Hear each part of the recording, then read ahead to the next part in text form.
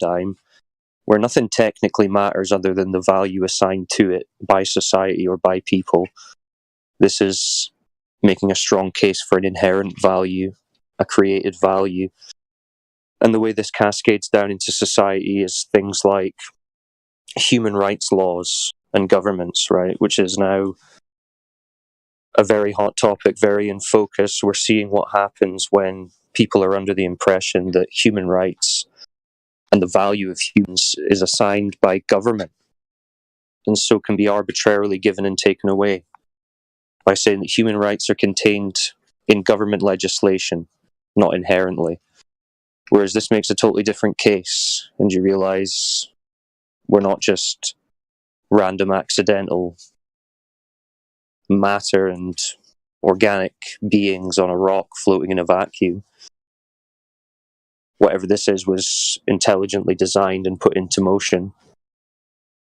And so, yeah, it changes the way you think about things from every level. And to speak to your point about the JFK stuff and all that, I get what you're saying there. There's certain elements that on the surface intrigue you more, but really, you can't understand those events without understanding the context in which they're taking place, the stage that they're happening on. All those events are,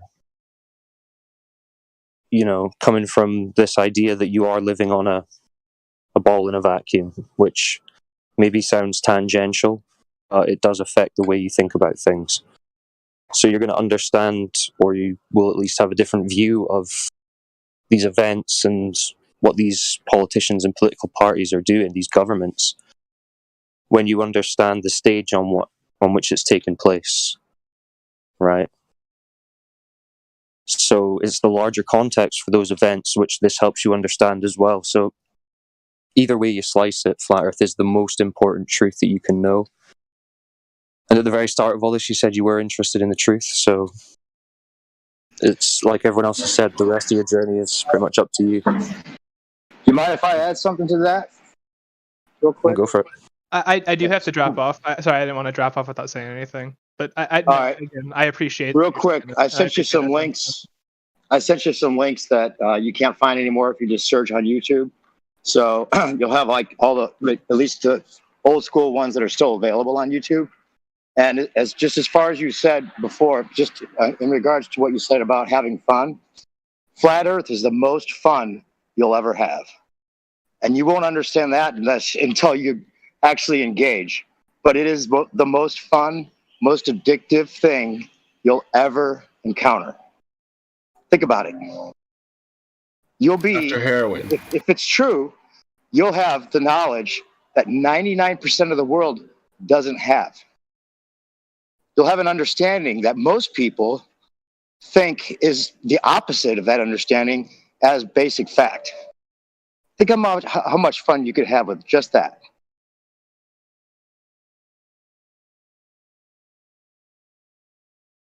Yeah, I think he dropped off, but that was good, guys. That was a good series of conversations. So thanks for that. Oh, wow. If anyone else has any other topics that they want to jump into or whatever, feel free. One timing, what timing that was. Hey, Wolfgang, thanks for that last statement you were making. That was awesome. I was going to make a joke on JFK because I felt it going away from the JFK. And sometimes timing is the most important thing, right? So I thought I could make a joke about JFK that I just thought of, and I probably shouldn't even given that much, but here it is. So here's the deal. So JFK said this, right? We don't do the things because they're easy. We do the things because they're hard. What about Marilyn? Yeah. Yeah. He was a ladies' man, wasn't he? With his bad back. He was a bit. Actually, there's good reason to question whether he was actually a ladies' man or not. But let's not get into that. Yeah, I know. Yeah. But I just thought that'd be funny to hear some heckle. Yeah, I knew you were going to say President, what about Maryland? Mr. President? That would have been. Yeah. Oh well. Okay, excuse me if my humor is a little out of line. I apologize. Yeah, he was still. Yeah, he's still. He was still a good man anyway. At the end of the day, I think he meant well for humanity. I I think would he have did. to say. I don't mean to. I don't mean to be light of it. Actually, No, no, Too no. soon. Too soon. Yeah, too soon. I might have said that. Lunatic. Oh, too soon. Hey, is it open for any topic, or are we still talking to Globe believers? Or I think the guy just left, so feel free to throw out another topic unless there's anyone else new who wants to ask questions. so I'm finishing up work here, so I may have to jump off for a work call. But just a quick question here to get your opinion. I've been reading about sextants over the last few weeks, and I'm actually wondering if it's kind of a myth that they were actually used for navigation up, say, beyond maybe 150 years ago. Maybe they used them 150 years ago till now. But before then, I got a feeling that maybe they're a myth, because the most important thing to a sextant is an accurate timepiece to know exactly what time GMT was. And so I've been trying to research the clocks that they had on ships to see how accurate they'd have to be. So I wonder, and I'm just asking the question. I have no evidence one way or the other, but I'm wondering if possibly if they were technologically impossible to use up until recent times. I would look into the device called the Astrolabe, which has been said to have been used much longer. It's a very similar device. I love the Astrolabe. I'd actually like to, make a metal one.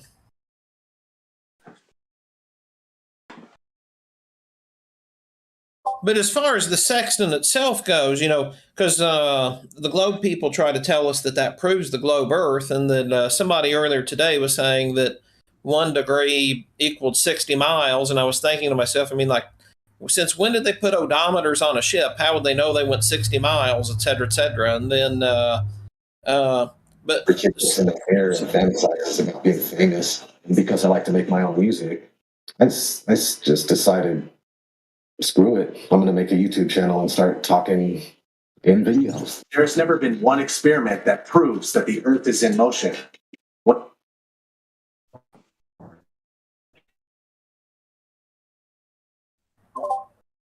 NASA help desk, you might have been hot mic in there, not sure. But he was hot micing with some good material, at least. we could play that if you want to play it through the bot. We could probably play it. Yeah, that was good material, that was. How long is it? Look at Miles Mathis. Yeah. I think I'm about to get red pilled again myself about JFK here. There might be some more new information coming in from all of you guys, which trips me the heck out when that happens. But anyway, I sent a bunch of links to Snipe Bola as well.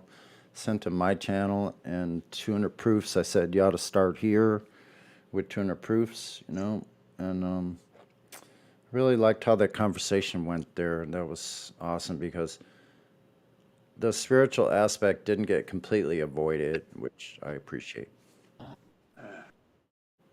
Back and to the left. Yeah, and and to the left.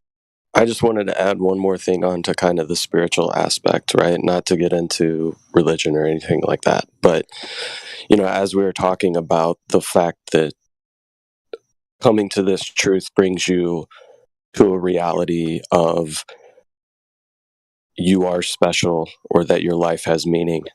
I think everybody at some point goes through this period of time in which they're trying to find the meaning of life. And it's very hard when you have this heliocentric Big Bang cosmology in your head. It's really hard to try to wrap your head around the meaning of life. And I've kind of come to the understanding that the first step in that journey to finding the meaning of life is to understand that life has meaning. you can't go any further. You can't find the meaning of life if you first don't understand that your life has meaning.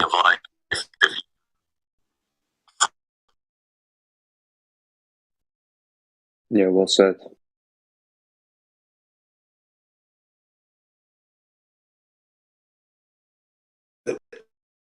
Words to live by. That's what Yeah, I've got well to say. said. Words to live by. Absolutely correct. Right, that's me away, boys. So have a good night. Keep it chill. Good conversations tonight. Catch you Yeah, soon. thanks for your great moderation tonight, Thanks, Wolfgang. Wolfgang. Yeah, thanks, Wolfgang. Anytime I can, boys. Yeah, Have a good night. Wolfgang, he's you always chat. good at moderating, isn't he? So the reason that the reason the chronograph is so Okay, let's start talking over each other now. Let's go. Let's turn to a shit show now. Yeah, That's go what on. I'm talking about. I'm talking about sextant. So the reason the chronograph is so important with sextant is because you're measuring your distance across water. You have to know your timing has to be right, or your knots per hour or whatever you're measuring, miles per hour, are going to be wrong. So that's the main part of it. Yeah. So the travel, like, I don't even know all the technicalities of it. It's probably because the sun comes from east to west. That's a big part of it. So it just comes from east to west. So you need to know, like, where in that pattern you are with your clock. That's all it is. But you couldn't do that correctly over a curved surface either. You can't be measuring your distance across water. Where's the curving coming in? Besides the point of the elevation drop, leave that alone. How would your speed be correct? How would the speed of any speedometer be correct? Think about that. That's what I mean about technology. And I just thought of that just now. And even these simple things like that are incredible at blasting apart this globe nonsense that's never used anywhere. Wow, you know? Well, never seen science fiction. It's used in the movies. Yeah, I have seen the movies. Yeah, I've seen all of the movies, man. You're gonna put actors out of work. Flat Earth stuff. Mm-hmm. Well, that would be a start. Like they say about lawyers.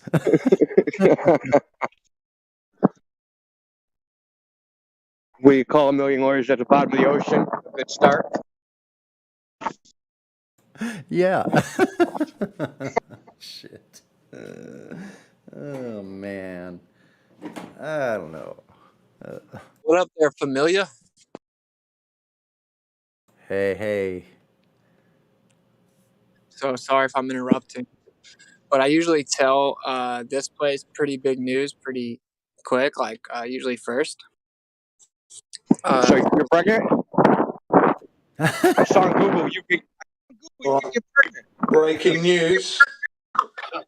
Oh, it's rumpus time. Hold on, what's it?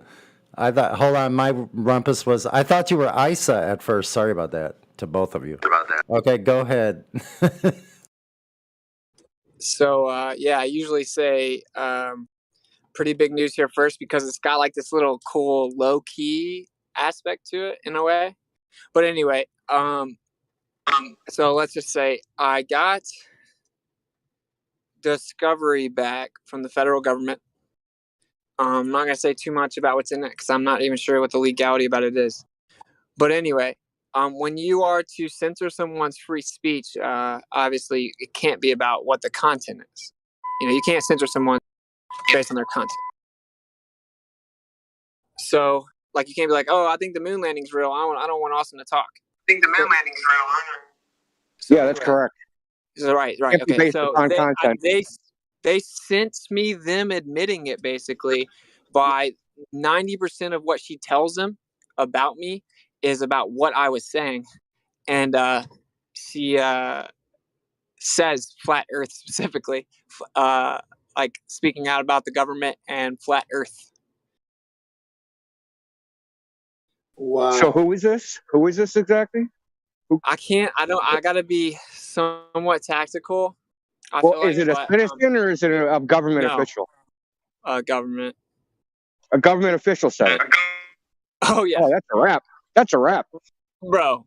That's a freaking wrap, dude. Wait till you hear it, bro. But Wow. I don't know if You I get can the actually lawsuit. let you hear it. I don't know if I can actually let you hear it when it's discovering an ongoing federal criminal case. I'm not actually sure. I'm looking into that stuff. I'll keep. Well, I wouldn't say anything because of the civil case. So, mum's the word. Right. Mhm. It's crazy, bro. It's so epic. So I just want to let you guys know that it's super epic. Like, I'll say everything. Where did she mention this? In the discovery video. As like part of the statement of fact, or what? Well, it's literally the arresting official being given context of the situation to further his decision on what to do. Whoa. Insane, bro. Couldn't script it. I don't think you could script it. It's I literally I'm in an RV park, bro. I started being so loud because it's wild, bro. It's really wild. Now, are they a law enforcement officer or just like an administration official? Oh, the federal officers. So it's a law enforcement officer. Being given like this background. Oh man, she must have skipped that training day because they teach them what to say and what not to say. Yo, and this is what's so crazy, bro. And it was on public property? Oh yeah, but dude, this is 2 days after. So they're discussing like I have a federal bolo out, right? This is 2 days after that, meaning they've had time to think about how she's going to convey this, knowing what the regulation is, knowing what the content is, right? Like they've actually had time, and they still had to find a way to get the content across to the person, and it's like almost everything she said.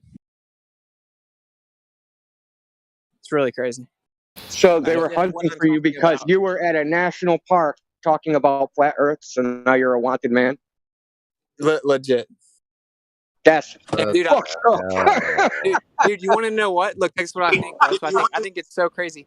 I think they had time to think about it. They were tactical, but they still had to say flat Earth because that falls under the realm of national security. What regulation did they charge you with? 36 CFR 2 section 2.51. 36 CFR section 2.5. Federal regulation isn't a law, though. That's right. And this same one's been declared facially unconstitutional twice. Yeah, what's it? Do you know about CFR 7211? I think it's 24 CFR. No, 27 CFR 20. 27 CFR 72.11. All crimes are commercial. Did you ask for the charging instrument? I did not know about that one. No, I haven't. Right on. If you ever want to get into it later or anytime, hit me up. I do actually want to talk to you about it because I'm talking to everyone that I feels pretty informed about it. But this is crazy, right? I actually want to change the law. So the whole thing is you inform yourself. This is how I see it. You inform yourself with knowledge to realize they actually don't have any type of jurisdiction over you other than what you can see via little shisty, subversive contracts. I want to make them change the law, though. I want to beat them on their own turf, and I want to make them have to hear the case based on the merits of how it's facially invalid and unconstitutional. Free speech areas intrinsically are. It's overly broad. It allows for unbridled discretion. It's not narrowly tailored to serve a significant government interest. The allotment of forum status does not include the rise or fall of First Amendment protected activities based simply on what the government, attributes them to be or ascribes them as. And this is like what the most recent Supreme Court even agreed on. So I guess, I could challenge personal jurisdiction, even though when I went there in court, there's no reason to challenge. There's no reason to challenge jurisdiction in that way that people think about it. But understand that you're a member of a trust. The beneficiary does not need informed consent. As a member of the trust and the beneficiary part of it, you don't have to be told the orders of the trust. So therefore, your informed consent argument will be tossed. Sure. Failure to state a cause of action because the crime requires damage of person or property. Right, but you got to make it failure to state a claim upon which relief may be granted. That's why you ask for the charging instrument. That's why I've been fucking screaming this for fucking years, but whatever. But no disrespect. Forgive me. I just get so adamant because I've been trying to fucking scream about this shit. In fact, I killed the whole chat in Gio's room earlier trying to talk about this shit. Nobody wants to hear about it. Point is that you need to request a charging instrument. You could do it formally. Find out who the prosecutor for the case is. Call the court. Your best friend is going to be the clerk of court. Right, I agree so far. Yeah, the federal clerk's actually pretty nice and helpful. Fucking, they're all the most amazing people you're ever going to meet. The clerks and the judges are fucking stellar. Yeah, well, I actually just filed a federal complaint of misconduct against the federal magistrate judge because he gave an order that they had to come surround me and tell me I had to put on a mask or I'd be arrested if I didn't come into court with a mask on. But genuinely speaking, I will say I agree from what I've learned is, that the judges actually aren't as bad as you may think. Okay. Wisfit, did you, on the time you got arrested, did you sign any documents? No, but basically, I didn't sign them, but it's not, from my understanding, it's actually not as impactful as people have been told on the internet. It's basically saying that you received it and understand that you have to appear there or whatever. The major part they normally break the law is they have to bring it in front of a magistrate, and he has to sign his affidavit of fact with probable cause in front of a magistrate. That's right. Yeah. Did that happen? Well, what they do is they sent me a copy without the magistrate judge's signature, but it doesn't mean that they don't have one with the signature. I'm request for admissions or request for production, asking for it specifically. But no, okay, I'm just saying, I'm trying to beat them at their own game because I think it would be super epic if I can get it to go to the Supreme Court case to change it because that regulation is facially unconstitutional, even within their own little bullshit game that you don't have to play. But I'm not scared of them. They're not going to take me to jail for this. They've admitted that. They've offered a $500 fine. I want to make them change the law. Guess what the first paragraph of the Supreme Court opinion is going to say? That I was talking about the earth. All right, brilliant. It's going to be an uphill battle to get a precedent. I just wanted to know if you Well, it's going to be an uphill battle for sure, but the legal precedents about the Supreme Court up to this point actually literally makes my case but the only thing with that is that you're going to lose. You're going to have to lose an appeal into the upper courts. And the thing is you know what I mean? Like when that happens, that's where, you're fully within your right to appeal. But the point is that the appellate process is only to deal with the forms and procedures of things, not the substance. Not the merit. Your issue in an appellate court is only on procedural grounds.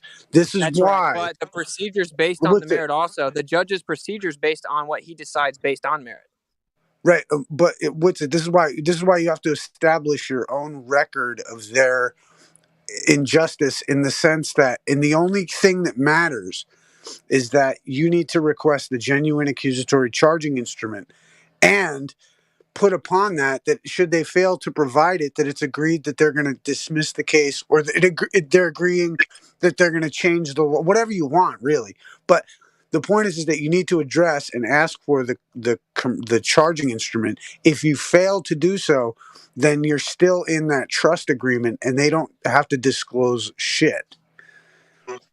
Okay. That's cool. Yeah. Cause I'm down to just get them. I think they're going to dismiss it. Once you file a constitutional challenge, you have to send a notice to the attorney general. Everything's a house of cards. It's all fake. That's not my point. I want to make them act, and I think they'll throw out the criminal charges immediately. Now, if they don't, then I think I can take a million different angles at them to make them throw it out. Well, your move is actually to get the dismissal, and then use that to affect the change that you're looking for, as a point of support for the civil charge. As a point of precedent. But the issue is this, and this is, I'll teach you the wits. The trick is this: you throw in where's the charging instrument, and then decorate the shit out of that with your constitutional claims. Okay? But the only fucking thing of substance. pardon me, the only thing of substance that you're going to actually be using to move the court is your request for the charging instrument and your evidence that you've requested it and that they've denied it.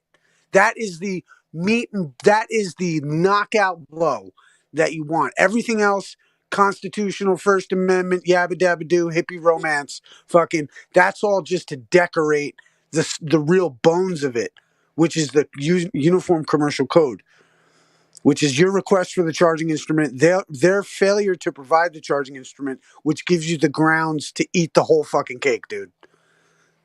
Okay, if you could send me some info, that would be dope.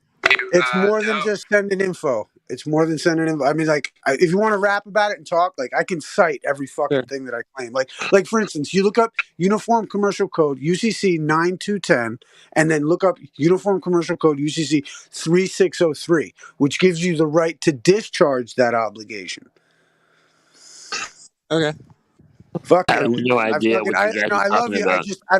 I used to be in, like, I don't want to see the idealism crushed in your case. Fucking, you know what I'm saying?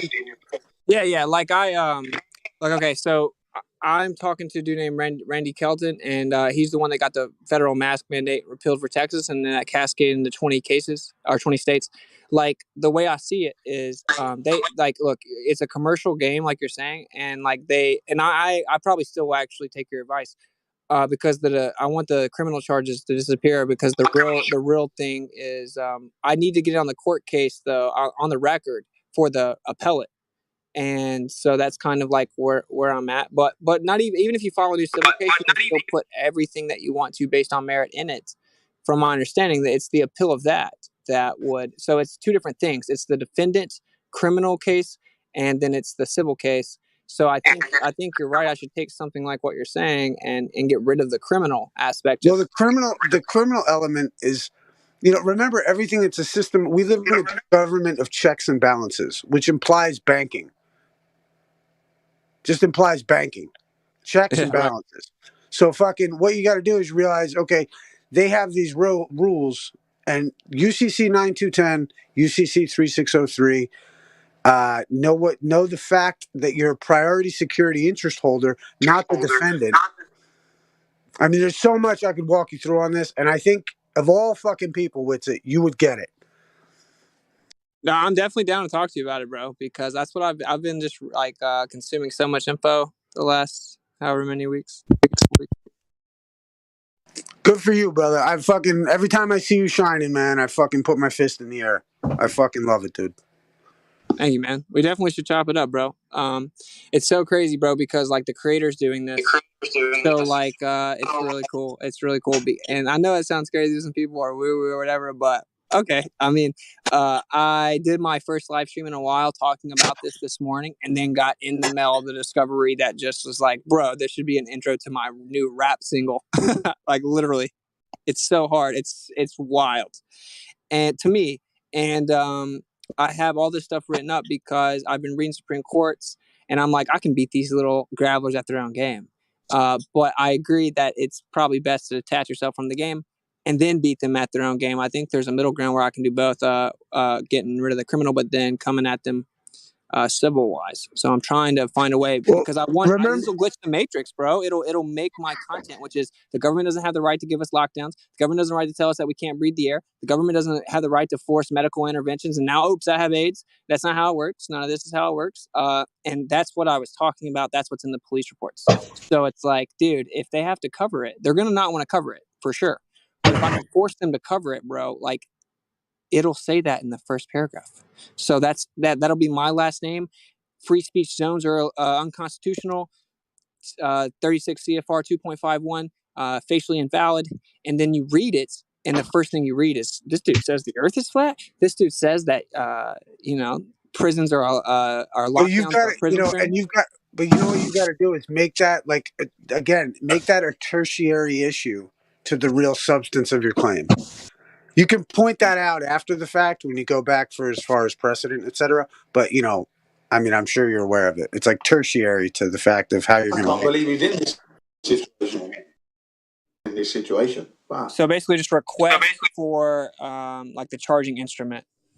Here's the thing. The way I explain it is this, man. And it's funny. I killed the whole chat whenever I get into this shit every time. But like, if you go out to dinner, right? Let's say you go out to dinner with it and you're out with your date, all dressed up nice. You guys have a nice, lovely dinner. The cook comes out and says, yo, you guys have to wash the dishes. What are you going to say? Cool story, bro. Yeah, right. Well, right. But what would be the most pertinent thing that you could say in a restaurant to the person who just fed you your food and is now asking you to do something you didn't come there to do? The most pertinent thing you could. What would you say? Well, yeah, I came here to eat the food and pay you for the food. Well, here's the line. Where's the bill?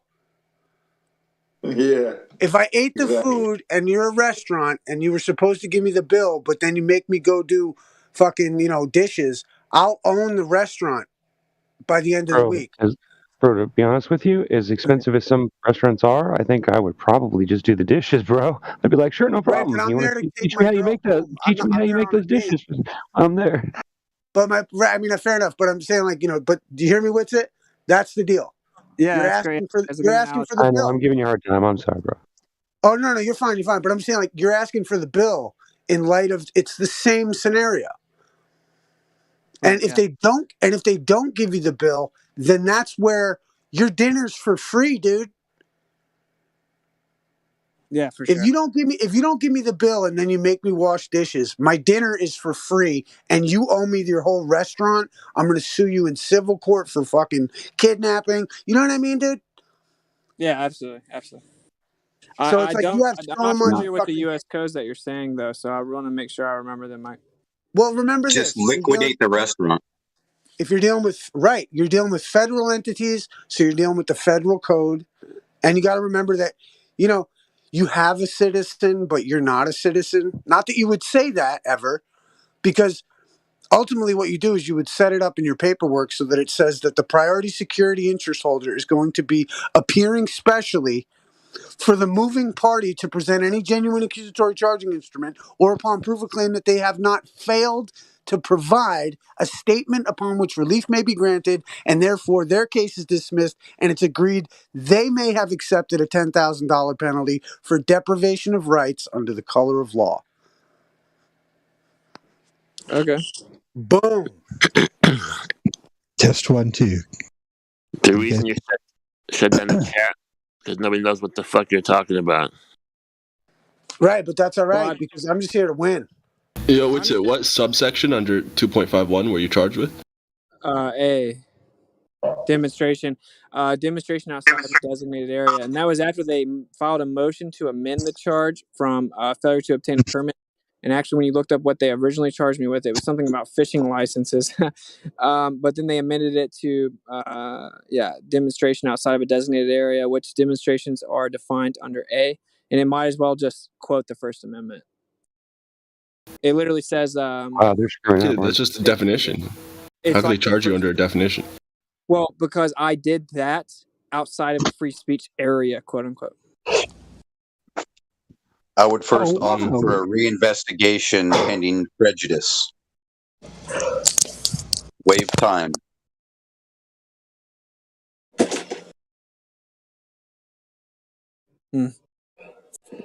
Yeah, there's a bunch of things. There's something else you can do called a declaratory judgment. You can file a declaratory judgment. Say, right now I'm a defendant in this federal criminal case. It doesn't matter. I can file with the same court a declaratory judgment, a petition for declaratory judgment, saying free speech zones are unconstitutional, for example. Or this was declared overly broad and not nearly tailored to serve a significant government interest because it uses the terms other public expressions of views. And since then, they've only updated it to public expressions of views or grievances reasonably likely to attract a crowd or onlookers. So, it just added grievances. It just basically more quoted the First Amendment. So it's still overly broad. But anyway, you send this to them as a plaintiff and they're the defendant. And now the federal judge has to make a declaratory judgment as in okay, well, there's a dispute going on even in the Supreme Court. He has to declare which way it is. But most of them are so used to never getting that. They don't know what it is. They'll motion to dismiss for failure to state a cause of action. And what that does, because it doesn't state a claim, it doesn't state a cause of action, it's a declaratory judgment request, so a petition. So then it's automatically on the record as true. that's one thing that Randy Kelton has been talking to me about. So there's like a whole bunch of things you can do. I just want to change the law, bro. I guess I got really excited because I heard this, and I wish I could play it for you guys. And don't worry, as soon as I can, I will, and it'll probably be in a rap song. But it's really pretty epic, and it's this simple. This, if you look at it, I understand you can challenge them because it's all a game, but this is what the game is, at least. Okay, and this game does affect everyone we love because they believe the game is real. And it's, you can't have prior restraint licensing schemes, meaning you have to have a permit to freely speak, aimed at individuals. And if they are, it has to be content neutral, meaning it doesn't matter what you're saying. That means it's a time, place, or manner, or place restriction. So just about like when you do it, where you do it, how you do it. And it's evenly applied to everyone. If it is a content neutral regulation like that, then it has to be very narrowly tailored to just achieve what the government has to achieve specifically because it serves like significant government interest. And it can't be overly broad. If it's content specific, it's unconstitutional on its face. You cannot have content specific restraints on free speech. Well, whenever you don't have the right rules in place, it lets them act like it's not content specific. Under the guise of content neutrality, they get to pick and choose who they allow to say what, because it's not tailored to be specific enough. That's what I experienced around the United States myself. I lived it. I went and did it. That's what it is. The officers don't like what you're saying, so they can just make up anything. It's a very overbroad regulation, and they can say, you can't say this. And then they can say, you have to go into the woods in the middle of nowhere, and that's the only place you can talk. And so I just want to make it change. I want them to have to change it. I don't have to play their game. They've already offered me $500, just walk away. Like, I just don't want to. I want to beat them at their game, and I will get them to dismiss it on grounds similar to what you're saying. And I'm intrigued by the U.S. code you're saying. I just think it's really crazy because there's challenging it on its face, which is not as applied, meaning it's not as it applies to me individually and what happened to me individually. It's just what the regulation says on its face. It's unconstitutional on its face. As applied, it just gets worse for them because in their own discovery, dude, they literally just talk about what I was saying. So it's like, as applied, it gets worse, right? It proves. Do you have an attorney with it? Too broad. What's up? Do you have an attorney? No, hell no. Okay. Are you in contact with the other attorney, the prosecutor? Nah, not really. Okay. Well, okay, let me explain.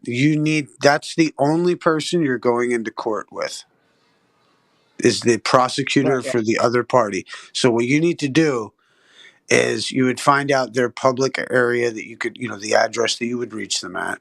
You could call the clerk of court and probably get that. And then you would send them a notarized letter showing them these issues. And then you would say, please respond in 10 days on a notary seal, showing me where I'm wrong, or else it's agreed that on this date, at this hearing, it'll be agreed that the court is going to motion in my favor, and you would supply a motion paper, and that would be a motion for summary judgment pursuant to the record of agreement between the parties, wherein you would list out what they have to give you, including but not limited to maybe changing the law. But like, you would get that agreement from them, and then there's a maxim in law. Maxims, I don't know if you're familiar with maxims, but an unrebutted affidavit is considered to be truth. So if you have an affidavit and they don't, then the judge, being the referee, who he may be partial to their side because he's not used to seeing someone like yourself, he's going to try to intervene potentially on their behalf. But you might want to say, well, Your Honor, are you a party to the case? And he's going to say, of course not. And then you're going to motion the court for summary judgment between the record of agreement between the parties, because you offering something, remember, actions speak louder than words. So they could sit there blue in the face. Nuh-uh, we didn't say this, da-da-da-da-da. Well, that's door fucking 3 in my book, and that's a dishonor. You have to win. But you have to create communication with the prosecutor from the other party. Like, and another question I had is like, does your person have a bolo still out, or how's that looking? I don't think that we have bolos out on us anymore. No, they put one on. Address that, my brother, and I would say you could get the court to address it. The issue is that you're going to have a hearing date if there is something out for you, dude. And I would just say, handle it, because it'll just suck when you get a traffic stop at some point and they run your shit. Okay, well, just to clarify, like, there's not a warrant out or anything. Like, they released a BOLO, like a be on the lookout for 2 individuals exercising their First Amendment right. That's like literally what the BOLO said. Yeah, and so they're like, the cop, and I feel bad for the cop, because I'm not one of those burn the system to the ground guys. I think some people are trapped in it, and so I hit him in the soul about the First Amendment and why it's important, and I could tell it resonated with him. Well, now I've heard what he said. He walked back over to the other cop and he's like, so what do you want to do? He wanted to find a way not to do it. But then they told him there's a federal BOLO out, and the girl telling him really wants me arrested. You can tell she's triggered. And then she ends up telling why she's triggered, basically, because she explains what I was talking about. And she clearly thinks the Earth's a ball that defies physics or whatever. So it's very funny. Now he feels pressured, and so I feel bad for him almost, So it's like a really complicated thing in a way, where it's like, I don't want to throw the baby out with the bathwater, but I think that what you're saying is a really good idea. I should send an affidavit of fact specifically to the attorney, notarized, 10 days to respond, or if not, it's tacit agreement. Well, listen, man, it's what's called proper process, or proper process of paper. Why can't I think of the term? Anyway, it's like proper process. So what you have to do is you have to send the originals to the judge, and you have to send the copies to the attorney. The thing is, most people get a hard-on for this shit. They write some kind of paper, and then the judge throws it out because they're like, hey, you didn't have a proper process or service. That's what it is. And they go, oh, the government's corrupt. It's like, and they go, and that's when the judges will go, you might want to get an attorney because it appears you don't know what the fuck you're doing. Right. Now, just so all parties involved. All parties have to be informed, but check it. There's a procedure to that, because the originals go to the judge, copies go to the fucking attorney, dude. Okay. Thank you. So, then you would. Hey guys, sorry. No, go ahead. Sorry, Issa. Go ahead. No. I was just gonna say, it's this, and these are, dude. I've literally watched professional attorneys come in and not know this shit, dude. When you know this shit, and the judge sees it, and the cops see it, and they see your shit, they fucking they become your servants, my dude. And then that's when you realize why it says on the wall, "In God we trust." And on the money, it says, "In God we trust," because this shit is so righteous. And when you step into fucking play the game, and you know what you're doing, your proper when he can't tell you your paperwork's fucked because it's in the docket, and you're like, yeah, dick. You know what I mean? And you know what you're there to do, and you understand that you're the priority security interest holder appearing specially merely for the fucking this purpose, because that's what's in the paperwork. Because your paperwork is going to say that the priority security interest is coming there. They can't fuck with the paperwork. So sorry to interrupt, guys. Obviously, I love the conversation. I was just gonna ask Witsit. You know how you said, like, you were talking about the First Amendment, and like you were speaking to the officer in that moment, and he got it. What did you say in that very moment, if you wouldn't mind me asking? Yeah. So I was like, dude.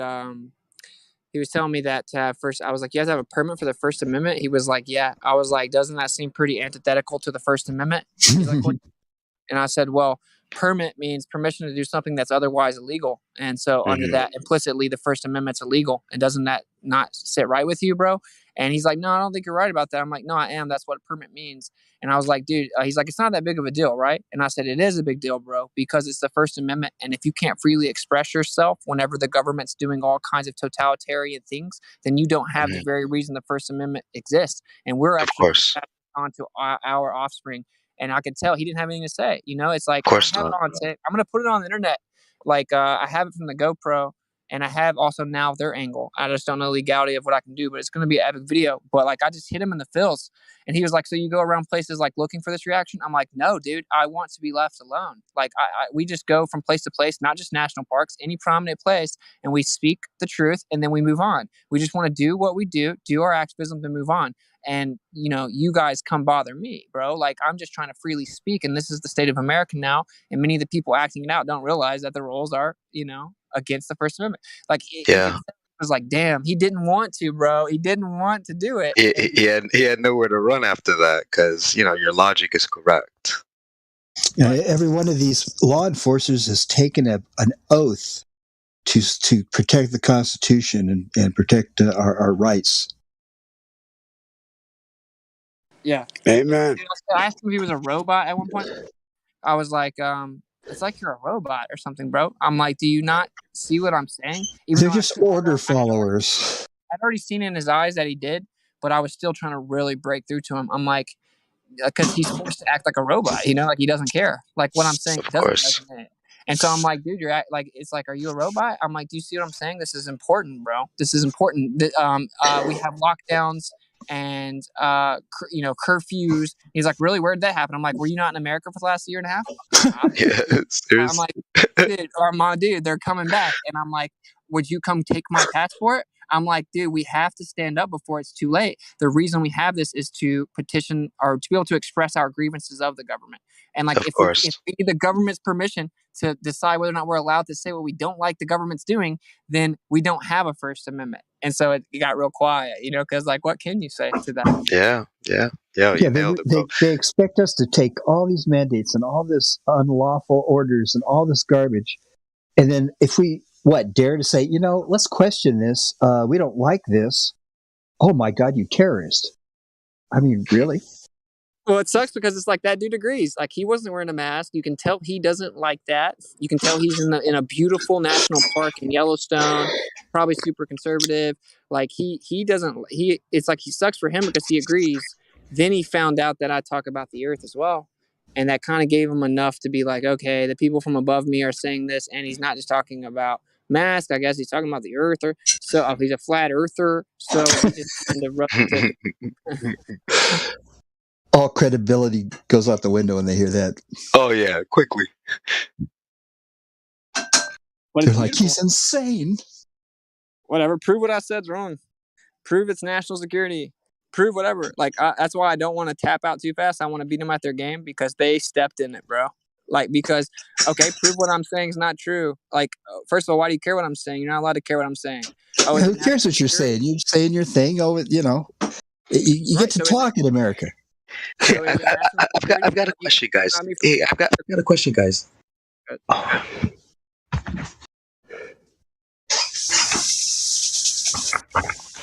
The problem is they respond to any call. If there's a law being broken or not, they'll just come out and act like the laws are being broken. Yeah, it's crazy, bro. But like, I want to really inform myself, and I'm kind of playing their game. But like what Issa talks about is the thing that we all need to learn for real because it helps you with everyday life, bro. Like, and if we can give our families and like our loved ones the information, like the knowledge to equip themselves so that they aren't just bullied by these people, it's actually taking action. And like that's a big deal, bro. Taking action. They're so unaware that some of the stupid brainwashed monkeys may take action that they're so surprised when the monkey sprints at them. You know what I'm saying? Like they've set it up to where no one even realizes what there is that you can do, and that's the whole trick, bro. And you can say what you want to, but 20 mask mandates around the nation, 20 different states were repealed because one person out of 29 million people file criminal complaints against the governor. So something's to it. And of course they want to tell you, oh, no, this is too good to be true. Don't believe these stupid sovereign citizens or whatever, because they don't want you to know, bro. Well, remember this too, man, when it comes down to things like, because sovereign citizen is as much of a psyop term as like flat earth. Right, I agree. That's why I said. You know what I mean? So, like, because like, and I always disarm that with the concept of there's no man sovereign under God. So and I remember I stood in front of I've said that in front of these people, and they respect it, man. Like like in the sense that if they bring that rhetoric, you know what I mean? Because and then check it out, like if they call you a sovereign citizen or a flat earther or this, that, the other thing, like a sovereign citizen or something, you might want to rebut it, not by lecturing them about how sovereign means authority and and all, and court is resident of the sovereign. You don't want to go through any of the history of the Federal fucking Reserve or any of it. You just might want to say, excuse me, doesn't God own everything? And isn't he sovereign? How could man be sovereign? Yeah, you know what I mean?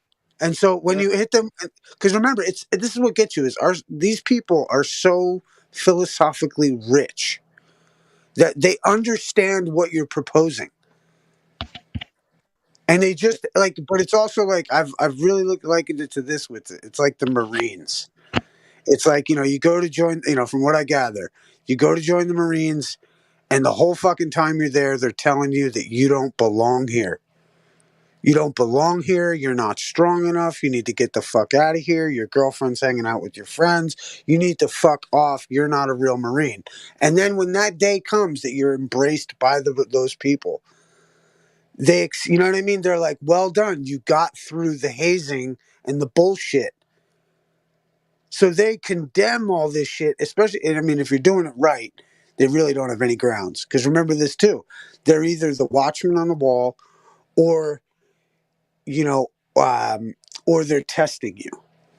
So they're either informing you that you're really about to fuck up and you better listen to what they're saying, or they're testing you to see what they're, you know what I mean? And they run that fine line, and the fucking consequences are dear. So you really need to know your business. Like, I'll tell you this too, in regards to a contempt charge.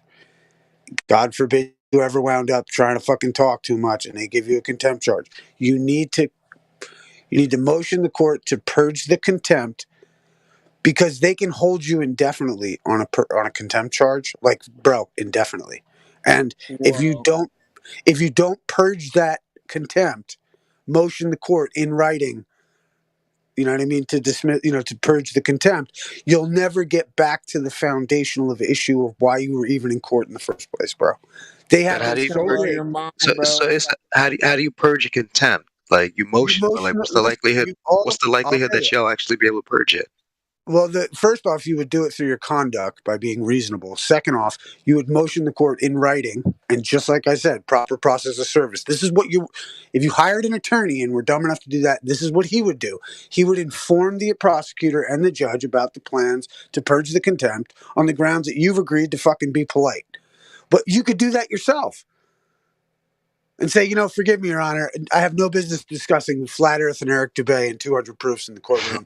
I just fucking want to carry on with the original case. And the judge is going to be like, okay, cool. Because you purged the contempt. The contempt was you wouldn't shut the fuck up about fucking Eric Dubay. All right. You know what I mean? But that's the thing. It's like, remember, it's a contemptuous conversation at the end of the day, right? The hard conversations are always contemptuous. Well, in court, in here, this is the place to exercise. Of course, in here, but I'm talking about like where it matters. It has to be specific to what's going on. I practice what I practice. This is where I always thought, and this is what I kind of always said to my fellow Flat Earth friends. I said, look here, learn these fucking tactics for court. Now go use it on Flat Earth, and you'll win every time. Dude, I think it's been backwards for me. I did this whole Flat Earth thing. It's kind of given me a bit of a step up, being able to articulate myself quickly and rebut things. But check this out, bro. It's going to blow your mind when you brought up the contempt thing. So I went to Yellowstone. I asked if I could. I was 100 miles away. I wish can I get on a video conference? And they're like, yeah, send this form in and then we'll let you. And so then they didn't respond. And so we drove hundreds of miles throughout the night just to make sure we got there in time. Then they sent me an email like 10 minutes before court and was like, oh, you can appear by video. Well, since we were already there, I went in there. They told me I had to wear a mask to go in. I'm like, I don't wear a mask.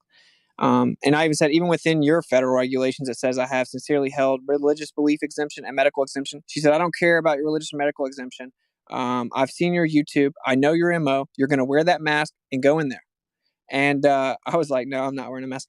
So then she comes back and she says, okay, you can go out into your truck in the parking lot and do your video appearance. I'm like, okay. So I go out there and then I hear them on the video appearance. The judge tells them, come tell me that I'm going to be arrested if I don't come in there with a mask.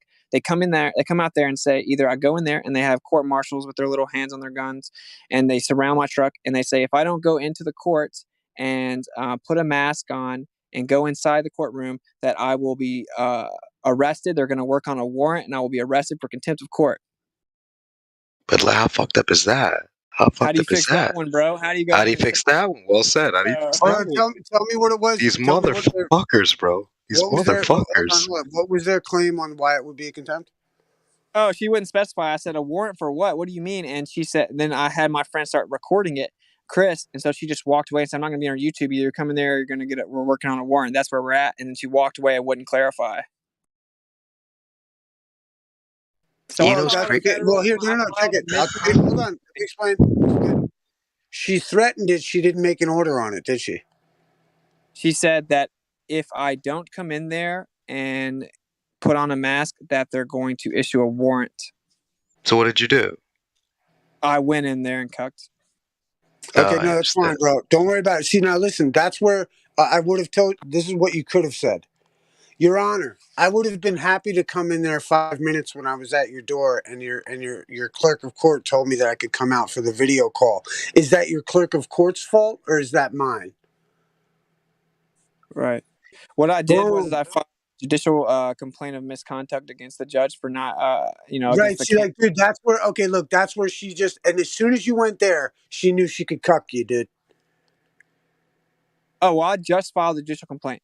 But like, even yeah, worse, you ask, you're begging for it. Then, if you go in with that, because listen, I didn't say that to her, bro. I'm saying I just recently sent that in after the fact. Like, I was just saying, like, dude, I can come in here without. Did you send it to the prosecutor? No, So the judicial it's a judicial complaint of misconduct. So it's not even it's not even being filed on the docket of my criminal case, right? It goes to the appeal its own court. thing. Got it. I got it. So you would reference that. But no one ever knows to do that, and it's not like he's going to go to jail or he's going to be fired or something. But it has to report to their insurance, and so if you get too many complaints, you literally will get dropped. No one ever gets. It's a big deal. Right, but see, let me say this. I would say use those kinds of things as I wouldn't say like I'm definitely not going to put it. It's like if I was in a courtroom setting, right, in that sense, and that lady did that, and you might say, Your Honor, if your clerk of court sent me out to the car to deal with the call, are you telling me that you're gonna like should I notify the board of whatever and file a complaint against you for threatening me with contempt over what your clerk of court told me to do? Right. Yeah. If I could go back in time, I would have been. Right. No, bro. I have 1,000 million of those, dude. There's no. You're always gonna have like. Welcome to the show, my dog. Like you're gonna have a fucking. It's gonna be one after the other of those, and that's why my whole thing was like, hey, everybody, let's learn before we go in the fire. Yeah. Well said. Well said. Because, I know you're. I remember when the first time I got pulled over and a cop pulled me over and I got dead to rights, and I went home and I thought to myself, "Oh yeah," you know what I mean? Like I had the next piece of my puzzle of how I would deal with a traffic stop. Like, you know what I mean? Well, is it a crime? I forget what. Is it a crime to have a driver's license? I think is what I came up with at the time. You know what I mean? Like that kind of approach to like. And to never lecture, like when I'm talking about this shit, I sound like a dickhead and I lecture real hard.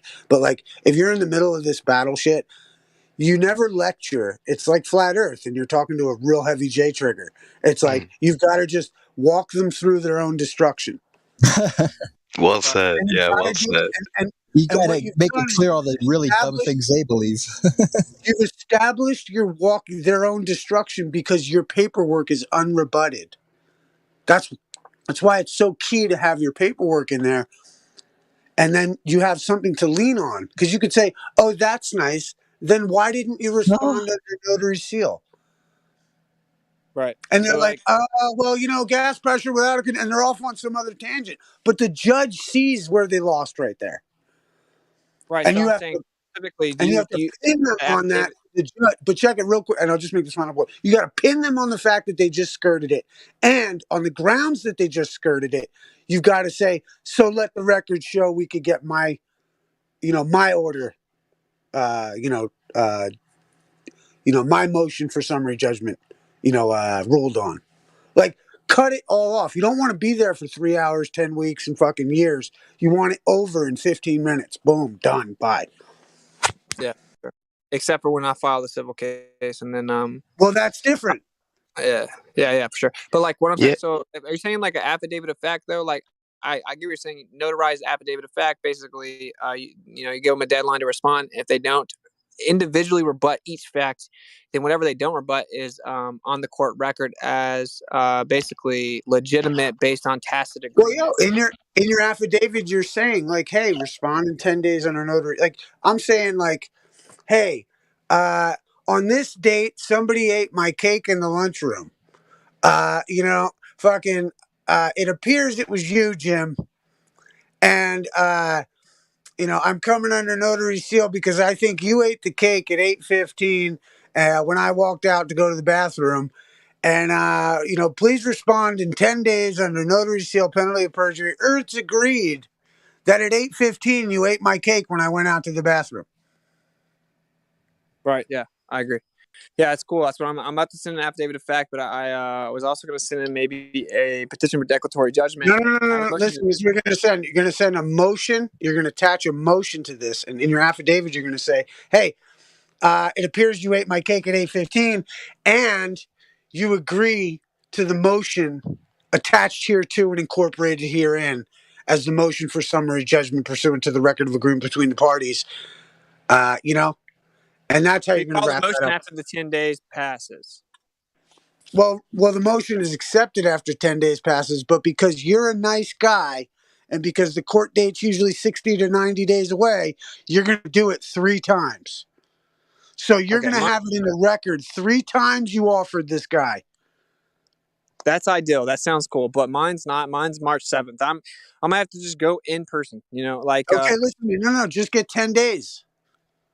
Right. How about this? Make it, listen, honestly, what's it? You do a 3-dayer.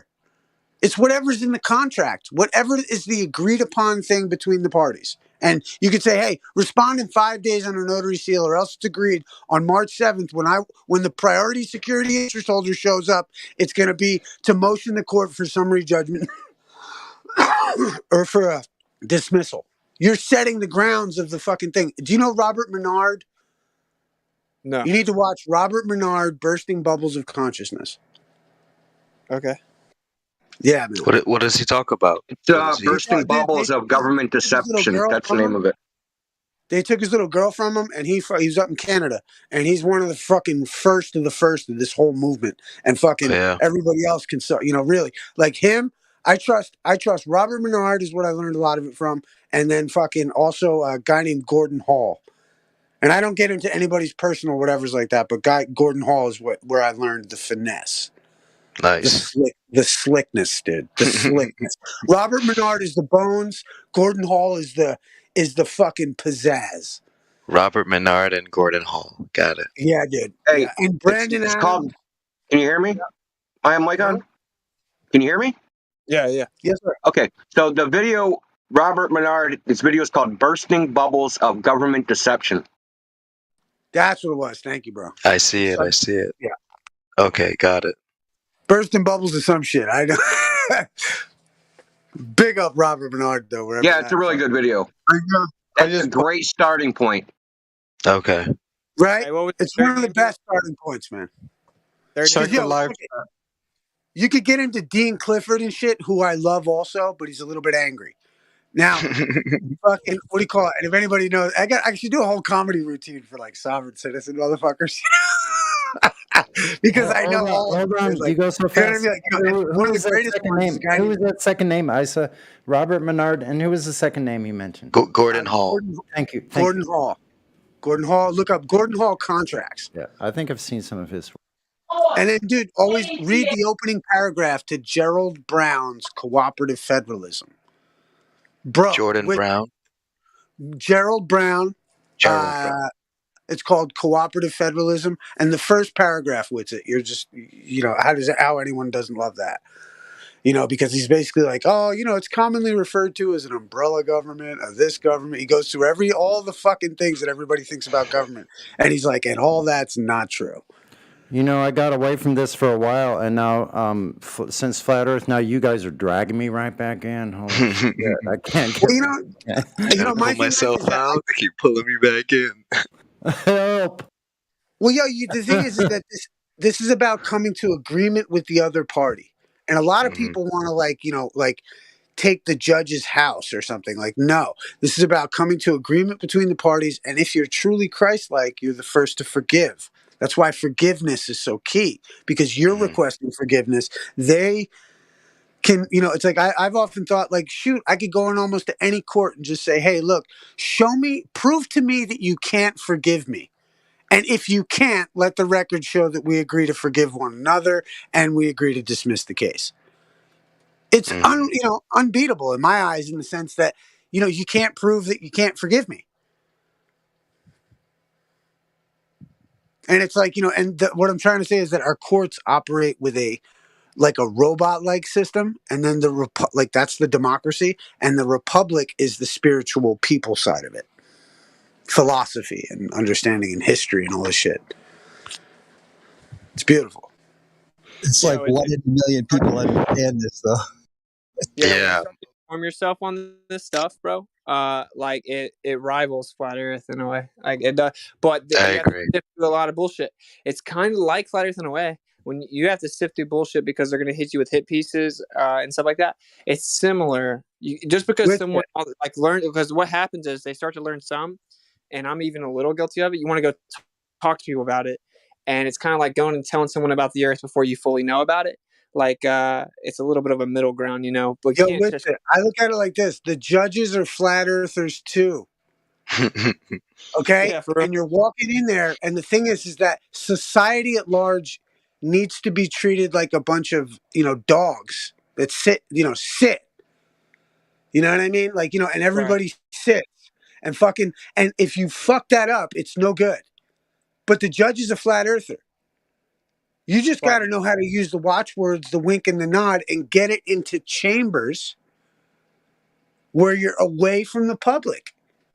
You might even want to, when you request to go in on any of these cases, you might want to motion the court, Your Honor, how about we recess till 2:00 where we can have this meeting in chambers?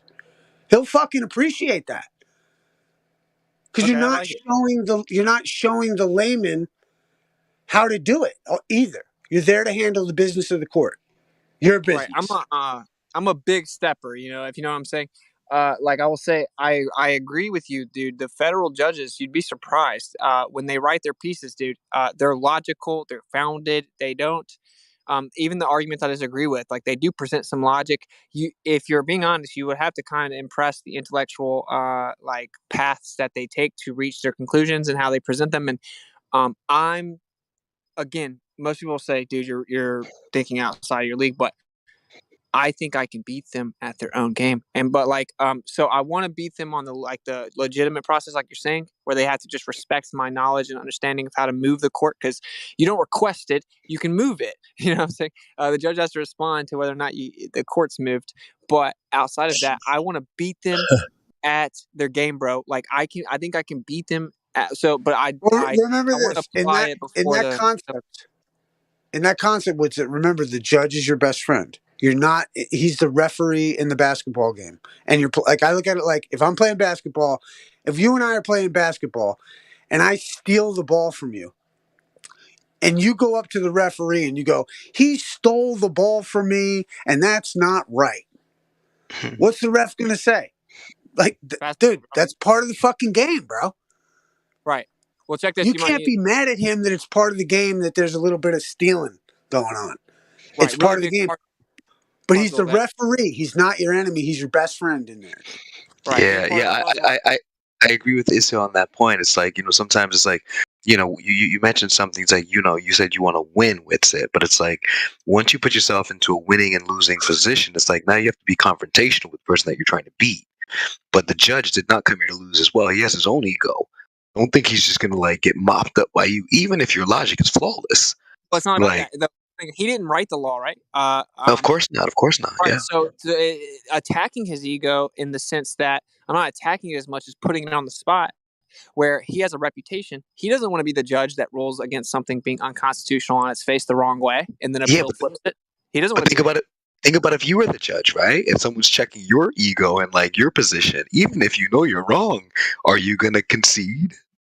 Oh yeah. It all depends, right? Yeah, but you're expecting them to be more gracious than he actually has to be, because remember, he's the judge. Sure. So it's I'm on your side. I agree with you on everything you've said, but it's I still see how fucked up this shit is, and I'm just like, fuck, this motherfucker can still throw me behind bars if I fuck this shit up. You're coming from a good place, bro. They said they weren't seeking jail time, and that's why I'm really just letting it all hang out. You know what I'm saying? Issa, let me say this, bro. So the guy, the judge that made me do that, he ended up moving it to another judge. I've since filed judicial complaint of misconduct to the appeal above him. You have to label it misconduct on the envelope. And so it's an irrefutable complaint of misconduct. It actually encompasses crimes, obviously, right? Because you work together with more than one person to conspire together to take away a deprivation of basic rights, and under color of law at that. But anyway, did you cite any code in your paper? In the judicial misconduct, I did not, because that's not even a criminal complaint, right? It's just me saying, based on the judicial canons of 2A and 3A, he broke the judicial canons. It's not like what it is it just no, but you brought up like a code though. You brought up a canonical, right? Because in the intro, in the intro, I'm talking about the codes, but since it's not a criminal complaint, I have federal criminal complaints against the judge and their staff in an individual capacity to send to the federal agent of the nearest field office, and then he'll probably not regard it, but then you make him. Randy Kelton taught me that, like, you send a federal criminal complaint, it has a cover sheet. It says, make sure you sign this and send it back to me in this envelope so I know you actually got it. He said, you'll never ever get that, but you insure it for $500. Then you go to the USPS, you say, apparently this guy didn't get my thing, and I paid $500 for insured it for $500. I want my money. They're not going to want to give you $500. They're going to go to the federal agent. They're going to make him admit that he received it. Once he does that, file a federal criminal complaint against him for, like, basically shielding prosecution of a crime. And eventually, I will say this: do you see how offensive this all is? But they suck, I bro. agree. Like, I agree. See, no. But I want to understand, because I've heard of these type of characters before. I'm just gonna let you fucking know. Like, I've slayed every sovereign fucking dipshit that's come my fucking way with it. Like, and whether it be from Carl Lentz to any other fucking dipshit that's arguing all the time. Like, and I'm just saying that it sounds argumentative. It sounds problematic to me. I'm like, I abhor anything that goes against my faith, right? Which is exemplified in the courtroom, which is honor. And to do those things is a dishonor in light of the fact that the Bible says turn your cheek in light of these circumstances. Because I'm proposing that you can get your victory, like Matthew 5:25 says, like, agree with thine adversary quickly. Your Honor, I'd love to come in there and put the mask on so long as you show me that the court clerk didn't tell me I could sit outside and do this interview here. You know what I mean? And would that be my fault, or would it be your court's fault, Your Honor? Yeah, but it was non-confrontational, is your point. Right, and that's where it's like, instead of going, and I'll just say this, like, if I were you, in order to really affect the court system, because the judges will authorize the judges know what they can and what they can't do, and you want them on your side. And like, and because those would be the guys that are the one, they were like, yeah, it was, you want the judge at the end of it not to be threatened by your wages of, like, accusations against them and their insurity bonds, but you want them to be like, hey, this kid makes a judicial argument that I can stand behind and I'll put my signature on it. Right, check this. Bro. Yeah, so what if he's a flat earther? Check this, bro. I went in there. Yellowstone, I was talking about masks, but specifically, but the guy, I actually think the federal judge pretty cool. I hate that I had to file a judicial misconduct complaint. It would have never been because of the actual charge. It's because of what he then, I heard. Where did you get that idea from? Well, he's already switched it over anyway. No. But where did you get the idea and the knowledge of the idea to fucking, like, do that? Yeah, Randy Kelton, Rule of Law Radio, and I talked to him on the phone. Wow, he got the mask mandate repealed for Texas, dude, and then the Texas governor got the other 20 states to repeal it. So, like, everyone went around like, Texas is standing up for our rights against. No, that's not what happened. He literally brought criminal complaints against the governor of Texas. And then he repealed the mask mandate and called his Republican buddies, and they repealed it. So it's like, I guess, you know what? There's 1,000 ways to skin a cat, man. I don't know.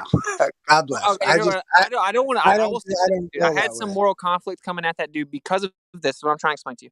He seems somewhat reasonable. He seemed like what happened was his judicial assistant was being a bitch, and she clearly was. And then she came to him bitching, and he's just kind of like trying to maintain order and appease the person he works with every day, who's obviously tripping and super triggered about this dude. So he ends up saying, I really appreciate you coming in here and wearing it. I knew you didn't want to. The reason he said that, because that was at the end of the conversation, because I'd already won him over intellectually, bro. I had told him, I'm like, I was obviously very respectful. I'm not like, I'm in order, and I'm just like, well, prior restraint can't be used. Or a permit can't be used as prior restraint on free speech. Coons versus New York, 8-1 Supreme Court. He's like, well, that's not exactly what it said. I'm like, well, that's what I saw that it said, and it seems to say just that. And he respected me, bro. Like, it wasn't like I was trying to fight him or be mean or like act like just say stupid stuff that I've remembered. It was nothing like that. Like, I'm responding in the moment. And then the government petitioned to have me sign a signature bond to be able to leave there until the next court date. And I'm like, bro, I just drove hundreds of miles here to be here, waiting for the special appearance by video approval. Like, you think I'm a flight risk? I just drove hundreds of miles. You called me and asked me if I wanted to settle out for a $500 fine, and you're negotiable on the price of the fine and will let you take as long as you need to pay it. And I said no. And so then I spent hundreds of dollars to get there. No. You said no? I'm not taking pleas. I said I'm not taking pleas. I'm not pleading guilty. And what happened right there? What happened? I know that was the pivotal moment when you said that was the pivotal moment. I agree. On the phone when I said that, you could tell she immediately, I was her enemy, and she's like, well, okay. So like is it my fault? Am I supposed to take a guilty plea for the First Amendment, bro? Get out of here. Of course not. I'd rather get shot first, dude. It's not about the money. It's not about dude, you gotta understand, they'd be happy to shoot you, dude. But they'd have to, is what I'm saying. Well, they're looking forward to it, bro. The point is this: is that I'm not trying to. You know what I'm saying? Like, dude, I get it. It's like I'm with you. I'm with you. I get you, but I understand. Believe me, I get you, dude. Like, you know what I mean. I love jiu-jitsu, for instance. I love scrapping, dude. My point is like this way is like you can't scrap that way with that. You know what I mean? Like, and I just think like wait. You think I should have pled guilty and paid a $500 fine? No. Well, it's not that. I mean, you could have motioned for the dismissal as the move, and that would have been yeah. Because remember, it's like if you're smarter. Wait, you have to understand. This was not in court. This was before I went to court. The girl called me.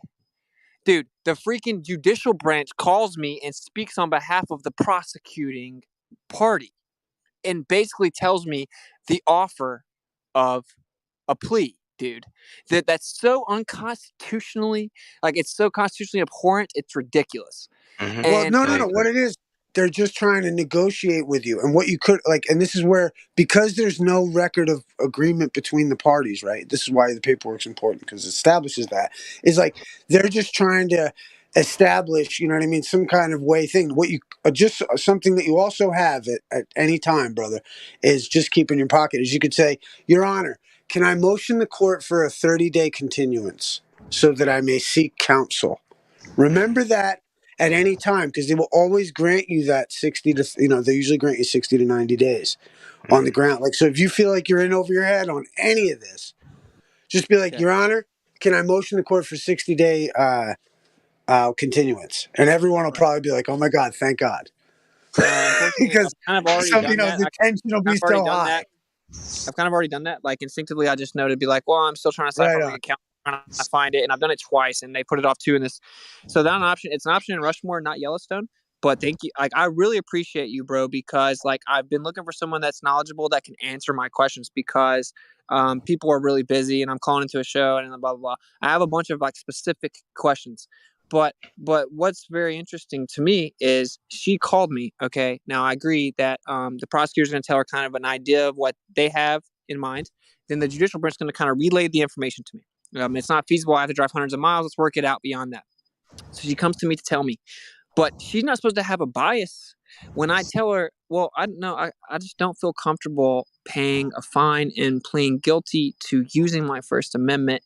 I have like a moral conflict with it. I can't do that. Like, I understand. She shouldn't get triggered, though. She's not allowed to get triggered. She's not allowed to have any type of emotional connection to the outcome of the case. She's supposed to be relaying the info to me. Right? But that's what you would hope, right? But remember, people's emotions are going to play into their decision making. Like, remember, you may be more of a stoic and you may be able to control your emotions, but to assume that the other person has the same discipline within themselves that you have, that's an assumption. Well, remember, most people are not. Right, but it's not an assumption that that's what the Constitution demands. It And so demands. I agree. It demands that, but people fall short of here, it. Is my point. let me explain this. This is very important, bro. This is the biggest part of this is the whole subject summarized right here. If the judicial branch is working with the government, the executive branch, in its prosecuting capacity, and they are trying to also prosecute you, you have no chance ever to ever attain justice. That is the entire point. That's why the judge has to be without bias. That's not what happens in 2022 in the real world. They don't follow the Constitution or the criminal rules of procedure. They do what they want to. They have, this is how we do things, and they get away with as much as they get away with. Guess how much that is? Pretty much everything, because no one ever does anything. And when they try to, even the quote unquote truthers tell them you can't do that and try to scare them. Exactly. So that's why it never happens. But it's like, and some good people were caught up in that. That's not my problem, right? Like they don't understand it, but you have to have a non-biased party. Dude, that's but what's it? Let me tell you something. Like, I just perceive you as a hyper intellectual guy, and at the end of the day, like, your voice needs to continue, right? So if you get embroiled in the arguments with the morons and they want to put you down, what's gonna happen is you're gonna go down. The thing is, you want to be able to keep that First Amendment right alive and still be able to communicate with people and go out and do your activism. To get embroiled with the arguments with the morons is not serving you or the world at large.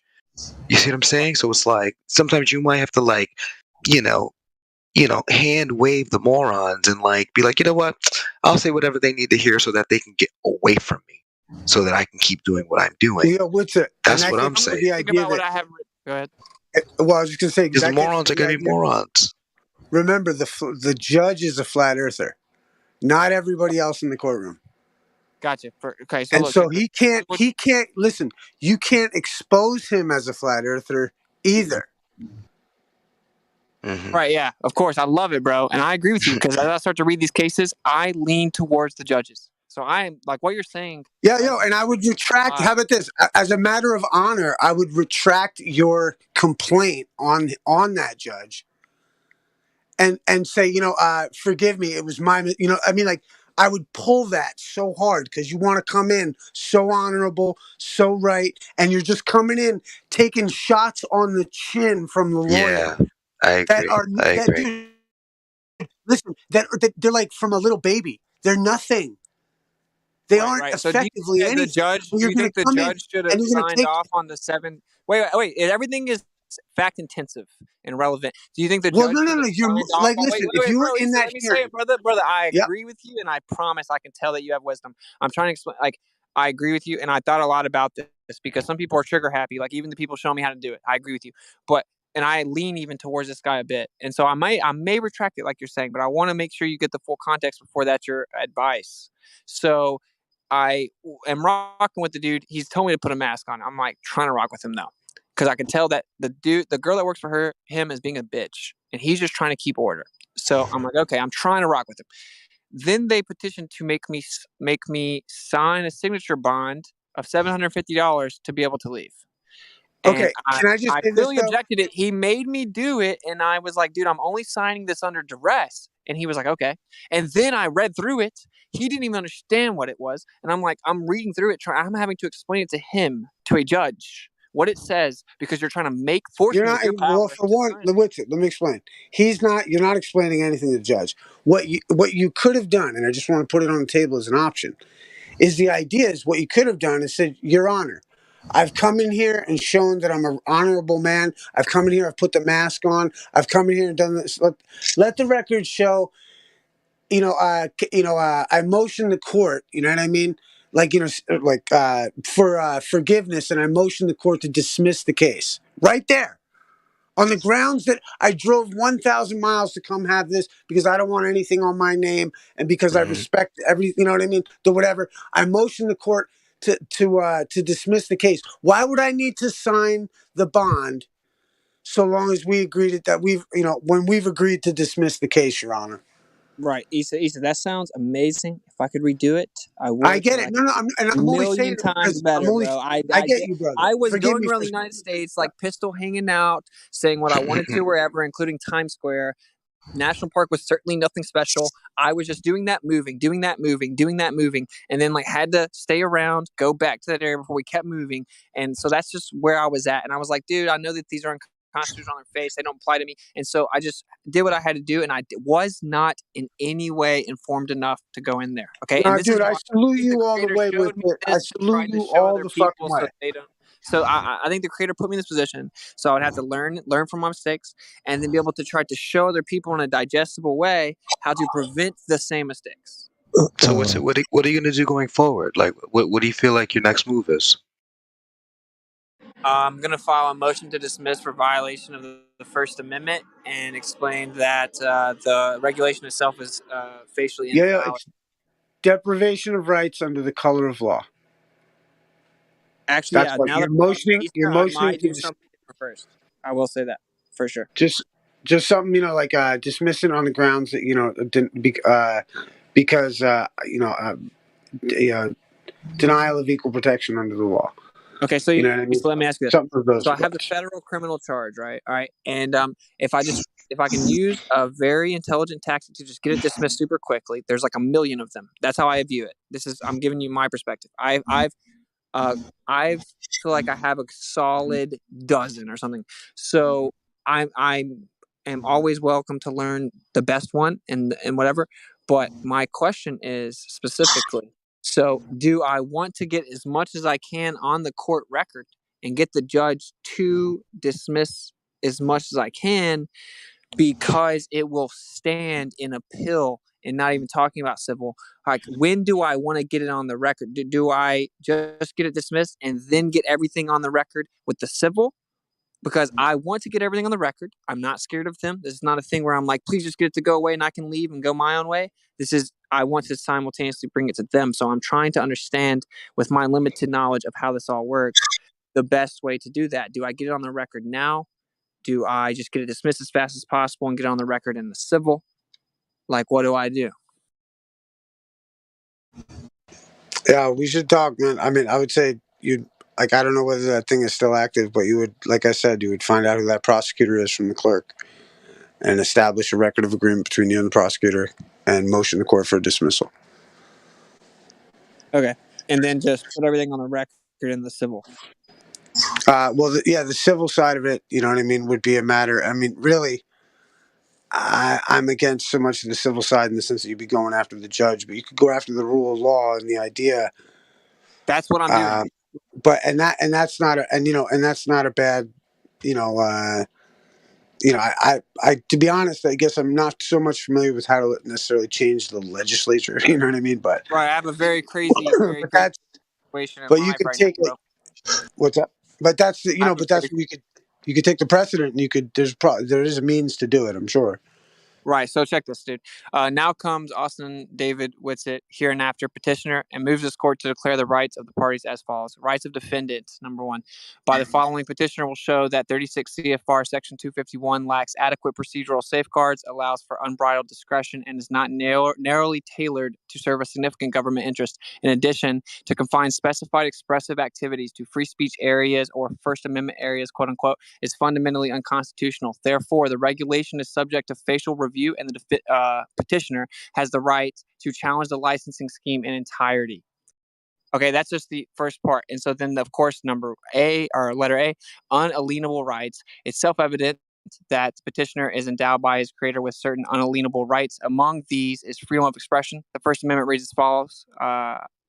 I guess I will read it. Congress shall make no law respecting the establishment of religion or prohibiting the free exercise thereof or abridging the freedom of speech or of the press or of the right of the people peaceably to assemble and to petition the government for a redress of grievances. B, right to challenge licensing scheme. Petitioner owes no obligation to adhere to an unconstitutional licensing scheme imposing prior restraint on free speech. Rather, has the right to challenge the licensing scheme on its face. Number 1, in the context of the First Amendment, quote unquote, one who might have had a license for the asking may call into question the whole scheme of licensing when he is prosecuted for failure to procure it. United States versus Atkinson, 195 F3D 645 648, 11th Circuit, 1999. Number 2, when a licensing statute allegedly vests unbridled discretion in a government official over whether to permit or deny expressive activity, one who is subject to the law may challenge it facially without the necessity of first applying for and being denied a license. City of Lakewood versus Plain Diller. Can I ask a question? Yeah, go ahead. Yeah, I had some. At Yeah, one go point, ahead. at Go one ahead. point, do you bring up the fact of like, on this date at this time, I was at the park and 2 officers approached Of me. course, dude. I have affidavits Okay, and facts. got it. Awesome. But so let me just I want to say one thing. So Witsit, what portion of that do you believe is, remember, because there's beautiful words and there's the reality that exists, and it's a delicate dance, right? So like some of those words, they're fed to the masses to make them feel like everything is okay. But in reality, like I'm sure you realize when you get into the courthouse and you're actually there and the gun's at your forehead, it's a different story than the beautiful words that we were all handed. So we know the words have some level of truth, but also a gray area of like, it's not so true. Okay, You know so what I in mean? federal court, yeah, for sure, bro. But in federal court, which is a little different than state court, you have to file a memorandum supporting what your motion you're filing. That's what this is. So this is the first part, and it's just establishing that I have the right to do what I'm doing, and all I'm doing is citing Supreme Court precedent to support that before I continue on. Now I could skip down. I'm not going to read the whole thing or something. I'm making a point that the Supreme Court precedent is that you don't have to go try to get a permit and them deny you before you can challenge the entire licensing scheme as unconstitutional on its face. You have no obligation to follow the unconstitutional law. That's what number 3 says, which is one need not apply for a benefit conditioned by a facially unconstitutional law. Shuttlesworth versus City of Birmingham. So that's important. That's the point I was trying to make. I was trying to rush through it, but it was only 3, so I decided to read them. I'm saying I can beat them at their own game, bro. And I want to beat them at our legit, like, truther, rep the truth. You don't have the ability to do what you're doing game. And I really like Issa because he's showing like a finesse and a cordiality of like, or I don't know if the word's formality, but I agree. I'm glad you guys, had this conversation today because it's like, I've seen your videos online, so it's like, I'm very proud of what you're doing. Obviously, I'm not out here doing the legwork, but it's like I'm proud of the fact that you're doing it and you're having these conversations. And I can imagine it's tough to, travel and have these conversations where people looking at you like you're the dumb one when you're actually the one trying to snap them out of their delusion. So it's like I would just say, like, I don't want you to get too harmed by life, right? Because at the end of the day, like, you still got to survive. You still got to, survive and, grow and exist in this reality. So it's like, take it all into account and like make sure you don't get too harmed by it. Because, you as much as you're giving, some people just don't want to see. They just can't see what you see because they're not paying attention. You think they're going to do the requisite research? Let's be honest. If they did, they would have already been in the server. They would have already been here. But they're not here. So, I'm just saying, like, don't get yourself too harmed by trying to, like, buck the establishment. The establishment's been running for hundreds and hundreds of years because they've been fucking people the whole time. They're good at fucking people, bro. Yeah, the thing is, don't get fucked. Like, don't make these motherfuckers let you grab your ankles, bro. You know what I mean? Those ideals are hard to hold on to in the prison cell, especially after you've been fucking like, Well said. Well said. Well said. And there's no reason for someone as genius as yourself to be there. Well said. Exactly. So you nailed it. Someone as genius as you should not be subjected to that type of misery. Right, because they're real about it. They're real about it. They're real about it. They're real about it too. They're real about it too. Well said. You know what I mean? Look, I did 18 days in jail. God bless you, my brother. I'm not trying to do, bro. Looks like you're talking about it, bro. I'm not trying to argue or anything. I'm just explaining. I did 18 days recently in Florida in jail for marijuana. Okay, now everywhere I was at in Key West smelled like weed. Storefronts were smoking weed. Weed smoke was coming out of storefronts. I mean, whatever. Someone gave me some weed. I got in trouble in 2022. Did it 18 days. Was dumb, I guess. Yeah, for sure. Got an attorney. Ended up just getting out the way I got out. Okay, cool story. This is about your ability to freely speak. To me, the reason it resonates so deep, and the reason I do everything, and I believe in the creator, dude, bro. The creator does everything, bro. And if the more you trust him, the more happens. The reason the freedom of speech is the most important thing is because if someone can control what you're going to say, they actually control your thoughts. Agreed. Agreed. There you go. Your process. But remember, Whitson, they handed you the language with which you're speaking. So I think sometimes to say nothing is more powerful. You know what I mean? Because sometimes, remember, they gave you the language. All right, let me. So it's like I'm very weary about speaking sometimes, and like I speak a lot on the server because I like you guys and like I just like having these debates. But in reality, I don't talk too much because it's like I don't want someone else to perceive what I think if I don't think that they're ready to receive the message. Because remember, you know, that back and forth is like, do I think you're going to be able to reconcile this argument with me? No, you're lazy. You're not going to do the fucking work. So I don't want to. I don't even want to have the conversation sometimes. Because I was like, bro, I think. No, I agree. Everyone's different, but dude, so in 5 years, someone might. Say in 2 years, someone might tell his friend, "Dude, I think they're a slut." I'm like, what? And then eventually they talk about it for a second, and then he ends up asking, like, "Where did you hear about this?" He's like, "Dude, it's gonna sound crazy, but one time I was just, hitting the block in Times Square, and this white boy over here just had this mic and was talking crazy, but like I couldn't disagree with what he was saying. I just ignored it. Then I came across it again, and I'm like, oh wow. And then I started remembering what that guy said, and I was like, oh, and I started putting the pieces together. I have no idea what happens. I know everyone's not the same, but I like to just throw the seeds.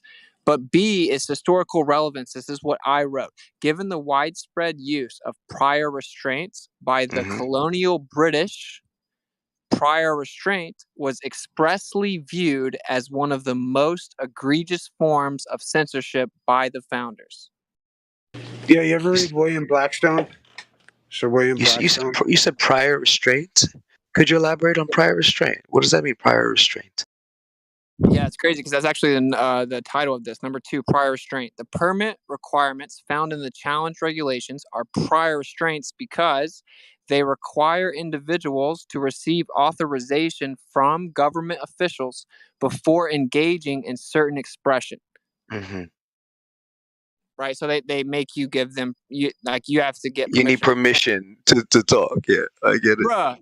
Yeah, and that's why it was said like this, because like this dude's like, it's just so absurd. And then, I got a definition, even though that pretty much is that. A prior restraint on expression exists when the government can deny access to a forum for expression before the expression occurs. Yeah. Very simple, right? So that's, bro, come on. 2010, like the Supreme Court's like, dude, the reason that you can't censor individuals is because they have to be able to speak in the moment spontaneously. Yeah, Agreed. Yeah, and that's the last time this was ruled unconstitutional on its face, and they made a individual exemption. But now, so the individuals have to just talk in the free speech zones. That same court case was like, we actually don't just believe in these free speech zones. They say either, by the way. So it's very interesting predicament I found myself in the creator's real. I want everyone to know the creator's real, bro, because like he is, and that's the amount of anomalies already stacking up. I know the creator's thumbprint, bro. Yeah, I agree with you on that point. I do believe that the creator is real, but at the end of the day, it's like when I see like, what lengths they've gone to dumb people down and make them like, impulsive. Think about like social media, porn, liquor, weed, smoking. Like there's so many things being pounded at society to make them impulsive and reactionary. Most people are polarized on one side or the other, whatever the fuck they're at, but it wasn't done by accident. And like, this is 99% of people are impulsive with their thoughts and their actions. And it's like, I wish they weren't there because then we can have a civilized conversation and go back and forth and sort shit the fuck out. But I realize everyone's impulsive. How are you going to have a conversation? You think, am I going to spend my life being embroiled in arguments with someone that's not even listening in the first place? All right. So let me say this last You one. know what I mean? So it's like, I don't know how to bridge that divide, Last one I'll read. This is what I said, and tell me what you think. So after we define prior restraint, this is what I wrote. Prior restraint licensing schemes are antithetical to the core principles of the First Amendment. Thus, any attempts to justify the imposition of such bears heavy presumption against its constitutional validity. Then I just have like 10 Supreme Court quotes underneath it. So it's the creator's done it. I just got Discovery today, guys. I guess what I'm trying to tell you, it's pretty epic. It's really pretty epic. So I wish I could play it for you guys. I just don't think I legally can. I'm not sure. Whitson, I don't know you, but I wish you Godspeed, brother. Like, you make me extremely proud, bro. Like, I'm very happy for you, brother. I would say you're one of the most intelligent people I've seen come to this server. But it's been a pleasure listening to you and learning from you, brother. I sit back in the corner and just listen, bro. I agree with it. I totally agree with that, and I just feel honored to be living in the same time that these kind of things are going on. Like, yeah, well said. It gives me like great like hope for humanity. Like, fuck, you don't know what I've been through,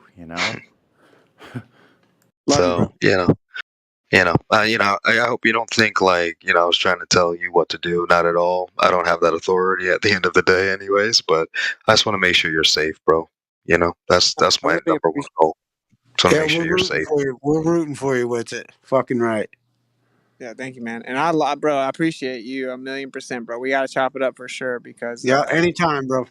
I got a lot to learn, bro. But I feel like I'm gonna make their worst enemy or something, man. I'm trying to keep. You know what's crazy is like I could, you'll probably learn shit about this stuff doing what you're doing that that I don't know. Come on, man. You have to show me some shit. That this shit is fucking, it's so deep. None of us know all of the answers on any of this. I just know what I know, and I'm adamant about it. Yeah. And I want you to fucking win. You know what I'm saying? No, I want to learn from you, bro. I want to learn from you. Oh, man. Well, I look forward to learning from you too, brother. Fucking right. Awesome. I'm actually going to try to just work on this a little bit, get it out in the morning, but I really appreciate it, dude. So we're going to link up for sure, bro. And thank you guys. Sorry, I kind of took over the server. I just got real excited. I feel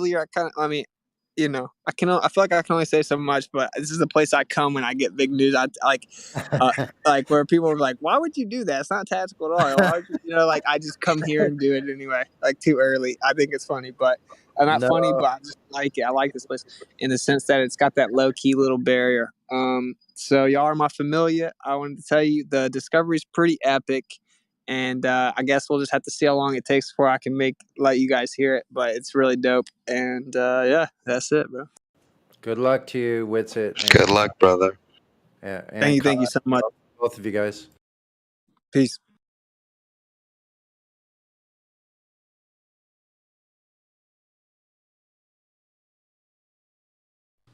Hey, yo, good shit, Vagabond. Right on. I think it's epic. Who was that? That's that was me. That was me, dude. I was just saying good shit, brother. And was that Issa? Hey, what's up, bro? Yeah, well. Yeah, man. How you been, bro? Everything's been good? Yeah, everything is good, man. Chilling. Nice, man. No, listen, don't think my legal game hasn't been stepped up from you being in the server too, bro. I've been learning so much, bro. Like this place is like a wealth of wisdom, bro. Wealth of wisdom. Yeah, man. Especially all these motherfuckers with the Earth conversations too. It's like I learn new shit every day. I'll be like, how's it going, Ethan? What up, mind blowing, bro? Wait a minute, he's trying to speak. How's it going, man? How's that sex change operation go? Oh, Quantum Eraser. Would you move to the village? Would you move to the village? Are you talking to your friends over there? Quantum, how are you, bro? It's Jerry. How's everything, brother?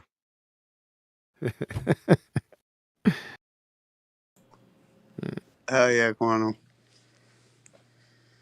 Quantum out there ripping motherfucking heads off still. Of course, as per usual. What else you want me to do? Right. Fair enough. Fair enough. I did take up a hobby though. Nice. What's that? Archery. Oh, dope. Ain't it? So how's your arm?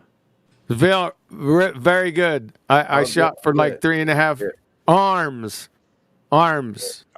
Both. Yeah, because the bow arm is just important as that pullback arm. But anyway, we can get past that. I shot for about 3.5 hours today. It's slowly coming together. That's cool, man. Did you get your hunting license? No, I don't kill Bambis, man. I'm gonna be doing target in 3D, and then maybe some trans panda rats from a wolf pup. Some critters. Yeah. It's righteous, man. Yeah, that's cool. Yeah, I used to shoot a bow. I love that shit. Yeah. I haven't shot one in a while, though. But yeah, it's awesome, man. You shoot one of those sissy bows or compound? Oh, compound bow. All right. Fair enough. I used to have a nice little bow, but I never didn't travel with it. Too much music shit. Music was going on. Yeah. You know? All right. Fair enough, man. Well. Yeah, man. But I'm a fan of all things going. I'm a fan of all things going downrange. Bows don't have genders.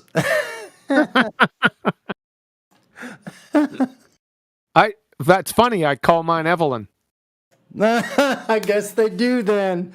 Yeah. Yep. How dare me to say that? Cars have Evelyn the Javelin. That's pretty cool. Right on, man. I'm right at about 298 feet per second. Dang. Become the arrow. Grasshopper. That's right. 298, baby. We're smoking. It's like got a vapor trail on the back. It is. That's pretty outrageous. I'd like to see a slow-mo of that. Yeah. I'm only doing it. I'm at 63 pounds pull weight. And it's 298. That's not even full. That's not even full up, is it? Yeah, What's the range? Like, what's the range in terms of pounds? Pulling pounds. Like, what is it? What's the low and the high end? I'm maxed out. 663 is maxed out. On my bow, it's maxed out. I got 60-pound limbs. Oh. Don't need any more. 298. I don't think I could do 60 pounds. Hell no. Like you broke. Yes, you could. On this bow, you could. This bow's smooth as butter. Oh, maybe then. Yeah. With a few. So we can get by with that. I just wanted to bring it up to East. You know, from one archer to another shithouse lawyer. There you go. No doubt, bro. I mean, compound bows are easier to pull, if I'm not mistaken, since they were made for war. If I'm not mistaken. Yeah, you're probably mistaken. No, like they used it in Vietnam, and the bows are so today. The compound bows are so technologically advanced. It's absolutely unbelievable, and I paid for it. Don't you worry your pretty low head about that. I bet. I mean, I have done archery for 9 years, so okay.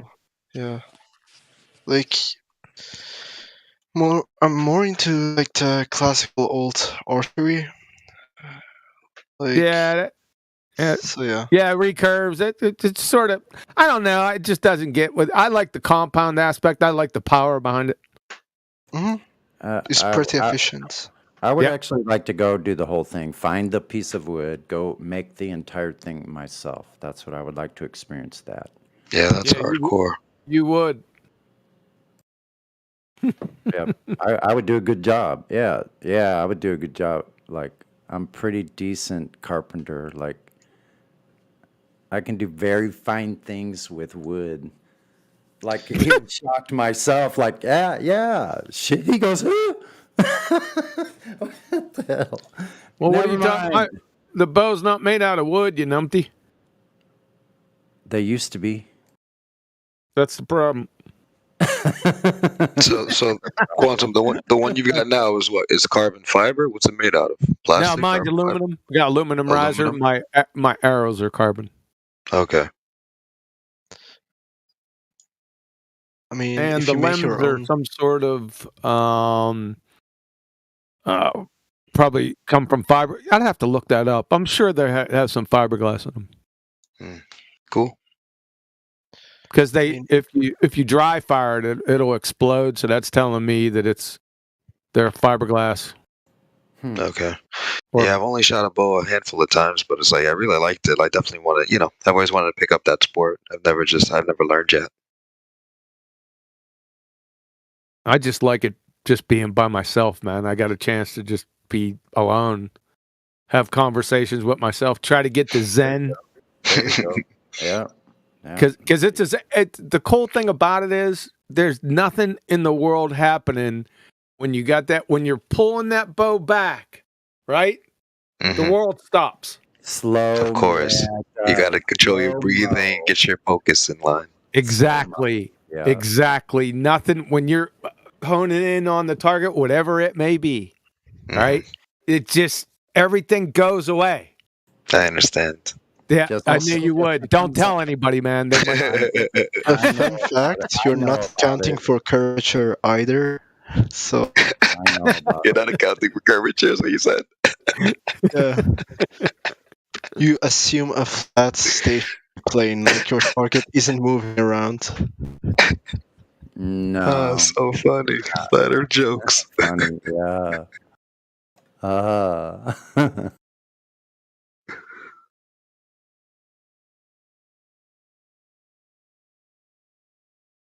I'm addicted to it, man. I have to admit. Time just like stands still and everything. It has to. It's a pulse where it just goes. Yeah. You can throw an extra little variable into the mix. You can get a hinge trigger, and that adds an extra variable because if you don't pull it back right, you can come back and bust all your teeth out. What's a hinge trigger? I can't visualize it. What does it do? It's a hinge release, a hinge trigger. It works on the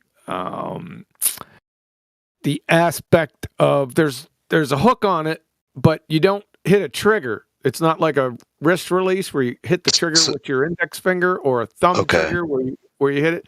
It works on rotation. It's like a door hinge.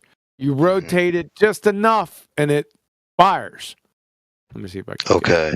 More precise then, right? Because it's more of a surprise shot. It's a smaller motion though with your hand, right? It just depends on how you set it, but it could be, yes. So this is what I'm shooting right now. Get some visuals. Yeah, that's a trip. That's a thumb release. I'm shooting it like a hinge, but let me get you a hinge. Let me get you I got a thumb trigger and a hinge. I train with the hinge. Okay. It's a good training aid. That's the thumb trigger right there. Yeah, it's a thumb. Yeah. So you hold the bow with that piece right there, and then you pull it back. You hold you draw the bow back. But with that piece, like what does that piece do right there? Pulls the arrow back and the string. Hold pulls the string back. Oh, pulls the string back, and then you got, I guess, like there's a little slit. So you don't damage it until it slips out of your finger without changing direction. Let QE tell it. I know everyone jumped in, right? I'm just trying to understand. Well, I've been holding back for all this time, waiting for an opportunity to talk, and I couldn't get in. Sorry. All right, this is the one I got. 1 second, let me show you. Copy image. It's good with images. So this is the hinge. Got it. So you see the head on top of this thing. First, you got a little hook. So you hook that thing around the loop, and then you invert your wrist. And it has a little thumb peg on there. You invert your wrist and only pull the bow back with the thumb and your index finger. The other two fingers, you just let a little bit loose, because if you rotate that thing on your way back, you're going to take a trip to the dentist. Oh, shoot. Or you could have your wrist cut too. Hit yourself Quick in the mouth question. with brass knuckles. Quick question, Kiwi. On those hinges, do you use like a special attachment onto the knock, or does it just grab the string? Just grabs the D loop. Okay, so yeah, special loop. Yeah. Yeah, they call it a D loop. Yep. So, but with the thumb trigger, you have no concerns. The one up above, so you just hook it on, right? With this particular one, I have to physically close it, which I don't mind. A lot of people do, but I don't. The trigger is on the underside of it. I'm sorry, not the trigger, but the loader. You push that. It's a big. Let me see if I got another picture of the other side. I think Because I've seen other ones where it's like a clamp. So you see that chrome button right there? Mm-hmm. So I push that in, which takes some pushing in, but that's fine. I don't mind that. And then I hook the front of the part of the hook, the upper picture, hook that over D loop, and I hear a little click. So the silver piece that you got there, like your thumb is on the side on the left or the side on the right? You said your index finger is where? The index finger and the thumb with the hinge really? You talking about the hinge? The hinge, yeah. The chrome one. So like, which one, and on what side would your thumb have been? And what side would your index finger have been? It's on the outside. When I pull it back, that is on it's towards my face. I think. Wait, but I'm saying just on the left and the right side. Like which finger would have gone in what slot? Oh, the big finger right past the thumb is the index finger, then the middle finger behind the head, and then the pinky finger where the hook is. Got it. Okay. 4. What the hell? Somebody hyperventilating? Probably me.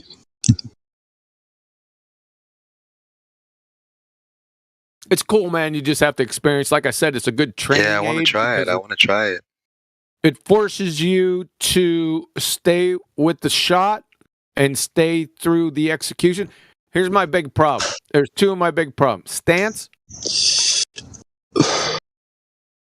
Jack, I'm going to put you on mute for a second, man. I'm sorry. All right. You put 1 foot forward, 1 foot like bracing?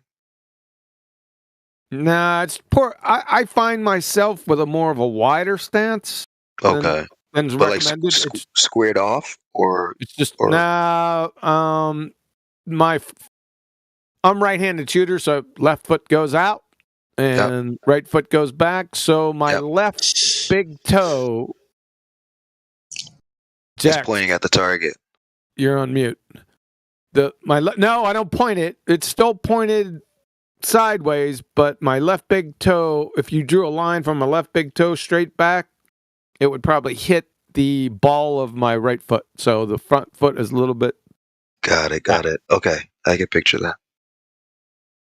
So stance, anchor point. The anchor point on your face, I use my jawbone, but you better make sure you do that every single time. If you can't that release even a little bit off angle, you won't miss, but you won't have consistent shooting. So it's got to be the exact same thing every time. Yeah. Right? And then here's the biggest one. Follow through. What do you mean? You follow, but when you release, you're just releasing, right? So follow through how? Follow through with what? So follow through, not like a baseball pitcher or a batter. Follow through is watch the arrow through my scope, hit the target, and don't fucking try to peek. And don't move. Don't peek. Because you affect that arrow. I have to tell myself every single time. I'll sit there, stance, anchor, follow through. Every single time I do it. Every single fucking time. I'm new. Yeah, it sounds like fun, man.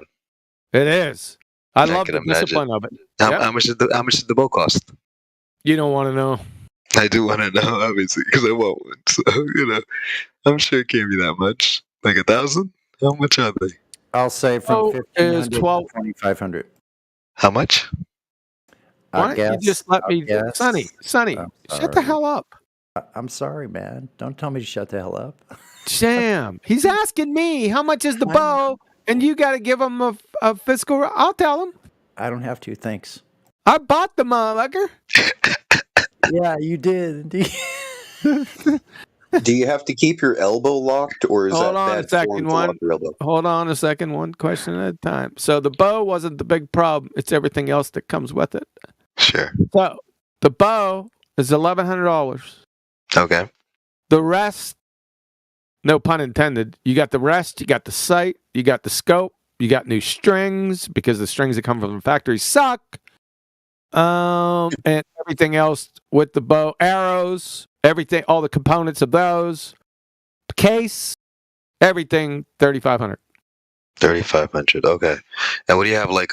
Do you have like where do you shoot? Where do you practice at? Do you have like space in the backyard, or like you have to go to like a shooting range to practice?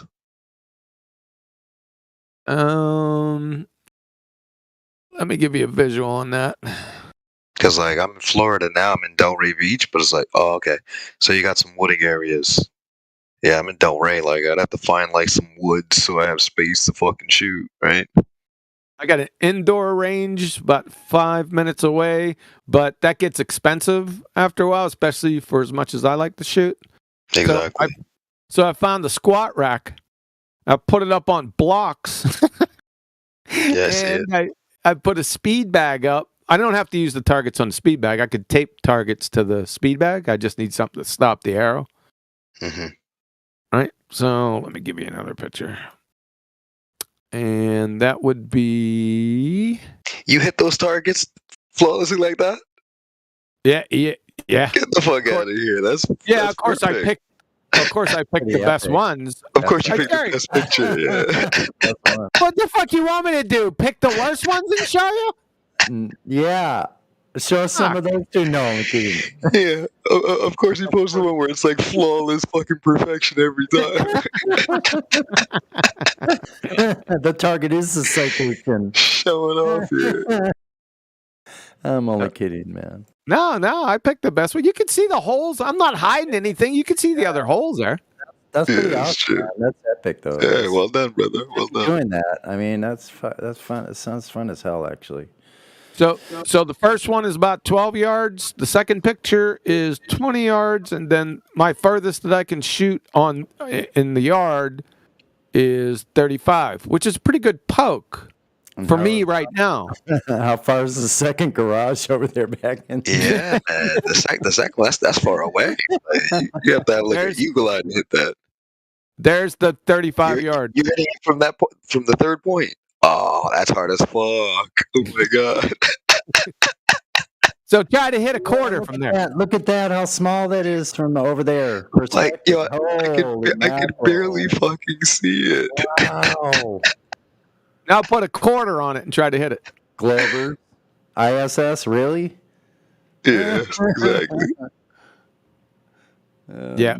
Hilarious. Yeah. In fact, I was out there today, man. It was 70 degrees. The wind was blowing like a madman. I said, the heck with it. And I just kept shooting and shooting and shooting. I shot for 3.5 hours. I'm addicted to it, right? I had to force myself to stop. Why can't you see the fly on the target, QE? Yeah. So, yeah, it's about it, man. It's a lot of fun. Yeah. Nice, I really enjoy it. Yeah, thanks for exposing me. Like, I'm still learning about new things. But yeah, archery is one of those things I've always wanted to get into. I just had never taken the time. I picked up my first bow in my entire life, September 3rd. Oh, so you're pretty new to it as well. Brand new. Nice. You know what? I used to carry a bow and arrow around me with a little kid and hunt rabbit with it. From the I used to make slingshots when I was a kid. Like 8 years old to 12 years old. That's what I was roaming around hunting with a bow. You had a bow on your shoulder, just walking around the neighborhood. Yes, and sometimes a fishing pole too. Let me see if I can't show you a picture. I got the bow all tricked out now, but I just don't want to show you a picture of me with it because people just run with it. Yeah.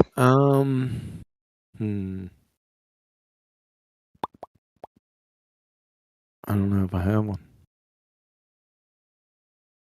Yeah, so what's that you posted? Hong Kong? Dude, this freaking Canadian something is trying to correlate honk honk with Heil Hitler. What? What's Hong Kong? I don't know what that is. Like the Canadian truckers right now. The trucker shit? Okay. So like, honk honk has been like the online meme of like, the truckers. And now this bitch is literally trying to say that it means Heil Hitler. Yo, they be stretching. They be pulling shit out their ass, Oh my god, dude, these people are fucking retardedly dangerous. Yo, and the thing is, people are gobbling this shit up too. And I'm like, yo, the whole world's going crazy around me. It's like I can't even stop it anymore. I'm just like, you know what, Jerry, just secure yourself, get yourself situated, make sure you get yourself a piece of property that's on the water, get a boat. Should this shit go south, I'm dipping on these motherfuckers, like, cause I just don't trust. I don't trust people's ability to be rational and reasonable and intelligent anymore. Like, I just don't. So it almost sounds like you're thinking of an escape pod or something. Yeah. Of course, man. Why not? Like, let's imagine this shit does go south. What do you think I'm gonna do? Let these motherfuckers make me grab my ankles? No way. I'm dipping. I'm out. I'll go back to Haiti. I'll find some place in the mountains and be chilling. Find myself a little beautiful Latina woman, pop some kids out, and then I'm straight. Yeah, I've been off the coast of Haiti. We stopped in Hispaniola though. We stopped in Santo nice. Domingo. Yeah, nice. The river in Santo Domingo. I went to some of the oldest what are fortresses, I guess, in North America.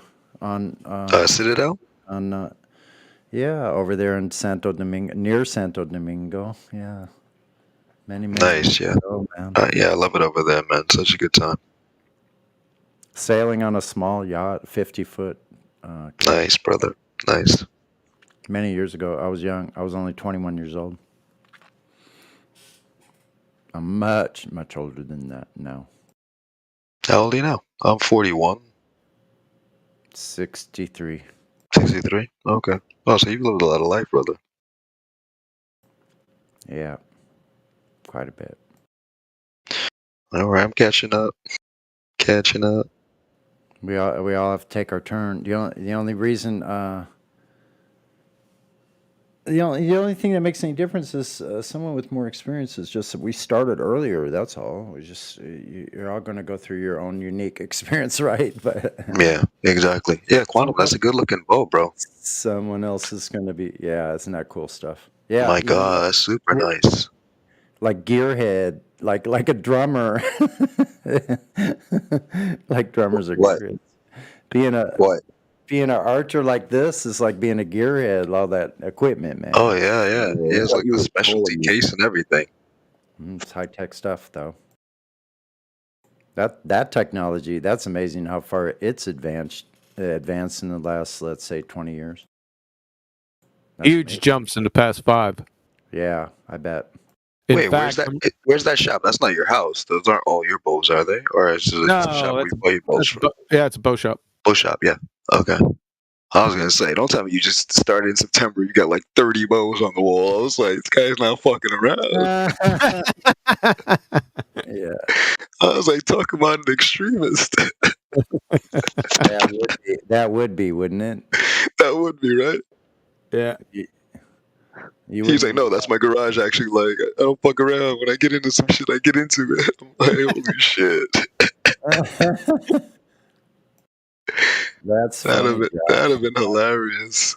That's funny, Joshua. I'm looking at the text. If gravity is a force, can anybody recommend any books on gravitational chemistry? Did you say gravitational chemistry?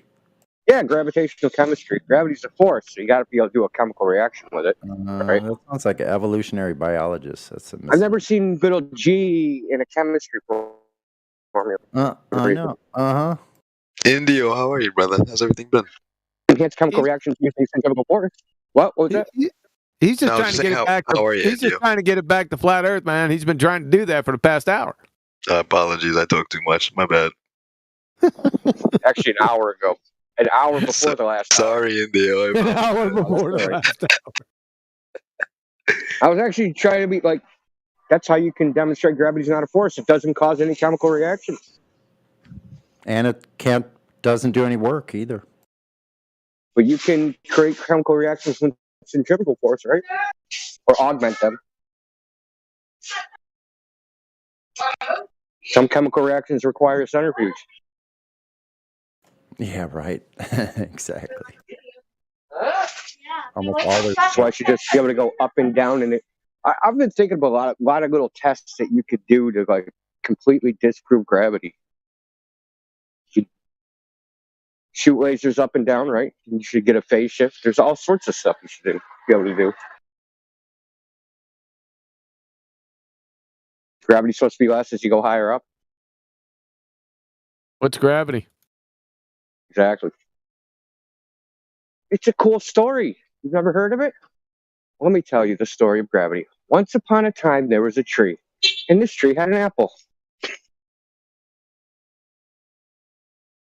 Go on. There was this virgin who liked chugging mercury. And, Wait a second. You say virgin? Virgin. This virgin that liked chugging mercury. His name was Isaac Newton. Yeah, Newton died a virgin. I'm sorry. Is that an ad-hom? Is that an add-on?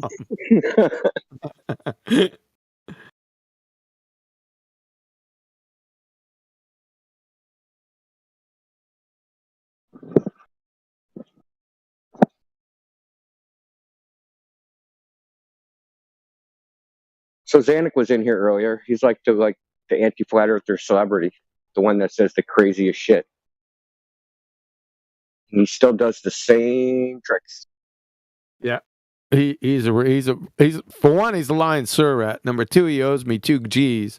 Number 3, he's as dumb as a bag of hammers. Can I try and collect on that? Do I get a percent? Yeah, I tried to get people to collect on that, and I was going to pay out, but they just fell by the wayside because they're pretender clowns.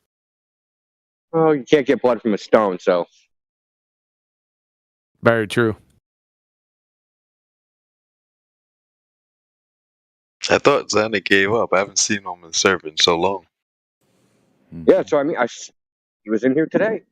Oh yeah, how's he been? Everything's good. I like Zanuck as a person. Obviously, his logic is fucked up, but I like him as a person.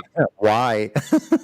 He's not. I don't think he's a bad guy. I just think he's like, because isn't Zanuck the guy that has a father that was? Seventh grade, him Say it and again? his class, in 7th grade, Zanuck said this in the server one time, that in 7th grade, they demonstrated with a model the Solenoid eclipse in his 7th grade class.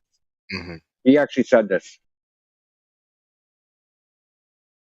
I don't know. Listen, isn't Zanuck the one that has the father that was in NASA or something, right? So it's No, I that's could M. understand. Scott Veach. M. Scott Veach. Yeah, thank you. Yeah, I thought that was Zanuck is Zanuck. the entropist.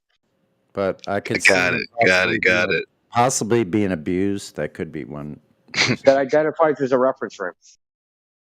Yeah, M. Scott Veach is dumber than Zanuck, though. No, I agree. Oh, for sure. No question there. Well, he's Although a PhD, right? So Zanuck will cite himself as the source, so you can't really rely on anything. He still owes me 2 He owes me 2 G. I am the citation. Son of a bitch owes me $2,000.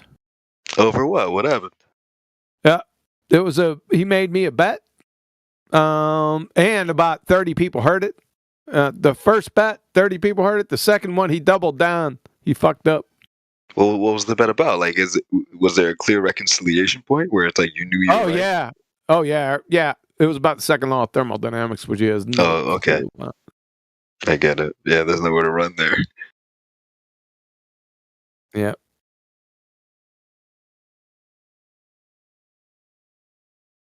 Could you outline the details of that bet? Because that's interesting. They always try to make it. They always avoid the high pressure to low pressure definition.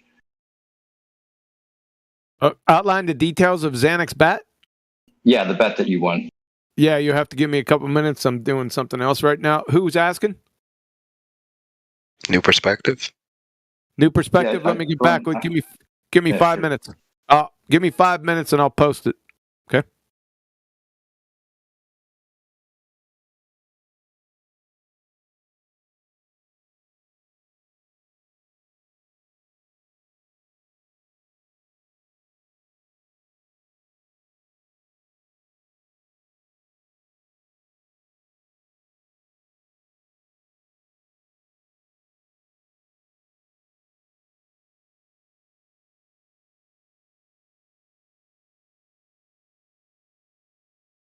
All right, let me make sure these saved. Let me do both 3.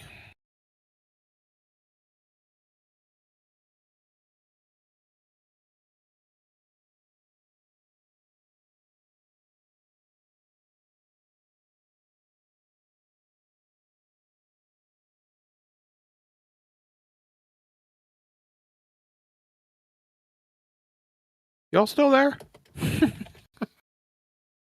Yeah, we fell asleep. Roger. We're sitting here patiently waiting for you.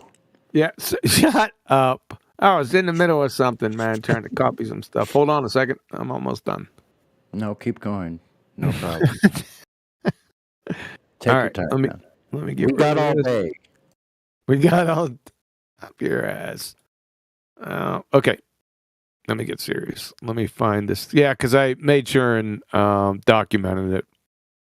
You know, because they're fucking abominations of the earth. All right, where are you, Zanuck?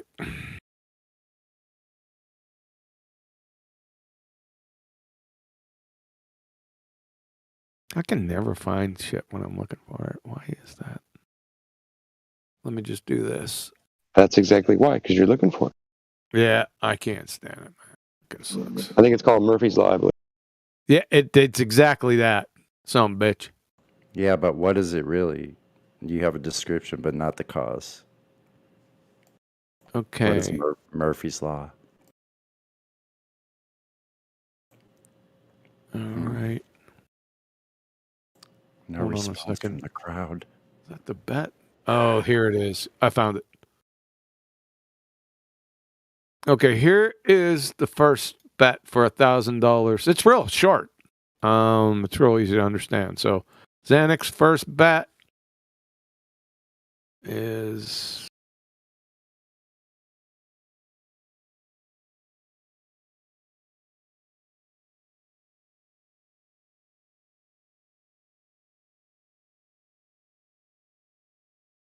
so he said entropy is not greater of water versus gas.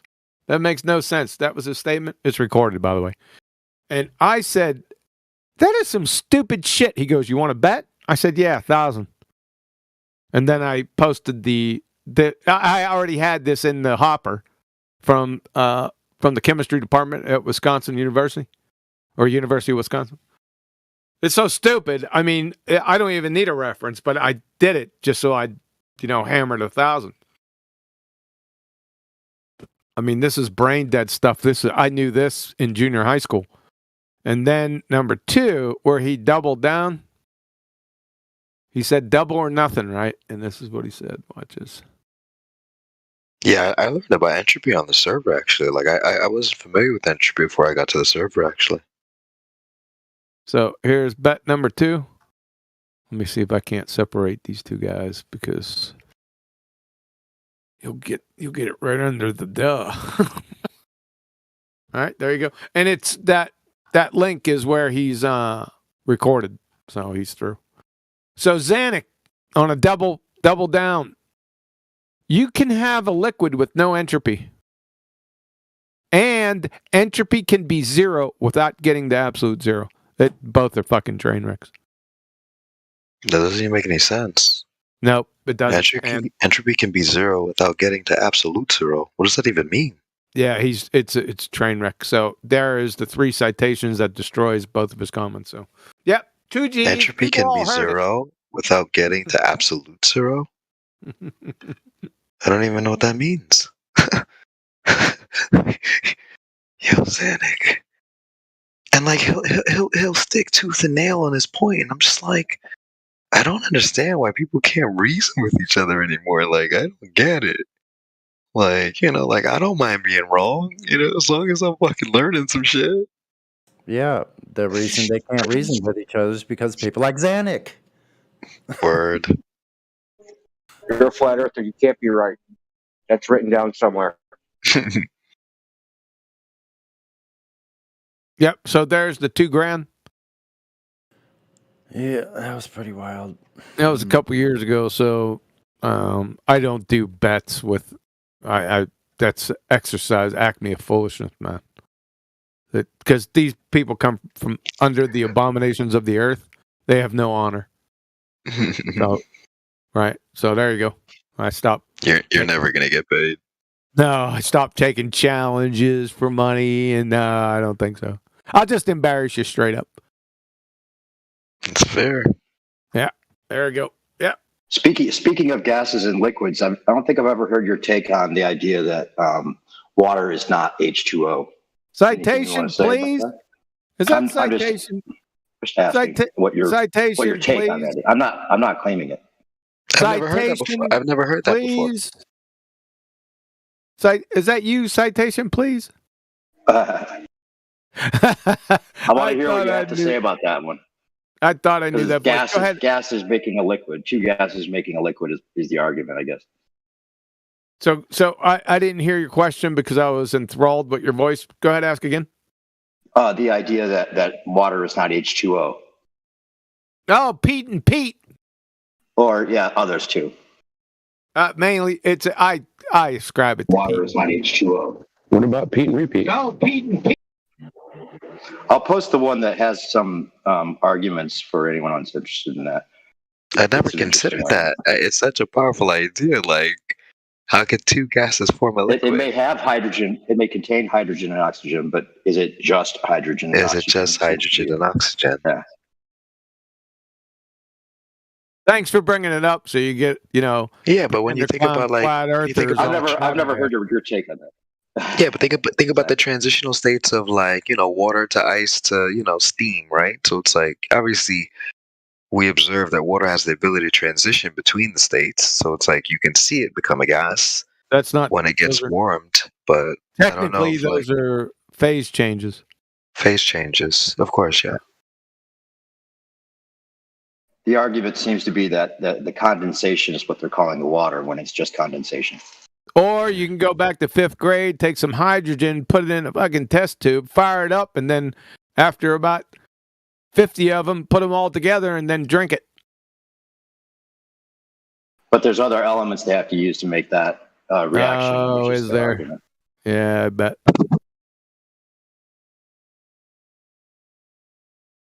I guess the H on that fucking container stands for hootenanny.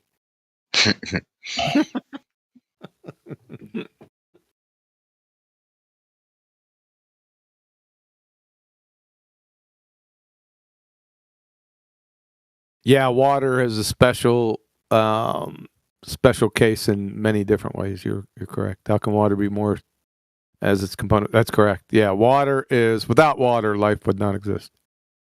Water is that special thing, right?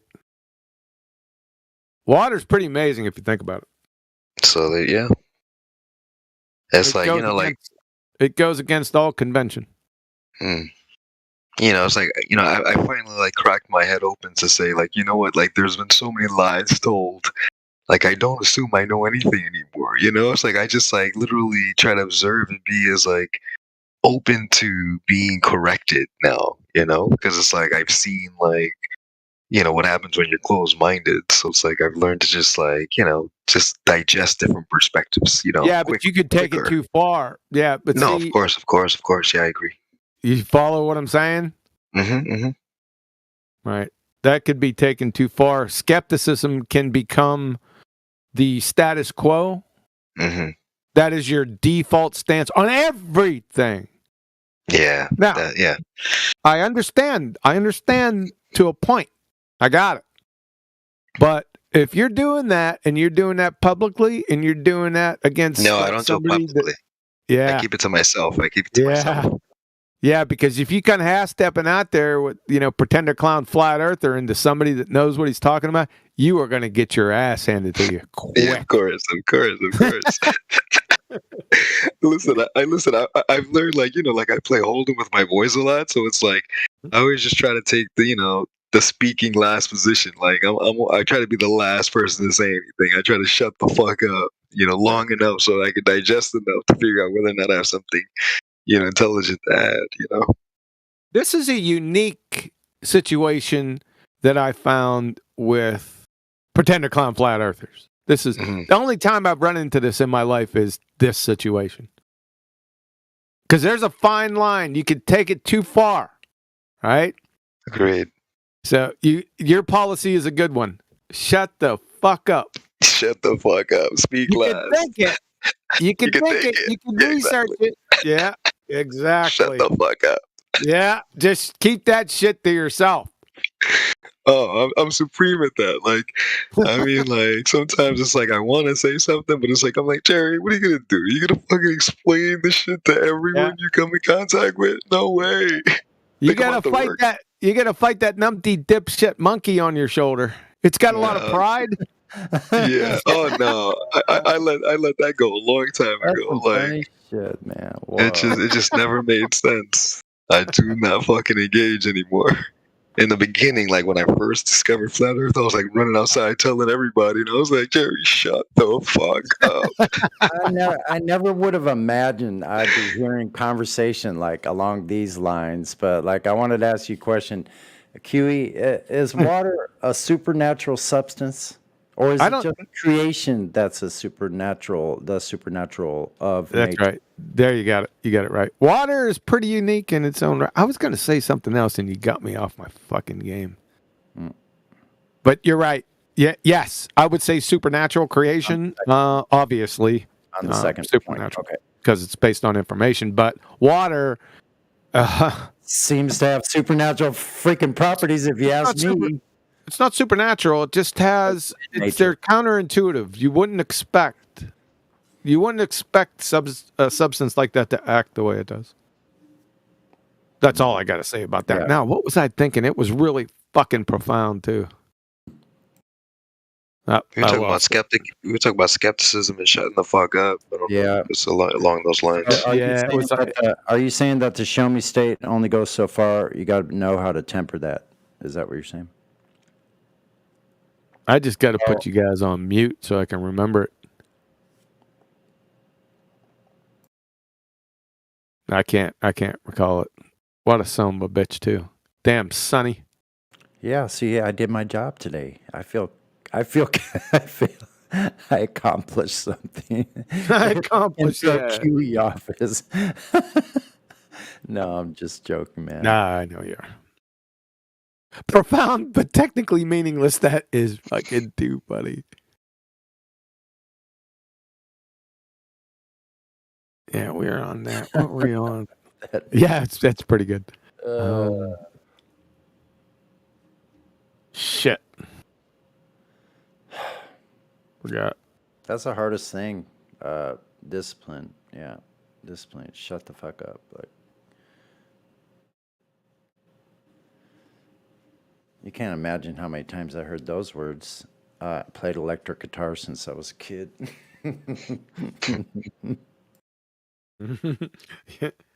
Yeah. More like, turn that shit down. I think I was saying, yeah, you come out and you're finding all these things that they lied, and then all of a sudden these words come out of your mouth. Water doesn't exist. What is it? Water doesn't exist. What does that even mean? We had that happen the other day right here in 24/7. Oh, he said water doesn't exist? Yeah. Elaborate. I don't understand. I'm telling you. He questioned whether water existed. Who was here? Oh, man. What do you mean by existed? Like, as if it is visually and technically in front of you? Yeah. I was here, bro. I remember. He said he didn't, because we were talking about solipsism, and I asked him if he thought that water existed, if he ate or anything. But somebody asked him that. Yeah, that's what happened. Yeah. Wow. Well, you can touch it, you can taste it. Like my senses tell me it exists because I can touch it and taste it and feel Not to it. that motherfucker. Okay.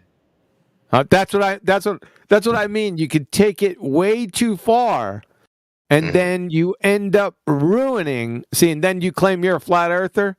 So now rightfully or wrongfully, it isn't justified. But guess what's going to happen? Then if somebody hears you say that, like somebody out there that's right on the fence, they're gonna dismiss you, right? Oh, And instantly. yeah, they might walk away from it because of it. Is this a flat earther saying that? Yeah. Yeah, and other ridiculous things. Yep. Was he a brain in the vat flat earther type guy? No, he was hyper skepticism. Oh. I pointed these out from the beginning about 5 years ago. Every presentation I'd do, I would stop and do a little block of instruction on what not to fucking do. Right? And it seems that people just maybe they didn't watch it back then. I did it a number of times on presentations recently. I'll always go back to it and start off with it. I'll do this. These are the pseudosciences: paleontology, anthropology, geology, archaeology, evolutionary biology, whatever that is. Yes, I'm still laughing. Theoretical physics, astronomy, astrophysics, and cosmology. All are pseudosciences. Pseudosciences. I learned that from you, Kiwi. That was a very good point that I picked up. What about from you. I was like, wow, those are all pseudosciences. Oh yeah, exobiology. Then you got Indio. He's a fucking heckler, like in the stadium. Right? He's in the stands, and you're diving like fucking back to school. He's the heckler. He's throwing fucking metal balls at your ass up on the fucking stand. No, it's right when his reception goes out. He sounds just like he's back in the bleachers somewhere. But it lines up right with his fade of his reception. Yeah. He's faking like he's coughing, but he's throwing ball bearings at your ass. Now he just dropped completely. So I was right.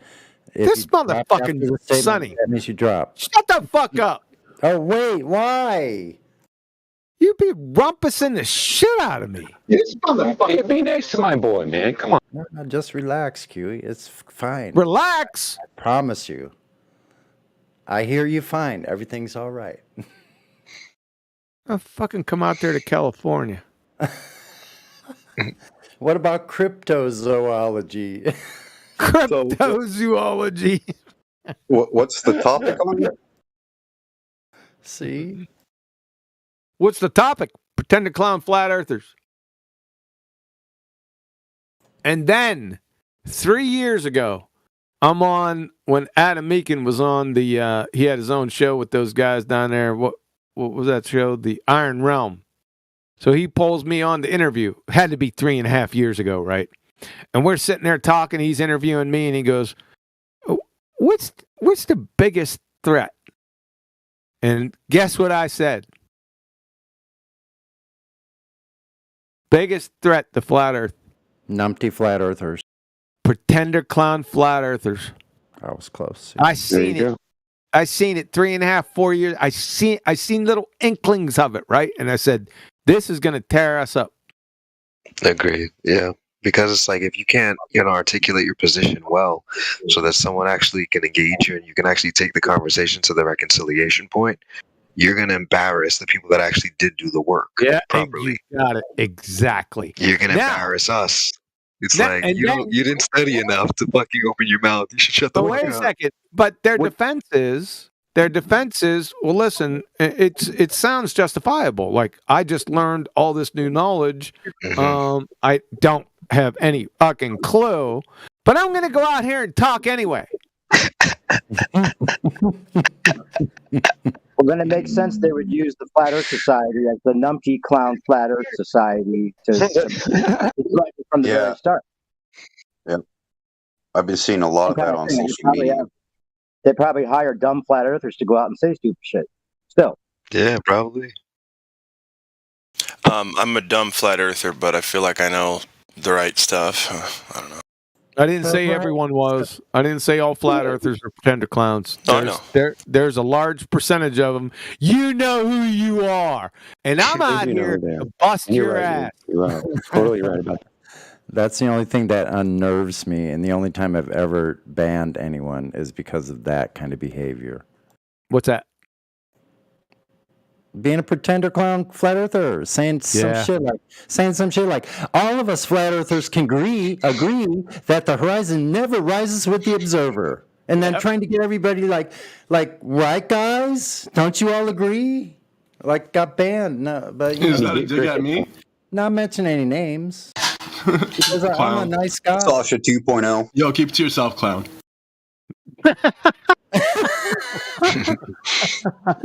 It's all Sasha 2.0's fault. No, it isn't. Sasha 2.0. Oh, is he actually here? No. That's not who it is. No. But anyway, moving right along. Yeah, we should change the subject. Yeah, move along. You know what's best for you. This guy. I love it. I have like a heckling. You guys fan. here posing as intellectuals. I have a heckling fan. What a joke. That's awesome. I'm good at that. Hey, listen, I am acting like an intellectual. I am not a smart person. You're right. But these people are smart. Has anyone heard of the idea that the heliocentric model does not work based off of like 6 months down the road, the night should be day and the day should be night? Yep. That's a good one. I got my grandma with that. She stared at me for like 12 seconds and she couldn't answer. I mean, the only thing that kind of works is the sidereal thing, to where, you know, where you look towards the sun and you see the constellation behind it, which is the house that it's in or something like that. You explain it so a second grader can understand it? No, I'm not that good at it. I'm better with like showing like a GIF or something like that if I had one available. Yeah, then don't bring the subject up if you can't break it down to where your target audience is incoherent second graders. Don't bring it up. It'll hurt more than it'll help. Yeah, it will. You'll end up spiraling right along with them. Just a pro tip. He was just trying to come up with their explanation. Yeah, I was just asking if anyone else has heard of it. I can't remember what it would be called. So are you saying if you're just at least as coherent as a second grader, then you'll be able to defeat most Globers easily? Yep. Okay. Check. Yep. That's why I'll never sit here. I never bring up Coriolis effect because I know that it can go 18 different directions in a matter of minutes. And I just don't bring it up anymore. I don't do it. I know it, but I'm not going to explain it, right? Because it's too convoluted. People get confused. You'll lose your audience, right? See, that's who you're trying to convince, not the numpty dipshit. You're trying to expose him. You're trying to let the audience know as simple as possible because I don't know about you, but there's some dumbass crackers out there. You been to Walmart or DMV lately? Oh, yeah. So you got to break this shit down to incoherent second grader. Focus on your target audience at the lowest level. Agreed. That's the key. But if anybody really can get what you're saying about Coriolis, it is a globe killer. It is, but you won't ever get to the end. Yeah, go try and practice on people at Walmart. You know, if you can get them to understand what you're saying, then you can move up to going to Trader Joe's and then maybe go into I'm not even sure I understand it, much less go to Trader Joe's. Oh no! Did you really? Move up to Trader Joe's, man. That was a good one. Who said that shit? Glad. Yeah, that was a good one. Gladflobe. Gladflobe. Say that 10 times real fast. Don't do it. Anyway. It's a mess. Don't answer that question. What's the question? Shit. No one had a question. There was a question out there, man. Moving up to Trader Joe's.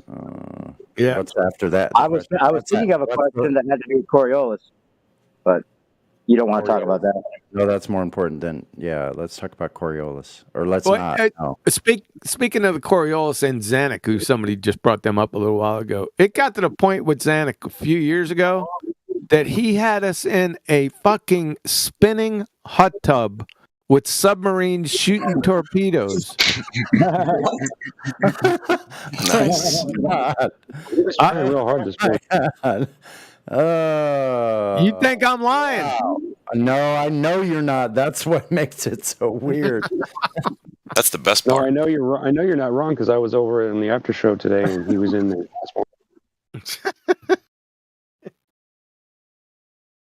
And I seen that now he's over here. Spinning hot tubs with submarines shooting fucking torpedoes. I'm not lying. I know. I bet he started with, "You could," or "What if you did this?" Something like Let's just say the water is the atmosphere, and it's spinning, and you're spinning with it, and the conservation of momentum is always conserved.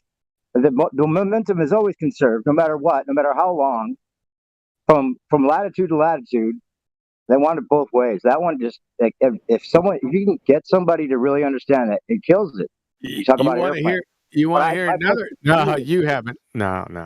Well, how do when they respond with the reason that an airplane is different than a projectile is because it has the ability to fly wherever it wants or has a motor? What's your response to that? I mean, oh, you got that. I got a winner take all. Just relax. This was in response to reference frames. We had a motherfucker. I got him on tape.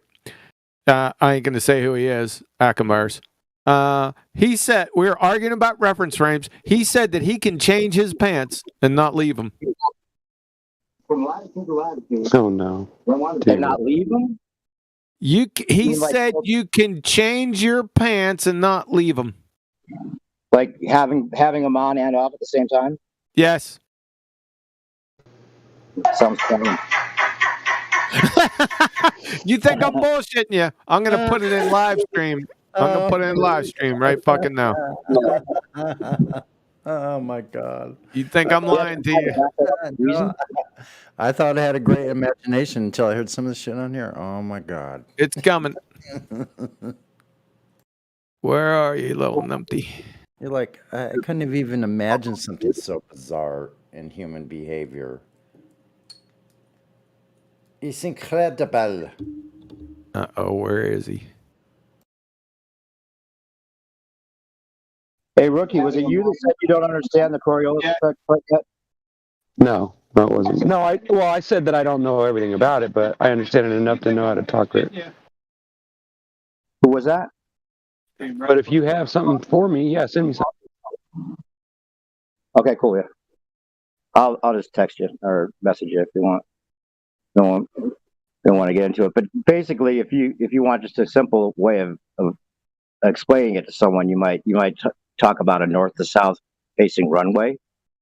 If you think about it, if the globe is supposedly moving east to west, right, and the plane is, in the air and it's free, it's in its own reference frame, right? Because they have to admit it's in its own reference frame, but then they want it to be within one reference frame at the same time without the second reference frame. They want it both ways on that, and you can trip them up. No, I know about that part of it. I thought you were talking about something advanced beyond that. I know the basics, yeah. I got you. Thank you, though. The plane can never land. The plane can never land. It'd have to accelerate sideways as it's landing. It'd have to have Dyson ball wheels. 2 minutes after the hour. Yeah, I agree. That's something they always try to get into, and I just stay away from it. Because they claim that it goes around with the Earth, and I always say, well, that's crap, too. But you know how it is. Hey, I need a moderator gold up real quick in the VC check-in to give perms to this guy, please. And thank you.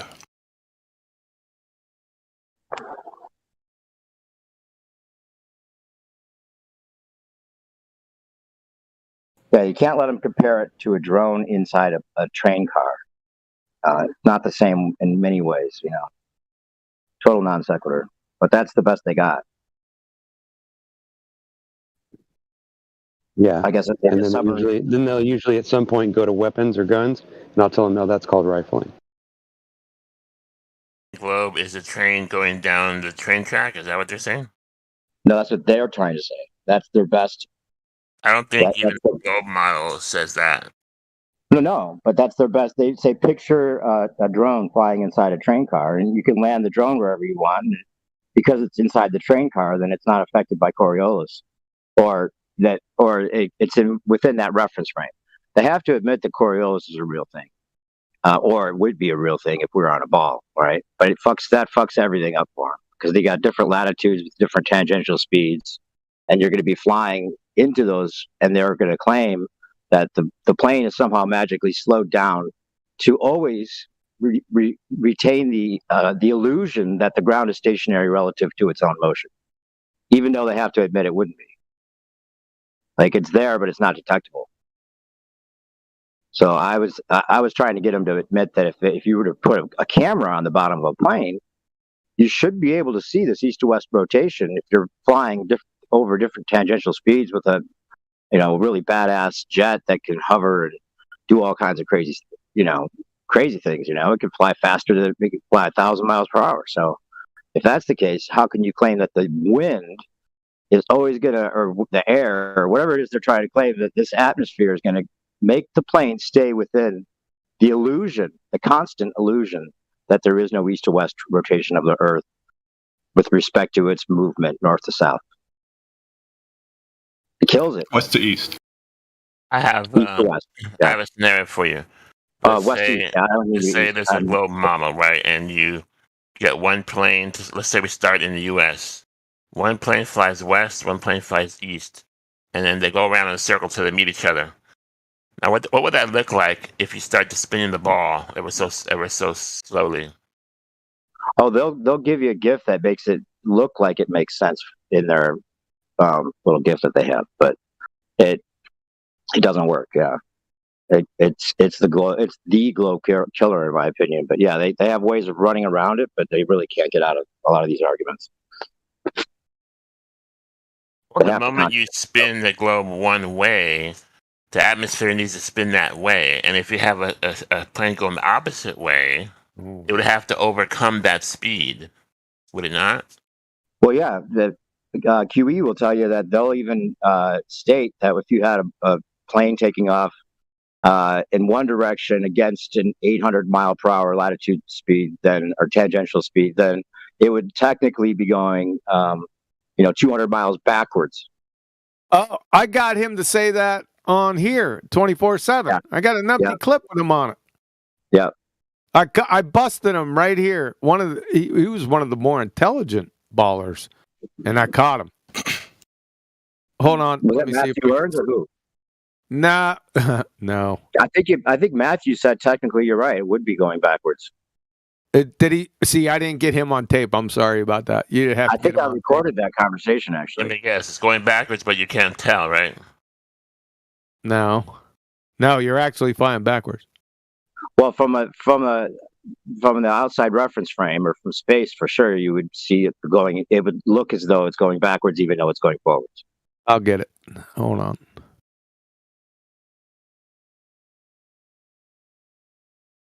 And there's a lot of see, they can think of it as hang on. So if we're on the moon looking down, we'd see a globe spinning one way, and then the plane is losing speed to the spin of the Earth. Is that what you're saying?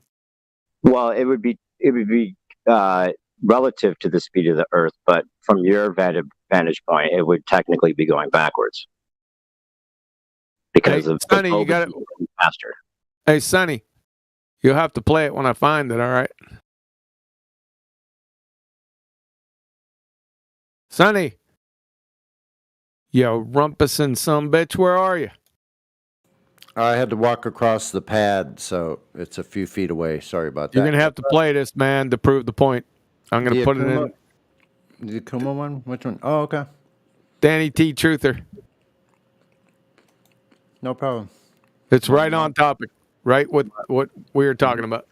1 moment, please.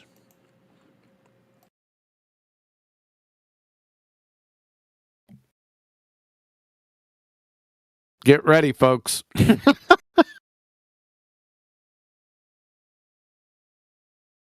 Prepare yourself.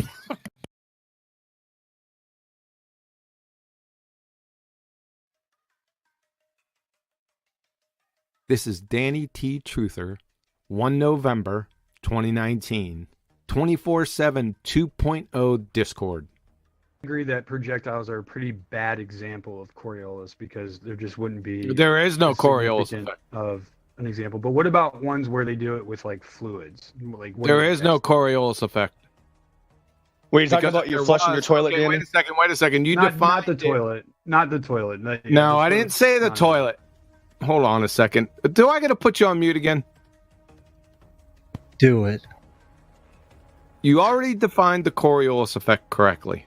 Well, kudos to you. You're the first baller that you must have been listening to that Nathan Oakley Hangouts for a while, so you got it. So, if that be the case, see, my argument isn't the Coriolis effect. My argument is the Coriolis causes, right? If the Coriolis causes are true, then a flight from North Carolina, Charlotte, to LA on the same latitude line, roughly, traveling at 500 miles per hour would take 1.5 hours straight flight. Why does it take 4.5? That's a good point. Am I on mute still? No. Okay. So when the airplane lifts off from the runway, it's let's say lifts off going 500 miles per hour, which it doesn't, but Let's say let's say, hold on a second. Let's say the runway is facing west. yeah. Okay. Okay. Exactly. Even simpler. Yeah. Okay. So if the Earth were spinning at 1,000 miles per hour, and it lifted off- 860. I'm sorry. Right. Sorry for interrupting you. At that latitude, it's 860 miles an hour. So at 860, so then it would be going 1,360. No, what? In a reference frame with respect to the Earth, in a reference frame that was outside of Earth. Wait a which second. no The one lives plane. Hold on a second. Takeoff speed is about 175 miles an hour. So the Earth is spinning from west to east at 860 miles an hour. Right. Right. Are you saying the plane is going backwards? Well, not on Earth. No. When it takes off? If it was No. conserving momentum, right? Right. Yeah. If it was conserving I got momentum. you by the balls. No. You're right. You're actually right. If you're conserving momentum and you were at a stationary point in space, which nobody is at, no, then yeah, you would see the airplane and the Earth passing you by, and the airplane's actually going. Yeah. Go ahead, say it. That would be correct. Say it. Well, it's no different. Okay. Can I give you an example? I know this is if I'm in a car. No. We're on my example. Say it. If the person is standing, if the person is in the the inertial reference frame. Hold on. I'm gonna have to fucking mute you. So, the Earth is spinning from west to east at 860 miles an hour. The plane is taking off directly west to its target in LA, and it's going 175 miles an hour. If it's conserving momentum, are you telling me the person in the inertial reference frame is seeing the plane going backwards? Yes. Ah! That's right. I know that, but you know that's the answer, though. Danny, Are you you're not thinking about reality. You're recording. Yeah. Beam me up, Scotty. So, are Beam me you up, Danny. still Oh my struggling?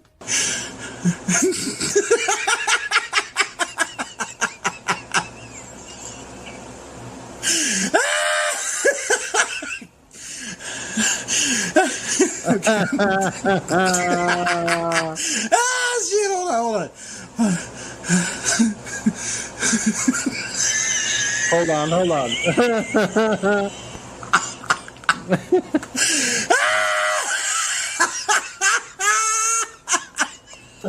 Whose laugh is that? I want to know whose laugh. Who is doing that? In laugh? review, what he's saying is you have two reference frames. He got that right.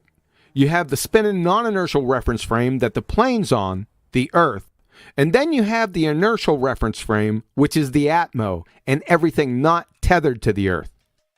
According to the spinning space monkeys, the Earth is rotating from west to east at 860 miles an hour on that latitude between Charlotte and Los Angeles, and the plane is on the runway facing west.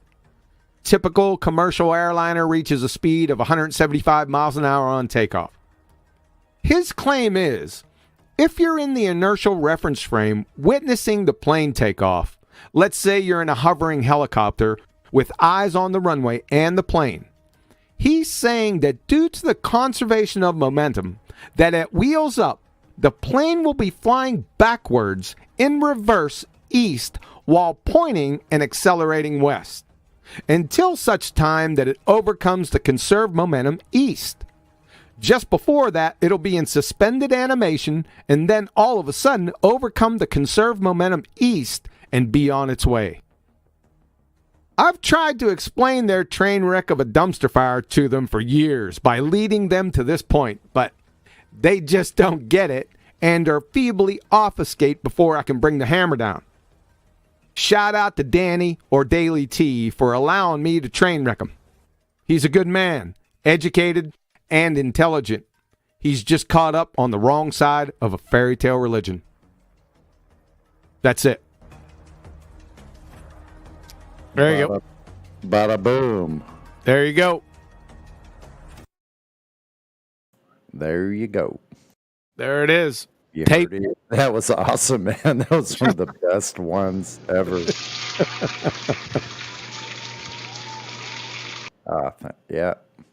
Cheers. Right here, 24/7. Yep. Fantastic.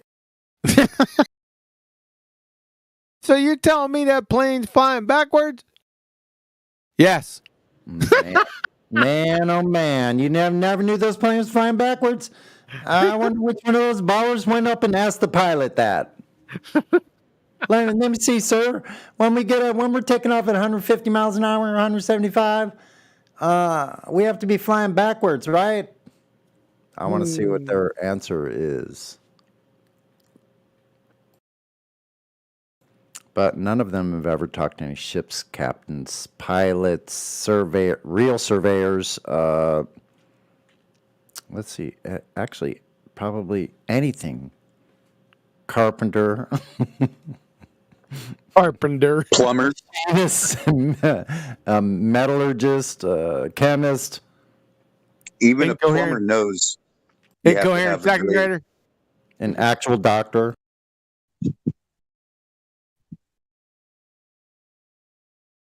You're not getting any better than that. Well, there are better ones in the Numpty Clips, but you go see the Numpty Clips, man. There's about 80 of them.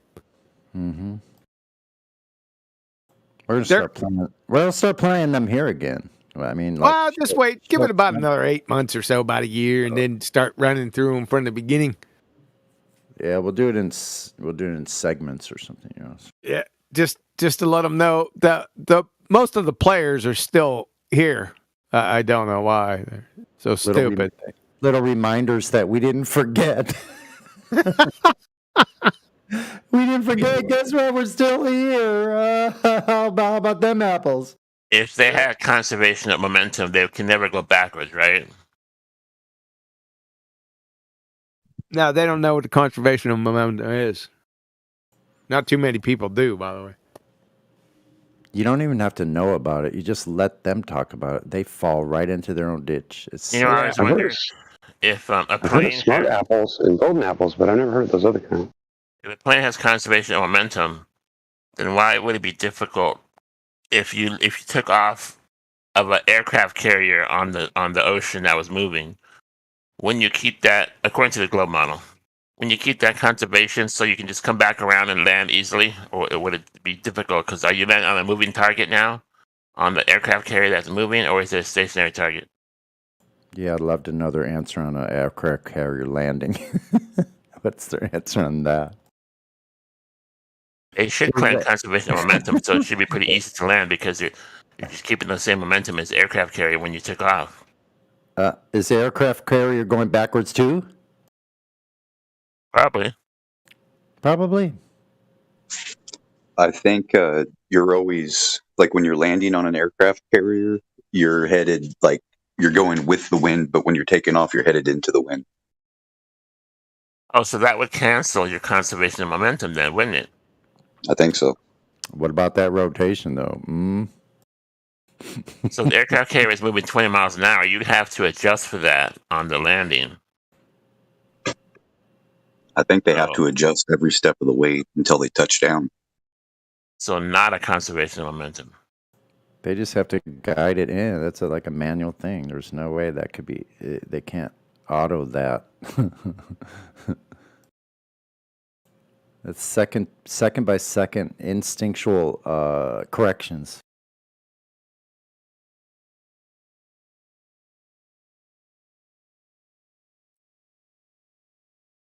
So how could somebody be doing that and it still be have all these wild rotations? I don't know. It's beyond belief that we even have to talk about it.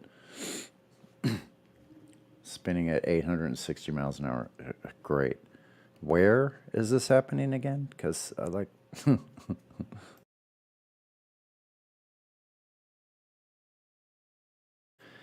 In Narnia.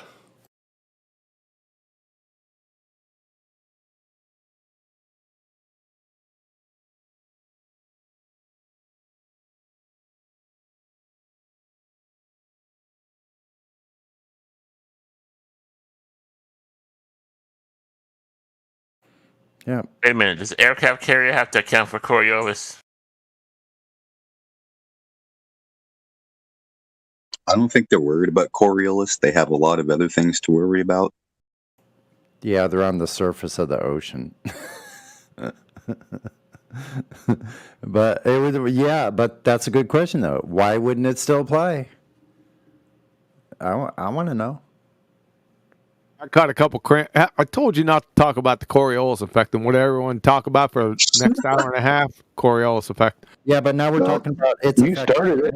on surface ships, ocean ships, ocean-going ships.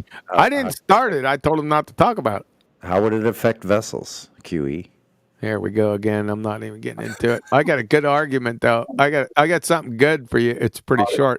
It's not taped or anything, but you need to check this out. I'll post it in live stream. It's just too short. I caught a couple. You made your point, though. What? You're right. You're right to stay away from it. I mean, I said you made your point. Yeah. Yep. Sure did. But now to the next argument. Check this out. This is real. You're gonna have it. This is really funny and it's really short, man. I'll put it in live stream. It's not audio. It's 2 slides. I just enjoyed poking QE. It's kind of fun. Because these numpty dipshits, I'll tell you, check this. You're not going to believe this. Watch what I do to them. It's called friendly ban. They're trying to get around closing the triangle for elevation angles, and I busted both. I mean, high-ranking baltards. Check this out.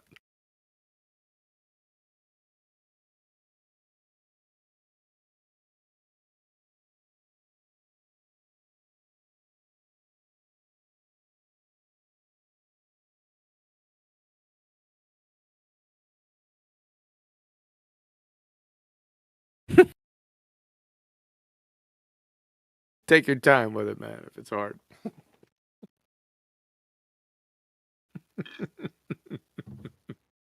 I'm going to go over this on my show tomorrow, man. It's going to be good. So, you're looking at they're trying to show elevation angles here. So, you got the angle SOH. You also got this fairy tale fucking line going up the Z from O, right? So, I asked him, where's the fucking right angle at? So, back to back, these two, but Ruhif, he thinks he's all that in a bag of chips. He's a retard. Then you got the new Sora liar, Protothad. He's the one that gave MC Booger Eater and Bob the pseudoscience fallacy fuckwit guy their sextant challenge, just to give you some history. So, I asked him, where's the fucking right angle at? So, Protothad, back to back. It's formed by the lines Z and H. It's right there. Okay. Ruhif. SOH is the elevation angle. So if that be the case, like I said, so if the 90-degree angle is formed by Z and H, and the elevation angle is SOH, then which fucking leg of the triangle is Z?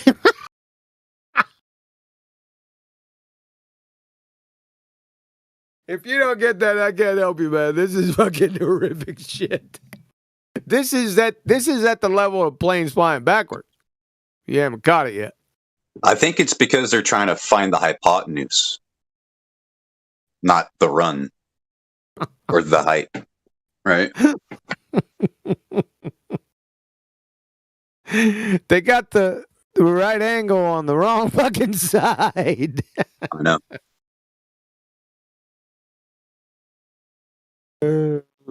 I guess I'm the only one that catches this. You guys graduate third grade geometry?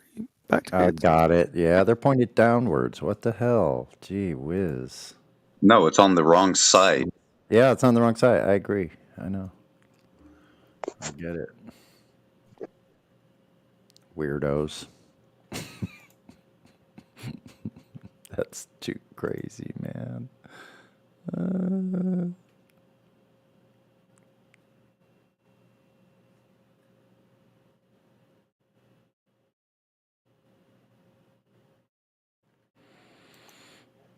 This looks like a dangling adjacent, if you ask me. Dangling adjacent. It's a dangling opposite, man. A dangling opposite. Okay. I stand corrected. I forgot to put that one in there. I gave him D, though. I think the answer is D.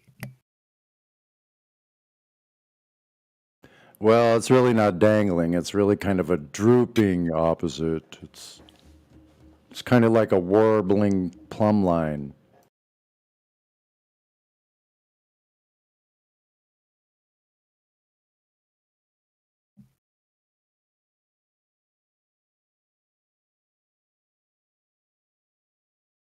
Because that's how people build buildings, right? With warped plumb lines. Is that right?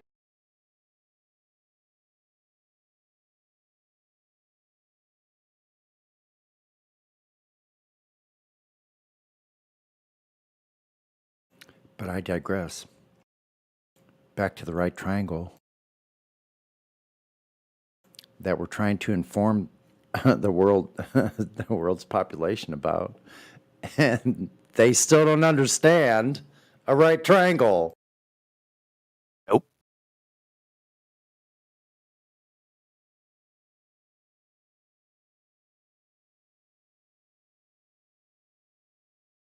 I mean, I could understand if we were talking about fractions, because fuck, I had a problem with that.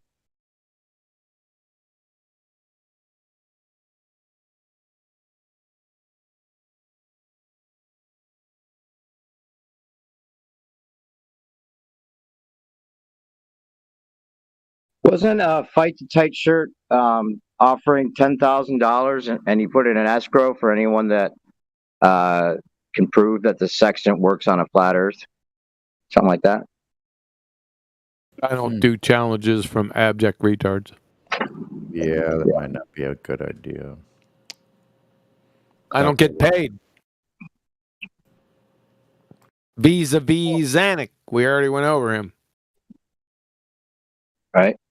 I don't, so fuck their challenges. They're dead right there. In escrow and everything, so that'd be interesting. I don't care about that guy at all, but ballers can't even think. They can't even concur with the existence of a sextant. That's how dumb these motherfuckers are. They can't even. It's a paradox against their religion. It's like Mao Zedong putting forth his thoughts on fucking soybean futures. Speaking of sextants, there was another interesting point that I didn't think about until I heard it the other day, that the baller side has no women, hardly at all, and none of them that are like, known to be like debaters, like heated debaters on their side. They have no women at the forefront whatsoever. Maybe Brenda is the best they got. Brenda.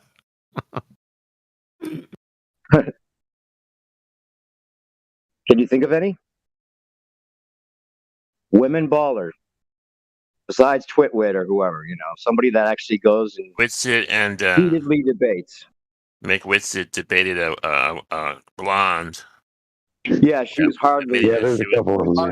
Energetically flat. She said it was energetically flat, which whatever that means. Yeah, she's the only one I could think of, as well as Michelle. She's not a debater, but some Michelle Fowler or whatever. There's nobody on their side. So, what does that tell you? That all women are flat earthers. Just some ballers don't get any. Intuitively, yeah. Ballers are gay. Ballers. Exactly. That could be one of the answers. Ballers are gay. Don't show up to a baller cookout. They should. All the hot dogs taste like shit. They should. they should ditch that gay Earth model. Oh, that was low.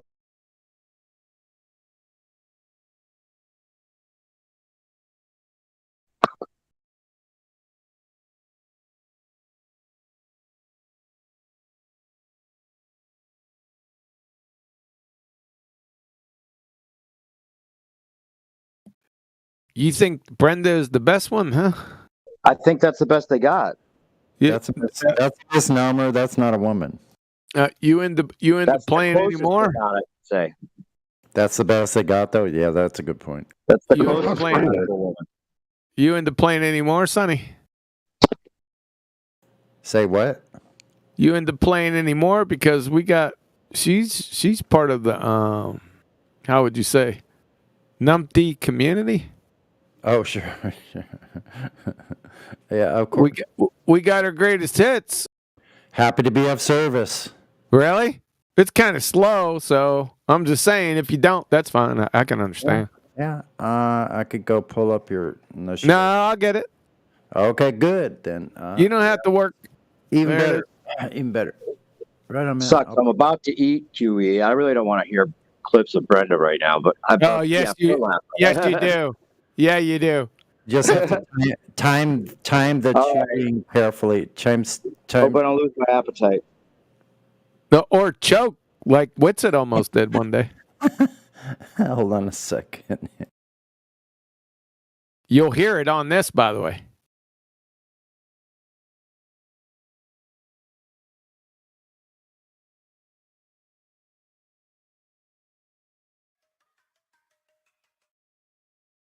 Good morning, Nathan.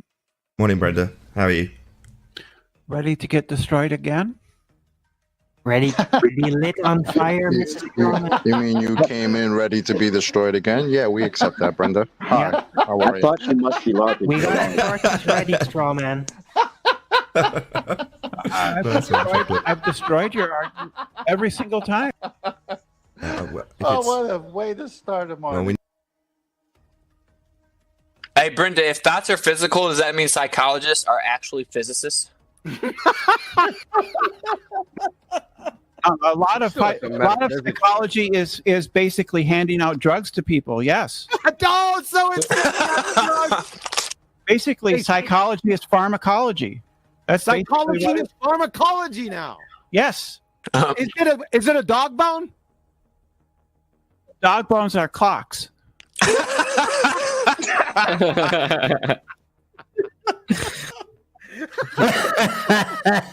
So if my so when we go to the butcher, I'm like joking, bro. You gotta chill. When we go to the butcher to get a dog bone, is he also like a watchmaker or like I don't know? Is that? I almost died for a second, dude. I was eating, bro. You gotta chill, Brenda. Seriously, get away from chips, dude. Chips and sauce is a bad mix with Brenda. You know the hole in a donut? That's space-time. You're a moron. No, that's true. You're the a moron. Hole Shut up. In a donut. Shut up. Don't is say anything space-time. else. Don't make me remove you. Shut up. You've got nothing more to add. You're a Hole moron. in the donut, I couldn't Brenda. care less. Wow. You're a moron. Don't The add hole anything in more. the hole in a donut. Shut The up. hole I in don't want to Swiss have cheese. to eject you. Space-time. If you want to continue spouting shite about holes in donuts, I'm going to kick you out. Last chance. Shut up. Any evidence? No, I thought you were about debate. I thought you were about You fair can fuck off debate. right now. You can fuck off. I was asking a new question. Now you don't get to take part. That's your problem. Stupid donut idiot. Donut hole is space-time. What a complete moron. After 5 long years, the globe-tards spinning space monkeys finally give us the globe Earth model. Globe Earth model. The globe Earth model is that it's a globe. The globe Earth model is that the Earth is a globe.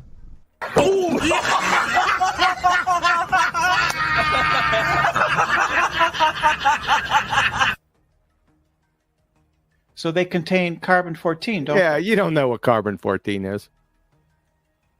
I don't? No, you don't. It's an isotope of carbon. It's an isotope of what? Carbon. What's an isotope? It's a different it's a different number of electrons.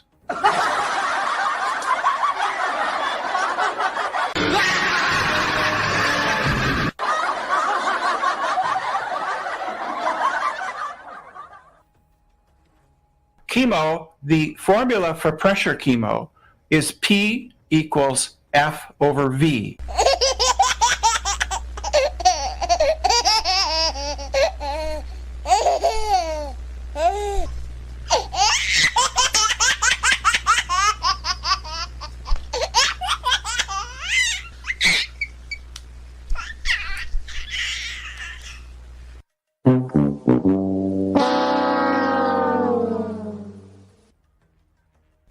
No, Brenda. It's conceptual, mathematical, invented by Einstein. Not real, not physical, not tangible. A concept! You can measure a thing's length and breadth, and it persists Just in kick her time. out. Therefore, you're measuring its time. That's how Really? time is measured, by persistence. How much time is By there? persistence, How much it's time? duration. How much time is there in a cubic meter, please, Brenda? Cubic meter is space, not time. Sorry, you just told me when I run a ruler down something, time and space are factors I would be considering because you told me to, because you reified those concepts. Now I'm asking you, given that you've told me specifically only 2 minutes ago that when measuring something, I will be factoring in space and time, according to you, you religious fundy zealot, how much time is in a cubic meter? As much time as it takes you to measure it, because it doesn't blink out of existence. So how much time there is in a cubic meter depends on how good you are with a tape measure. You're a fool. No, You're a complete retard. That's not what I said. That's what you just said. How long it takes you to measure it. So how swift I am with a tape measure is dictatorial to how much space time there is in a cubic meter. You're insane. The object you're measuring persists in time, does it not? Sorry, how much time is there in that cubic meter? Yes or no? If I measure my table, it persists in time. And how much time is there in the volume of your table? That's a non sequitur. No shit! It's a fucking concept, you daft bitch! No fucking shit, it's a non sequitur. It's nonsensical because time's a concept and space-time has been reified by you batshit crazy idiots. So yeah, it's non sequitur, as the penny finally dropped, you stupid idiot. I can measure the time portion of a table by measuring. Go on then. Go on then. You can measure the time. Get someone write that down as a quote. I can measure the time proportion of a table. How much time is there in a table? You complete moron. Don't worry. You never cease to deliver better and better idiot quotes, Brenda. Better and better stupidity every time you come here. That. I can measure the amount of time in a table. Yes, I can. You complete retard. Do you have any idea how stupid you sound? You're just beyond stupid, Brenda. It's almost painful listening to you. By noting that the table persists in time. I am Time's measuring a concept. its time. Time's a concept. Time is a concept. So what? Because it persists in your reification of time? What? And the qualification you'll give with a clock and its cogs moving? It's a concept. So let me explain this. So if I say the table is in the kitchen and how it's been there for 3 days, I can give you the spatial component, which is length, breadth, and height, and the time component, which it's been there for 3 days. What, you That's how you measure arbitrarily space. assigned how much it's spent in your kitchen rather than Home Depot? And that's how much space time it's got? You complete moron. You think that your arbitrary assignment of its time value is how much space time it's got? You thick. Like, literally, you're telling us how you square the circle by acquiring a table, and then the length of time it spends in your vicinity is its quantity of space-time based on its physical dimensions and duration in your presence. You complete retard. That's what science is, Nathan. It's Oh my God. Science is the establishment of cause and effect based on naturally observed phenomena. It's not how much bloody Brenda time there is in a table based on how much time it's spent in her kitchen. This is nonsense. That's not science, you total moron. You're just insulting us. That's why teaching your children flat Earth is. That's why being a globehead retard is definitely detrimental for your children. How dare she thou spew that us explaining to her that time's a concept about half a dozen different times, and her telling us that she can qualify how much space-time there is in a table is a justification for telling us that we abuse our children when we explain what level means. No, Brenda, never have children, because it's not going to work out well for them with you telling them that a shoe is a phenomena. Yeah, you would be abusing your children by telling them that science is telling them that a phenomena is a shoe, or that you can qualify how much time there is in a table by how much time it's spent in your kitchen. Don't abuse children by ever talking them to them about anything ever, Brenda. You just by talking to children would be abuse. Correct. I thought it was to describe particles just coming in and out of existence from nowhere. And you're still Well, that is something that does happen, yes.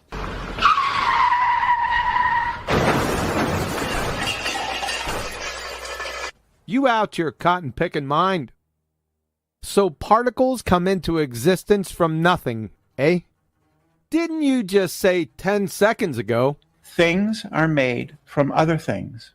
So how can things be made from other things and, at the same time, have things, particles, made from nothing, as in no thing, and not bludgeon the law of non-contradiction into a bloody pulp? Por favor. Number 1, law of non-contradiction violation, that is, a paradox. Number 2, apparently now your statement, it isn't hard to understand, is hard for you to understand. And finally, you are now in direct contradiction with the first law of thermodynamics. How's that feel? Forgive me, but you're somewhat of a cluster on a second grade coherency level. Let's put another shrimp on the barbie. We can prove experimentally. What do you mean? Wow, man. You just stepped right in it, numpty. Science doesn't prove things. Uh-oh! We can prove experimentally. I'm sorry, that's a little bit of word games. I will not accept that science proves things because scientists will stand up all day long and say, no, I'm sorry, we don't prove things. Uh-oh! We can prove experimentally.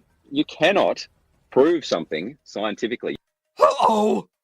Can't you numpty dipshit Baltard spinning space monkeys at least make it a little difficult for incoherent second graders to pummel your dumbasses? Don't you have, like, Be Kind to Dumb Animal Week conventions or something? At least get within 85 degrees consistency with your collective dumpster fire message so that the little Lebowski urban achievers can't flamethrow you in between iterations of Candy Crush? Is that too much to ask? Currently, it's easier shooting pregnant hippos in a fishbowl.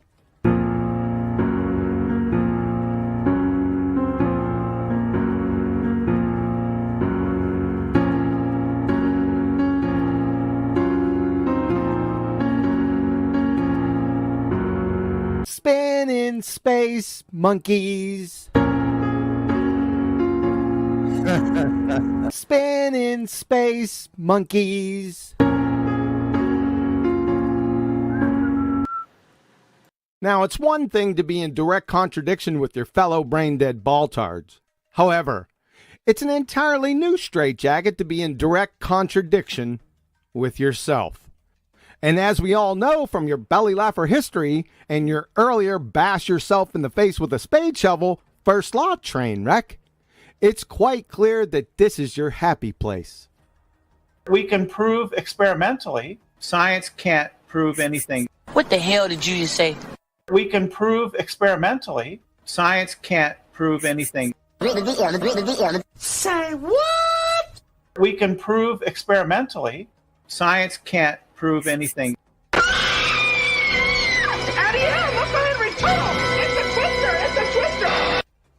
If you don't realise how retarded you seem, carry on giving us your hypothesis for shoe, you absolute bonehead.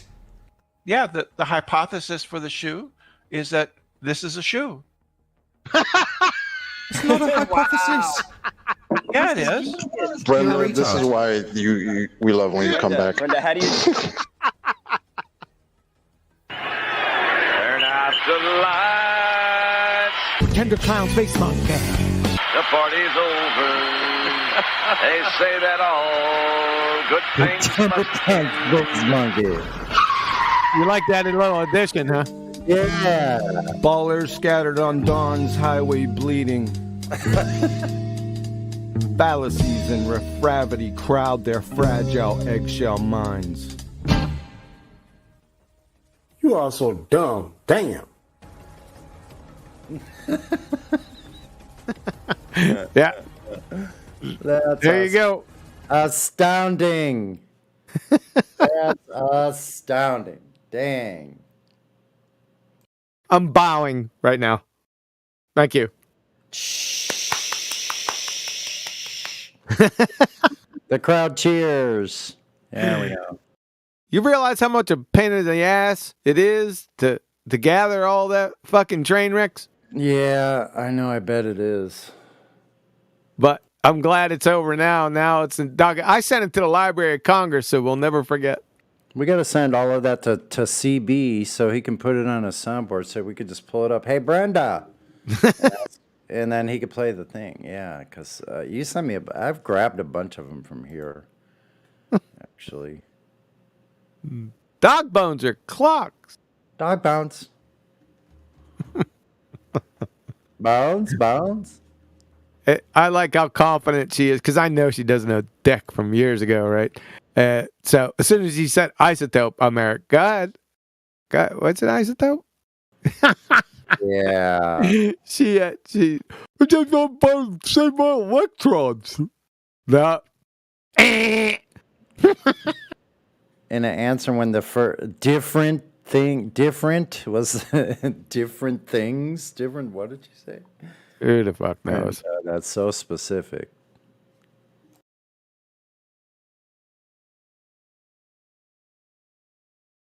All right, enough with the numpty clips for tonight.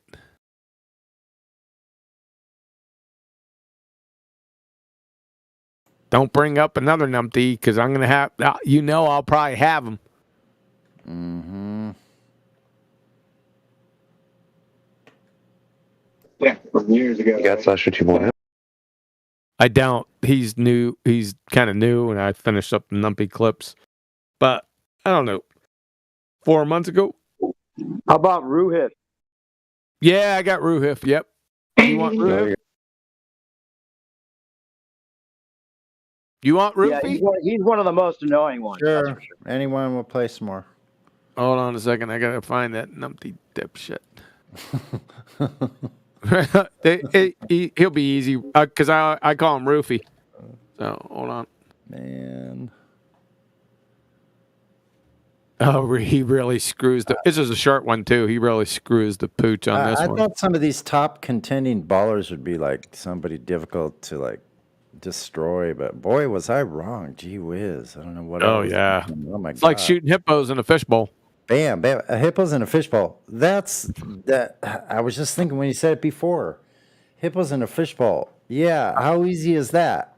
But out on the hippo, like I wonder if a hippo feels that when they sit on the fishbowl. I mischaracterized that. I said pregnant hippos in a fishbowl. I think you're going to have some container problems. There you go. Wait, what? Wait, what? Container malfunction. I said it's easier to jack up baltards than shooting hippos in a fishbowl, and it's pregnant ones. Go ahead, there's Rupee. He's a certifiable dumb fuck. Coming right up. 1 second here. Make sure I got the right one. Rufy the numpty from down under.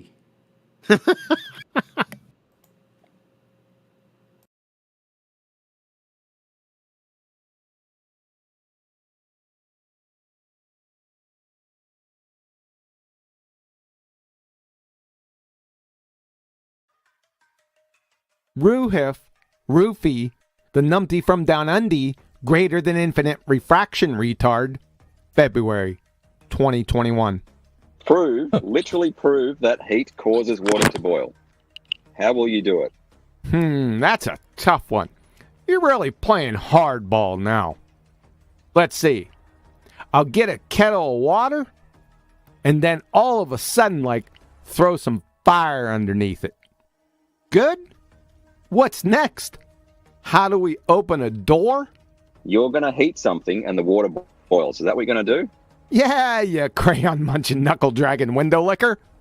It's not supernatural, you bozo. How long is this going to take? Right, so if heat causes water to boil, and if I apply heat, it will cause the water to boil. Well done, you've just affirmed the consequent. Well done. Affirm the consequent. Fallacy. What in the great googly moogly are you talking about, dude?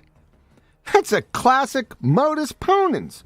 You said, if heat causes water to boil, and if I apply heat, it will cause the water to boil.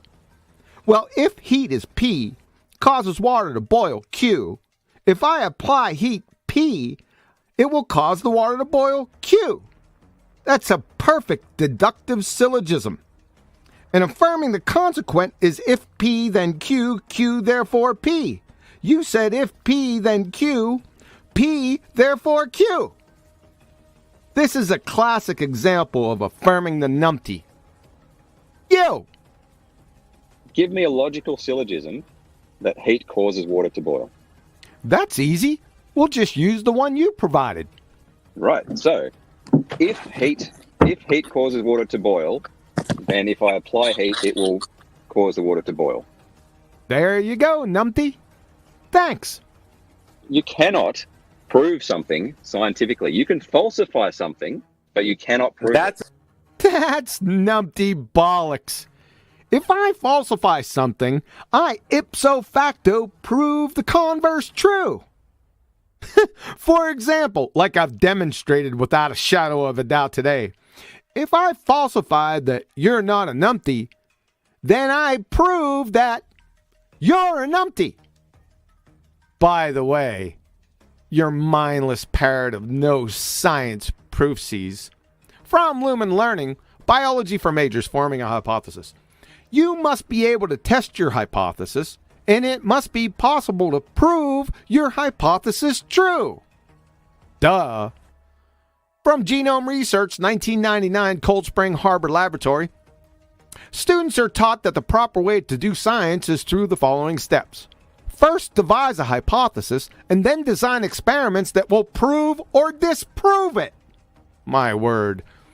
From Anne-Marie Helmenstein, PhD, Biomedical Sciences, requirements for a testable hypothesis. In order to be considered testable, 2 criteria must be met. It must be possible to prove the hypothesis is true, and it must be possible to prove the hypothesis is false. Duh. Let's wrap your dumpster fire up with Dr. Craig Venter, the geneticist of geneticists, Celera Genomics, National Institutes of Health. You know, there's some things we can do in science in terms of proving certain things in life we discover. Duh. By the way.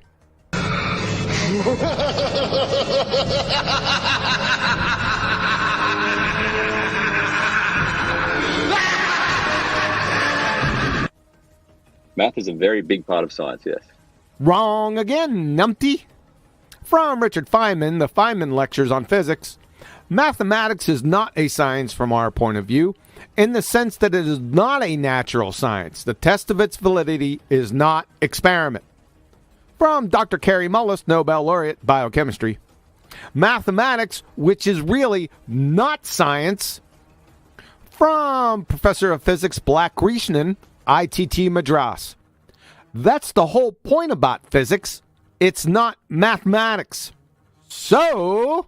Turn out the lights, the party's over. They say that all good things must end. Call it a night, the party's over.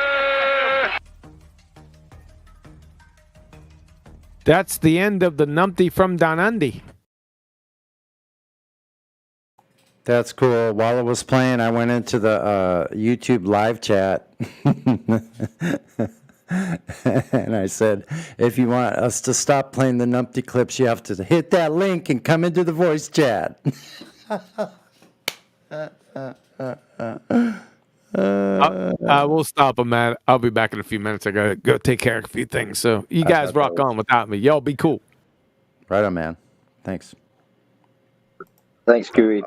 That's hilarious, man. Then they started spamming me right away. The AIs caught on to me so quick.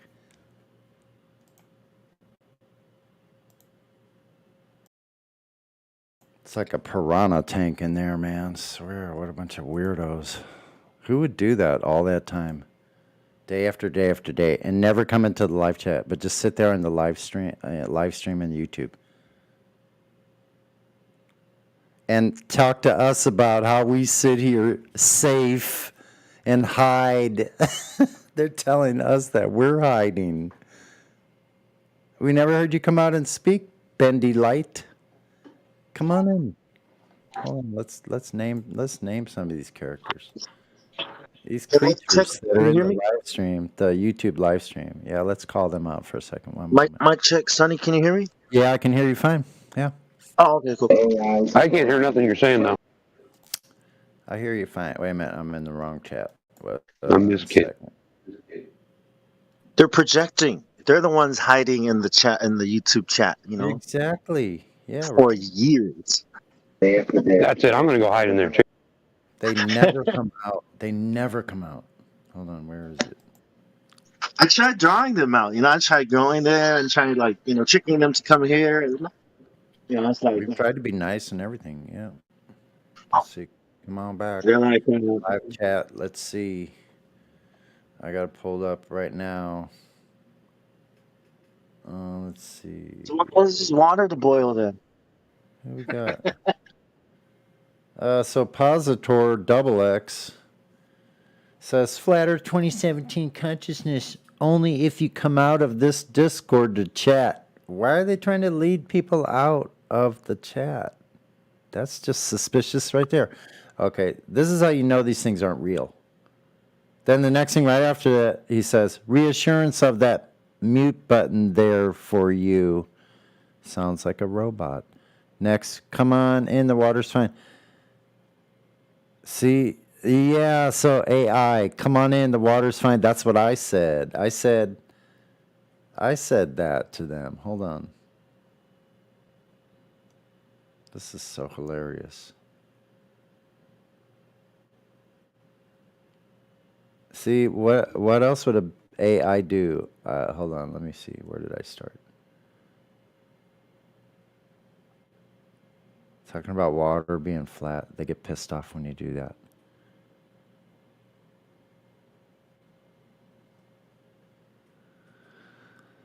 How many people are watching, Sonny? Let's see. How many are watching right now?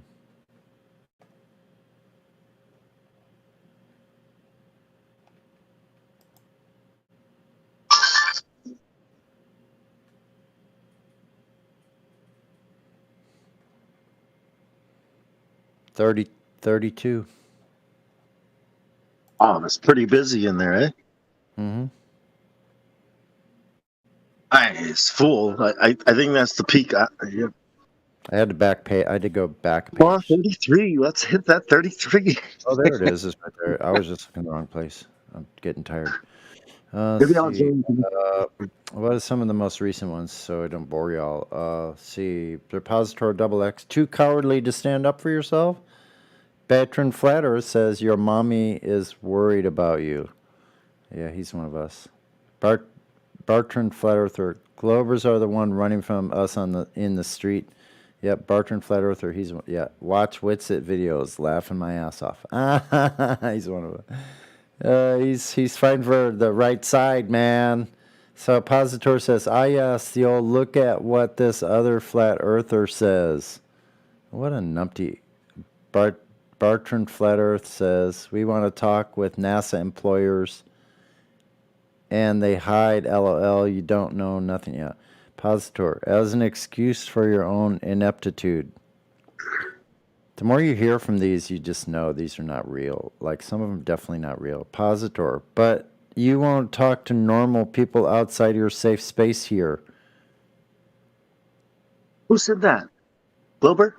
Positor, yeah. Is it Glober?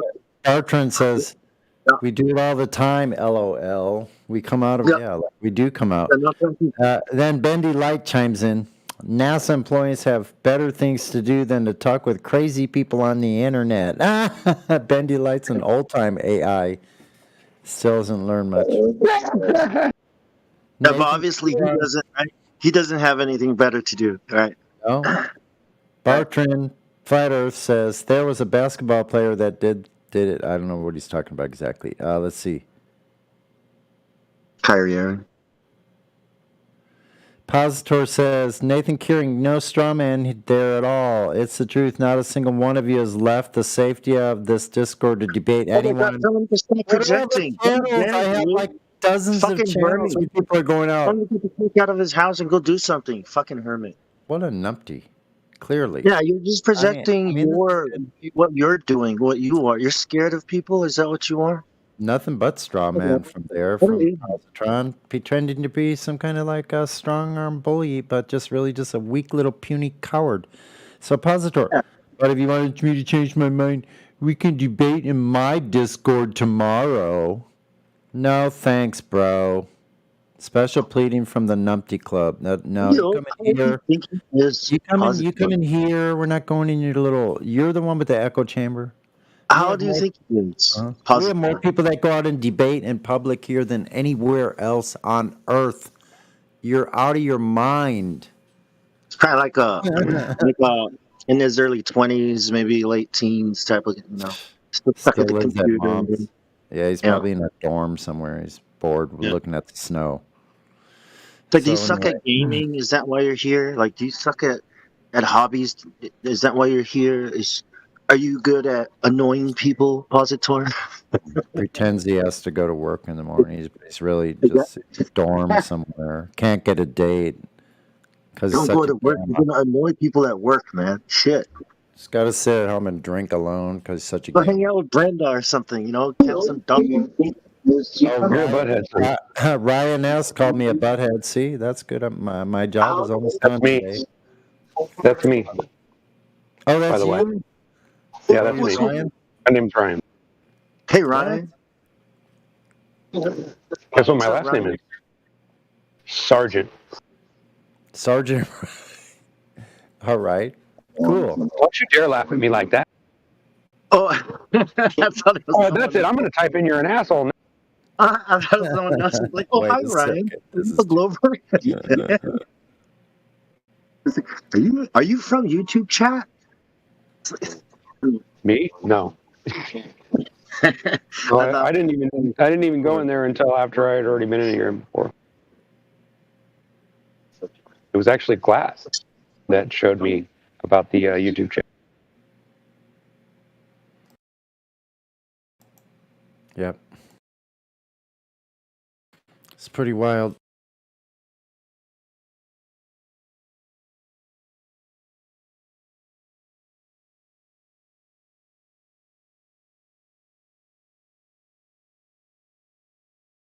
Yep. So in the live chat out there, YouTube land, come on in and tell Sonny he's a butthead right to his face in person. I'll be here waiting. Yeah, me too. Tell me to my face. Yeah. I'd be glad to hear it. Do me to my face, okay? Yeah. Right in the face. Let's hear it. Don't you forget to show me face. Believe me, I can take it. It's no problem, and I won't hold it personal. Yeah, when they say my face punched his fist, right? Like, When you get completely damaged. Why do you punch my fist with your face? What is wrong with his face? Yeah, right here. Does anyone like smoking with papers instead of a pipe? For some reason, I just don't like pipes. They all taste bad. Never mind. I digress. Yes. So, getting back to yes. Getting back I to tried vaping. The bong has the water in it that I like that part. Smooths it out. Yeah, put some ice in there, and it's like. No, it's okay for a while, but eventually, then it starts tasting bad too, and I have to clean it out too often. Oh yeah. Anyway, these are first class kind of problems, though. So I'm not. What do they call it? First world problems. First world problems, whatever that is. Whatever that means, yeah. No such thing as a first world anymore because apparently I used to live here, and I look around, it ain't here. Like new world order problems, right? Like it's like the first world, like first, yeah, forget it. America world problems. Western world problems, right? Is that right? No. I just assume they're just they're just trying to make the entire all America just complete desolate ghetto that is going it's not really a first world problem, man. If you think about it, third world worlds love smoking weed, and they also have the same problem. It's like, we need. Yeah, I got this new bong from America. Yeah, I think it's gonna be better.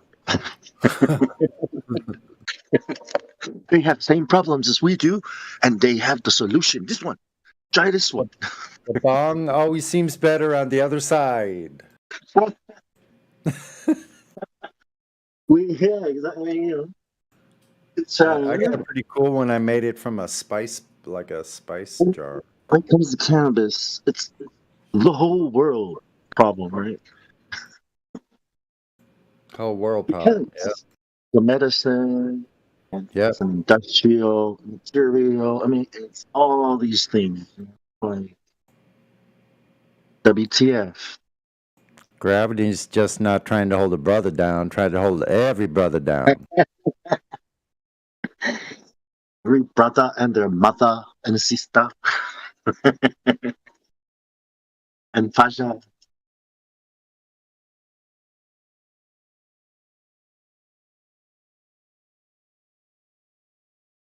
I don't let gravity bring me down. That's, when I became a flat earther, that was my theme. It's like, no more coming down, bro. By gravity, I'm floating off into space.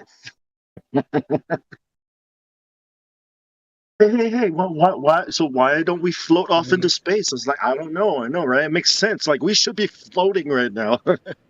No more letting gravity bring me down. Fucking gravity, bro. Goddamn globe. Bringing people down. People want to go up to heaven and space, but fucking gravity, man. Wish I was a fish. We didn't have that problem, right? So we got adults that are coming here and try to explain to us the globe when basically they only saw it in a classroom somewhere in the 3rd grade on the teacher's desk. Interesting.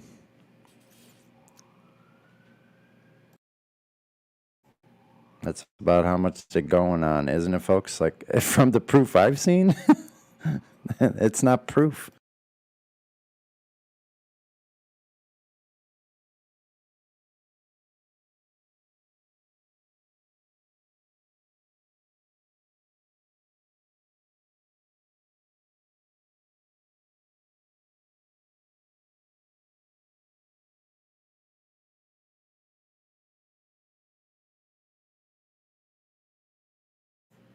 As in ruled out in the flat earth court. Hear ye, all come to order. Welcome to the flat earth court.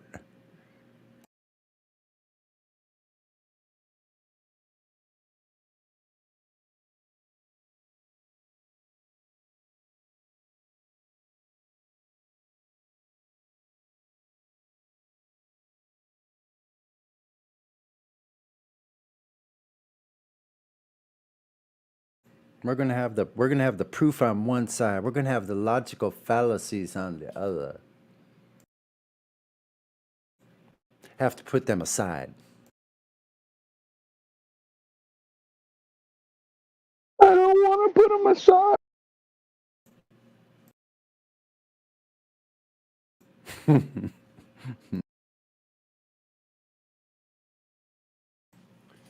I'd like to hear CB do another tune about the flat earth court.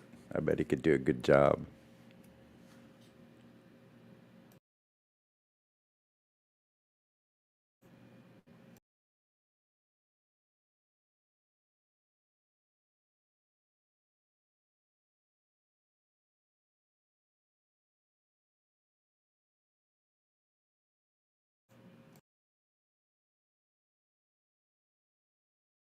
What'd he say? I said, I'd like to hear CB do a song on the flat earth court. I see. Or about the flat earth court. All come to order.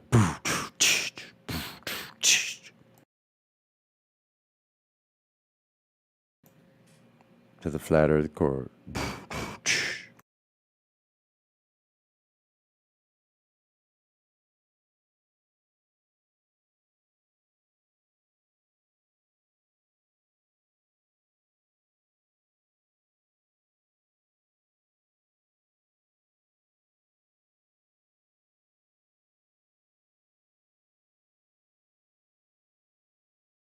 The one, the only.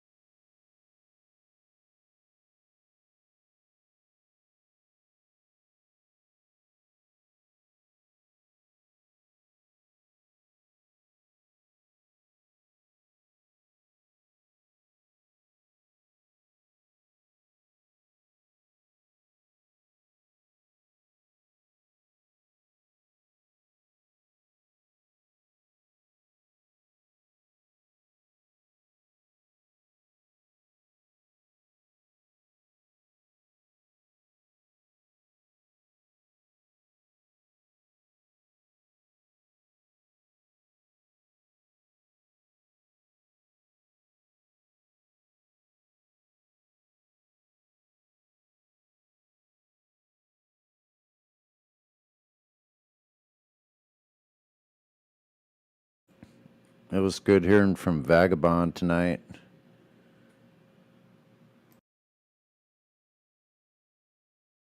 Has he been gone for a while?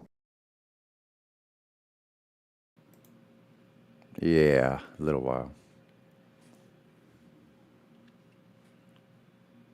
Well, I hadn't heard him on here in quite a little while. Yeah.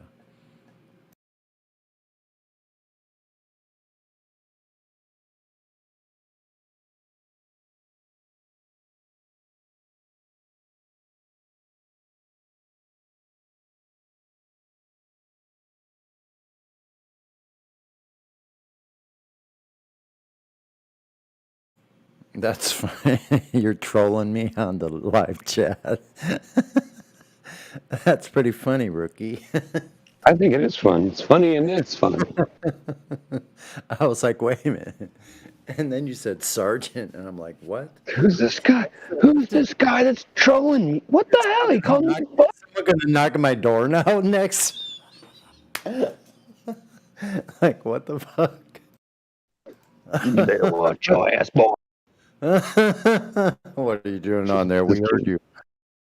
I'm gonna get you, boy. Right. I didn't say nothing.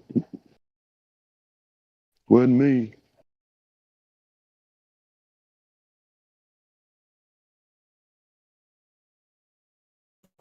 Yeah, I don't know. It's funny how I gotta finish watching the rest of that series, the dead internet theory, right? I don't think it's a theory at all. It seems to be like more true than not, but I gotta finish that.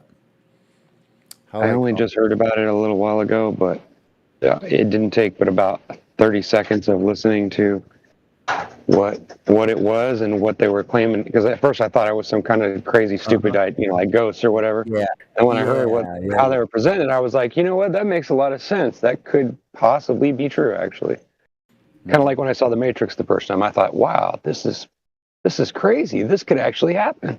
Well, then when I started digging up links and stuff, I get to, and right then and there, I started finding half the links I looked for were non-existent.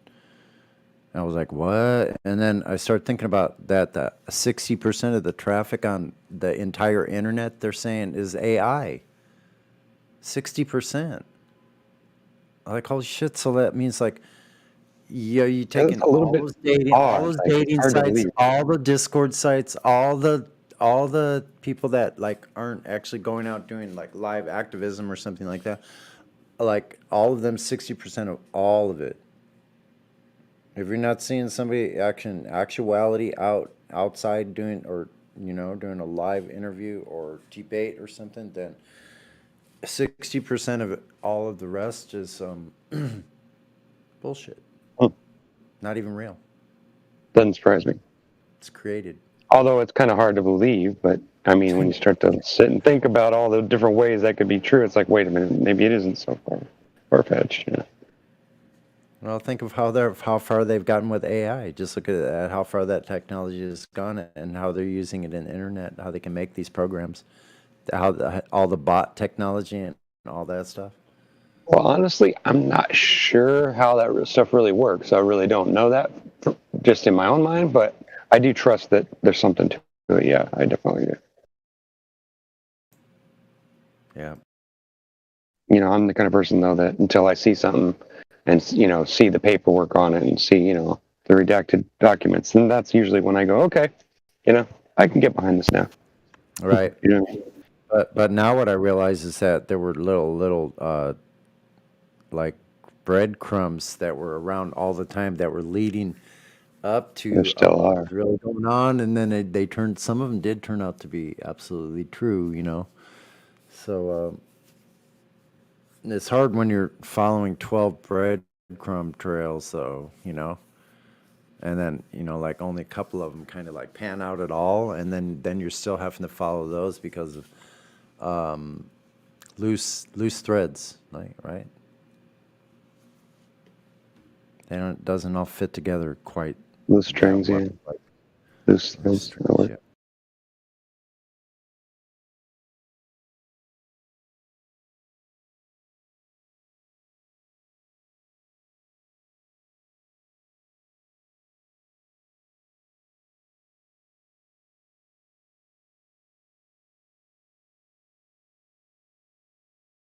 I'm the kind of person that can find stuff that'll even scare flat earthers away. Yeah, I believe it. Yeah, yeah, me too. Well, I just can't help it. I have an open mind, and I research just about anything that seems interesting. It seems, plausible. I usually will look into it somewhat, and then, I can't help it. It's just curiosity gets me. Yeah.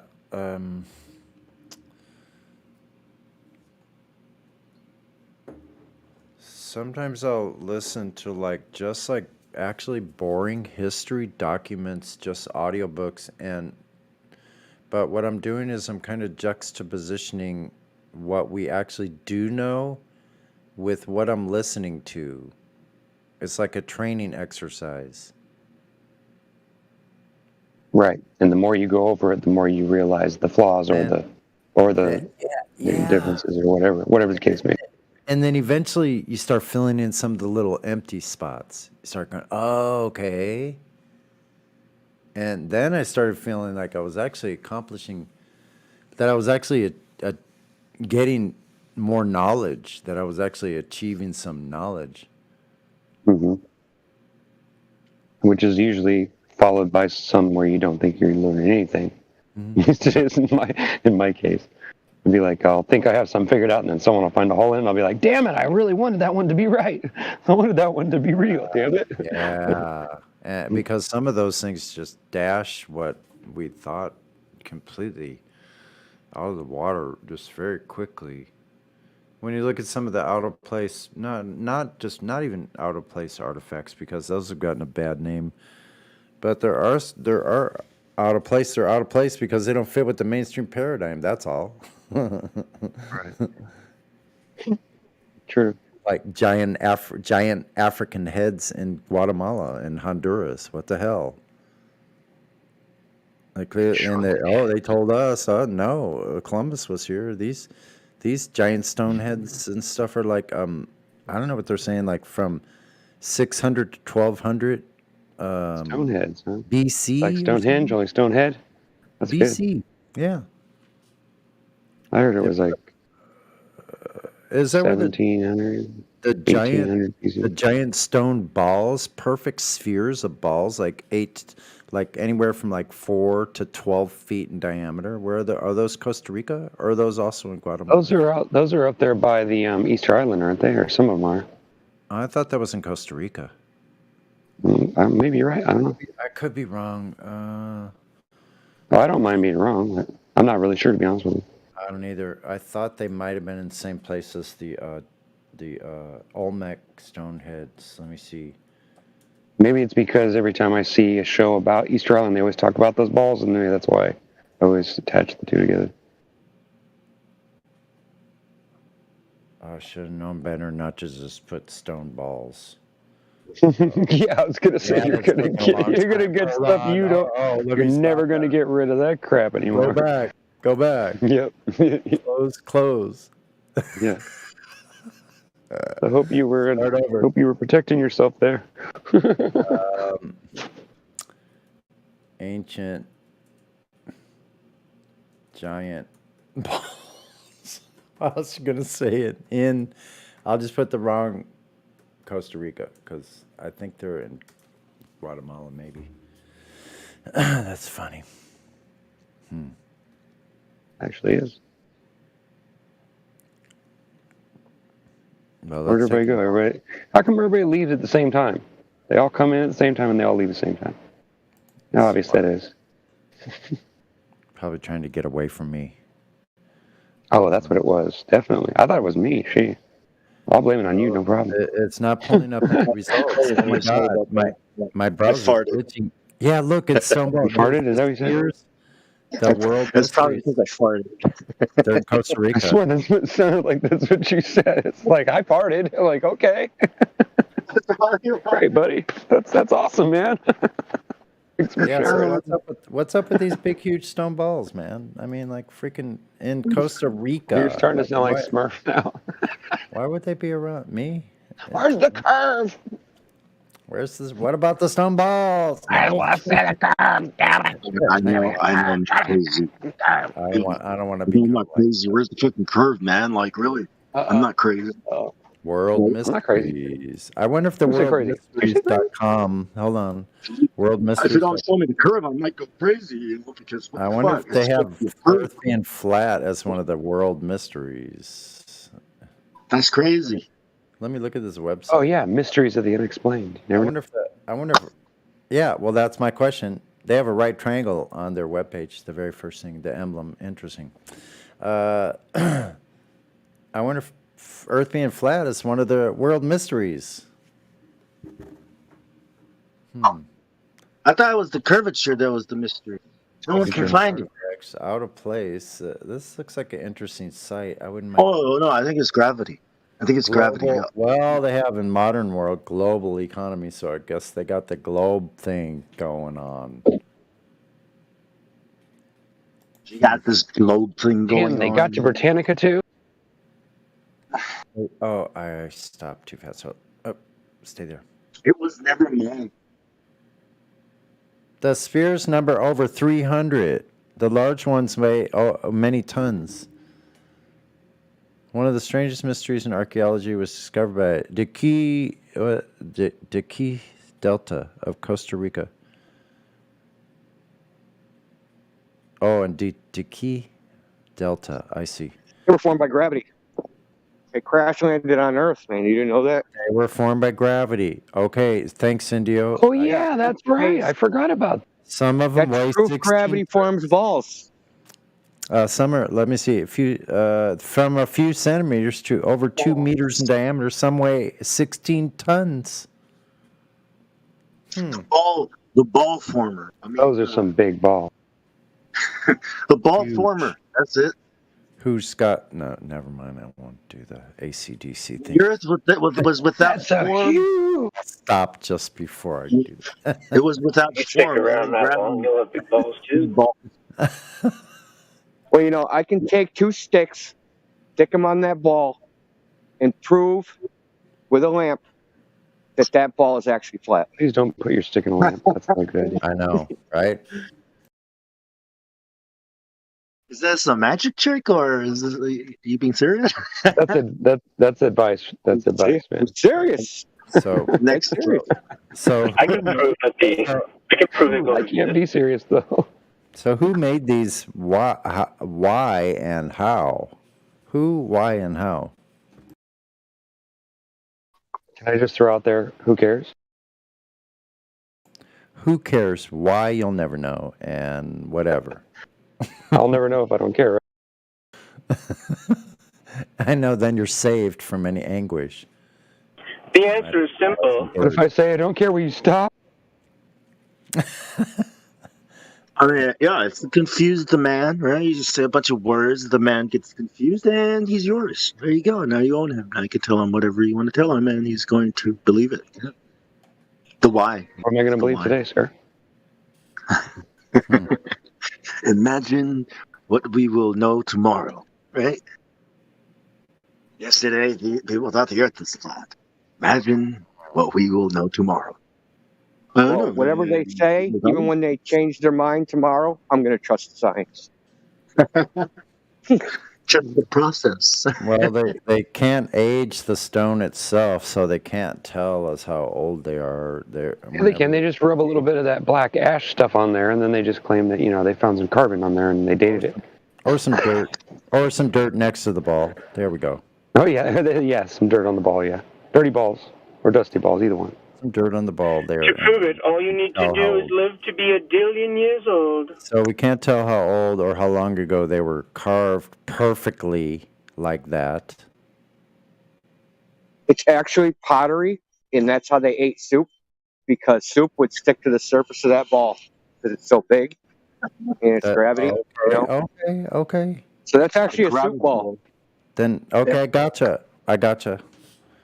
Some parts of the globe are fond of that type of eating utensil. They should be little globes that you eat off of. So I poured the soup was an amazing invention. You want me to pour the soup on the ball? They could be just floating around your dinner table. Why aren't they floating around? No, you float your balls in the soup, not. But why not put it inside the ball, like a bowl? Like, I don't get it, right? I want to show you gravity. Let me eat my soup first in the bowl, all right? Then you can show it. Science proved balls do not exist. Science denier. Ma'am, there's a fly on my ball. It tickles.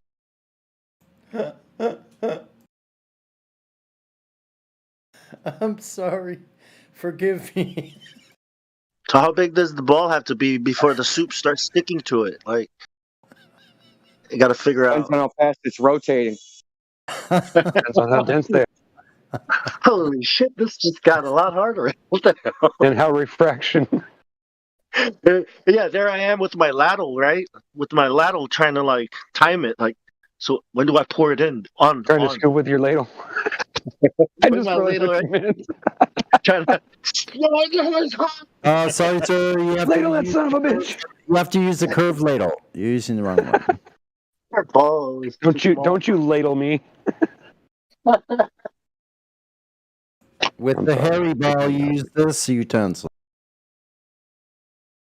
Like, It's got holes for the hair. Do you guys know the oceans are like a basin? No, it's not. But it is. Oh, no, it's not. My ocean's not basic. How dare you? Now we're driving everybody out of the live chat. It's kind of a normal. It's a normal. They were already gone anyway. We think. Regular purge that happens every now and then. I know they prefer. If we were drunk and we were talking about suicide and whatever, then I'm sure they'd be interested. They'd be fine. We want to talk about the elephant in the room. Okay. Okay, hold on.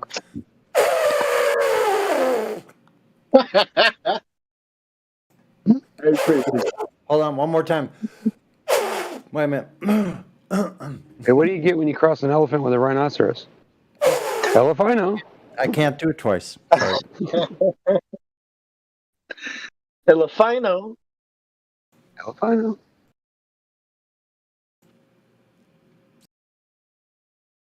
Yes. You don't want to talk about your globe. I know it's hard, right? It's hard. I don't have We only any. talk about her on Thursdays. Why not? Because you don't have any evidence for it. Why not? Because it's a fate. Because you're afraid to say it. It's Monday. Call in Tuesday morning. Say I ain't gonna work on the globe no more.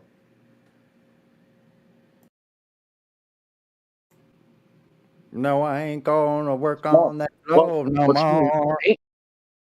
What's wrong? Look at it. What, you don't want to look at it? Look at it. Right? Grab their face like, look at I don't want to look at it. That's your globe. It's flat. Look at it. Don't make me, Daddy. Don't make me. Work for peanuts while I sweep the master's floor. I ain't gonna work on that globe. No, anything but that. Anything but that.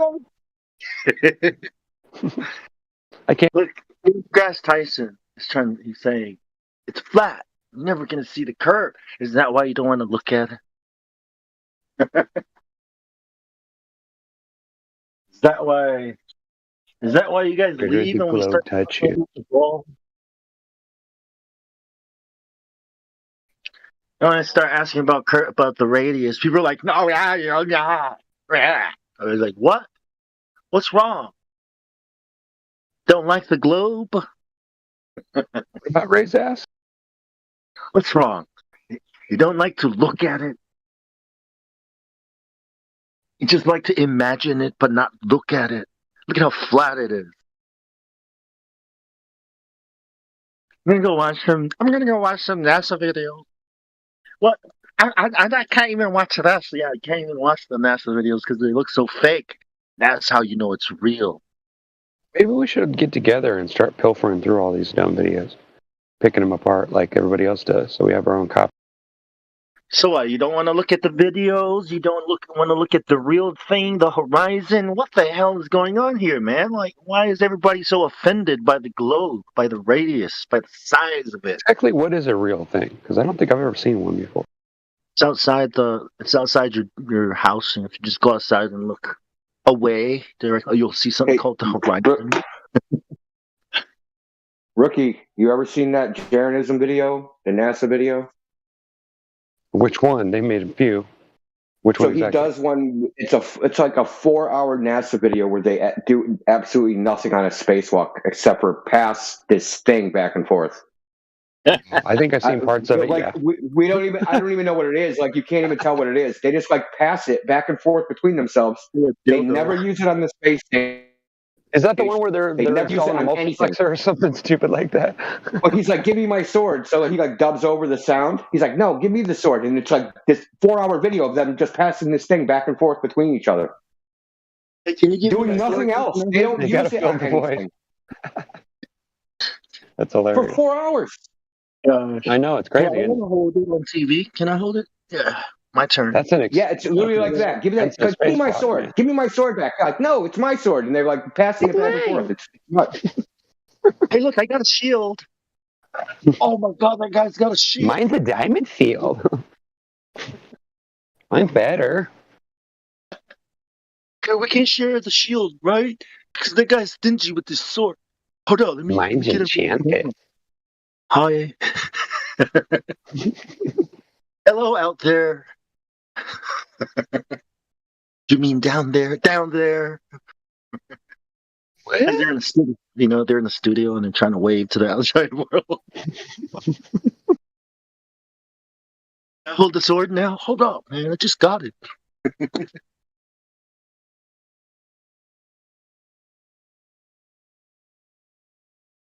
Yeah, they don't even want to look at videos. Yeah.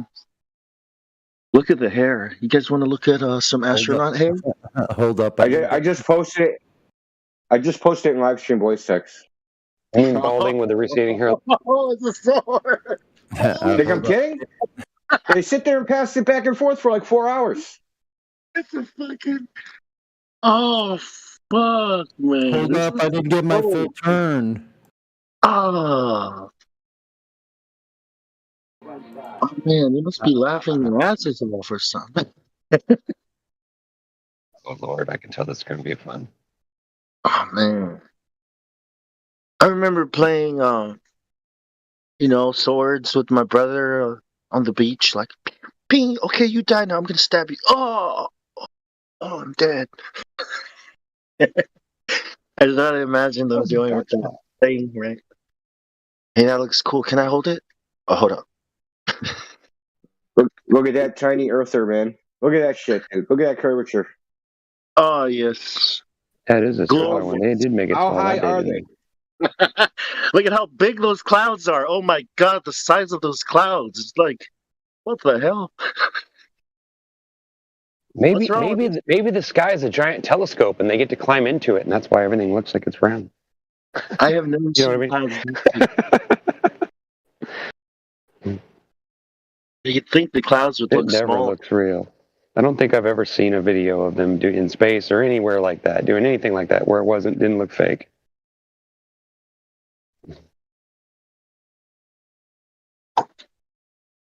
Bertha and Boris, oh, those are great names.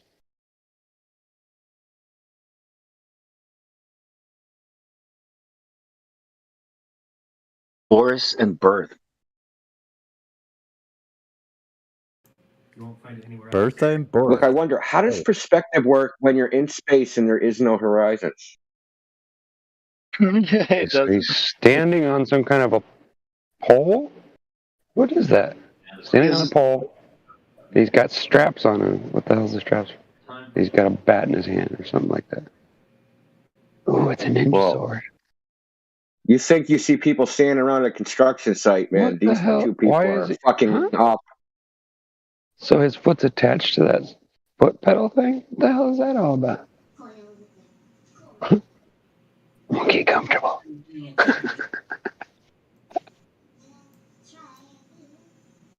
Take a nap. You're taking The earth turning looks so phony. It's just so bad.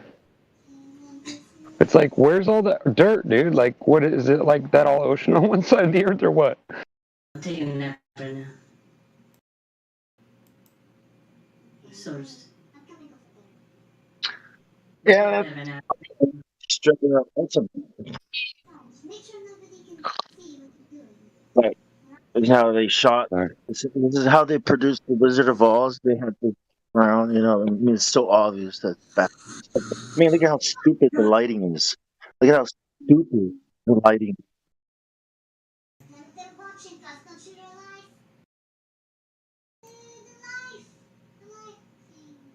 Have they seen my sword? That's the problem, man. I don't understand. You have a problem with my sword? Well, I guess it's real because it looks so fake and bullshit. Yeah. I'll fall asleep for now. Look at how stupid those clouds are moving in the back. That thingy in the back is moving. I've seen better effects though, right? But that's how you know it's real.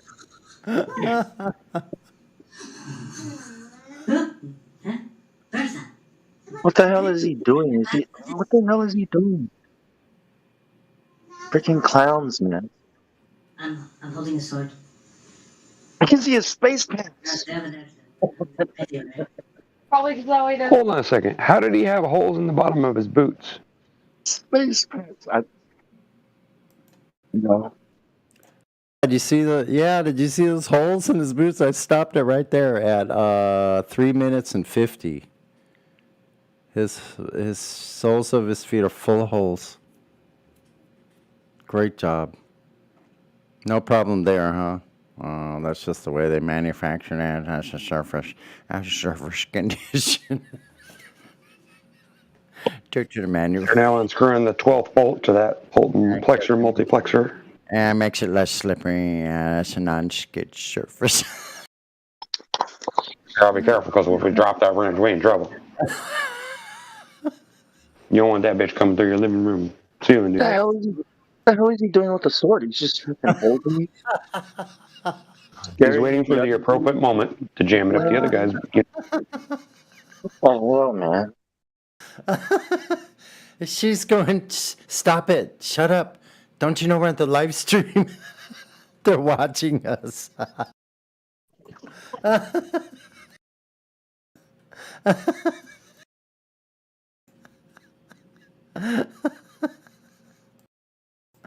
Oh, man, I better drink some tea.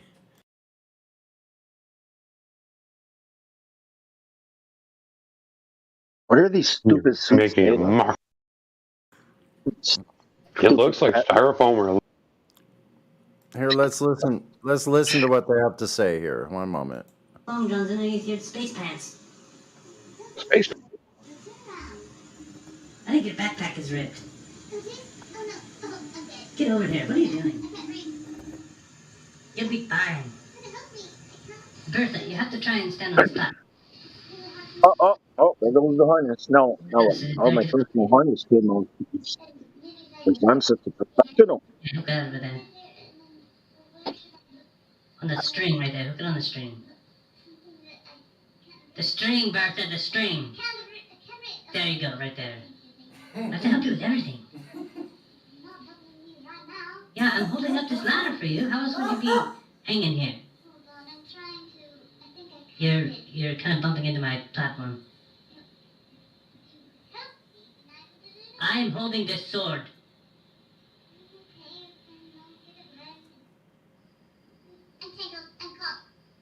You're fine. You're stressing out for no reason. Relax. What's up with the space block? Get away. You need to store it. So difficult. No. I'm gonna take another nap then. I'll take another nap. What, you said they're watching? You are the worst spacewalker ever. Oh, live stream. Okay. You bumped the camera. Oh, I dropped my sword. You should come over here now. You're making a mockery of this whole spacewalk. Yeah, I'm holding a sword. Looks like styrofoam, man.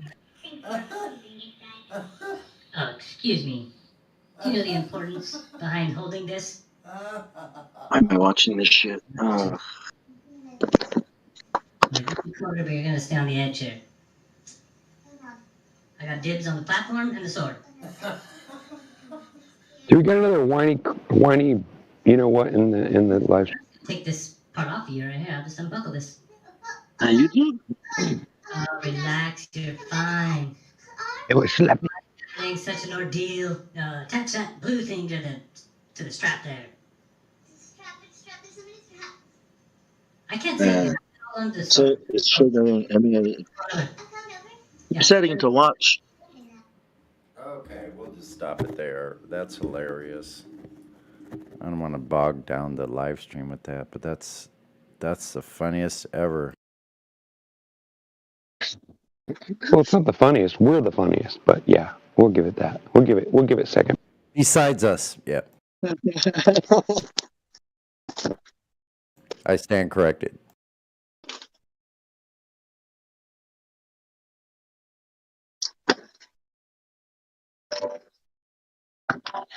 Those guys really do look like clowns up there, right? In their fake ass space fucking vacuum that doesn't do shit.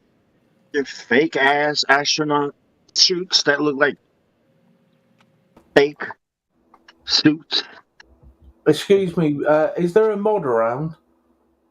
Yes. What's up? Somebody's posting malware everywhere. His name's Captain Caveman. He's posting it in the chill and in the movie text. What an ass. Delete Get his ass. right now.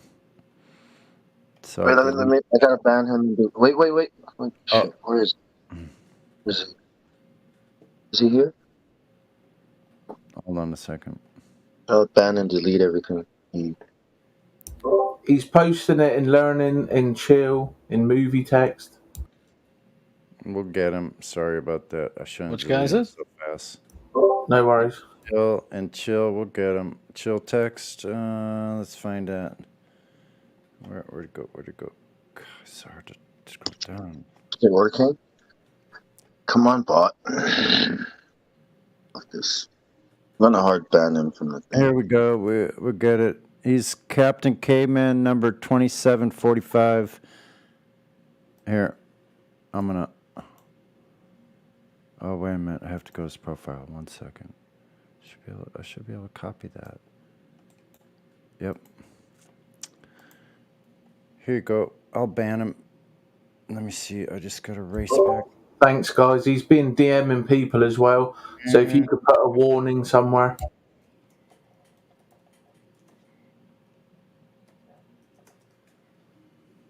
What a bastard. Yeah, it's a good idea. Post that in the locker room too, in case Wait a second. people don't normally look. That didn't take it off. Hold on. No, let me try this. You got him? Yeah. Is it gone? No. Did it come off? Did it delete it? Stuff? No, it said enter valid username. So hold on. I gotta go back. Oh, I got rid of him. Okay, there you go. You did? Okay, cool, man.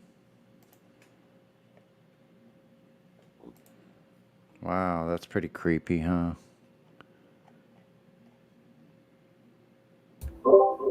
Thanks, mods. Don't anybody click on that. So all of his stuff will be gone, right? Yeah, it's gone now. Awesome.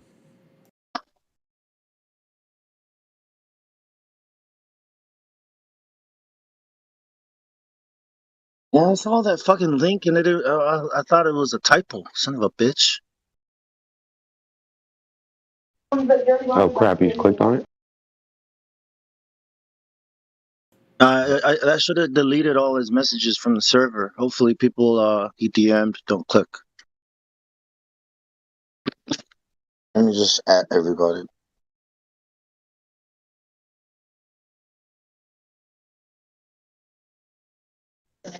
Yeah. Thanks for the heads up, by the way. If you're still here on that. Yeah, really. Was that Bazogros? Wait a minute. Or Logos or Logi, whatever you want to call him. Who is that? Yeah, he's in cinema right now. Bozogras.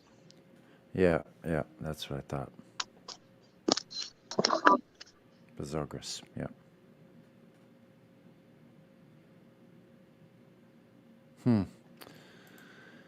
Well, that's kind of just really creepy, you know, like the tactics, right? Yep, well, they do get paid, so maybe that's why they're so motivated. Probably. Yeah, so we're up against the best and we're better, so that's something. They can't even get in through our gauntlet. They know they can't do it intellectually. That's their real problem, the crux of their problem. It's not really our problem, it's their problem. They can't even get. Do you agree with that? Would you say it's pretty true? Hopefully, they can't get through our gauntlet intellectually, so they have to resort to these other tactics like that. Just like the government would. Mm-hmm. Just like exactly backhanded. That's why they have to force people. They use force. They have a monopoly on force. That's right. The threat of force. Yeah, even just the threat of force is enough, and that's what they use. The threat of force, psychological warfare. Because how far can you promote a lie until someone comes, hey, that doesn't sound right? Yep. So all they've ever done is just strong-armed people down to anybody that's disagreed. Well, some of us, it ain't working. Dangers. That's why they gotta bring the Trojan horse and break you from the inside. Yeah. It's very dangerous to our democracy and way of life, these flat earthers.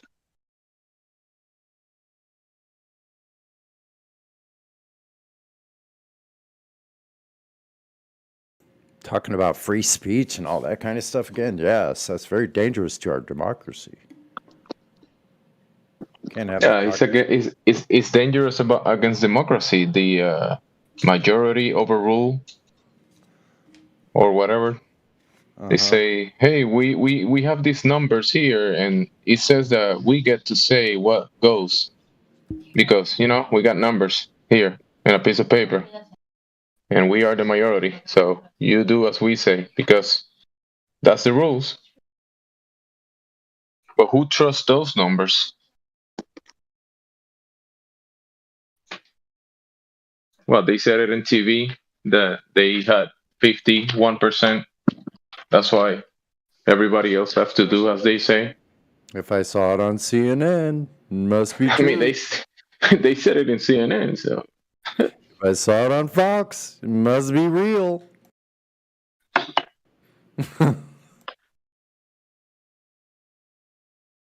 Sad situation, I tell you, folks. We have big trouble, capital T, and River City, capital R.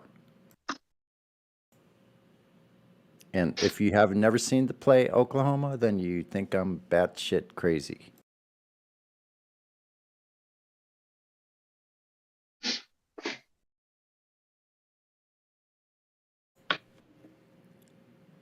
But if you have seen it, you'd know exactly what I'm talking about.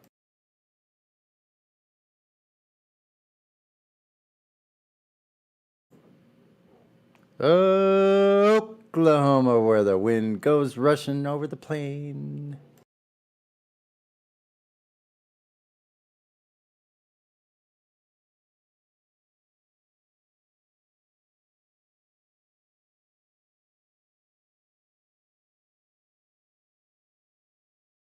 Wow, Bong, you just pinged 30,000 people, bro. Good job.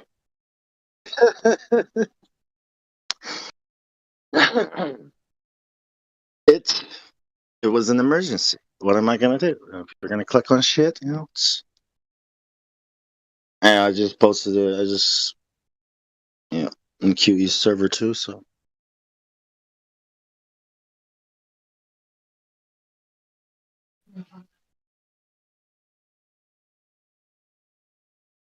I did. Okay. Yeah, go to sleep.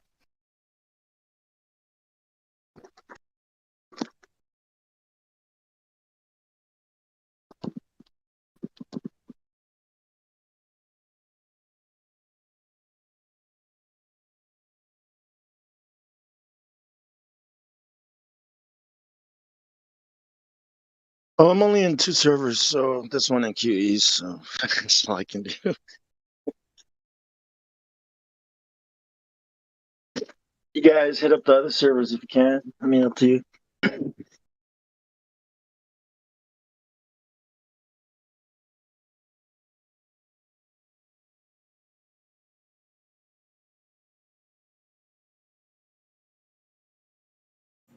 Yeah, no doubt. He's probably on all the servers. Who's that? The dummy that put the stuff up there. So, like, you think they're like, oh, they're talking about this now. Okay, time to send in the caveman. Captain Care. You know? Think about it. I did get. It's time right now. No, wait another 30 seconds. I can do it really Okay, loud, send but them I in right don't now.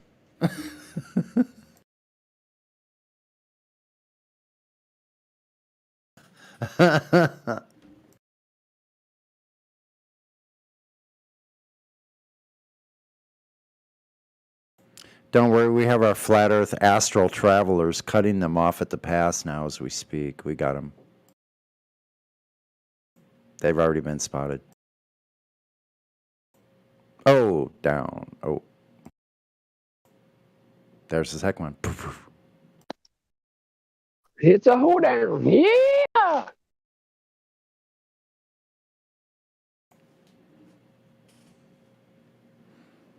Should have a game where we shoot Globers out of the sky. See if they do better with their Coriolis adjustments.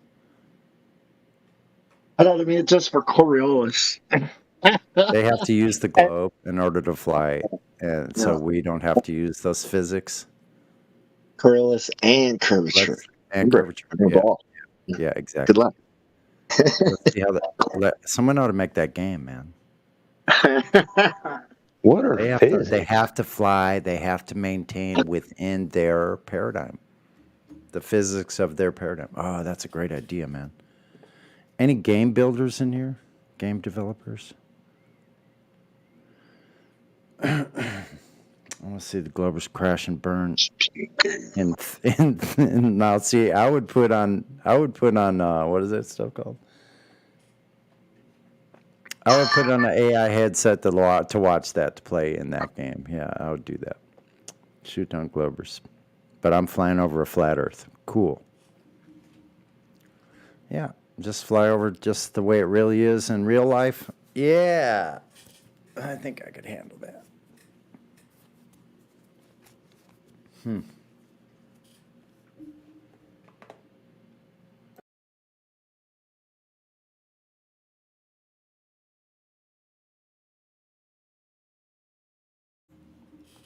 Millions of kids shooting down Globers on their Androids and iPhones.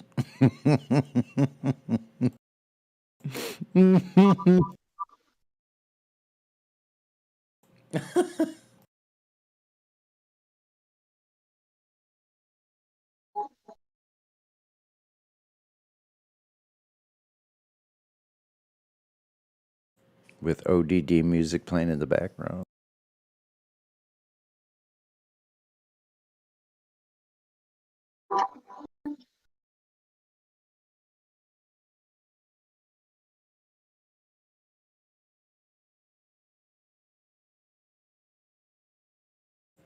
Who is it? Mick West? Yeah, maybe Mick West will make the game. Oh, no, don't give a shit. I should have just kept my mouth shut.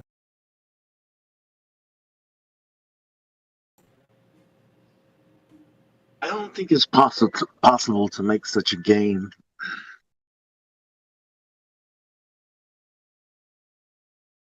Well, unless you just totally make up the rules for how physics will work, and it doesn't have to be, because it can't be gravity.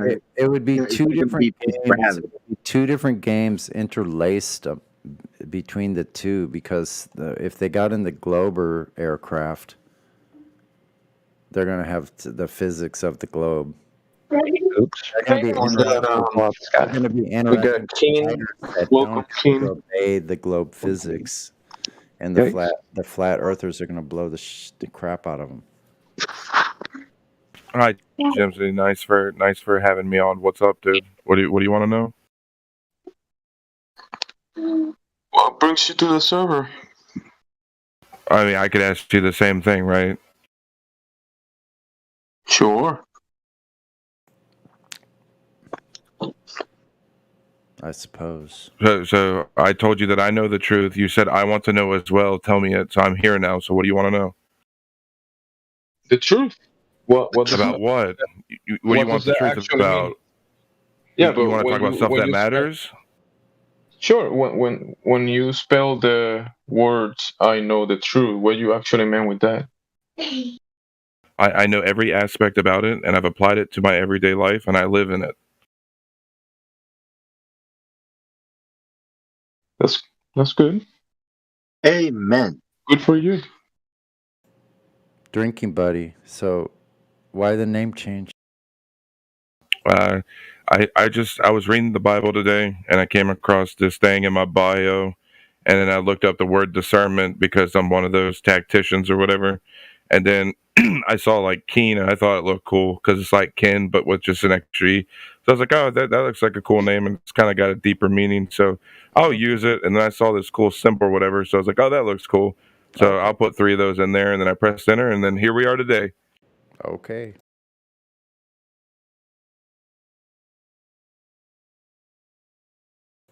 Fair enough.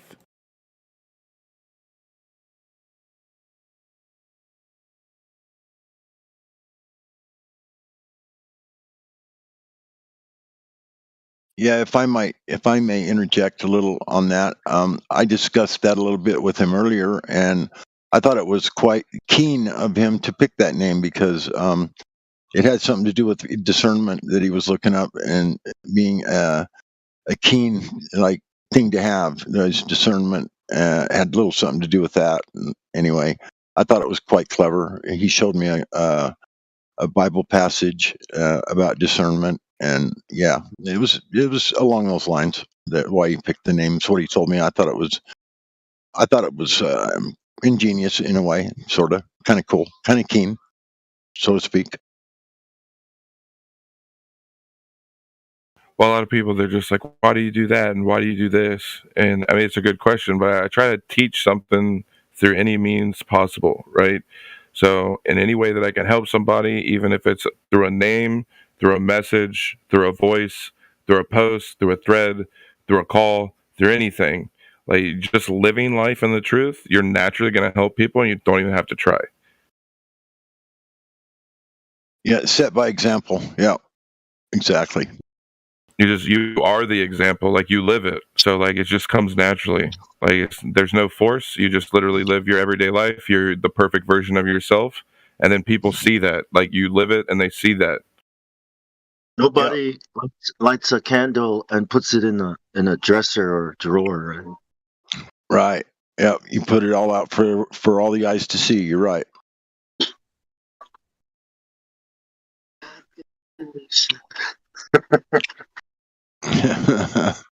Not going to do much good in the drawer, is it, Bong? The globe is darkness. If you think about it, people are living in darkness because they live according to a lie. So yeah, shine the light. Yep, you're absolutely right. Stumbling over each other.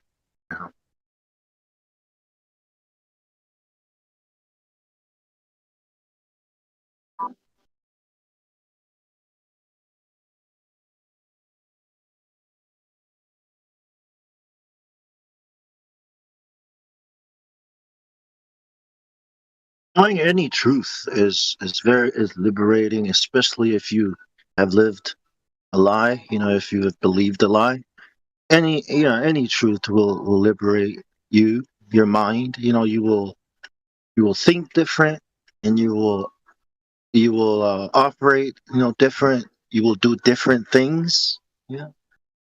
And also, when people observe that, they too as well learn. So yeah. Set by example, like I said earlier, yeah.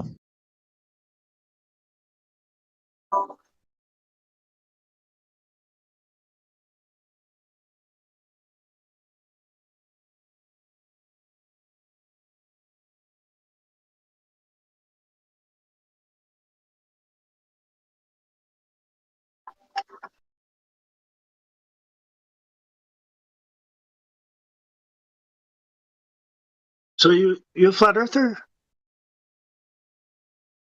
Well, I know that the earth is flat, and I know that it can also be curved. You know that it's flat and it can be. I don't get it. What? I'm not talking. If you're talking about Earth the model, that's not what I'm talking about. I'm talking about Earth the substance. Oh, okay, yeah.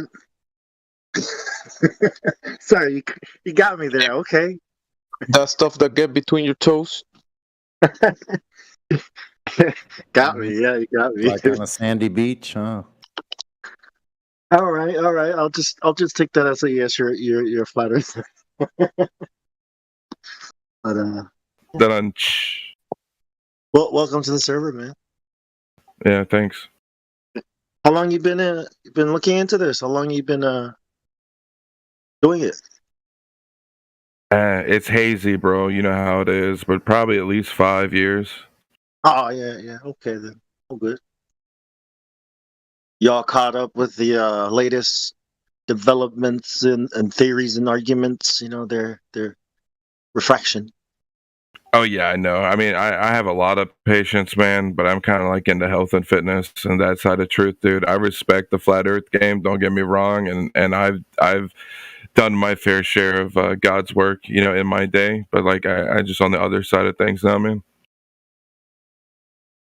Yeah, you know, I thought when I first found out about flat Earth, I thought, oh, there's other things, you know what I mean? But most people believe the Earth is a ball, like, you know what I mean, and it's a religion to them. So I can't, you know, I realize that flat Earth is a big, it's like a big part of trying to help people wake up, and you can't really like this is one of the big ones because it's takes away all the power, you know, from those people who are wielding it. You know what I mean? And it empowers people. You know, the two words, the term flat earth brings the conversation, and that brings many things, because two words cannot describe the whole experience. So we do use the term flat earth, but that's only two words. The actual thing, it's way more than that. Yeah. Yeah, but I mean, you can use the same logic for flat earthers, though, Big Data, because think about it. You can say, oh, many globers believe that they live on a spinning ball flying through space, right? But I can also say that there's many earthers that believe taking showers in chlorinated tap water is a good thing, right? So again, you know, you can have one part of the truth down, but if you don't know all of the truth, right, and you haven't applied it, like, I mean, I'm just throwing that out there, man. Yeah, I get it.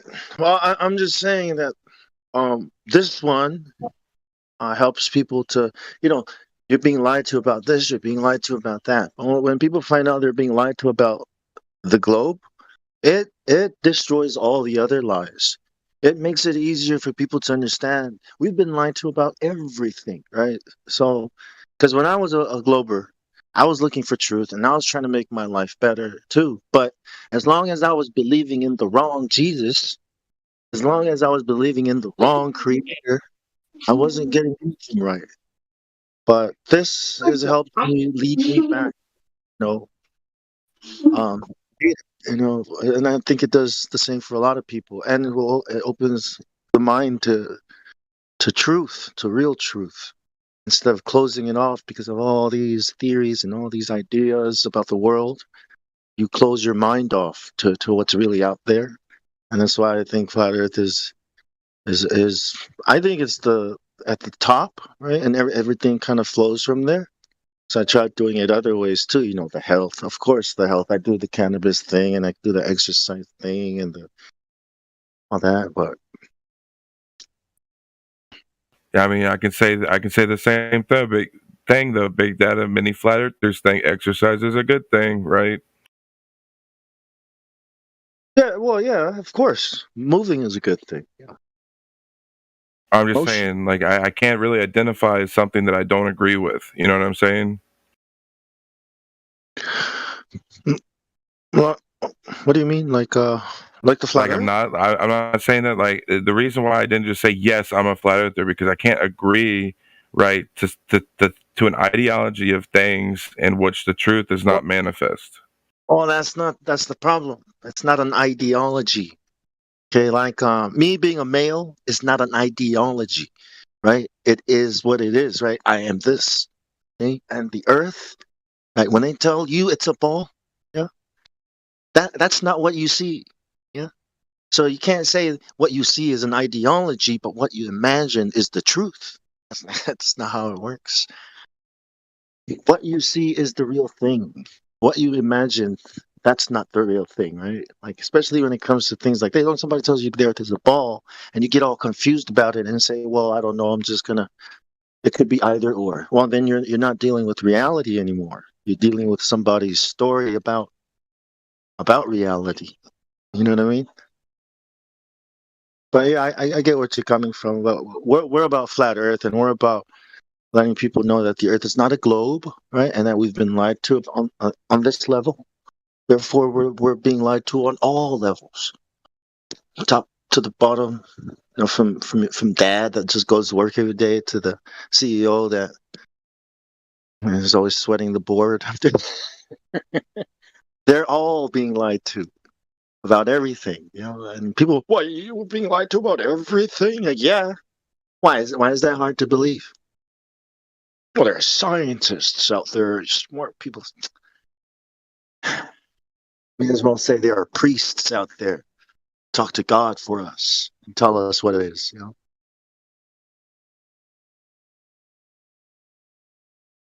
It's not an good. ideology. Definitely don't rely on your own understanding. That's for sure. It's not the Earth being a ball is not something that you have to figure out. It either is or it isn't. Either you believe somebody's lie or you believe your experience. Well, I mean, I've never gone out and see Earth presenting itself as a ball. So that's another lie. Is see how you see? That's another lie. That's not how you know something is a ball. You don't go to space to look down and then see it's a ball. No one's ever done that. No one. Ever. If you believe the shit that they show you on TV, NASA shows you, and you're talking about truth, you know what I mean? You heard about being half woke, diet woke. You heard those terms before? yeah, I would say like a flat earther that takes showers in tap water is half woke. Yes. Well, what should he be taking showers in? Well, preferably clean rain is a good start. Yeah. What about a person who lives in Texas? How is he going to have a shower? And you just go to Walmart, buy a gallon of distilled water, and just get a rag. So, Our filter head's about $60. Right, so that's a woke person, right? A person who goes to Walmart and buys his water to shower with. That's a woke person, right? Yeah, No, definitely. Well, I think what he's getting at, Bong, is someone that actually tries to make a difference, and if his only access to clean water is going to Walmart and buying some distilled water so he can give himself a sponge bath. That's making a good decision, because the tap water is poison. We know that. It's fluorinated. It's fluorinated and all that. I don't think Walmart has anything to do with it. Absolutely nothing. That's just where he went to buy his water that he knows is better for you. Right. What does Walmart have to do with it? Yeah. As long as you're taking showers in distilled water. Can't afford to buy the water. What if there's people that can't afford to buy the Walmart But water? if you're buying from Walmart, I guess you're woke. Well, that's a whole different scenario, and you're right, Bong. If you're buying from Walmart, you're just supporting the corporations and whatever else that are in control. Yeah, exactly. Walmart controls your water. It means you don't know how to distill water, right? Yeah, I mean, should all the poor people here come walk down to the harbor and wash themselves off in the harbor? And let's assume we woke everybody up on this topic, right? Water, food, health, and they're all woke on it, but they're still asleep on the earth. That's not a ball. Is this going to fix everything? It has to be all sides of the truth. I can agree with you, right? But each side matters. Yeah. Some of the most wickedest people in this world take showers in distilled water and live the healthiest lives that anyone can live. Does that make them any better? Anybody can do it. It only costs $1. Yeah, but does that make them better people? Do they think better thoughts if they live that way? Well, do you think if you're healthier, you're going to feel better, Big Data? Of course, but if we're still believing that the Earth is a ball, are we going to feel better if we're all super healthy, right? Well, obviously, all aspects of the truth, all sides matter, but you can't ignore any side of the truth. Okay. Why are you ignoring the shape of the Earth, and why are you ignoring the line? Who said he? I didn't hear him ignoring the truth or the globe Earth. I didn't hear that at all. I don't know where you're getting that He's from. not a flat earther. I'm telling you that right now. He's not a flat earther. Yeah, he is. I've known him for a long time, Bo. He's not. So what if the person has a choice between the gallon of water? You either drink it or you wash with it. Which choice should they make? You could do both. Why don't you pour a little bit into the bowl and save it for your sponge bath and then drink the rest? Then at the end of the day, you have no more water. So then find a way to go get $1. And if you can't do that, I mean, there's free methods too. Like, money is not an excuse. I've got an answer for everything. So I mean, I'm just trying to help you. Listen, all the people that are making these rules for these poor people on the streets or whatever, or poor people that are in their houses that can't afford to buy 2 gallons of water a day, the people making those rules don't have any problem washing themselves in desalinated or whatever, or perfectly cleansed or distilled water. Like, yeah, but you're telling me a bum that panhandles for alcohol can't panhandle for water? Because look, I've panhandled for distilled water. I've been on the streets. I've been broke, and I've found a way. So if you're telling me that a bum can panhandle for alcohol and I can't panhandle for distilled water, you're full of it. Try to tell the alcoholic that. Yeah, well, you can't fix everything. I've been an alcoholic too, so I've escaped it. I mean, I think you guys are really you're going off on like. Because this guy doesn't have answers for every little thing. I mean, you can only go one thing at a time here. I mean, it's like, yeah, there's always going to be the people on the street that can't afford to have the water. They can't afford to even buy food sometimes. But they're going to have to. The only thing that I think is important here is you make the best decision you can for the moment that you have. I mean, and then you move on from there, and you try to make another good decision. You know, there are no answers for everything. You can't just snap your fingers and solve all of these problems. I mean, yeah, that's not what. I'm just concerned about him being because it sounds like you're more concerned with that than flat Earth. We're here to. Do you know the radius of the globe, bro? 3959. Okay, fair enough. But yeah, I'm just saying welcome to the server. No hard feelings. Well, I think the problem here, Wong, is if this guy's moved on a little bit. He's got other interests, and you know what? To be honest with you, I have too. The flat Earth's been very important to me in my life, but I don't do as much with it anymore because I've found other avenues to learn more truth. And to me, it's important right now. It was me. I thought he was here to. I thought you were more interested in pushing other things than what I mean. Like I'm sorry, that was my fault. I didn't mean to. I just wanted. You're entitled. You're entitled, bro. It's fine. Sorry, but go ahead. You're not the fault. No, it's my fault. Yeah, go ahead.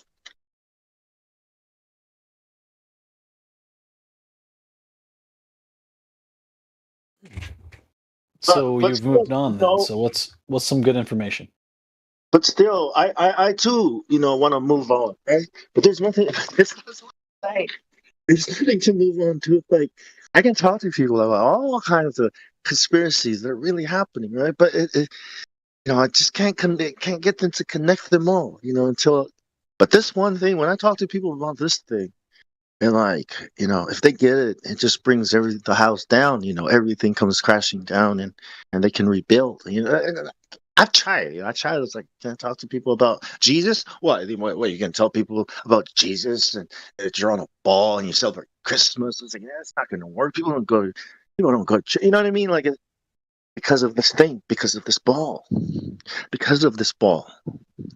and Yeah, and everybody has their own technique too, Bong. I mean, not everybody has the same technique, and that maybe that makes them not as good as the next guy either. I mean, I may not be as good at communicating the globe Earth fallacies and all of that stuff as a lot of you guys are. Some of you guys are experts at all that shit, and I'm not as much of an expert. But believe me, I do know where we live. I do know.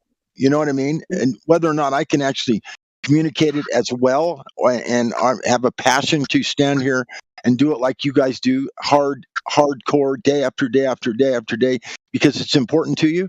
Hey, I respect that. But on the other hand, I think other people deserve respect for doing what they are good at, their part in the world, as far as the truth goes. There's a lot of truth that people need to know about. Some people are better at other aspects of it. The important part here is that people get the truth, no matter what it is. Yes, I agree. Yep. Yeah. Well, I feel like most people probably get other truths before Flat Earth. Is that true? I did. I did it. Yeah, but it didn't I make did sense too. until Flat Earth. Like that's what I'm trying to say. Is like I know it's been a long. I used to be a Christian. Yeah, I used to be a Christian, and I used to go around trying to talk to people about God and Jesus, and I used to get treated a certain way, not because of what I'm saying or doing, but because I'm acting a certain way, because I'm trying to go out there. You know what I mean? And then none of it made sense. And I hated that lifestyle. Hated that people were treating you. But then you look at it. Then I look back at the Christians. When I look at Christians now, I'm like, that's what you were. You were a crazy person going around trying to tell people about something that you didn't even understand yourself. But after Flat Earth, it it's does like make sense. Yeah. yeah, it's like God revealed the real him to me. It's like, wait, the Bible, oh, you know what I mean? So Flat Earth is not just for me. It's like I don't know, man, because people No, talk you're about right. it. I know what you're getting at. Yeah, I know. You're right. But controlled religion. I also know what you're talking about, Bong. It resonates with me strong. It really does. But, only thing I can say is, hey, some people have their own niche in this world. And if they're trying to share truth, and if they understand that the earth is not a ball, which, many people do and many people do not.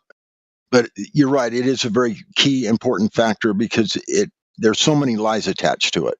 I mean, there are so many. I mean, they're almost endless. But And the spirit, yeah, the spirit and the drive to want to go forward and attack life, that was gone for me. Until Flat Earth came. Until I looked into the Flat Earth and I saw that, holy crap, I've been thinking and feeling this way because I thought the Earth was a ball. And that's the main point I keep arriving to. It is because of this ball. Whether it's about God, dinosaurs, whatever, energy, it doesn't, money. It is because of this ball. It keeps bringing me back to this stupid ball. It's because of this. Yeah, the psychology is strong. Yeah, you're right. The brainwashing from the day one, yeah, it brings you back to the same stupid paradigm that they've been pushing for many, many years now. And it locks you into certain aspects of this lie, this massive lie that we all live in. This everything lie, like you were saying a minute ago. We've been lied to about everything. That is apparently true at this point, I mean, there are some truths out there, obviously, that we've learned, but if you look at it in a percentage-wise or whatever, the bulk of what we've learned and the bulk of what we see every day on the TV and the bulk of what we see people living their lives as, it's all a big fucking lie. I agree with you 100%, bro. So, I have a question. Yeah. So what happens when the water gets to the edge of the Earth? Well, there's ice there. So the water just like what? Yeah, so the ice is. They call it Antarctica. Every time the water ends, the Earth begins. That's what we know. Oh, okay. I got you. And Antarctica is supposedly supposed to be the highest by average, the highest continent on the Earth on its average elevation. May not be the highest spot, like Mount Everest might be the highest peak on the Earth or whatever. We don't know what's further out there in the Antarctic region. There could be something higher, but on average, the Antarctic area is supposed to be higher than on average than the rest of the Earth. So what that's going to do, if you relate that it's a circle around us and it's higher, it's by average higher, it's the bowl that we, because of it, it's created it. That's where the water, that's where the shoreline is, at the exterior of the realm we live in, as far as the water goes. It's higher than the water. It's higher than most land on the Earth by average, and so it's the shoreline. It's where the water stops and the ice begins, because it's awfully cold there. And what's beyond that point, who knows? We can't go there. No one's been further out to know and tell us what's there. Yeah, and when you think that there's an end, right? When you think about it, if there's an end, you want to know what it's all about. Everybody wants to know what it's all about, right? But if you don't think there's an end, if you don't think there's an end to all this, right? To explore and find an end to it, then this is what you're going to think. That you're just going in circles. And why even bother exploring if we're just going to go in circles? Because we're on a ball. See what that does to you? See what it does to your spirit, to your body, to your mind, right? Fuck going out and exploring the world. Go to work, get some fucking money. You need to pay for these bills. That's your world, man. Right. That's your world. And we're stuck in it. You're not leaving that world. Yep. If you think it's a ball, this is what people do on the ball. They go to work and die. That's it. That's life. And what a depressing life. It's not even a life worth living. No wonder so many people kill themselves. Yeah, you're right, Bong. It's a pretty depressing situation. You're absolutely correct. But what do you do about it? You just do the best you can, bro. You do the best you can by trying to help these people understand where they live and why it's the way it is, as far as what we think. I mean, we all have our own opinions about certain things, but most of the people here understand that the water is flat. The water is the same elevation, and as far as the oceans go, on the entire flat, on the entire Earth, the seawater is all the exact same elevation. And if the Antarctic region is supposedly a little bit higher than most land on average, that's where the water's going to stop. It's going to be contained at that point. And so, yeah, when you start looking at it like that, the ball begins to go away, and that's where it begins. That's where your mind can then start, trying to understand the other lies that we've all been locked into and whatnot. Yeah, and then the progression just keeps going from there. I mean, I don't. Yeah, you're right. You're right, Bong, about the ball. It does. If you're thinking about the ball, all it is a big circle jerk. I think people will get confused because they'll get lost in space like they always will. And if you do that, then they're thinking, okay, well, now you're just confusing me more. It's just a bigger plate in space, But really, the important part to take away from all this is that the Earth's not an object. And once you realize it's not an object, then it's everything. It's all there is. The sky exists only over the Earth. It's certainly all there is for us here that are on it. I mean, what's beyond, we don't know. That's all there is to it. But as far as if you live here on Earth, yeah, this is all there is. There is, it's a contained system. We live in an enclosed environment, and you've got to live within that environment. And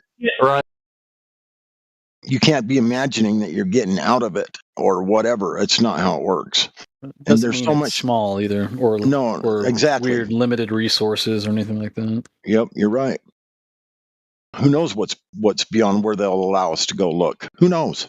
Right. Probably a lot of stuff we'd like to know about, but they're not allowing it to happen. Why? I don't know, but I can certainly come up with some guesses, and I'm sure everyone here could. Can we hear one? Sure. My opinion would be obviously possible resources, possible more land where we're not allowed to occupy. Land is a very valuable thing on this earth as far as the monetary system that controls most people's lives on this place, on this earth that we live on. If there's more land and more resources, yeah, I mean, I don't know. It seems like something that these rich, pompous ass fuckers want. They want to control all that shit. They want to control all the land and all the resources. They can't have the serfs have a certain level of technology, otherwise it gets real complicated for them.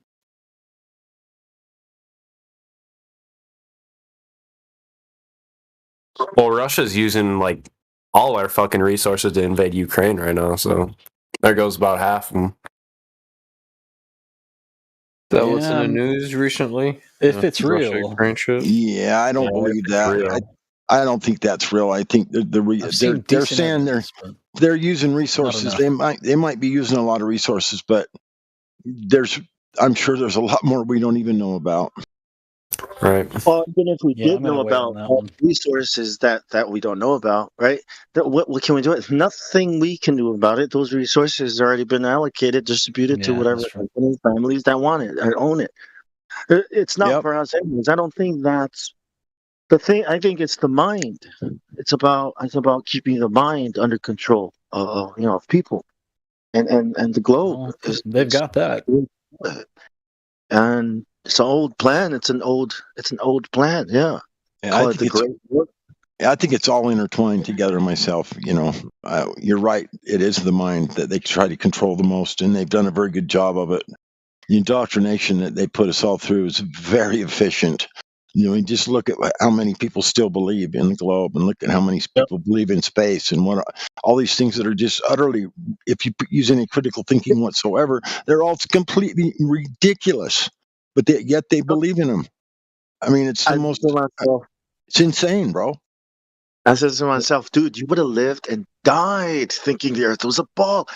How many people have lived and died thinking the Earth was a ball? Come on, man, that's not right. You got to do something about this shit, man.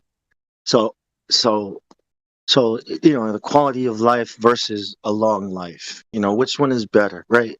Would you have rather lived 80 years and thought the Earth was a ball and believed everything the government tell you, or would you rather live a shorter life and know that the Earth is not a ball and know that you're being lied to and all these things? Which one of these two lives would you consider quality life? Why shorter life though, Bob? Shorter. Well, because some people die, like Seneca. It's from some Greek guy, if I remember reading about. He asked about the quality of life. Which life is a better life? A man who was born and was a good son, with everything to his dad, and then we lost him, or the man who lived 80 years and did absolutely nothing with his life.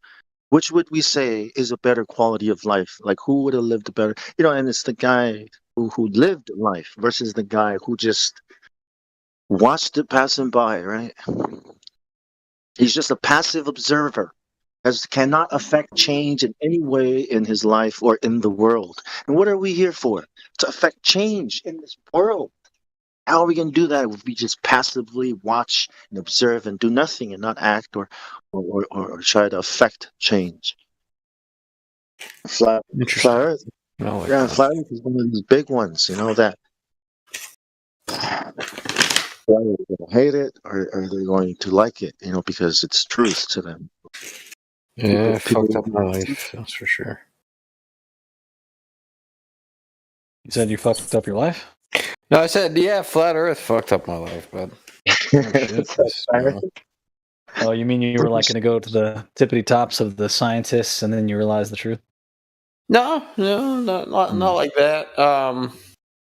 More on like I feel Well, not anymore. I know how to deal with it now, but it kind of made me isolate myself from the world for a bit, and cost me years of my life. You know, kind of not That's no wanting. big deal.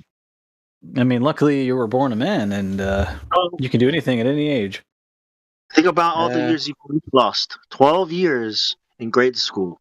They stole from you, from all of us. And if you gone to college, they stole those years too. Yeah, you learned some stuff. 12 years, dude. I can handle I'm 5 just a years fucked of, up man. I don't know. yeah, I can handle 5 years of, of having my life affected by truth and then isolated, all that crap I've been going through. I'd rather have that than 12 years of being forced to do something I hate doing as a child. You're your own boss, aren't you? Yes, I am actually. There you go, man. You figured it out already. I guess. Well, it's a lot more than 12 years, Bong, if you go to university. That's what I mean, for most of us, 12 years of our lives have been stolen. Yep. Our children have been stolen. Our parents were It's stolen. not our fault. You wasted your time. We were raised. Talking to me? Yeah, it's not your fault. Right. No, I was talking to God. Fault is mine. What was it, Rookie? What did you say? I said, nothing. Just forget it. It was. It's all good. Say, I just didn't hear you. It was people talking. I couldn't understand you. I'd like to hear what it was. Oh. Rewind it. I'm sorry. That's okay. The moment's gone. You know how it is, man. I was trying to make a joke, and it came out badly. Really? I said Michio Kaku or any of these people say stuff on TV, and I tried to talk to my family members about it. Like, so this guy is straight up lying. That's not how things work. My parents look at me, or my family members look at me like, yeah, but he's a PhD. Like, who are you? It's like, yeah, I'm talking about real science here. He's talking about bullshit. It's like, yeah. Anyways, Bong, just chill out, man. It's just TV. Like, What I say to those people? I say, bring him on, and I'll debate him right here, and I guarantee you I'll make him look stupid. But when you try to explain it to people, or my family, they're like, "Oh, my head hurts. I don't want to hear it. Yeah, it's too hard. We don't want to." That sounds familiar. We're not smart. We're not. It doesn't matter to us, don't you know? It just doesn't matter. Yeah. I was like, so why do you believe it? Well, because they were university educated, Bong. Of course, they know what they're talking about. Yeah, but they're talking shit. Of course, we know that, but not many people do. That's the problem. I try to explain that to my mom and my dad, and they do the. As long as we have Jesus, are you guys ready to go to heaven for Jesus to come back? I'm like, oh. Wait, Mom, is your Jesus? Did he make a ball Earth? Because we're not talking about the same guy here anymore. I try to not hurt them, but I have to tell them, like, you guys go to church on the wrong day. You can celebrate Christmas, blasphemy. Right? What? Bong, how about this? If I was to go to church, what church would you recommend? Or like what type? Because I don't know the type of Christians there are out there. If you read the Bible, tells you the kind of church, right? Not the Bible, though. I want to go for a community purpose, not for... The Bible talks about churches at all? I didn't even know that. I want to hear what he thinks. Anywhere where two or more are gathered in my name, that's where I'll be. Yes, right? yes. That's church. This is church. Yeah. That's not why I want to go to church, dog. Holy, this is church. It is. It is. It's just a church that's not really community, right? It's a community. A church is supposed to be taking care of, like, I've been going to church all along. So why do you want to go to a community church? Because you want the community, the brotherhood type situation? Or? I'm lonely, man. I have no one in my life. Well, that's understandable, bro. Yeah. It is. I'm lonely too. Yeah. Pretty awesome women in church too. Bring their money and their stuff to help. I got a couple extra wives over here if you guys want to borrow. Couple extra. Get over it. Members of that church should be bringing stuff to help the poor, to help the needy, to help the families that can't help. Okay, I got an example. God doesn't want your money. He wants you to help. Seventh-day Adventists. I helped them do a free dental clinic. They set up a dental clinic. Pretty cool. Okay. Yeah, that's pretty cool. That's pretty cool. My auntie's a Seventh-day Adventist. She's her husband's a pastor, Pastor Mike. What does that mean? Seventh Day Michigan. I don't really know. I'm not a part of it. I just helped with the clinic. I had a friend in there. I forget why I didn't go there, but I think they're also they have their own doctrines and they have. I'm trying to get her to come to the server, to be honest, but I think she's only listened to Ladies' Night once. Right, not recognized, but state, because who cares what Caesar thinks?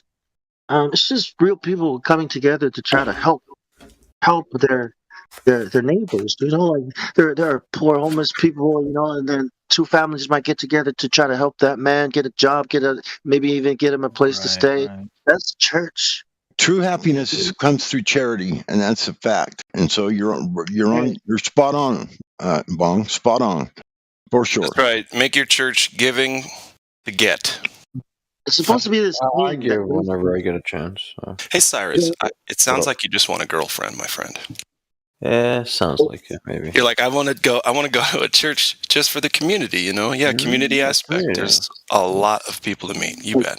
If you want fish, I'm just fucking with you, dude. Yeah, I know, man. I know. I don't know why the fuck I feel this way today. I should Whatever, feel good right now. Go with it. If you want a woman, don't go to church to find a woman, dude. Because of the why not, man? The rest are fucking skanks, bud. It's actually a great place. It is, bro. If I'm being honest. Me too. That's why I said church because bro, I'm 30, man. The fuck? Where am I getting? You know what I mean? Like the fuck, dude. What are you gonna do? A club, something downtown, or a fucking church? What type of 30-year-old chick are you gonna pick up anywhere? Like, you know what I mean? Come on, bro. Like, look at it like this, Bong. Look at it like this, Bong. She ain't like a spiritual woman. Like, get out of here. Look at it like this, Bong. Look at it like this, Bong. Maybe it's a chance for him to rescue someone from that. Maybe church. You're right. Maybe because I'm not there for whatever they're preaching. You know, I'm there to find me a decent woman. That's about it. Maybe it's an opportunity. I knew it. Yeah, 100%. That's what I meant by community aspect. Because that's good, bro. Like to a church to troll them. Here, look. All the chicks I'm finding, they like all the ones that are my age. They don't value marriage or any of that shit, right? They're just tossed out, used up trash. So it's like, I'm not gonna take that and hope that I can fix her up. You know what I mean? It's fucked up. So it's like, what am I gonna do now? Well, I'm gonna go shopping at church, I guess, right? It's like, fuck. I don't think I have any options left. Yeah, and maybe you can take her out and explain some more different truths to her, and maybe you can actually save her from. If she's a Bible lover, it'll be awesome. Be like, hey, watch this. Boom, the flat Earth. Just get the verses about Earth. Done. Flat Earther. If she's interested in you at all, and then you do that, it's done.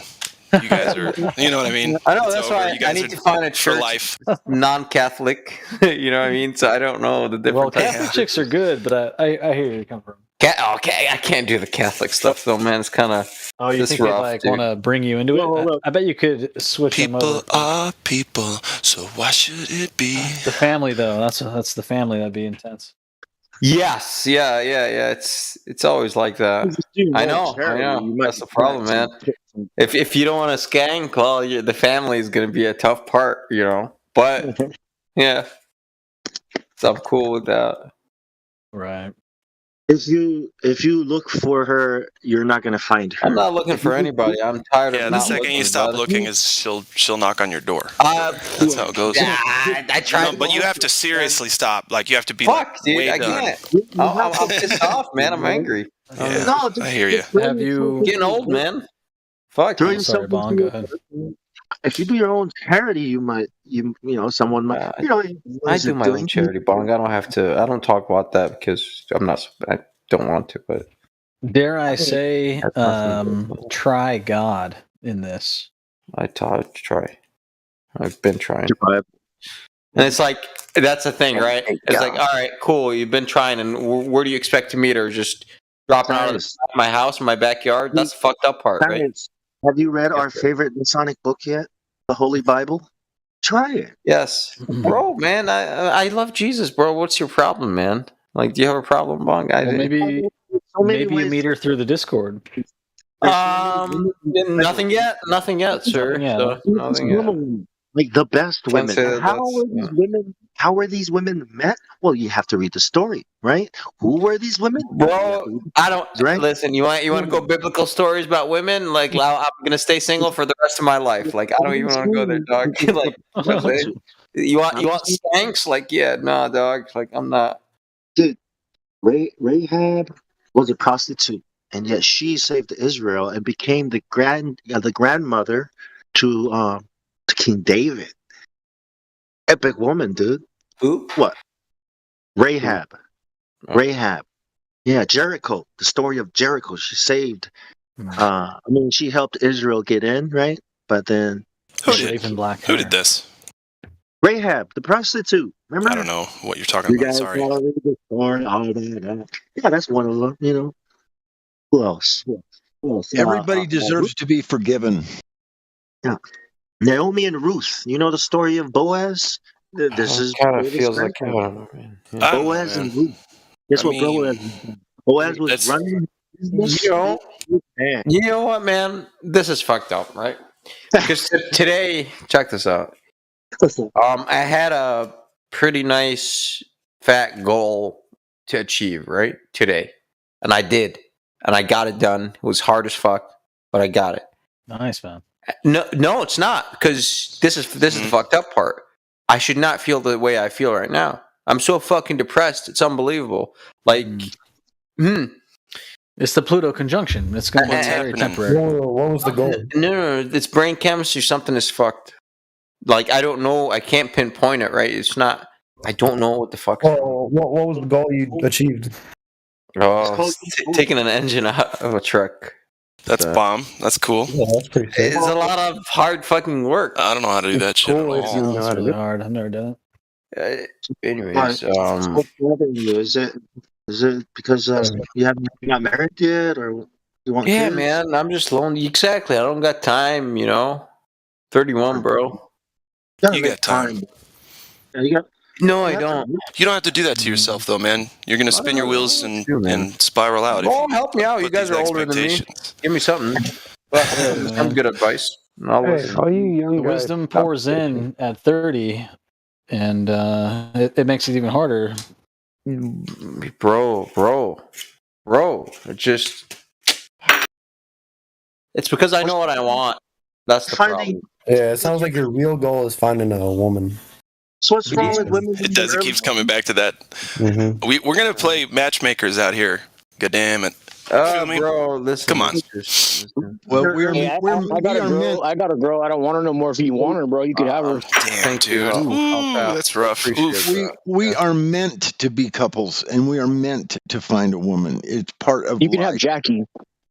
It's part of life. That's why That's why he wants it. It's part of what's real. It's part of what's supposed to be done in your lifetime. You're supposed to find a mate. You're supposed to propagate. You're supposed to do all these things.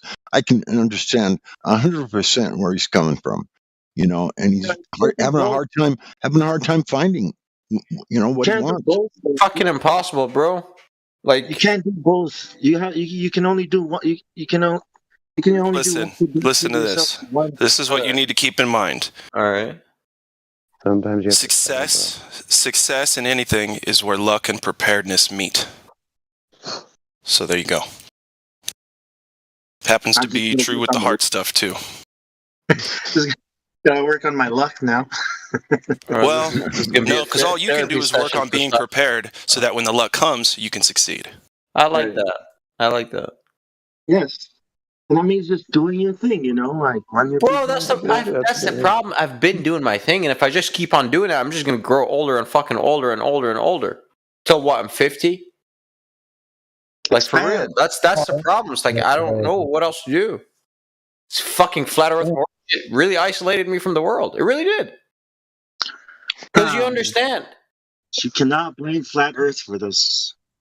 Yes, I can. I can blame the truth for this. Yes. You don't look at the world the same way, Bong. I can't. It's the indoctrination of all the people that done that. everyone. It's not. It wasn't the Earth. No, it's not the Earth, but yeah, being. If you haven't had to make a lot of life sacrifice because of your recent discovery of the nature of the world, then you're lucky. It's not that recent, man. It's been in 2016, so yeah, it's not recent at all. Now 2016 is what? To me, that's recent. That's 6 years ago. God damn, man! I thought it was yesterday. Fuck, that's 6 years ago. That's whole 6. So, yeah. Wow. You would have been married with children if it weren't for flat Earth. Is that what you're saying? No, that is absolutely not what I'm saying. It No, was like yesterday, and now it's over. Flat Earth didn't do anything. It's just It's okay. No. It upgrade. My criterion for selection changed. Absolutely right. I was just gonna say that. Yeah, bro. Like, gotta go look at different places. If you're a spiritual man, like I'm talking about myself. No, not you. I don't give a fuck. Like I'm just talking about myself. I'm a spiritual man. I've been a spiritual man for years now. It's like, why the fuck would I want a chick that's been fucking every dude in town? For real. Like that's, and at my age that's all I've been finding. That's all the 30-year-old chicks do. Like, you know what I mean? Like, so now I don't know what to do. I have these old fucking, skanks that I want. When they're single, that's probably why they're doing it. Is because they're trying to get attention and trying to. Well, exactly, and the other 30-year-olds are married. So it's like, fuck, man, I don't know what to do. Man. And those people all have codependency issues anyway, man. That's why they're drinking and getting others' validation for their personal validation. That you don't think is perfect, but is something you're willing to settle for. You know what, dude? You're gonna find one. You're gonna find someone that's on the same page as you here soon. You just telling you, man, just get fed up with it. Stop looking, be angry about it for like a week, and then she'll pop right up. So fucking angry. I can tell. Just swear them off, dude. I'm gonna go get a lighter so I can light this blunt and be optimistic with you guys. You've heard the term, if you love something, you got to let it go, right? Well, just fucking let it go. Forget about it, dude. Forget about it. You can't. You know why? Because it's for me. It's the issue is critical, so it's been shifted over to my hypothalamus, and that's dangerous. Oh boy! When it's in that part of your brain, you are really hypochondriacing the fuck out of this, aren't you? I know, yeah. You're a hypochondriac when it comes to this kind of stuff. I'm just fucking with you. I'm just being a bitch. Let me go get a lighter. I'll be right back. Hold on. Why is everybody got to be all serious when I'm kidding around? Stop going to 30-year-olds. They're already, they've got problems. Go for the 20-year-olds. They want to have babies. They can make babies. And, they haven't been around. Yeah. So I can neither confirm nor deny that I agree with that. What were you saying, Saints? No, I was just saying, what up, Glatflobe? Oh, hey. Hi. Hello. How you doing? I'm all right. Yeah? Yeah. You and your girl aren't having problems, right? We need Jackie on our team. No, dude, like, I can't get rid of her, bro. You know what I mean? Sometimes I'm like, go take a vacation, or like, you can borrow my car, or go out, with your baby's dad or whatever, go. She won't. So I suffer from the opposite. It's like the Rodney Dangerfield joke. Please take my wife. I finally got I take her everywhere, but she always finds her way back home. Right? That's exactly how I feel. So funny. Like home to your house? You want me to drop her off? Yo, take my wife, please. You know what's funny though? I know that if my girl was to ever go kick it with another guy, I wouldn't care whatsoever, because she doesn't know any other flat earthers. So whatever guy she's with, she's gonna, after talking to them for a little while, it's just like it disgusts her because she could never be with no heliocentric. She'll feel like she was talking to a door handle and come screaming back to you. Yeah, for sure. Real, bro. You know what I mean? Flat earther, and you want to get rid of her. Wow, man. A lot of people would probably. He's fucking it right. He's not saying that. What does fresh water and salt water have in common? Doesn't mean I can't make them try to feel guilty. They're both water, I guess. Fresh water and salt water coexist? No. What? They cannot. Therefore, you must not be evenly yoked. You know what I mean? Like, yeah, you gotta find somebody who's on their level, fine with her preferably, but good luck with that. Good luck with that. Thank you. Hey, Glad. Yes, sir. No luck thus far. You know anything about Mercury, just bro? trust God and just keep it in your mind that you're already married and that you already have a beautiful wife and she'll come. Hermes, Trismegistus, Mercury. Yeah, I know a little bit. No, I'm speaking strictly the element. The element Mercury. No, I mean, what do you? There's red Mercury, right? And then there's the regular shit, the Quicksilver. I don't know, man. What? I kind of know about it. I found out some crazy stuff recently that Mercury has the same characteristics as described in like about Dracula. Like you can't see the red Mercury if you put it on a plate. You can't see its reflection in a mirror, and you use a garlic clove to repel it away. It repels, yeah, dude. Garlic. Isn't that crazy? That's so crazy, bro. I just found that out. Here's another thing. Mercury does that? Hold on. Here's another. Yeah. So garlic repels red mercury. It's the strangest thing. But also, you see what garlic does in the body, right? It kills fungus, bacteria, all kinds of. It just eradicates a lot of shit in your body. Cancer hates garlic. So yeah, it's crazy. But I've been carrying speaking of mercury, in my pocket every day, bro. What? I've been carrying garlic cloves in my pocket every day, and I eat at least 3 or 4 garlic cloves raw every day. That's awesome. I bet your breath is just the best anyone's ever smelled. Lovely, dude. My best in town. You could scare you could scare a buzzard off a shit shack with that stuff. Right? I know, right? Wow. Dude, I haven't worn shoes for months, bro. My feet are like leather moccasins. No joke. Well, that's all right. Just don't get tapeworms. They come in through your feet. Yeah. Oh no! I just know I haven't had any depression. I haven't had any anxiety or headaches since I started going barefoot. It's like made my health. You're grounding everywhere you go, so you're like say what the sun is a positive, ground is a negative, or sky is a positive, ground is a negative, or vice versa, right? You are helping complete the circuit. Complete the circuit. Yeah, that's how I feel. Is that right? I don't know if those are the right words, but yeah. So there's no, and that's why they gave us rubber shoes to stop that connection from happening. Anyway, keep going. Nah, yeah, I hate those shoes, bro. I put some shoes on the other day, and I hated how they felt. I had to go inside of a government agency for a second, and you know what I mean. I put them on for a second. Oh, sure. For like 5 minutes, bro. I hated the way they felt so much. Did you have to go to the DMV? Yeah, together. Yeah, I have to go to the DMV. And sharp metal stuff that can poke your feet. Span those. Dude, I've been training my feet. There's a place down here by the beach in Ventura. It's like a I don't know, a place where people eat like shelled fish, and there's huge piles of broken shellfish. And I've been walking. At first, it hurt, dude. My feet are good. I can walk over like thorns from a rose bush, and it won't even pierce my feet. Wait a second. So you've been walking on top of crushed crustaceans? Yeah. Yeah. I'm seriously getting my feet ready for the New World Order, bro. All right. I mean, you'll be able to like scale barbed wire fences for us, right? I have before. He's got a point. He might actually help you out someday. You never know. Yeah, you need a break. The first month you do it, your feet are tender, right? But after you get over that hump, and the more you walk on stuff that's sharp, it's like it makes your feet like resistant to that stuff. Yeah. I grew up on an island without shoes. Like everybody goes bare feet. And if you wear jandals, that's like nice dressing. Like, oh yeah, these are my good jandals for when I go to school. And you're what? What'd you call them? Island boy, just island boy. The jelly sandals or something. Jelly sandals. What the hell?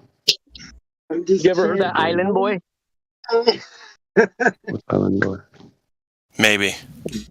Vertex shoes. Is that the guy with the tattoos all over his forehead and cheeks? Yeah, they're twins, dude, and they have like they're not twins, they're clones. Get with it. They're clones for sure, dude. I'm just kidding. Just kidding. That shit's funny though. It is funny. They made a song, turned it into a real song. They got booed off the stage. I felt so sorry for them. I was like, why did you even try to make it into? Go find me a fake song. Yeah, kind of. I'm sorry. I always ask that question to people, and they always laugh at me and think I'm funny and silly. It's like, no, seriously, like think about that question. Yes. Why is my cat trying to climb on my back? What do you want, cat? Hey, glad. You should keep going with the meeting. Yeah. You know. Hey, I had a falling out with the person who was making my music. He had his recording studio. What happened? Some girl that he likes that he had over there that he was trying to impress.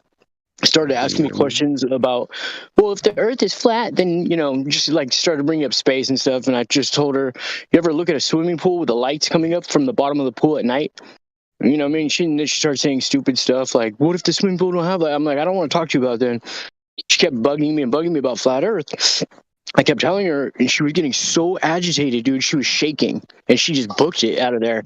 And Jeez, dude. then me and him got in a big ass argument. I was like, God. Probably should have left when she did, but yeah, I mean, I hear it. I hear that. Yeah. What do you mean by that pool reference with the lights? The pool, well, the best way, like without a telescope to see what a star looks like close up, like the best reference I would think would be like a light coming from the bottom of a swimming pool at night, and you're looking down at the pool, at the light. Right. That's how stars look, in a way, But I was trying to show her examples, of a star. Like online, I showed her with a P1000 looks, the stars, and it was like making her shake, dude. I was tripping. It's crazy. Flat Earth brings out the worst in some people, like really bad. I've seen demons come out of people before. It seems like, I mean, not literally. I haven't seen them manifest, but the way people act, it's like just going like really crazy over that. Cognitive dissonance, bro. It really is crazy, isn't it? Yeah.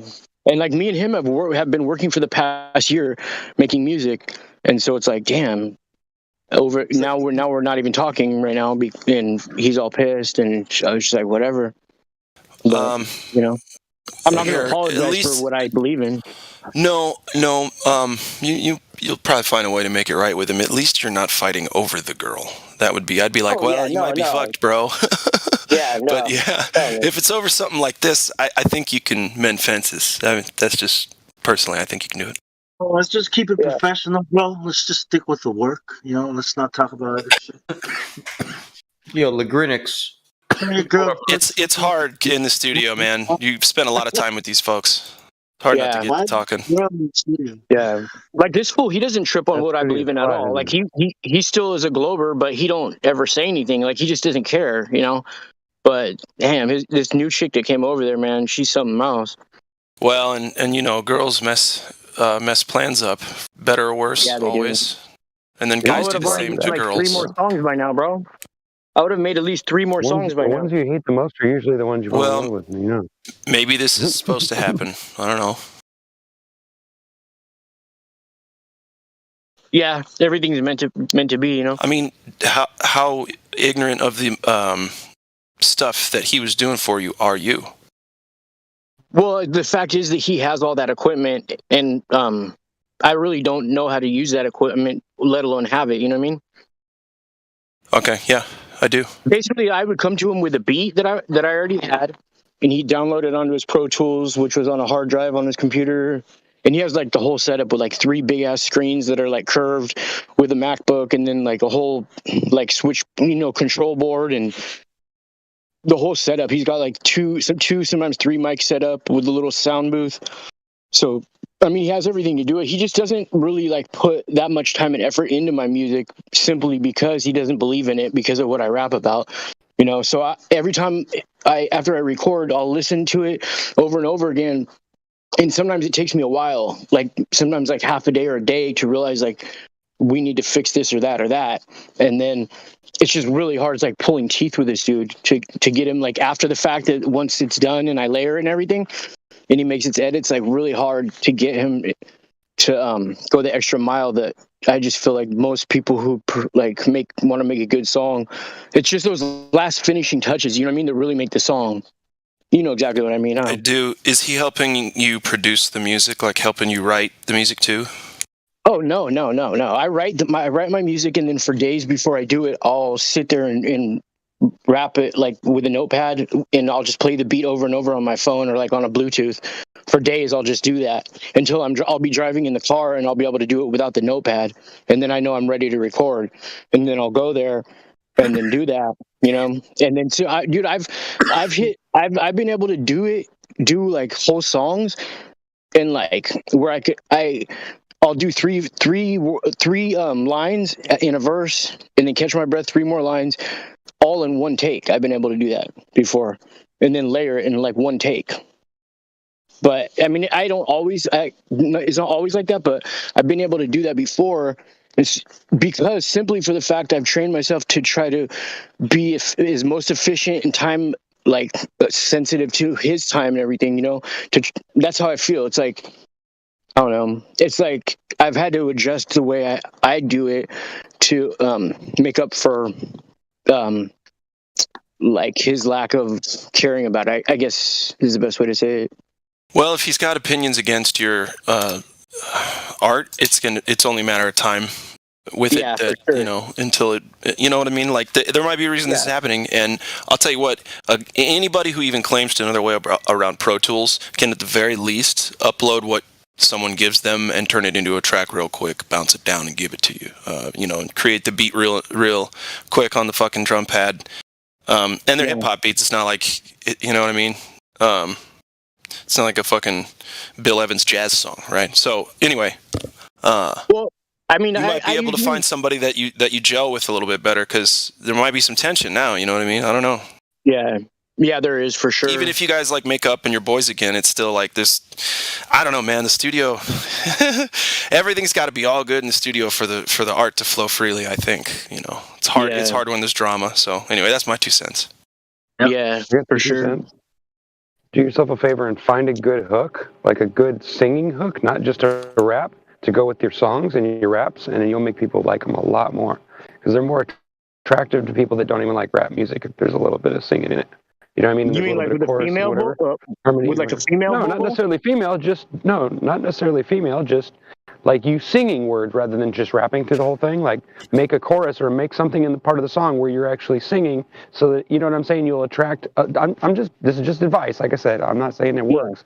Just saying it. In my, I've noticed that most people that hear music that have those kind of things in there, they always like them more. And people that don't even like rap music will like the songs. Think about Coolio's song. Remember that song from the movie? Yeah. Gangster's Paradise? That song's still stuck in my head to this day. It's because it has a good hook. Even though it's just a boring hook, it's enough of a hook, and then the rap together, it really makes it blend well, right? Think about it. Yeah. Like mix and intermingle different kinds of music. Don't be afraid to mix shit up. I like 21 Pilots. I really like them because they take a lot of different kinds of music and they kind of twist them together. I like that. Yeah, I know they're still kind of similar to a lot of other bands, but I don't know. I just kind of like their talent. I like the way I like the lyrics, the way they write the lyrics. There's just a lot of stuff that I like. But I've always liked bands like Yes. There's lots of bands that mix like chorus music and that kind of harmonies and good voices and all that together. And it's just interesting how those are the bands that I really can't forget their songs. And I like every time I hear it, I sing along, right? Rather than getting bored with a song or like the ones you hear on the radio too much. Yeah, no, that makes sense. I think I'm going to try that. It's just a thought. Yeah, and also to put in and get other people involved too. I mean, it never hurts to get somebody else that can sing with you. To bring them in. I mean, you never know when that person's voice might actually get somebody else's attention or get their family. You never know, man. When you get your stuff out there, you got to be willing to, integrate or whatever, or what I say, network. No, I'm sorry, network, not integrate. Yeah, that's true. Also, not that I'm a professional or nothing, but that's just my 2 cents. Also, to put in my 2 cents as well, I feel like if you made a good beat and you kind of can flow with it as well, I feel like that's a really good track as well. I think that'd be really. Have you guys ever heard of that guy Blind Fury? Personally, I don't think I've heard the music. He used to do like battle rap. He's actually blind, and his eyes are like squinty, right? And he's like this short, kind of chunky, not chunky, just like this stocky white dude. And he used to do battle raps against MCs on Yo MTV Raps, like back in the 90s, right? Well, he has a YouTube channel where every Tuesday night he goes live, and for $20 he'll play your song, and if it's good, they vote on it, then they'll keep playing it on their channel, and then maybe like sign you to their thing, right? So I sent him 2 of my songs like 2 months ago or something like that, and he was like hella like bumping his head, like he really liked it. And as soon as one of my lines said something about COVID, he stopped like moving his head, and like.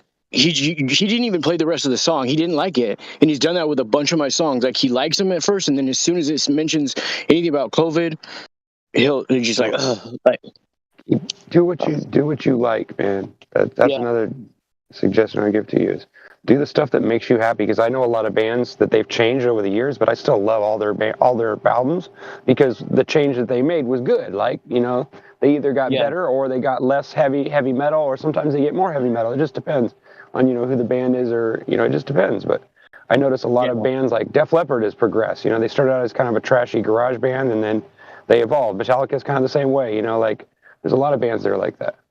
It's funny. It's like Def Leppard. The drummer lost his arm, and that's when they got famous. It's like, really? Wow. Actually, well, I mean, I guess. Dude. I really liked Def Leppard when I was a kid.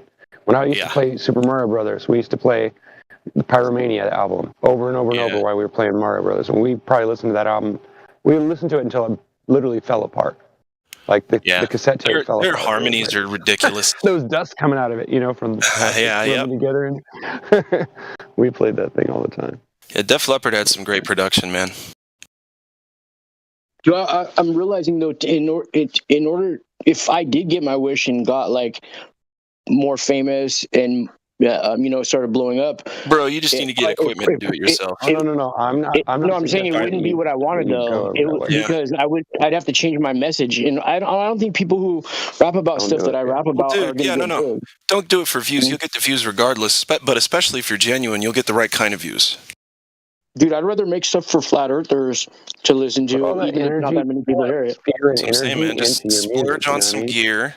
Hey, hold on, sorry. Splurge on some gear. You know, learn about it. Take 6-8 weeks. Learn about it on the internet. You know, you can fucking learn anything you want on YouTube. So do that. And you know, just make your own music every day. You don't have to rely on relationships or anything to be going right in your life. You could just sit down, crack the knuckles, and bang out. You know what I mean? Yeah. That's just my I think I'm thinking about selling my camera. I have a Nikon D850 and D500 and like 15 really nice lenses, dude. I'm thinking about just selling them this week and getting the music equipment.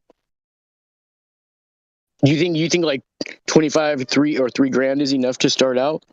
All you need is a decent laptop. If you've already got I got a laptop. I already got a nice MacBook. So just get yourself an input-output device, right? Just search on, go to sweetwater.com. Okay. What do you play? Keyboards? Do you play any music, or do you just? No, just a mic. Okay. I was just curious. Yeah, nah. If you get a what's it called?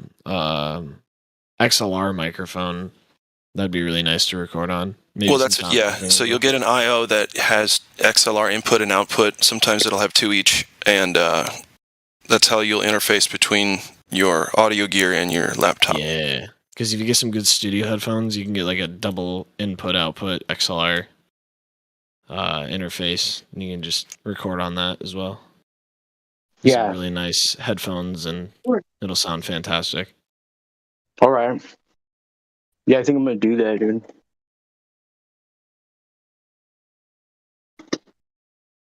Hang on, just say hi. Say hi, babe. Hi. Hi. What are you repping? Hi, Jackie. How are you? I'm repping Flat Earth. She's repping Flat Earth. Say it again, babe. Till the day I die. Yeah, till the day she dies, she's repping that Flat Earth. Flat Earth, baby. Awesome. Right. We have Spooky Dookie, right? You're new. Spooky Dookie. Yeah. I'm welcome, Spooky. Welcome. Welcome. Spooky. So, what's up? So they call CIA agents spooks sometimes, don't they? Yeah. I made the name. Oh, what a coincidence! I'm just messing with you, dude. Hey, dude. I am a conspirator, but not like that. You know. Yeah. What brings you into the server? No, I've been doing a little bit of research lately, and I mean, obviously, I was a Glober, all throughout my public school education, just because they taught us like that. But I don't know. I've been doing my own research lately, and it's just I don't know. I don't know if I really believe that the Earth is round. I think it's flat. It's just there's enough evidence there that I can't really believe that it's round. So I just came in like here. What evidence? Like, I don't know. It was just there wasn't enough evidence that if you were to go to the edge of the edge of the earth, and it would just like be round. Like it's just. I don't Okay, know, it's just kind so of you're still a Glober and you're LARPing now. Is that it? I mean, Liar. You're still a Glober. I mean, I guess if you want to say that, I'm just here to learn more. I don't know. I'm here to hear other. I'd rather have you being honest than lie to us. Yeah. I'm here. Yo, Roger. I just hopped down here from the live from the check-in. Got three friends here with me from Germany. Malo, they're pretty chill. They sound pretty chill. So if you guys want to try them out, who else was up there? We're still busy with Spooky, and he just said, "Yeah, I believe in the flat Earth because the edge. I don't know. It's something stupid." Carry on with Spooky then. Well, I'm here to learn more. I mean, I just want to. Yeah, you're here to learn more. But why would you then LARP that you are a flat Earth? Oh, what do you mean?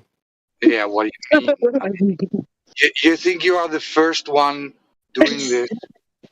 You think you're original? I didn't say that though. Okay. I'm So why do you believe you're on a ball Earth, Spooky? I don't anymore. I kind of used to. So why don't you? Because of an edge? What? Well, I mean, it's not just that. It was just one of the many one of the many evidences that. Spooky, I'll side with you. I'll side with you, Spooky. I'm a Glober myself. Like, I don't know. I just don't understand like how you guys don't believe in like space and stuff. So, you know, Rusty, like gravity and shit. I'm not talking to you, Rusty. No. So 1 second, right? I'm sorry. I was just trying to. Yeah. So Spooky, are you live streaming this, Spooky? No, I'm in here. I'm just listening. That's all. Okay. So, what about the edge? What makes you think that flat Earth has an edge? Then you did some research. You thought that flat Earth has an edge.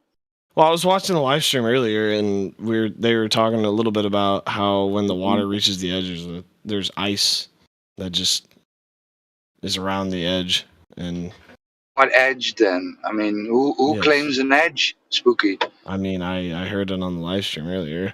Right. So when you think of flat Earth, what image pops up in your head?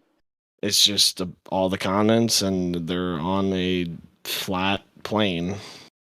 Right. And then on the edge is ice blocking the water from going off the edge. Okay. And you said you did some research. What have you found? What have you looked at? Well, when I was in my interview a little bit ago, I was just telling them about how there was a couple of YouTube videos I watched a while ago about it, and then I found this live stream on YouTube just a little bit ago, probably about an hour or two ago, and I thought it was really cool. So I came in here and just wanted to sit here and listen. But okay. So YouTube videos. What did they tell you then? What is it that they? Like I said, it's been a while. It was a couple. It was a couple months ago. It was a while ago, and I told him that, and he said it was okay. But I wanted to come. I wanted to come in here and kind of just listen. But cool. I wasn't trying to. All right. We might ask you some questions, but do you have any questions for us? How about this? I mean, not. What? Go ahead. How about this? Since you want to listen, go for it. Go ahead, listen. Malo, he had some questions for us regarding flat Earth. You know, they've been looking into it. So, welcome, Malo. What's up? Hello. Welcome. Nice morning. I don't know. Guten Abend. What is the time by you guys? Guten Nacht for me, man. It's 10:18 right now. It's 7 a.m. where I live. Good morning. Yeah, so good morning. Good morning. I'm fine. Okay. So Greenix and Paul and me, we are from Germany. there are a bunch of friends of mine. There are two friends of mine. So don't. Welcome, guys. Don't Welcome. my bad English, please. Oh, you're good, man. Yeah. So I recently have gotten into the theory of the flat Earth. I've got the information from a friend of mine, and he was telling me about how it is and how what he thinks about it, and that made me suspicious about the globe theory. So I am just researching and trying to get forward, and so I think I can just start talking to you about the theory of the denseness. Is it called like that? That denser objects are like heavier. You understand? Yeah. I know what you. Yeah, that's what I was saying. Yeah. I know what you're talking about. That you're saying that that's why things go either up or down, right? Because of the density, the relative density between the object itself and the medium that surrounds it. It's Archimedes' principle, actually. And you're right. Yes. Yeah. So don't get me wrong, but I still don't really know how it works with the density and why the less dense objects go up if there's no gravity, and the dense objects go down. So, what does gravity do to cause them to go up and down? Like, can you explain how you understand how gravity does it? How does gravity let a helium balloon go up? No, I don't really know what to think. So I don't really know. Is it like gravity? Then I don't think anybody understands how gravity does it. And if nobody understands how gravity does it, is it gravity really doing it? It's reaching equilibrium. The object is trying to reach equilibrium. It's out of equilibrium, you know. I don't know. I know how the gravity theory works. So I think the gravity is pulling more, more denser objects down. Really? No. Wait. Let me think about this. I mean, that's what they say. Mass attracting mass. Yeah, but that's it's unproven. Yeah. Unproven. When did you see that? Did you ever see that? Can you demonstrate that? Demonstrate what? That the pulling that you think that happens, right? You were saying that denser object, you think gravity pulls things. Can you demonstrate that? Could that be demonstrated? To manipulate the pull? Because it's invisible, right? I mean, could you say? I'm sorry to interrupt. Could you say something like, "Well, like all objects fall at like the same speed, right?" Like, yeah. Like 9.8. What is it? Like 9 points on meters per second? No. That's not true. No, it's not true. That's not true. Not true. Oh, it's not helium balloon doesn't do that. Yeah, it just goes up actually. Doesn't go down at 9.81 meter per second square. Even though we model it as with the vector down, like pointing downwards at 9.81, but it's not true. Why does a ball float in water but not in like the in air? Physics, you know? Like, how does water keep a ball floating? I mean, how does gravity keep the ball floating on the water, but it won't let it float in the air? Why is that? If you drop like not a rock though, or even a rock like it's not too dense. It depends on the density. See, if you toss it in water, it just doesn't fall down at 9.81 meter per second square. So in a vacuum, I will agree with you. Yes, in a vacuum, 9.81 meter per second square. I Yes. don't know about that, but okay. Yeah, no, vacuum. I'll thumbs up. The vacuum, no problem. You know. What's a vacuum? Oh. Vacuum chamber. Yeah, could you remove the jellyous medium that's air? It's like a jelly, man. It's compressible. You know what I mean? It's actually held together like a jelly, But of course, it's just invisible to your eyes because it's compressed. What do you speculate's in a vacuum once it is one? Is there any material in there, or is a vacuum just like a nothing? No, I'm talking about like dropping something in a vacuum, in empty space that has no particulates, which is theoretical. No gas. It means there's no gas in there. Mm-hmm. That's all. That's all I mean by vacuum. I'm not talking about outer space or any of that. No. As best as we can get rid of the gas. But what is the point of dropping? What is the point of knowing how fast things fall in the vacuum, right? Because we're not talking about the vacuum of space here, right? There's a reason why we want to know that. Like, okay, there's how fast things fall in water. Very slow. There's how fast things fall in air, gas. It's a lot faster. But what about in non-air, right? But it doesn't have anything to do with space, right? Does it? But why would we need to know that number? Are we looking or trying to figure out a constant or something like that? Like what if we built I'm gonna smoke my duba, right? What if the vacuum chamber went all the way to say 200,000 feet? Does it matter then if we drop something from that height? No, man. We're just saying 9.81, and who said that? That was Galileo. No, it was Ruzi or Rosa. Yeah, no, that was me. Yeah, and then now what? Not everything drops at that rate, and yeah. I was just saying. What was? I forget the original one Mally was talking about. It's something about a vacuum. and Archimedes principle. Let's talk about density, and I brought up Archimedes. density. If you want me to post like something coherent about Archimedes principle, I can. Some logs sink in water, and some logs don't. Why? Why do the logs sink? More dense than the water? Because it's more. So it doesn't have anything to do with gravity? Check out for the new guys. There's a text channel that goes along with the voice channel. Gravity pulls live stream voice text. Gravity's pulling on the water too, though. No. Okay.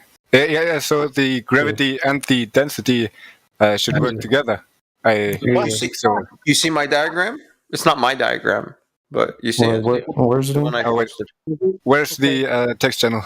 So okay, you see where we're at? Just two clicks above us. Live stream voice text. It's called live stream voice text. All right, sweet. You know what's worse? You know what's the worst? You know what's bad about gravity is that when you go look at the Earth and see that it's not a ball, right? All of a sudden, all that thinking you did about gravity, it just goes out the window. I want to highlight this. So this is from fluid mechanics. This is from my college textbooks. Actually, this is the professor's slides. So they're slides from the textbook, but they're lecture slides.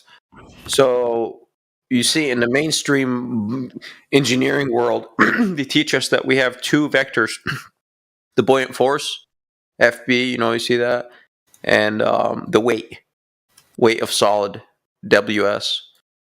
That's the weight of the object. So the weight is, let's say you want to pull it down, push it down, whatever, just put vector downwards and the other one upwards. And any object that's suspended in a fluid, air is a fluid, water is a fluid, wants an equilibrium, like it's seeking something called equilibrium. And that's all that we're doing because it's out of equilibrium energy-wise and everything. So it will move either upwards or downwards towards the bigger vector until both are equal and it reaches tranquility. Right. So that's why like heat rises. Yes. Yeah. The density first, like it's higher energy state. They spread apart. So the thing, it gets denser, less dense. I'm sorry. So yeah, then it rises. Yes. Like a hot air balloon. A volume of air at that temperature versus ambient is less dense. So, the equilibrium now, it's not an equilibrium. There is a greater force upwards than your 9.81, and it goes up. So, this is taught in mainstream, So, gravity isn't a force in their it's model. not. It's not. It's true. Because we're talking about weight here, you see, like even that's the cool thing about the engineering text, like the weight of the object. You see, it's cool. Yeah, if you read It'll tell you whatever, but we actually use weight, not mass. Some books will say mass, but weight is much better. So you believe in weight, or sure, did I misunderstood something? Yeah, Okay. Weight is good. I believe in I believe in little g, not big G. G as in the gravitational acceleration, if that is what you want to call it. Yes, I believe in that. Yep, no problem. That's just me. Others will disagree with me or agree. That's fine. That's just me, Cyrus. That's just my opinion. Okay, in a vacuum. In a vacuum. Asterisk, right? All right. Okay. Yeah, but nature abhors a vacuum. There's no vacuum in nature. No, it's a man-made thing, man-made construct. Chamber and whatnot, mechanical pumping. And there's no vacuum chamber big enough to test if things actually fall 9.8 meters per second. Yes, so you can test it in air and then predict it's going to be a little bit faster or something. You know what I mean? Like you can. Yeah. No, but it's close enough to work within a convention to solve for problems or whatnot. It doesn't explain because it's not explaining anything, pulling anything. You see, just a measurement. Actually, you just bust out a stopwatch and you have an object and you measure the change, you have points and you measure its velocity as it's falling, and you'll have different velocities. And at the rate the velocities change, that's acceleration. And that's, approximately 9, or let's just call it 10, approximately 10 meters per second. Whatever, Eventually you'll hit like terminal velocity, no? Yes, and that has to do with the surface area, the projected area, actually, to be more specific. Right. Yeah. Yeah, I always wonder what proof that they gave you that gravity is a real thing, that everything is going to the center of a ball Earth. What did they show you? They dropped the stone, and then look, stone drops. This is it. Yeah, stone dropping, like us orbiting the sun.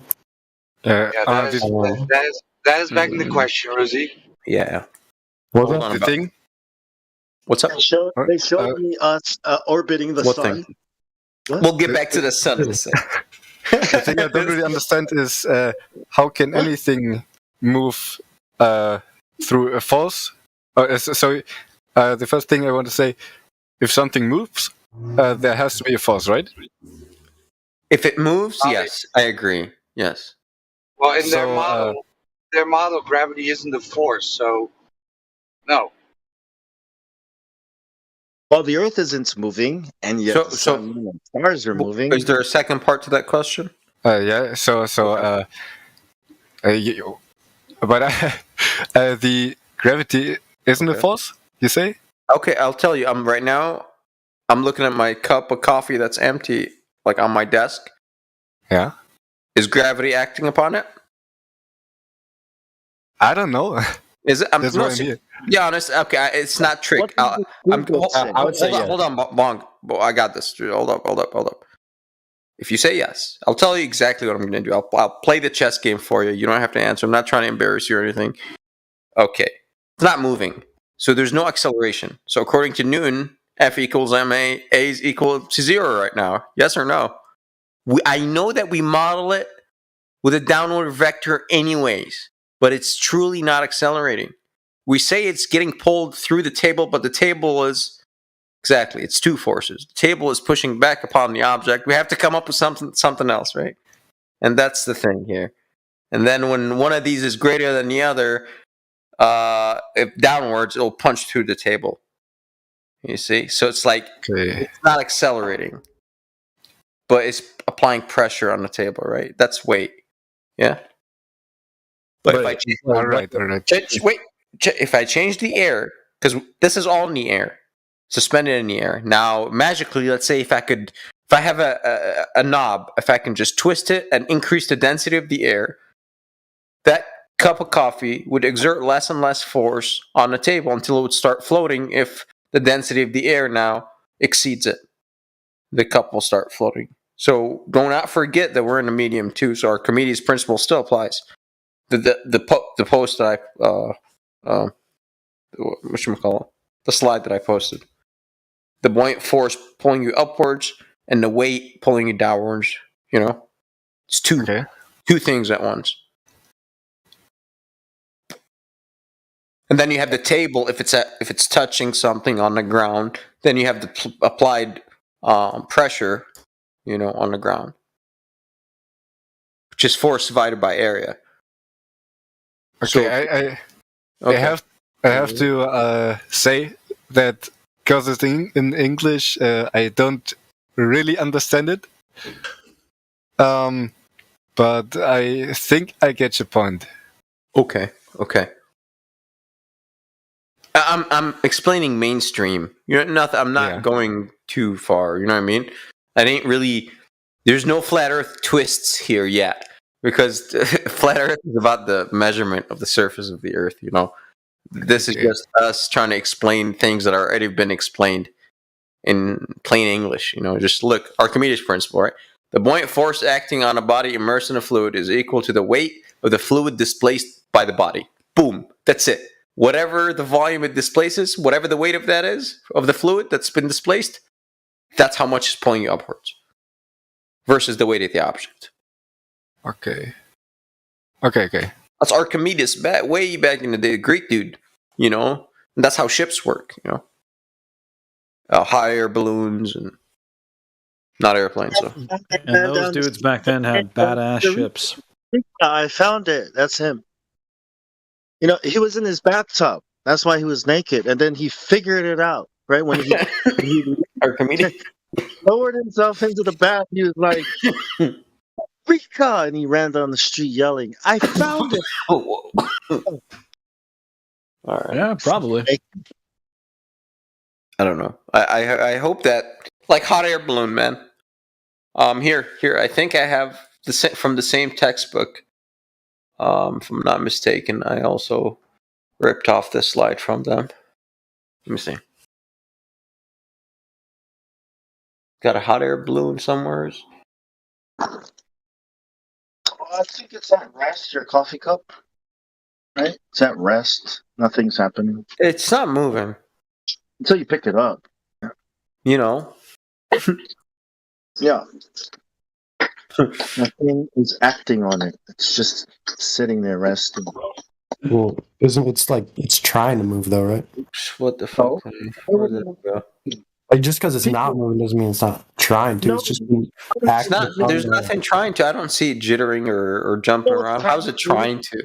Living things. gravity. Gravity. What gravity, bro? Those things have the energy to move. Those are the things trying to move. But Here, rocks I are not gotcha. trying to move. Found it. Hot air balloon. So something that is, that's crazy, right, Razi? So something that is not happening is happening. Well, it's not Are you serious? happening, but it's trying to happen. It's not happening, but you're saying, well, it's happening either way. No, I'm saying it's not happening, but it's trying. Okay. To happen.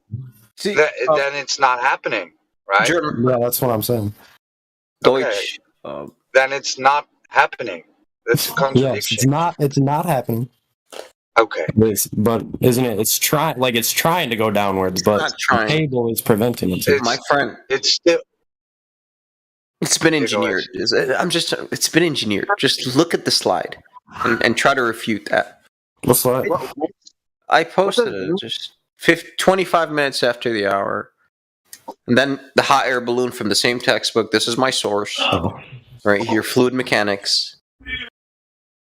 You know, that's what I'm saying. It's basic. It's not a mystery, and this is testable, repeatable.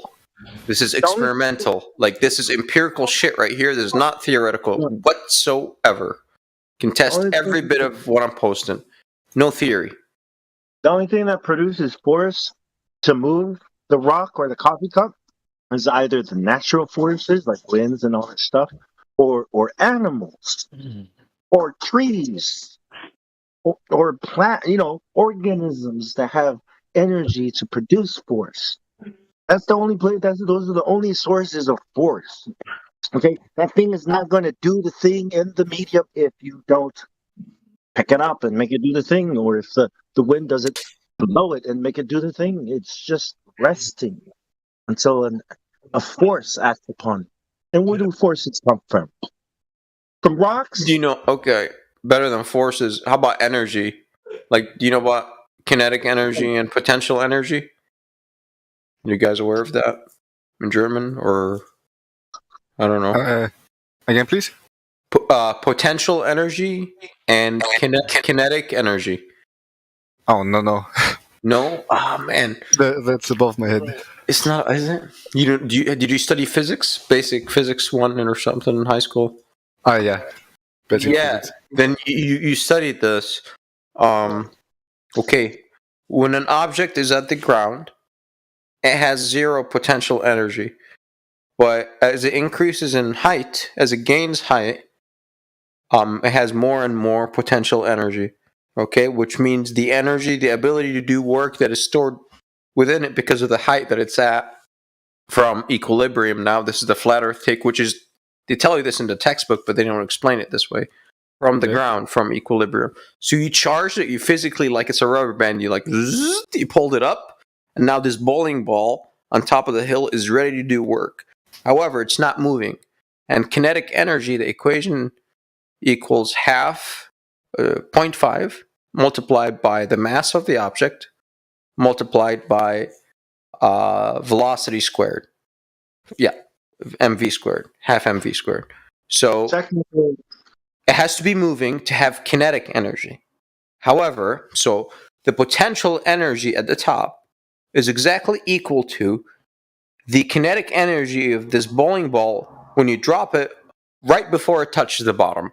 You know, if you could imagine it right before, like a molecule or an atom away from the ground, that's when it would have the most amount of kinetic energy, because it would increase in velocity, and velocity, that term is squared, so it grows exponentially, the number, the more speed it gains, because the mass is constant, right? And you know, I remember the lessons.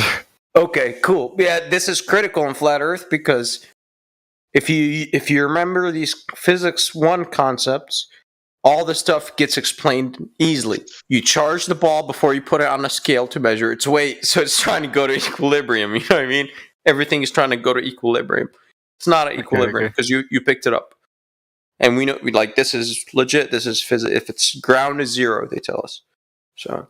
Well, I think it's because when the medium, the density of the object, right, meets the same, you know, it's now at rest. Hey boys, this is where we're gonna rest. Who? Us, dirt and rocks? Yes. And then there's things like gases, right? They're like, oh, we wanna go up there and rest, you know, where we belong, and then they stop there, and then, you know what I mean? Rest. Like nothing, you know, equilibrium. Like equilibrium. No more work, right? Like check. Okay. Some work. This is from the textbook slide about hot air balloons. They tell you that it's controlled by the temperature. And then there's a point where it's exactly buoyant and it's not going anywhere. It's just absolute tranquility up there, just suspended in the air, man. That's just hot air. That is so cool. Just because the density principle. And it's not, as you can see, it's open. The container is open from the bottom. So it does leak the hot air. So you have to, there's a, like a sweet spot where, like, you'd have to turn it on for a few seconds, and you know, as you decrease a little bit, you gotta give it a little bit more, and so on, right? So yeah, right. So I have a question to you guys. Maybe it's a little bit off topic, but at first, do you guys think? What do you guys think of the shape of other planets? Oh, you mean the lights in the sky? Are you talking about the lights? Lights in the sky are pretty cool, man. Yeah, I'm not talking about the lights. I'm talking about our solar system. Well, I mean, what do you see when you look up there? Do you see anything but lights? Do you see rocks? No, I'm serious. I'm serious. Is that where everybody goes around the sun? Are you talking about the moon? Okay, he's talking about the moon. Okay. I'm not talking about the moon. I'm talking about the planet. So, well, what's a planet? Define planet. I know exactly what you're talking about. You talk about a planet is Venus, Mars. Yeah. But however, he's talking about the 7 wandering lights. The wandering stars, because we're assholes on the server. I forgot to tell you, and we like to define things very very German. Very, you know what I'm saying? You gotta be very specific with it. I must remind you. We're not German. Okay. So, not planets. The big rocks. Yeah, it's not rock. The gas. I don't know. They're not rocks. I mean, the idea that we had, right? It's a solar system. It's not a thing. There are 7 lights in the sky, right? That's not doing what all the other lights are doing. That's what they have called planets, but they were originally called wandering stars. You see what I mean? Yeah. And the sun, moon, and the stars, they actually go around us. I mean, they come and go.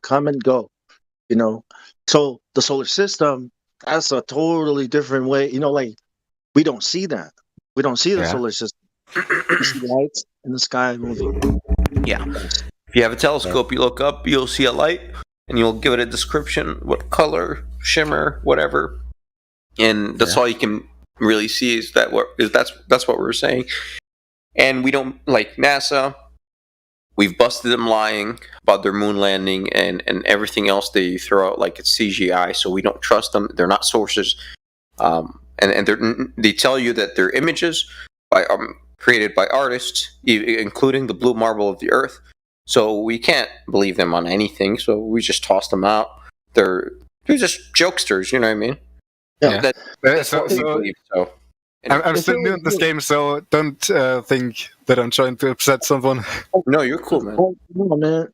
When I first came here, I thought, man, this is so easy to debunk. I can just go to NASA and pull out one of these videos. Watch this. I'm going to get a video. I'm going to show these flat earthers, right? And it's a ball.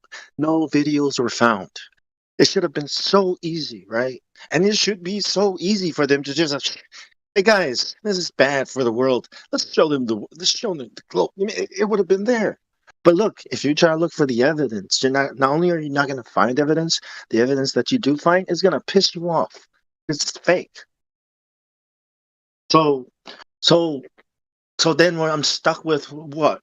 So I'm stuck with some story that some people told me and memories I have from my childhood? Yeah, that's all you got, man. Okay. You know, that's all I had. I couldn't do anything with this. That's why. So you haven't found any videos at all from the... No launches, because I was thinking there should be a camera, right? Like, dude, there has to be a camera on one of these rockets that they've tested, sent, all thousands. There's going to be hundreds. Couldn't find one, not one. Not one single video, not the Apollo, not the moon landing, not nothing. I was like, dude, it looks like it was all freaking, like staged for children. So, hey, where's the stuff for the adults? You know what I mean? Like, we're adults now. Yeah. And still nothing. What? Maybe I am. I don't know about you, bro. I'm just kidding, man. Bongs out. Yeah. Just messing with you, man. Took it in the fire now. Should be alright. Take it out. Any other questions, man? What else? What else you got? Why you guys always gotta pick on my boy, man? So the planet. We didn't answer that. The planets. Okay. Sometimes I say this. What if they are rocks that are spheres? Does that mean you're standing on a sphere? They're just things above. And when you look above, one, you can't prove that, like, you have no proof that we are moving. So when you look above and you see those stars and sun and the moon is moving, why do you think we are orbiting them? They are orbiting us. It's geocentric, not heliocentric. What's your proof for heliocentric, which means we spin around the sun? We say... I can't prove it. Yeah. So... So I've looked in the internet and found some theories, but they all go in different directions. Why the government is trying to hide from us that the Earth is flat. You understand? True.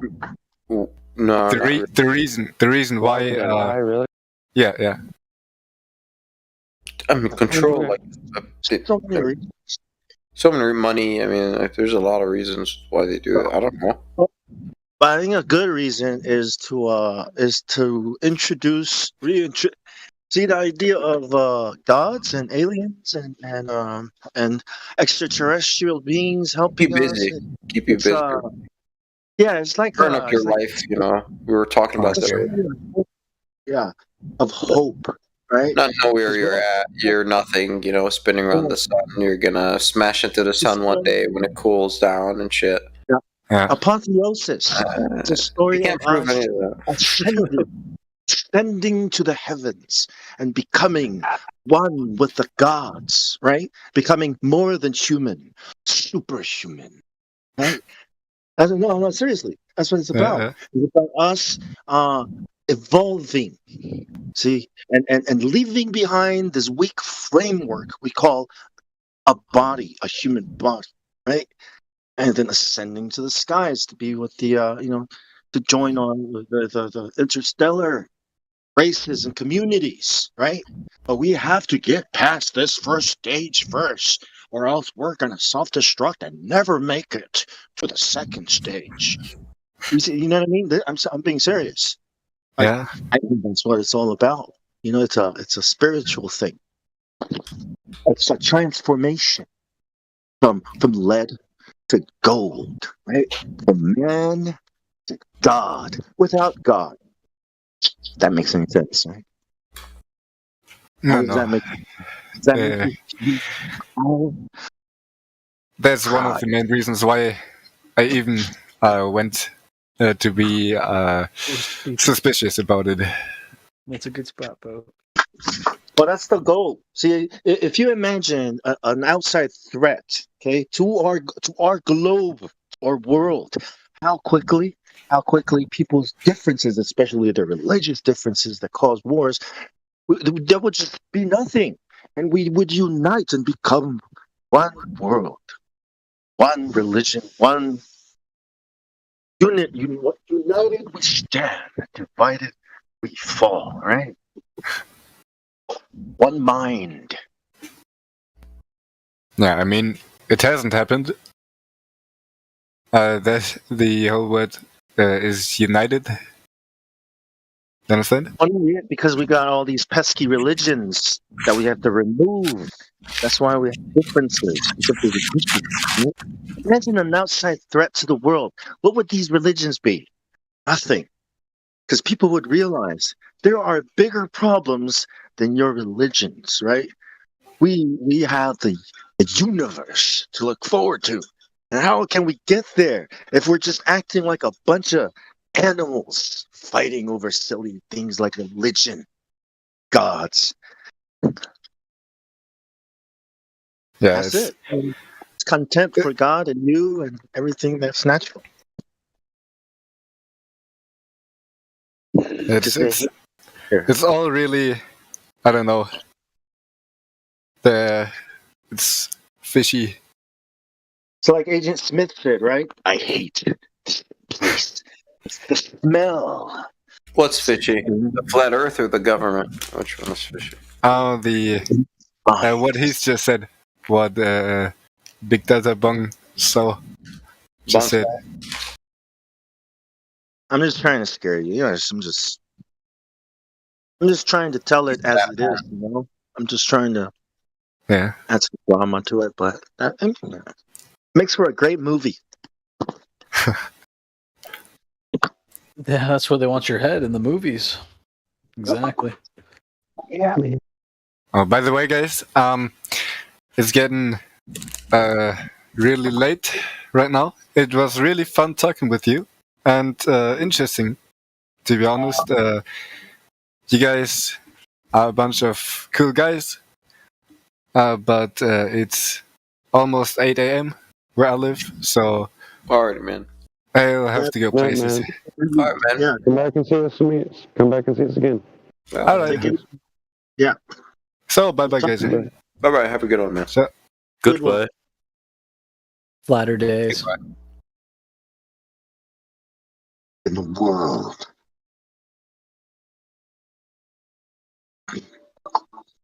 You gotta make it like in the world. You know, world. World. You've been practicing. World. Just gotta roll. You just gotta, make it like world.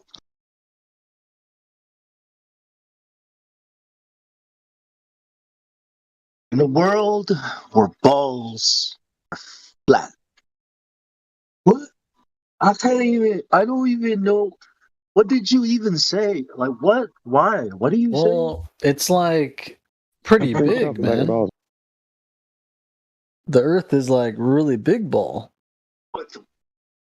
So big it looks flat. It's an Earth-sized ball. Yeah, we get it. So if big balls are flat, then what's flat look like? What does flat look like? What would flat look like? This is round, and what's flat?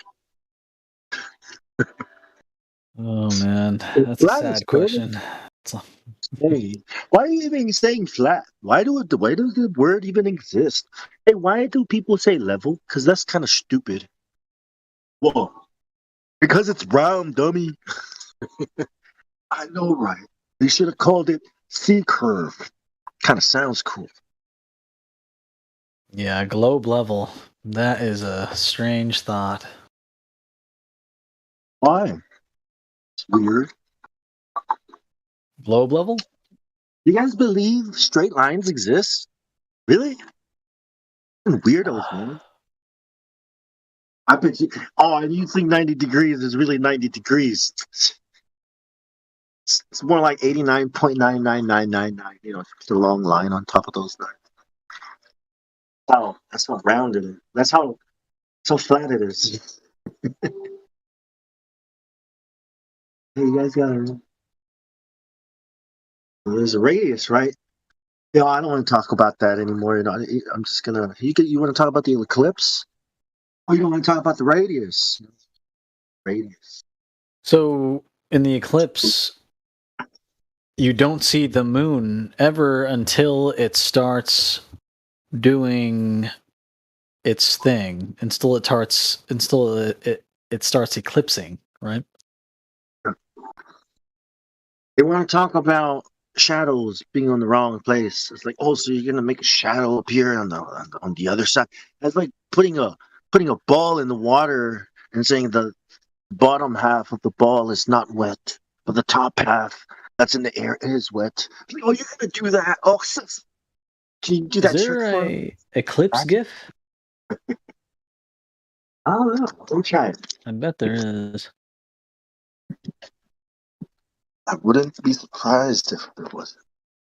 It comes up so often, yeah.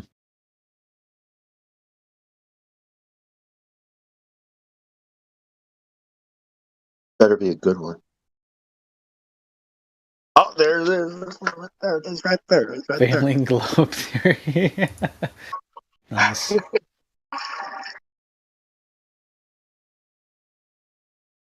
don't want to talk about eclipses anymore. Why? Because the shadow's in the wrong place? Because your model doesn't work? Which model does work?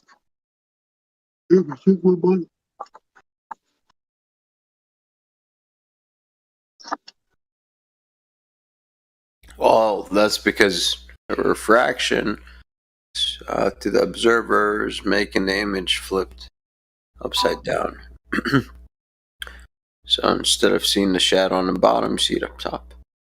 Just like the globe predicts. And Einstein was right. Blame refraction again.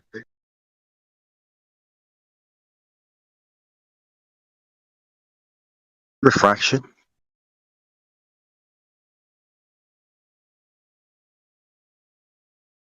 Gravitol refraction.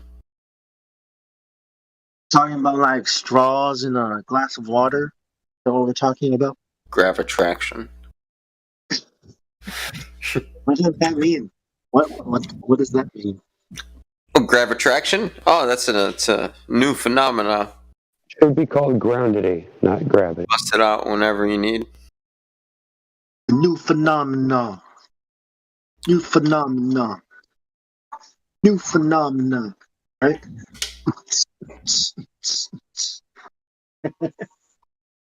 Gravitraction. Gravitraction, dude. Traction.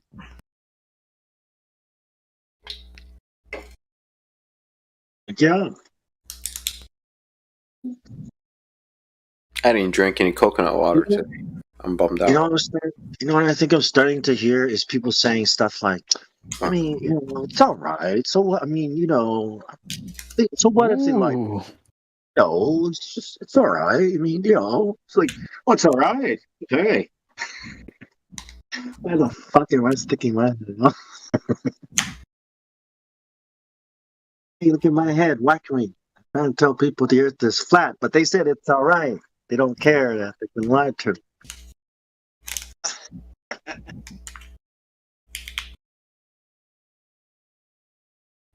What if I came to your house and robbed it? And then I called you in the morning and said, hey, I robbed your house. Yeah, your Wing Chun shit won't work on me, man. You're trying to rob my house. And then I call you the next day, hey, I robbed your house. Are you gonna be like, head kick? Wow. Got to take a loss sometime, right? You do your energy shit and just take this fucking shin to the chin, bro. Watch out. Robbery.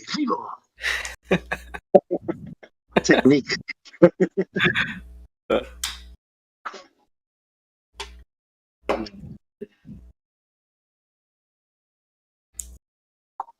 So let's say you caught some guy doing your wife, right? Like, well, you don't know if it's my wife. Yeah, that's terrible. Well, you don't know if that's a real dude. It could be a robot. Yeah, it's. It's like, what do I have to do to get this guy to? It's refraction. It wasn't actually him. You see, it was a mirage. In reality, in that situation would be like, I knew it, that bitch. No, you wouldn't be like. No, I think somebody's getting punched. Probably both of them. I'll probably beat them. I'll be honest. Why not? She deserves a beating at that point too. Pin both of them to the bed with a spear, right? Fuck them both. Enjoy your battle. Put them to the bed. Yeah, it's fucking over. Own the house. Motherfuckers, Oh, dude, I'll be just heartbroken. I mean, if I have children with her, oh my god, that's terrible. That's just bad. But first, I was like, oh, okay, all right, see ya then. First, I'd break all the bones in his body, and then that's it. Yeah, I mean, honestly, it's like, why? Oh, yeah. Then he takes my money. I understand. I trust me. It's like, however, it's like, she's a skank, so it's like, why even get mad? Of course, get mad because you're a fool and you put your emotions in the wrong woman. But that's your fault. Oh, but kicking his ass is more like, look, I need to release, and very appropriate. This is for her. Okay, this is happening to you because you just want to beat him up. Blame her. Hey, I hope you can feed him through a straw at the hospital. See you guys. Have a nice life. And you're in jail, bro. Oh god. I don't know about that. Feed him with the straw. For sure. Yeah, really. Yeah. And then she'll take all your shit from your house by the time you get out. She cleaned out your place. So no, see? You lose. You just smile and just there you go, bitch. Get out of the door. You just tell them both to leave. Yep. Nice and easy. It's not gonna be like, you take out the shotgun and be like, both of you, like, no, butt naked, both of you, get the fuck out. No clothes. stand up against the wall in front of each other. You just kind of kick them on the way out, both of them. You know, sure. Hey, stand up against the fence. I'm really mad. Maybe like I'll oh my god, if I got a rifle in my hand, yeah, I'll probably shoot him in the ass or something as he's running. Oh, just why not? Why not? Here, just graze him. You know, look, there you go, bitch.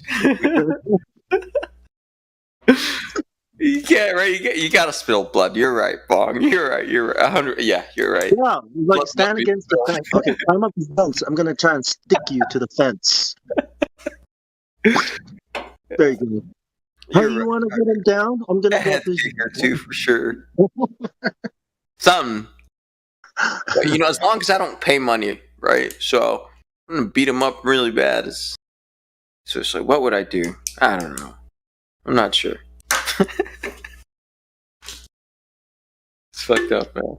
I think any guy who goes through that would happily go to prison to stick this guy to the fence. Oh, dude, I'll do the water torture thing with the Chinese. Water drip on your forehead for sure.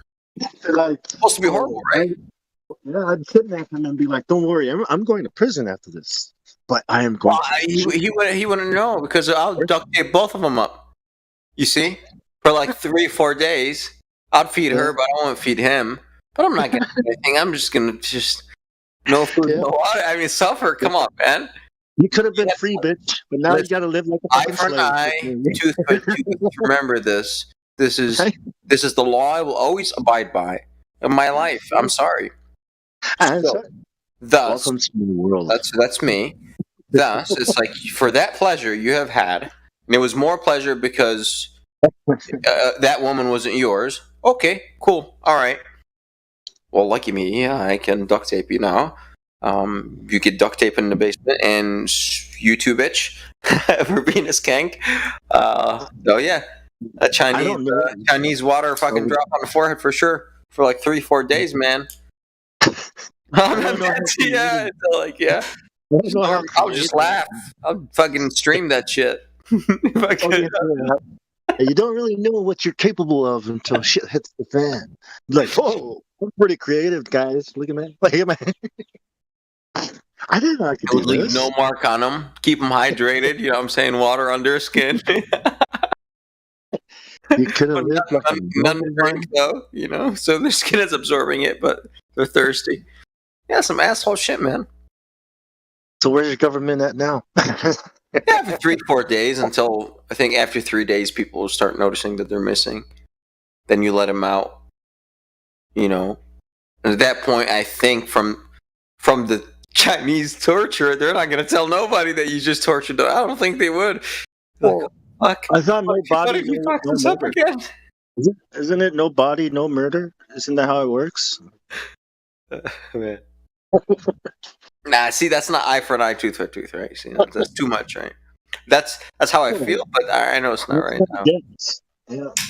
Maybe 10 years younger, yeah, that would be it. Oh, you didn't know who you were fucking with? You were fucking with a crazy person. Right. Dude. Wow, and you just shoot him dead? It's like, no, that's, you know what, man? You should shoot her instead of the dude. Yeah. Right? If someone deserves it, it's your woman. She knows this is your fucking woman, man. What the fuck is she doing? Why shoot him? It's just a dog. Just a male, man. We already know. It's a fucking dog. Shoot her. That boy again, he said, know who you're dealing with, boy. He's like, yeah. So you didn't know you were fucking a psychopath's wife? Well, now you know. Well, your wife should have respected you. I know, right? That's what I'm saying. She didn't. Yeah. So that's what I'm saying. Duct tape them both, bro. Chinese water drops on the forehead and leaves no marks. You're free to go. What was that movie, Nobody? There is a dormant piece inside of me that wants really badly to carry this. You know what? Or I would tie him beneath the coconut tree. Be like, listen, if fate has it to drop a coconut on your forehead, so be it then. I'll leave him tied up for at least a week until something drops. I hope one of these coconuts fucking keep me there until something drops and then call it fate. Here, see? It was fate. It was just Oh, I just found him here, officer. They were sunbathing or whatever, and coconut smashed on the forehead. I guess he chose the wrong tree to lie under. Dude, that's some fucked up shit. Coconuts again, man. You know what our cops used to do? They used to handcuff you. Like, if you were, drunk, disorderly, they'll handcuff you to the pole outside the police station at nighttime. Yeah. And the mosquitoes just ravage you. And they're like, Yeah, guys, what's good? Coconut cream pie. There we go. See, I always have coconuts, man, on hand. I love coconut, man. I'm a tropical dude. Long Sao, man. Maybe I should come to Samoa, man. Maybe I'll find me a Samoan chick. Yeah. Some native fucking authentic genetics. Yo, Cyrus. What's up? Did you know they're trampling people there? I don't know. Trampled, bro. No clue. Yeah, bro. This lady got trampled. No idea what that means. She got stepped on. Trampled? Mm-hmm. Okay. By who? By what? You trampling? By them coconuts, man. Yeah, man. It's Oh yeah. Watch out for them coconut people. They could trample your ass. Do you grow berries, Long Sao? Watch out for that peaceful protest, bro. I'm trying to grow strawberries here, yeah. Oh, many blueberries, raspberries. What's up? Raspberries, yeah. I want to grow some raspberry tree. Yeah. How about some neighborhood I've seen? It's good. Yeah, Yeah. Marionberry. It's like a big tree. It's actually a nice tree. They grow jam with that tree. Like it's a tree. Just take your foot and stop on it. We have wild blackberries here on the river, so oh wow, good I take them by the pound in the summer, so. Oh, why don't you go grab one and grow it? Grow it in your backyard. Oh my god, I just cut one down, man. That was fucking me up. Did you declare that on your taxes? So listen, in my yard, I'm stealing this from scripture, like my, not Bible, so don't grill me, but it is scripture. I have to plant it, right? I have to clip it, trim it. By the river, man, God is planting it for me, and it's free. I just walk and there's so much, dude, just collect it because it's all going to waste. It drops on the ground, and so just take as much as you can, and there's plenty for everybody. All the rivers here, there's berries, all kinds. Kenny, you gotta pay taxes on that, man. No, God doesn't want you to. He planted it for you, for free. It's his. He doesn't want me to. I mean, he said, "Don't spread ruin on earth." That's it. That's all he said. You don't do. But if I go down to the river and get one of those berry trees, mix it up. Yeah, hey, if you see, okay, honestly, not all the bushes are the same. I know my favorite bushes, right? They taste better. They're not bushes. They're like viney, thorny, extremely invasive. Will kill anything else that's around. Those are blackberries, right? So. Extremely invasive, but they're awesome. Like as a fence to keep. If you have I don't know, if you don't want anybody crossing over, you can have a blackberry fucking patch. No one is getting past that shit, man. If it's super thick. Yeah, I'd grow it for that, of course. Wow, dude, it's nasty, thorny stuff. But however, they're blackberries, so it's just me and the bears out there just picking them. By the pound. I love them, man. Free 99, and they cost about $5 for a little, not even a pound. Oh my god, like an 8 ounce or 6 ounce container. Yeah, 8 ounces. Yeah, 8 ounces something. 8 ounces, $5, man, at the store. I fill up my Ziploc, man. My hands are black by the time I'm done. Berries are named that because people probably saw bears eating them. Oh look, those are the berries. Maybe, man. I love berries. I love honey. I love berries. I know I'm a bear. I understand that. I should name myself Cyrus Bear now. So that's too saucy though, so I can't even do it. Bears, yeah. But sound for sure. Can't do it, man. Cyrus Wolf. Yeah. The big guys, you call him a bear, right? You could name yourself Barry Cyrus. No, that's too fruity. It's too fruity, man. Ah, come on. I know about it. Oh, Blackberry Cyrus. Cyrus berry. No, Cyrus berry would work better because it's a Cyrus berry, right? Black Cyrus berry? Yes, invasive, and will fuck you up. Just come get the berry, and it'll wrap you up in space time. Entanglement.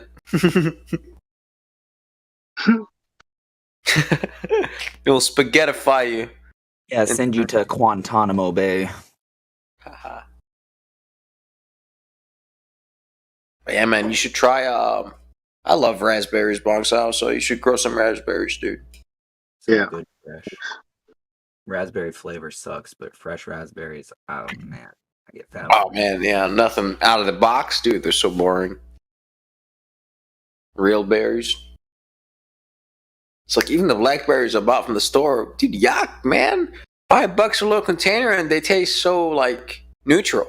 There's nothing to it. So some of the bushes, which I like them, they have different flavor. They taste a lot like cola. I call them. They have a cola flavor. They taste like kind of Pepsi, but it's a berry, blackberry. So I like those. They have a little offshoot. What's up? I don't know, man. I'm just frustrated. What'd you say? I'm just frustrated with Ottawa, man. Why are you frustrated? It makes no fucking sense. What makes no sense? Ottawa. The berry discussion? Yeah. Why? Yeah. Are you a berry enemy? Are you enemy of the berries? I just make jam, man. Just make jam? It's too much sugar, though. I think the creator put just the right amount of sugar in the fruit. Yep.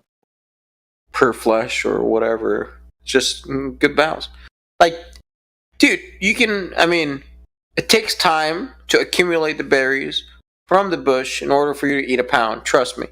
And I do. Then I walk out with a pound. So I have a pound of liquid now in my stomach. That's quite a bit. I can't eat more. I'm done. You know what I mean? I'm done.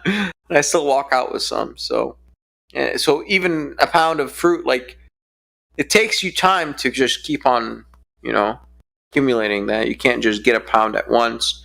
It's a lot of bushes you got to visit. And, so I eat half of what I collect. So eat a handful, collect a handful, sort of thing.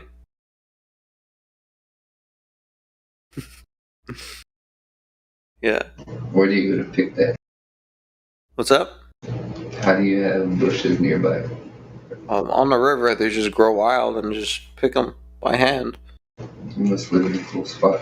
I don't even cut them. I don't, I just manage my way through them, push them aside and like an idiot because I always wear shorts and I regret it immediately with the first berries. Like, fuck, should have worn pants, jeans. However, they call them battle scars.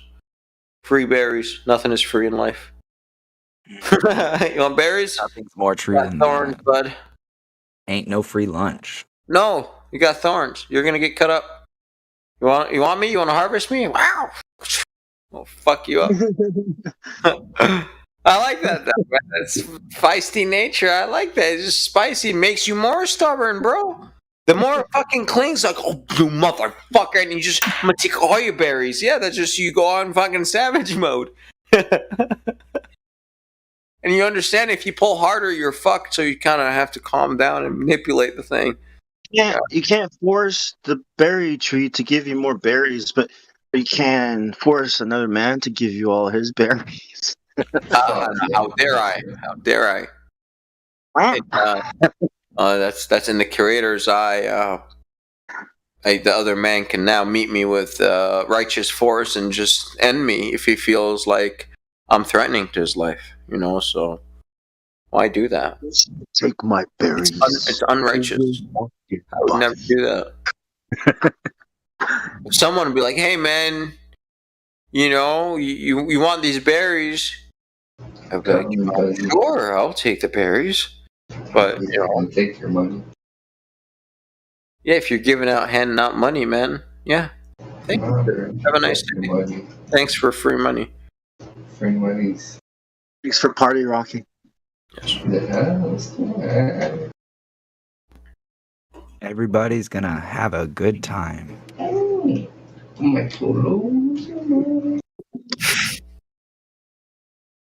Yes. We're going to make you lose your mind. Sorry, God. What'd you smoke today, man? Dun, dun, dun. You know, same old. Bit of globe. Man, I should come up with a strain, breed, or something to find a strain that smells like coconuts, man. Call it Coconut Breeze. Oh, hey, let's go. I'll smoke that. Dude, I haven't, not yet, man. I haven't. Don't tell anybody. So let's start breeding for that, Bong Sao. I'm gonna go to Monsanto and be like, hey guys, so I want some of these coconut genes into this marijuana plant. How much? I'll work myself, and then I'll GMO coconut. Really taste the coconut in it. Yeah.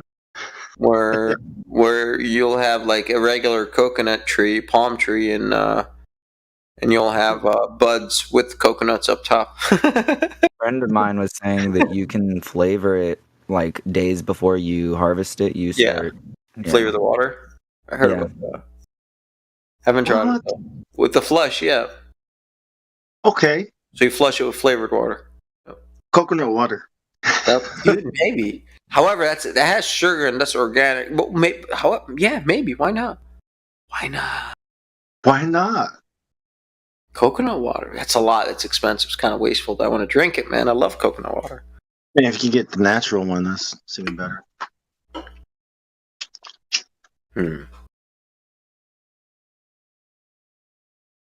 Yeah, you know what? I'm gonna start my garden. That's right. Yeah. End of February. Yeah. Spring. So I like stuff that's edible. See, I'm still like I'm very left brained or very masculine brain. Still like I don't want that. Actually, even though I do want decorative stuff, but decorative that like I like vines, man. I like stuff that climbs for some fucking reason. They're like alive, extremely alive, and they piss me the fuck off when they climb all over. Everything's like, you motherfucker. However, I like you, but I'm chopping you down. I like you. I respect you. You're just fucking alive. Look at you. Like, I find like a branch that just enters the basement and just chilling in the fucking basement with me. It's like, wow, you came all the way over here. What the fuck? Pumpkin is going crazy, man. I'm trying to figure out where to make it go. It's like I'm going wherever I want to go, Paul. It's like, why don't you make I don't know. Sweet potatoes do the same thing. Yeah, exactly. Potatoes are viney? Sweet potatoes. Sweet potatoes do, yeah, they're vine. Kumra. Dude, I'm gonna plant me some sweet potatoes then. Because I love sweet potatoes. If you find the Japanese ones, they'll have 5-pointed leaves. 5-point leaf almost looks like a weed leaf, and it's like a purpley color. Oh. Maybe it's not Japanese, but they're a red-skinned sweet potato with a white meat. Really good. And how long till harvest? Same as regular sweet potatoes, like 3-4 months or something. Really? Okay. When do you plant? Know exactly. I just let them grow. I never actually harvested. When should you plant and where are you at? That way I know when do you plant.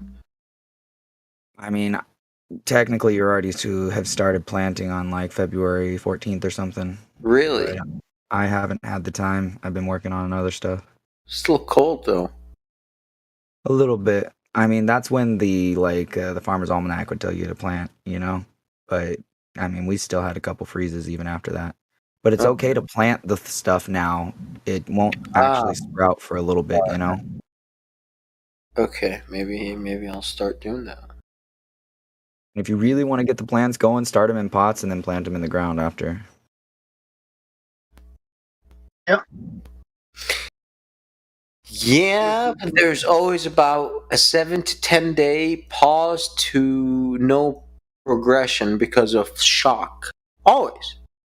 True. If the roots touch the bound, like if the roots aren't like, you know what I mean. If it's root bound, it will get shocked. Still worth it, man. Why no? Yeah, why don't you just plant in the ground right away? Boom. Let nature do its thing. Yeah, I mean, I don't wait until it's root bound. Like as soon as it's like like 2-3 inches big, I take the whole container off and transplant it, the whole thing, so it's not. Yeah, and it doesn't get shocked. But it does. Does. Okay, compare it side by side by a plant that you know the rate of growth. Like you have to do this super fucking scientifically, right? Where you know how many centimeters you're gaining on each branch per plant per week. And then transplant a plant right next to it of similar size. I think that could be if you like plant two plants, like I mean, if that one is the same exact size as the other one already in the ground, then visually you'll be able to tell over 1 week that one stayed the same and that one kept on going.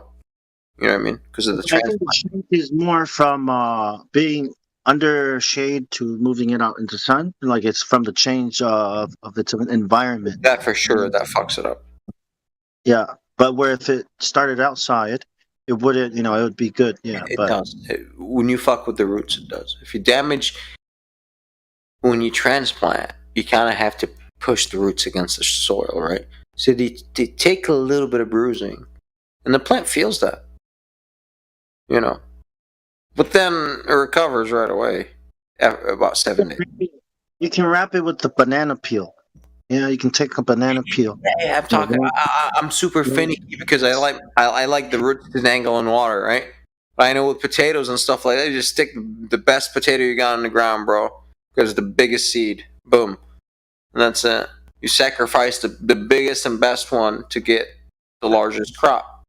It's also like the roots, getting a shock from this new medium. It's not used to.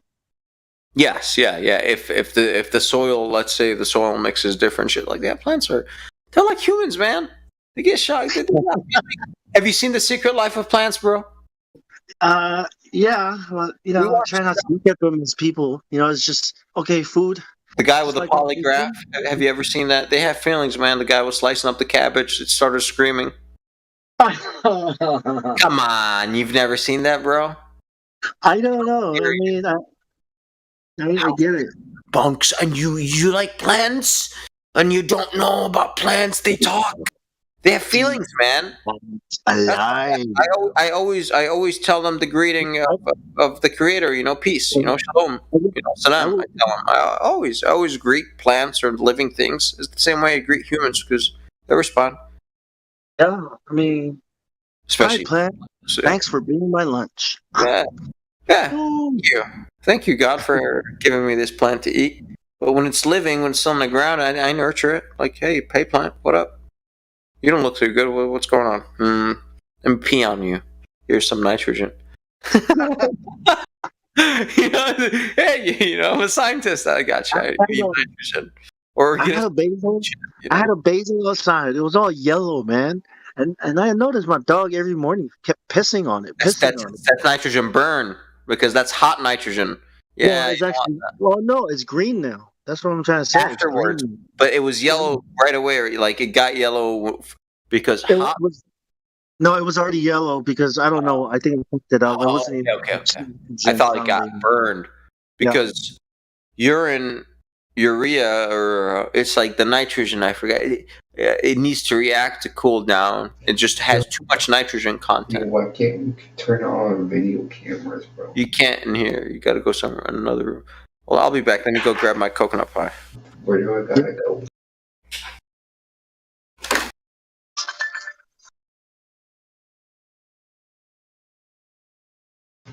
Yo, Cyrus, where's the video camera channel, bro?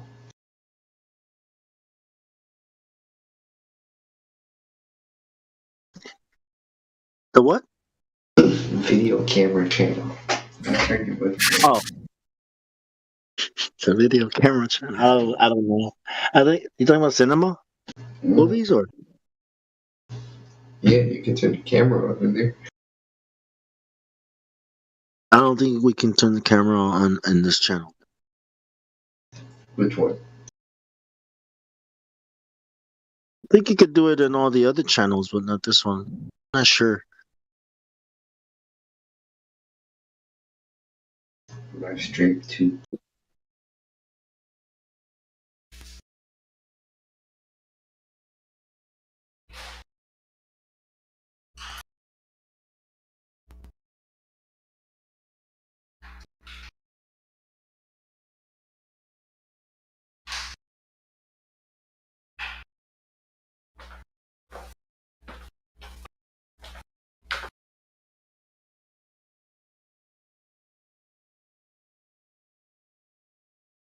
All right.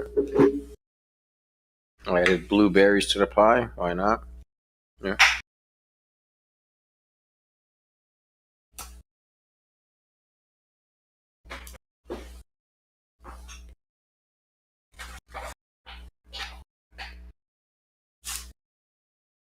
Yeah, that's one thing I would like to make money of, like off of berries.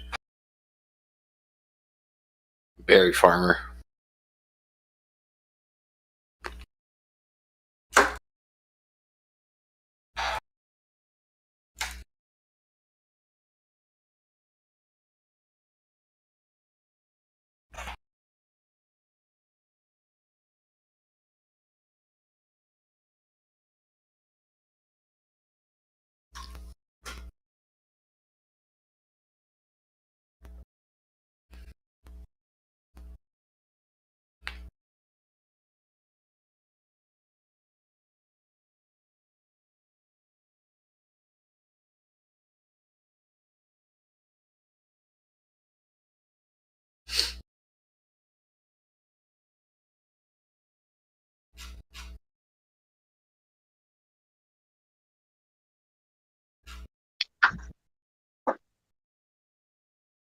Well, it's a slow night, man. Not that many people in here. What is it? Is it Tuesday? Wednesday? What's today? It's Tuesday? Monday. Oh, Monday. Tuesday here. Oh, tomorrow is 2/22/22, huh? Or that's where it is. Ah, cool. That's a cool day then. I don't like numerology or anything like that, but you know, which you might find that surprising, right? I don't believe in numerology. Yeah, I don't either.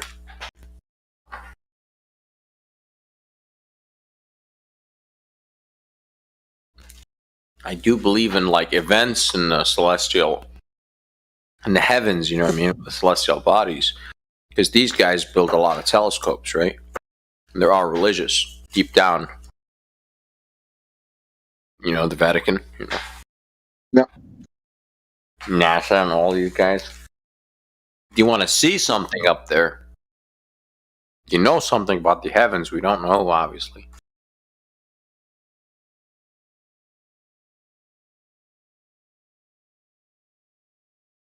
As like, we don't know from TV, but if we read the scriptures they read, then we'll know what they're trying to do, actually. They're trying to know the future by looking up at the sky. I think the ball Earth is. And listen. And if you were them, you would be considered the profane. Because you're stupid enough to believe it's a ball. You're stupid enough to hand over your mind, control of your decisions, of your beliefs. And you know what I mean? Like people who believe the stories they put out. Mm-hmm. It's their own faults that they believe it. You know, it's their own faults that they didn't think about things and come and realize that, you know, certain things aren't true. It's self-evident. You know, that, and if you can't accept self-evident as true, then, you know, I mean, plus it keeps everybody else out of their business, out of their hair while they build their new world. What do you mean while they build, bro? You're already living in it. Was good. Well, whatever is left to build. Nothing but destroying. They're just destroying family. They're destroying everything, dude. Destroying males, destroying females. They're destroying everything. What are they doing? Minds. Destroying minds. Well, destroying the future. That's all they know how to do. Ruin. Spread ruin everywhere. Why should we study for a future that's not going to be there? How dare you? What's that? What's that girl? You know, Greta? Or, oh my god. Yeah, Greta. Dude, man, I really don't like her. I mean, who the fuck is this? Like, that's not how children don't think that way. That's the Why are they bull. using children for why are these so fucking weird, man? Children don't think that way. Children don't have the stuff to think that. And who the fuck gave a child a spotlight within like a place of adults? Like, what the fuck is this, man? It's like, that's some bullshit. Look at these guys using some girl as their mouthpiece, some little girl. Like, as if her age is gonna, make a difference. Emotions, they're just trying to. Guys, man, what the hell? That's not how kids talk. Look, yeah, the future. Oh my god, global warming. Oh, let's tax everybody. Ha. Isn't that a solution? No, that's not an 8-year-old's question. That's my question. Well, that's your problem. You don't ride a bicycle. She'll tell you. Driving 8 cylinders. How dare you rob my future with your 8 cylinders? But how the hell does this kid? Like, I don't. No, this ain't real. Bullshit.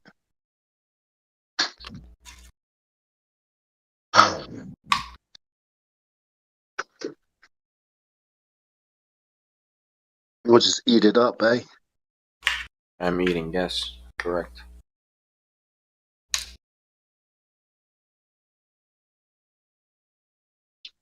Yeah, the news is like drama. Fuck that. I don't know. Bro, I don't have a TV. I do. It's in the basement. It's on the wall. Never turned it on. I think whenever I do, it's on a computer and I'm playing some YouTube video in the shop downstairs or something. Never a television, ever. More than 10 years, Bong. Television free, man. We don't need TV anymore because we got Netflix. We got No, I don't have any of that either. Last night on Amazon Prime, I was like, oh, let me see what kind of movies they got. Dude, I just lost interest by reading. I was like, oh, fuck. Why would I watch fakery when I'm going to watch chemical reactions on YouTube? It's not entertaining anymore. I'm done. Some movies, yeah, 'cause I feel exactly the same way. But some movies, I feel that they write classics. Certain movies like The Matrix, or like there's certain movies with agendas in it, predictive programming, all that stuff. Those are different, but they're like the old ones, man. I've watched 1,000 times. Yeah, I like the Avengers stuff. I like Iron Man, but again, I have to not watch it for like 5-6 years, then watch it. I know, right? Yeah. I've watched The Matrix so many times, I don't want to watch it anymore because, like, I have a better version of it in my head.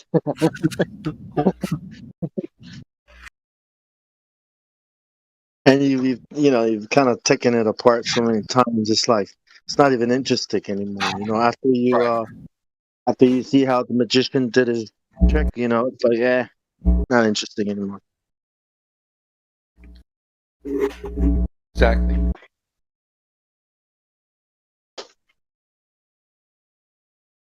Illusionists. That's a good movie. The Illusionist, yeah. Mm-hmm. It's a really good one. Yeah. The Prestige is also another good one. Yep. It's all about deceiving people through entertainment.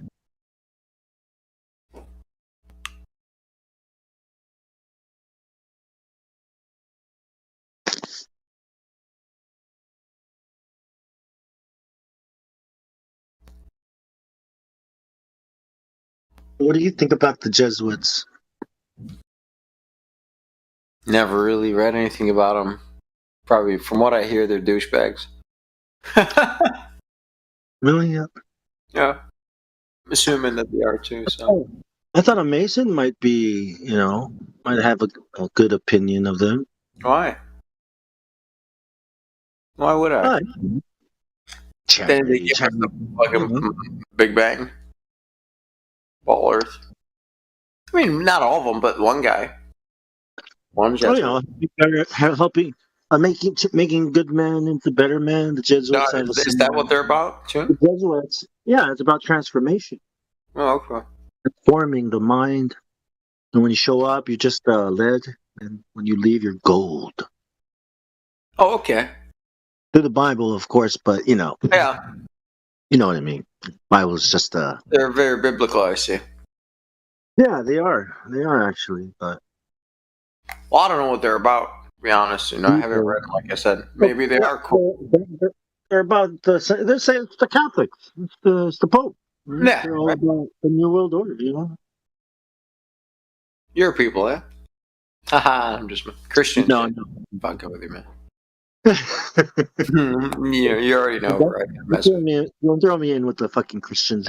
There's no one in here right now. Mike is not here and shit. So I get to pick on you with the religion shit. Which god is it? Bong? Who's God? Oh man. What is his name? Hilarious, man. Did he make eyes that deceive us though? Like, did he make eyes that see flat stuff but are really balls? That's an asshole move. Big move, right? What kind of god would do such a thing? A trickster god? Is your god a troll? No. Nope.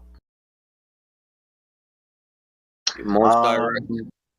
What's that guy from Moana? Maui. Maui's not really. Yeah, trickster gods, right? Like Loki. See? Oh yeah. Loki, yeah. Yeah, I don't believe in them though. That's I believe in one creator. What's this? You know how like all these different cultures, Disney makes movies about them. Or when you make a movie about cultures with gods in it, it's always the trickster god. That kind of revolves around the trickster. The Loki. What's the word? The demiurge. I think that's what they call it. The demiurge is what they call it. Anyways, something like that. But I hated that Moana movie. I hated it. Oh, Islanders thought it was cool. And I fucking hated it. Like, why? It's cool that Disney thinks you're fat, makes you look fat. Well, what's cool? That Disney likes to talk about all these gods that you guys are totally against today because you're Christians. Yeah, but now the Samoans are saying we should go back to our old gods. It's like, yeah, thanks, Disney. Fucking assholes. It's one thing, One day, if I ever have children, like that's not that cartoon shit, man. Thanks. Yeah. Not fast. It makes you fucking dumb. I think makes your children dumb. Like why are you making them watch fake shit? That's essential to their childhood. Like just have them go play. You want to play more, like then watch this horse shit. They don't know about the TV. I think they'd do much better. They'd read books. Yeah. I'm ignorant and I'm an evil parent because I took away my son's childhood, which was Christmas. I was like, yes, because that's what evil fathers do. No, just tell them, hey, we're celebrating the winter solstice, the return of the sun. SUN. We're in fucking Australia, right? We're not in fucking Europe. Oh no! So in Australia, you're like, we are celebrating the farewell of the sun. Now the sun is the furthest up north, and then it shall start coming. Or no, that's in the winter. That's for us. The summer, yeah, of course. No, so no, you're so you're celebrating high noon. Okay, you're right. So for you, you're celebrating the summer solstice. I'm sorry. Here, son, we are. This is the celebration of the sun being close to us. Yeah. Well, I mean, why? We're Australia, man. Like, why do we have to do shit Europe does? Move up north, bro. That's where it's at, man. You guys are boring in the south. Yeah, like we should be doing some other Summer? Wow, that has no taste, man. No flavor. Yuck. If I ain't got no snow on the ground, it doesn't. Dude, it's not Christmas, man. Christmas. Nope. What the hell are these stupid lights? They don't match the fucking green, red dirt. Idiots. It's supposed to be white. There's no snow here. It's like 110 degrees and you got rattlesnakes and shit. And it's like, oh my God, this is Christmas? No way. Christmas abounds. It's fucking hot, man. What are you talking about? You're such a downer, ball. Gosh, man. You're such a rattlesnake, don't step on it. It's like, bro, I thought this is Christmas time in the winter. What snakes, you know? Yeah, watching TV, watching all these, Christmassy things with snow and shit, and you're like, in Australia and Samoa, like, I wonder what it's like to celebrate Christmas in winter snow. Celebrate the snow. That's what they realize. Like, what is Christmas? Oh, it's this thing they do over there. Over where? Over there, where the TV comes from. America. Where's the wedding from? It's like, oh yeah, over there. Okay. Do you want to go get these coconuts? We gotta go and I got the coconuts, dude. It's like, okay. My brother. I honestly think NASA, we're like brothers of people from Hollywood, right? Obviously, they have the similar family last names, right? So, anyways, I think they were like, hey man, let's just try to pull off this moon landing shit. And they weren't really trying to make a big deal out of it, right? But, I mean, they just couldn't stop the lie anymore. And they never really expected the lie would get this big. That's what I think. But, I think they were just kind of course, trying to deceive mankind, which is fucked up in the first place. But they weren't really going for all this. They would have never thought it would be this big because it's fucked up now. It's like, damn, man, what a machine. What a lying machine you got here. But the Cold War was more like a smoke screen. Like, you're not supposed to believe that we actually landed on the moon, but you are supposed to believe that space really exists and the Earth really is a ball, all right? But the moon landing was more like of a Cold War thing, than I don't know what Cold War means. Like, how can you have a war while it's cold without bullets? It's like, it's not a war then. Technology war. Yeah. The Cold War, it was about reaching space first. It was cold, yeah. It was about saying that being in space it can protect us from our enemies because we can put a satellite with a death laser on it. Fire the laser and shoot down that nuclear missile, Star Wars. The actual Project Star Wars. I'm not talking about the movie. I'm talking about the Project Star Wars, Ronald Reagan. Like, oh, you're not talking about the movie? Like, no, dude. Yes, Project Star Wars. Oh, and by the way, when I was the drill team commander, the rifle drill team, fancy drill team commander, I named one of our moves Star Wars because we had to throw our fucking rifles in the air. They all had to not hit each other, and we have to catch them. Cool shit, eh? Like, oh, nice. You guys have to do that? Yes. That's badass. Yeah, high school days. It's a legendary. I mean, yeah, we're legendary for that down there, but when they came back from the moon, they landed in the South Pacific, and it was American Samoa that they had to come to, and it was like, oh wow, we're so special. That's why America wanted us. This big ass harbor in the middle of the Pacific, and so they can land their stupid whatever. Lunar Islander.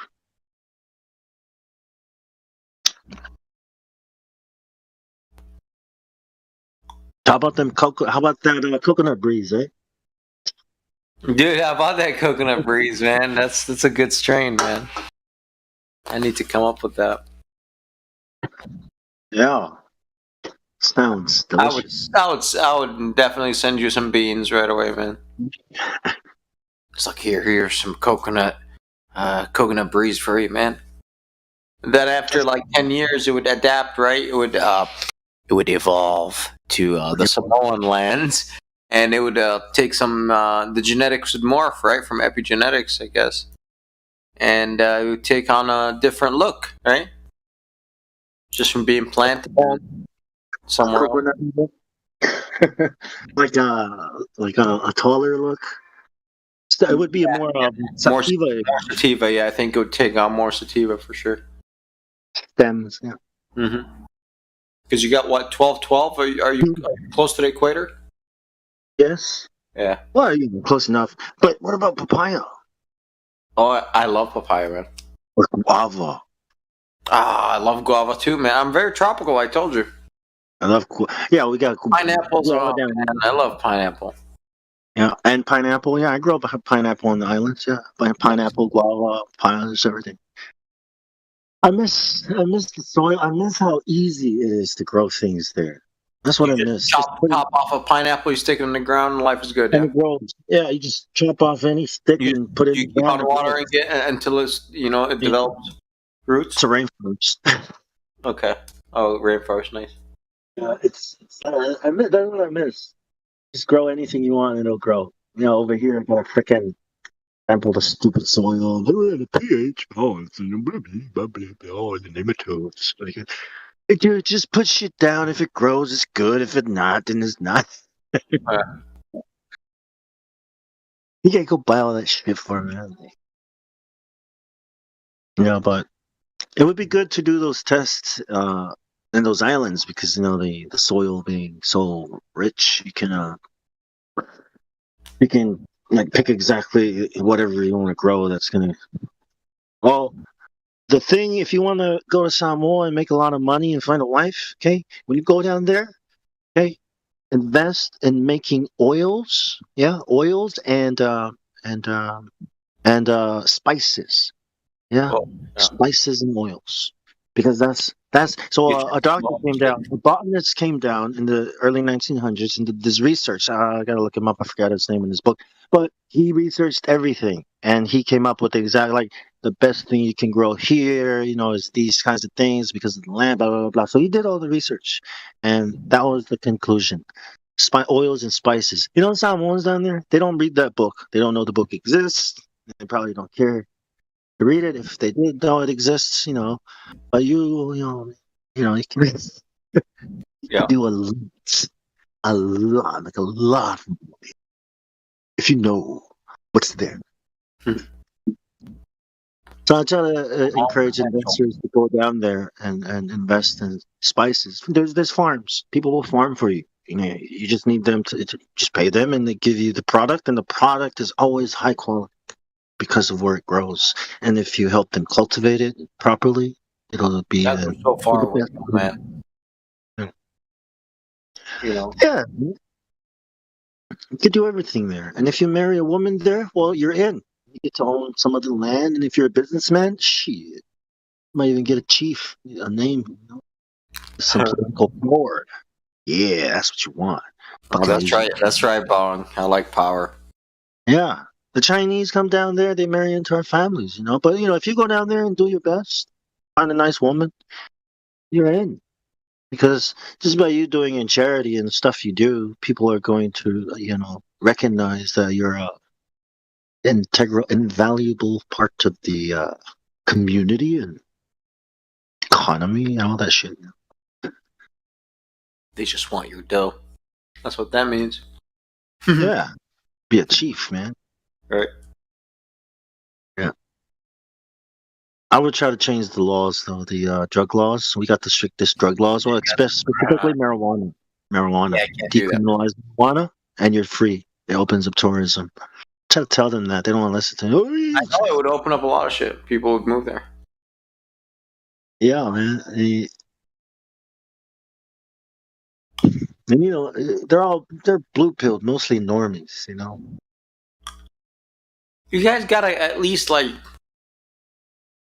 free up the weed where the snakes live. That way, hey, if you want to get fucked up with snakes, you can go smoke over there. Yeah, whatever. No snakes there. So no worries. Well, there are human snakes, I guess, but they're everywhere. Oh, those are terrible, yeah. They're everywhere. Yeah. Yeah, it's very corrupt. So the government is very corrupt, and when you see how corrupt it is, you're like, me. No, I'm just kidding. It's corrupt. Yeah. Warning.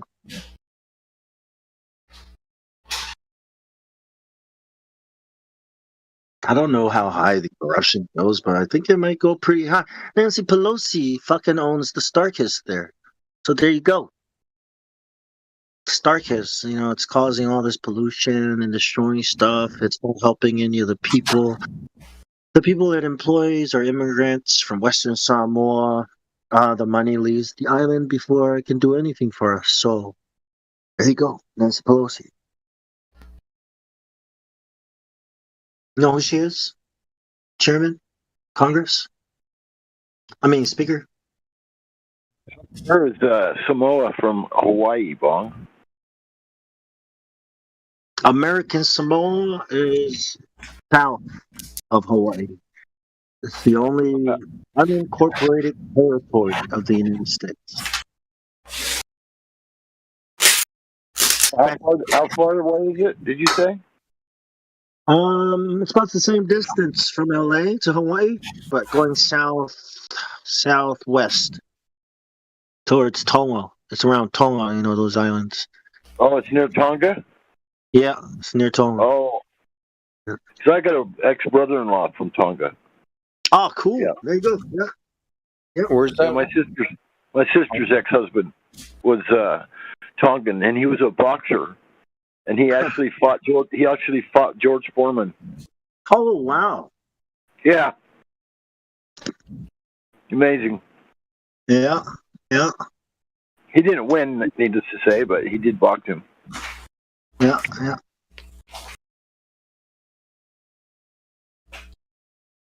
We don't do very well in boxing. I don't know why. It's all right. It's just,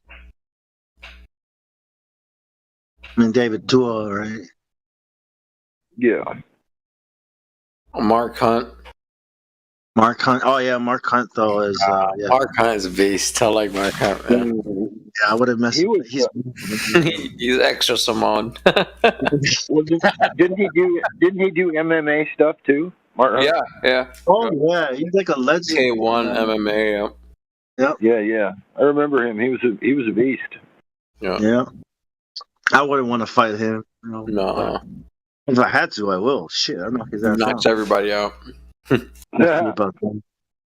He's not going to give me brain damage. Nah, not at all. He's super fucking cool too. Super chill. Of course.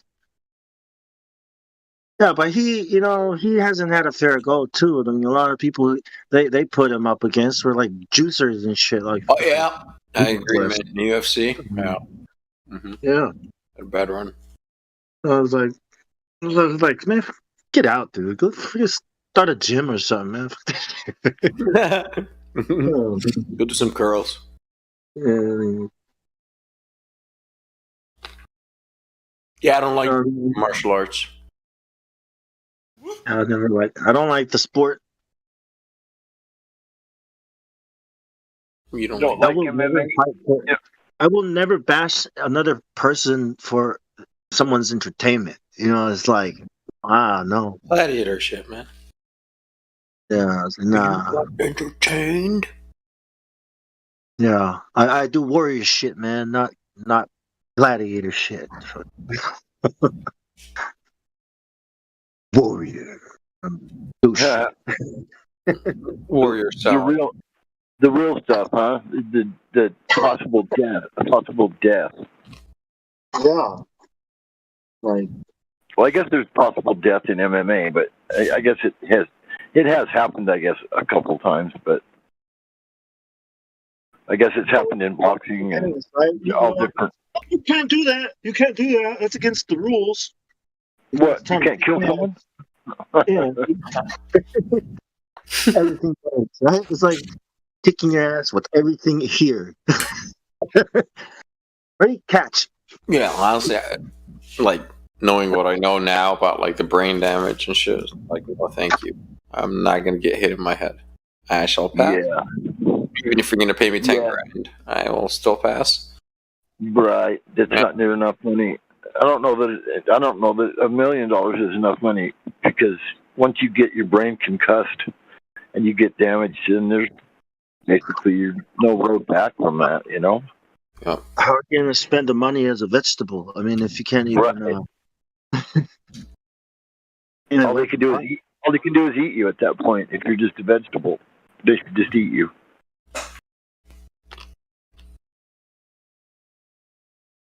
Fighting for money. Your misery. I'm just kidding, of course, but yeah. I watch MMA all the time. I don't know. I guess I'm some sort of a degenerate. I like MMA. I do like the UFC. Yeah, I watch all the. I know most of the fighters. Anyway, let's put it that way. I don't know them all, but I know a pretty good handful of them. All the ones that are, ranked and are on all the pay-per-views and all that kind of stuff. I watch a lot of the pay-per-views whenever I can. I don't know. I just find it entertaining. Find it a fun time to sit around with a couple of buddies and. It is. Watch the fights and watch a bunch of guys bash each other. Right? Gladiators, kill each other. I know. Yeah, I'll probably watch that too if it was back in the Roman days. I'll grab the biggest, thing of popcorn. And I'll watch. You don't talk about popcorn. I noticed a lot of new faces around here. I've noticed a lot of new black eyes. I like that new fighter. Well, he's not all that new, but he's that young kid called Sean O'Malley. He's got that real ass bright hair and funky. O'Malley? Yeah, tattoo. Yeah, I like Sean. I don't know why. He's got a podcast I watch all the time. Okay. But yeah, he's an interesting fellow. Got good jiu-jitsu, if I'm not mistaken, right?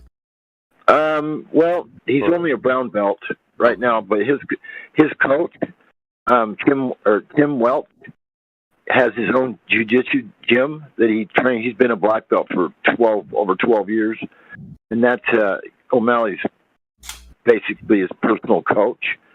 And so he's been teaching Sean jiu-jitsu for, I think he said 5 or 6 years. And so he's a brown belt right now. And he said, there was on their podcast the other day, they said it takes, generally speaking, if you're an active person doing jiu-jitsu trying to get your black belt, it takes an average of about 6 years to go from brown to black.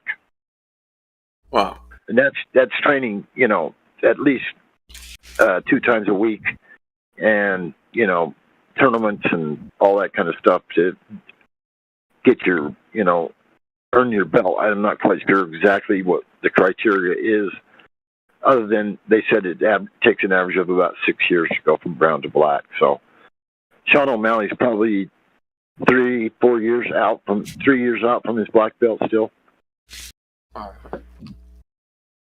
But he's got one of the best coaches for jiu-jitsu, and it's his personal MMA coach is Tim Welch. So, and he's the black belt that runs the jiu-jitsu gym. So he's got a good teacher. So I hope he gets to be a black belt soon, because they bash him a lot about that, him not fighting any grapplers or this and that. So they put him in with the last 2 or 3 fights. They put him in with people that are supposed to be grapplers, and he knocks them out in the first round. And so it's like, or the first or second round, he knocks him out. And so it's like, well, why would he need to go to the ground when he's putting everybody to sleep on his feet?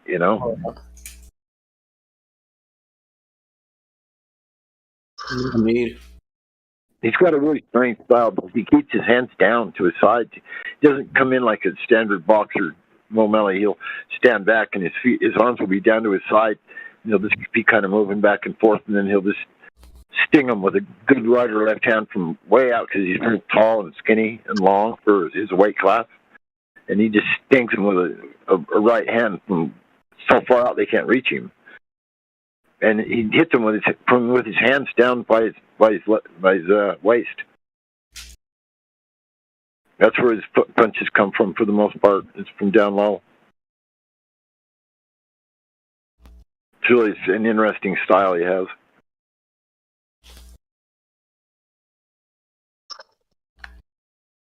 He's got a fight here, I think, March 5th. Who's he fighting? I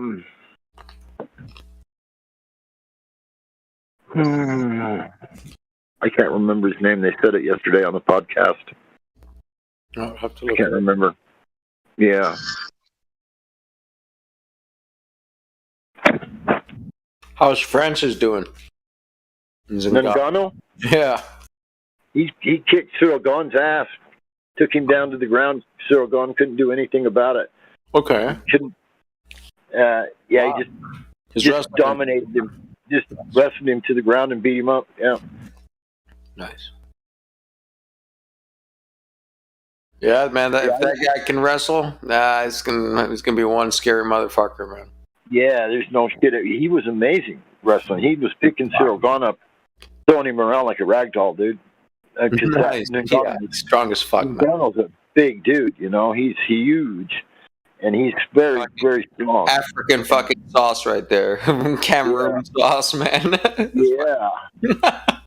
Yeah. You know who Cyril Gane is, right? He's that like 2 or 3 time world champion kickboxer, and he was undefeated in the UFC until Ngannou beat the shit out of him about a month ago.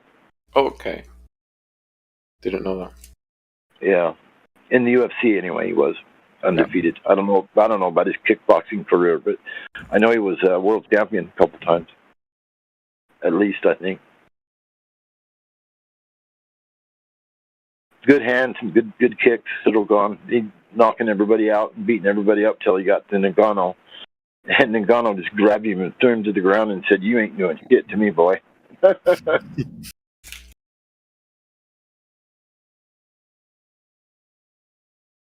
Because Ngannou's really not known for that. He was knocking everybody out in like the first round, just going off on him because he's so big and powerful. It's kind of like all right, the way they react when people get hit, they kind of fly, man. Like it doesn't look like he's hitting them that hard. You know what I mean? But wow, they just go flying. It's like, okay, he's hitting them really hard. Like, okay. Yeah, he's a beast. People, a lot of fighters were just scared of him. They refused to fight him. He had a hard time getting fights. He's always had a hard time getting fights because everybody just says no, thanks. Who else is next then for him? Yeah, John Jones, man. John Jones, heavyweight. Yeah, he's if he decides to come back, he still hasn't. I don't know. He's bulked up. You know, he weighs about 260 now. 250 something, like 260 somewhere in there. He should fight at that weight. Yeah, he put on a lot of muscle mass. He's been training, lifting and building muscle. Lots of juice. There's no way he can go back down to 205. There's no, not unless he lost a bunch of muscle mass that he just spent 3 years putting on. Yeah, I honestly think he's a cheater. So, even though I like him a lot, but he's a cheater. I mean, I think they all are. There's just the ones. How many of them get caught? You know? Yeah. You never know. Have you seen how big McGregor is? No, I have not. 190. Okay. All muscle. He's obviously been on a steroid diet. Let me tell you. You see, he looks like a fucking beast. Beef KK. can't hardly even imagine him fighting at featherweight when you see the pictures of him and the current picture of him now. He's got his upper body is just fucking humongous. Mm-hmm. Yo, Cyrus. What's up, man? I see that you sent me a DM, but I'm laid back right now. And I don't feel like reaching for the mouse and actually reading it. So I'm sorry, man. I feel you. I've been in that position before, bro. Is there something important in there? No, man, it's Fleabag, bro. Alright. But I'm eating blueberries, just listening and talking. So if there's some urgent, and if you need a mod, find someone else, man.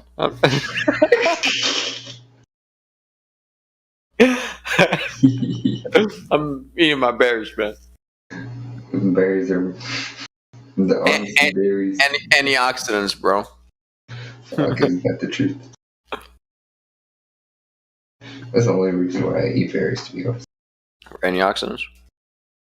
Yeah, but if they're fresh picked, like how we were talking before, that changes everything. Oh yeah, that's where it's at. With the fresh bird shit right on it, it's good stuff. Extra nitrogen, extra flavor.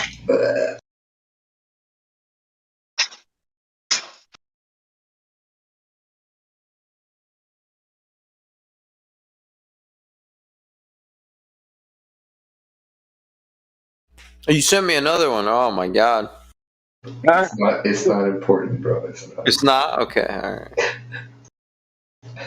I didn't mean to change the subject, guys, from whatever was talking about to MMA, so I'll keep my mouth shut if you want to go back to your flat earth discussions or whatever you guys were doing. I apologize for that. But yeah, I know some people really frown on it. They don't like people getting that far off topic, so. Yeah, sports, I get it. You know, we're flat earthers. We're not supposed to watch sports. But I like the gladiator sports, like you got. We're not supposed to watch sports? What? I'm fucking with you. Who the fuck are you? What? Like, what? You ain't gonna push me that way, bro. You can take that and shove that, bro. I'm gonna watch sports. I'm gonna watch entertainment. Period. At least it's not fucking Star Wars. Because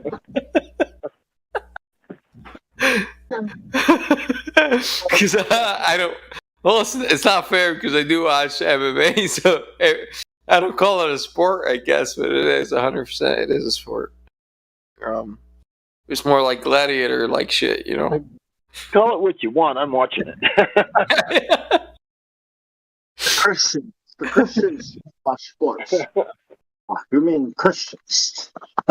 They do. Christians do watch sports, right? Oh, not the Christian. You know what? Mormons, all they play is basketball. Really? Yeah, maybe horseshoes and volleyball, I guess. I don't know. That's literally, it's like part of the religion to play basketball. No way. Get out of here. I'm not fucking with you, man. Basketball and church, huh? Yeah, and the boys get really competitive in it. Yeah, the Mormons play basketball. They got basketball courts in every one of their churches. They have like a young men and women's basketball tournaments and stuff. They go crazy for basketball, bro. I'm not even joking. I think it's a good thing for kids to play sports. Keep them healthy. It is. It's a bunch of angst, you know. It's Caesar. Keep them busy. Keep them healthy. You're right. Keep them healthy. That way, when they're workers, they're healthy to work in the work field, and so for me to collect taxes. You're absolutely right. You feed them right, so they work faster and harder. Yeah, there's no doubt it's a programming. Probably part of the programming for the corrupt governments to keep everybody under their thumb. I can't argue with any of that, but Bro, honestly, it's the one thing. Like from high school when I took strength and conditioning, it's the one thing I still do since high school is weightlift. So no, I mean, yeah, I do, and I've played all the sports in high school and shit. So I like the sports part of it, which is cool. I would keep that if I was king. I would keep that. Fitness is not, I mean, it's not the same as sport, right? I mean, sports has exercise. There's nothing wrong with it. It's just I would add martial arts to it in high school. That's the thing. Like you can have your taekwondo or karate and whatever. Nothing too brain damaging, point system, but you can take some serious blows to the body and in class. I mean, for training, if you need your warriors to stay in shape and condition, especially for men, for boys. Right, for men, yeah. For boys. Boys need them.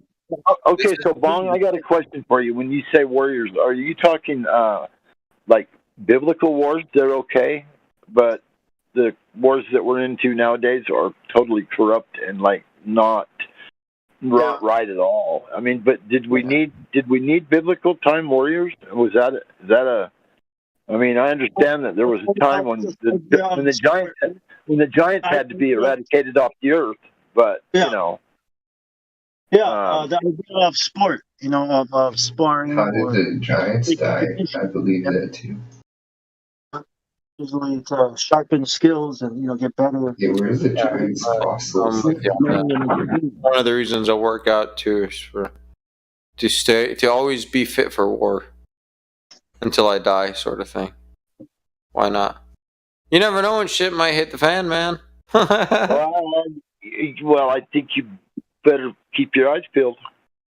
I know. I mean, but however, it's not like I prep and shit like that. Nah, I just live my daily life. But where if I'm physically in shape versus if I'm obese, oh come on! Like if shit hits the fan, yeah, and I would rather be in shape. Yes, for sure. Oh, well, of course, absolutely. I'd rather be in shape, 100%. I would rather have zero back injuries like right now I do and shit like that. So it's not cool.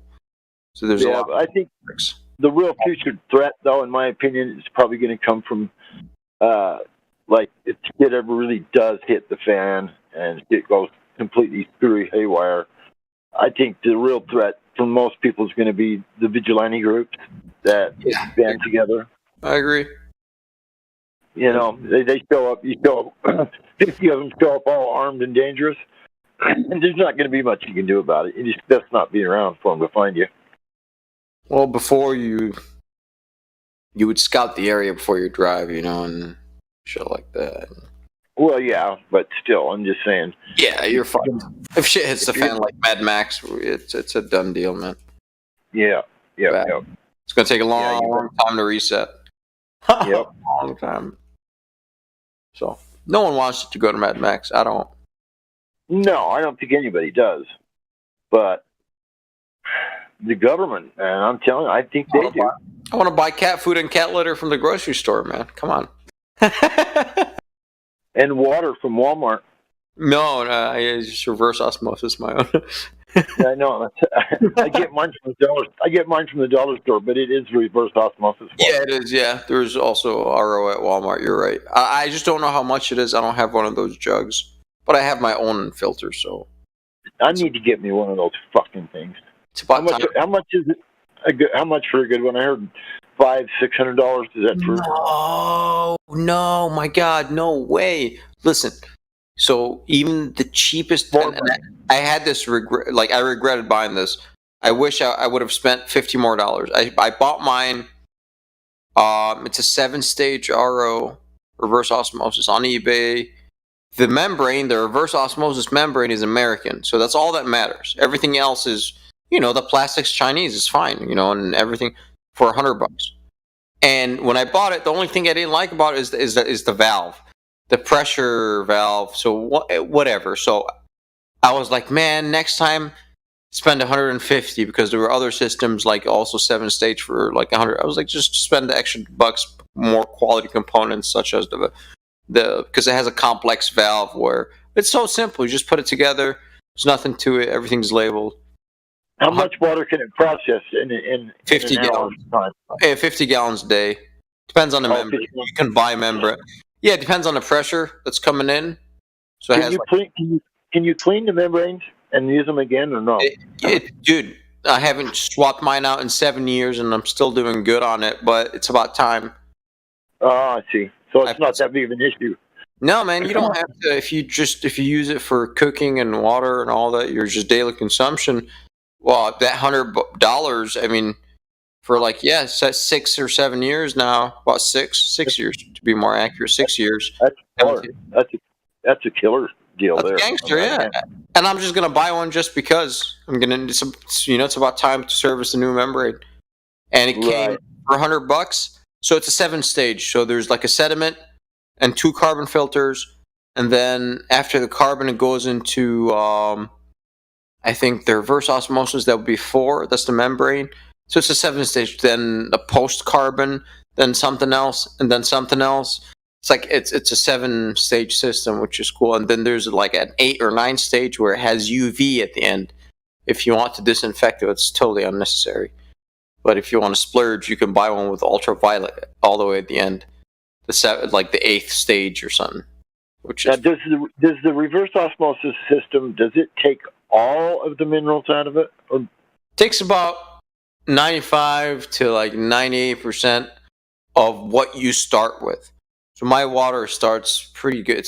I think it's about 80 ppm or something. I would have to check it. I do have a ppm meter. So my RO reads 0 on my gauge. So yeah, for me, 95% of something that's less than 100, it's less than 1 ppm, less than 1 part per million of any dissolved salts. So yeah, mine is as good as distilled or better. Wow. Yeah. Because I do have a meter to actually see it, So I was like, I wonder, let me actually check. So there's a ppm meter, eBay or Amazon, like $7 or $10. It's a good thing to have. See how many. Does this machine? How does it build the pressure to push it through the membrane? City water, city pressure. If you don't, that's all it takes. That's all it takes. That's all it takes. Yep. If you have low pressure, you can buy a booster pump for it. You can buy ones with a booster pump on it. But I have. If you have city pressure, if you have city water, that's 50 psi or so. That's more than plenty. It takes like 30 to run.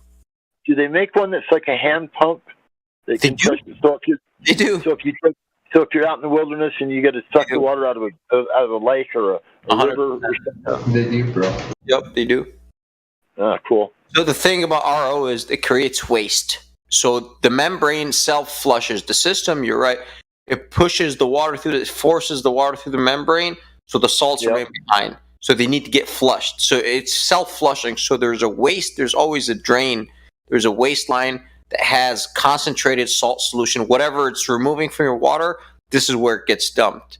And so it's self-flushing. That's the cool thing about it. Like literally maintenance free. All you have to do is you change your sediment and your 2 carbon filters in the beginning every whenever they change colors or every 6 months or so. And for the $100 I spent. Yeah, how much are the carbon filters if you stocked up on them? What are they? Bro, they came with 3 different changes of filters. So it came with 9 different filters to change, or even more. So it came, and I just for one guy, so I changed mine every year or so. Right. Okay. And now I need to buy them because I've been lazy, and I know my sediment filter is dark now. Or it's orange and shit. That's all rust and stuff like that. It's in the pipes. Right.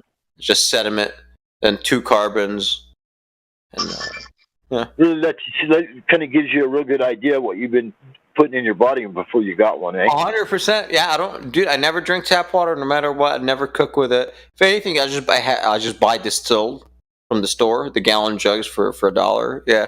Right. For now, until I go back home, I just buy a gallon distilled drink for that. What's this horseshit story about drinking nothing but distilled water, and when it gets into your system, that it absorbs important minerals and stuff that you might need in your system? Is that not true? No, because the minute it touches your stomach acid, it mixes with your stomach acid. So it's I don't get how the people that are pushing that forward is wow, where did this come from? Now, right. I thought it was bullshit. That's why I'm asking. There is a good fucking basis to it. So reverse osmosis or distilled, and this is so fucking true. This is no lie. it has no it has no charge. It's neutral. It wants to pull the particulates into it from whatever container you put it in. So, and it will. So you put it in plastic, it starts fucking leaching because it's actually reactive when it's neutral. It's kind of funny. But if you put a little salt in it, so this is one method. If you can store it in a gallon jug, it's fine, or distilled. Just put a pinch of pink Himalayan. That's it. That's enough to give it charge, so it doesn't want anything from the plastic. But if it has no charge, it will start pulling shit from the plastic or copper or whatever. So that's the only thing. So store it in a vessel of stainless. Stainless is great. You know alchemy, I was man, alchemy and water, apparently you can make really clear water, make some cool alchemy. And in some scriptures and books it says you do that to your water and you can ascend to God.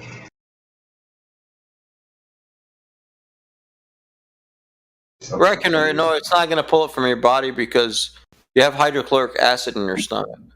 So the minute your uncharged water touches your charged acid, it's done. It's it dilutes your acid and and so it's not going to pull anything out of your bones. How is it going to pull it out of your bones when it's in your stomach? Yeah, it's if you're 60 or 70% water, right? They tell you, how can you think that drinking water can be harmful? How about why don't you cite the source for this? Well, that's the doctors say it leaches out of your bones. That's the common theory. That's why doctors tell you don't drink.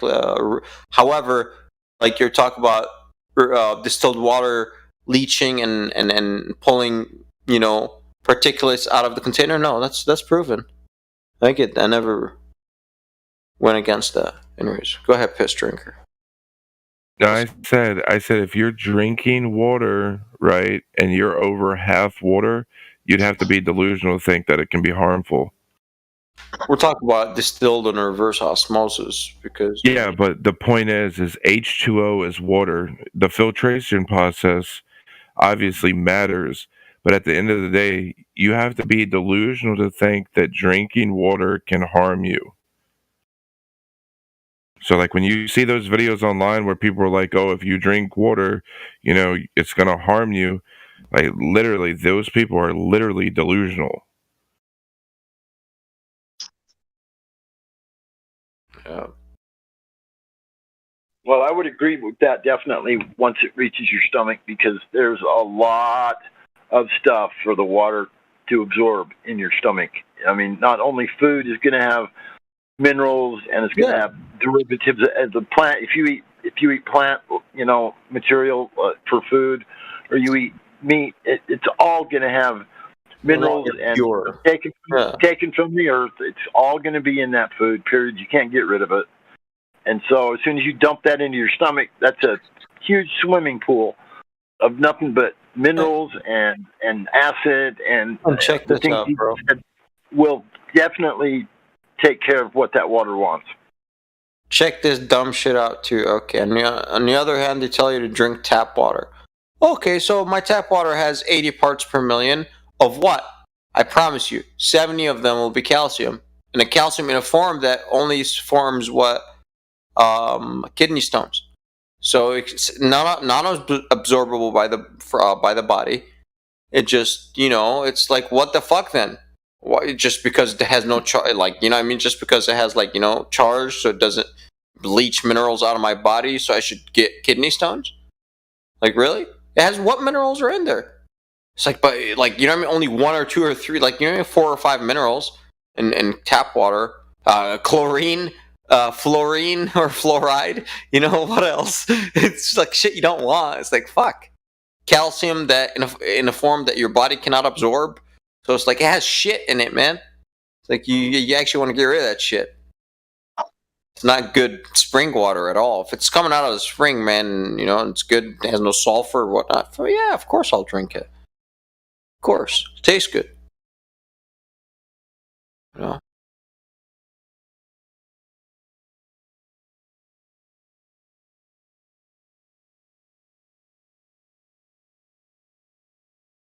calcification in your body with baking soda or vinegar? No, it doesn't work this way. Because it happens inside your kidney. So the vinegar, unless you can shoot the vinegar in the kidney. I've had kidney stone before, and holy fuck. I'd have one of them blasted out of my kidney because it was too big, it wouldn't pass. Damn. My mom had to have one removed from her kidney by surgery, and then I passed one. I had one blasted with lithotripsy, they call it, where they break it up and you piss it out. And, that was years ago before I started drinking nothing but distilled and reverse osmosis water. So hopefully, I'm not giving my body anything that it can make kidney stones out of anymore, because if I do, my body makes them fuckers. Did you... Hey, Reckoner is saying vinegar can help with the calcification. Did it help you any? He said vinegar and soda. I haven't tried that. I don't know. I don't know. He's thinking chemically, but yeah. I'm not drinking that fucking water. The vinegar isn't acid. Like, it is. It doesn't reach your kidney, you know what I mean? It's acid when it reaches your stomach, so is your stomach acid. Yeah, your stomach is hydrochloric acid. Yeah. Vinegar is acetic acid. Acetic acid, yeah. Yeah. And so I doubt very seriously that the acetic acid is going to leach into your bloodstream and go to your kidneys, because I know. As soon as it touches any skin or any soft membrane, it's going to burn it. It's going to fuck it off. Acid, you put acid on your skin, acetic acid, hydrochloric acid, sulfuric acid, tartaric acid, citric acid, any of those, you get them on your skin and it eats it like candy. No. If it's not going into your kidney and going to eat those fucking kidney stones. Oh, we got a new guy here. It's going to ruin your kidney is what it's going to do. No. Fee, or what up, man? No, it's going to burn the fuck out of anything it touches. Except the stomach line. The stomach line is designed for it. So. Oh, your mic is terrible, SKFI. I should tell you, Ambassador. The chantry. Ambassador? Hello? What was that? Let's try your bud. XIDRJ, whatever. Hello? XI Dersh 206. Are you there? XI Dersh? No. Okay, back to our acetic acid. You guys are dangerous. Talk to you. See ya, Reckoner. Whatever, man. You're dangerous, bro. With your drinking vinegar and baking soda and creating CO2 in your stomach. Stop it. Yeah, in fact, there's people that have died from drinking baking soda, trying to get past urine tests and whatever. It reacts with your stomach acid, just like it reacts with your battery acid. When you clean your battery terminals with baking soda, it will create toxic gases in your stomach, and it can be fatal. That is a very stupid thing to do.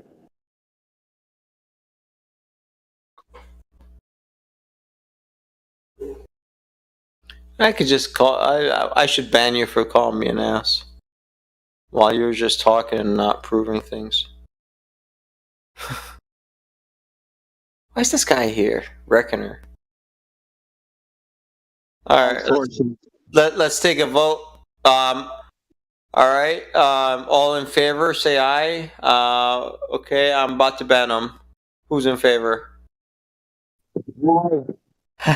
Reckoner. He never gets on voice, man. You just type shit in text. Yo, let me turn my camera on. You can't. Why? Because not in this chat room. Can I turn it on in a different chat? I'll put him in this just for why the fuck not? He's gonna go to. He's gonna bitch some other mod anyways. Can I stream in like chill chat or something? Mention. Let's see. How many minutes? Or what's the standard for how long? How about 1 day? Let's do about 2 days. 2 days in the cooler. Up to you, man. 2 days. 2 days in the cooler is pretty chill. Just because. Why not? Is Ricky Moore yelling at you because you're not listening to him? What's up? Is he yelling at you because you're not listening to him? Just read the fucking text, man. It's oh my god. He's just going crazy over like our health discussion. Yeah, I'm just listening and chilling my stuff. What do you say? He's talking about what is that? Anybody that suggests somebody put baking soda in their stomach is causing personal physical harm to someone. That's wrong. There's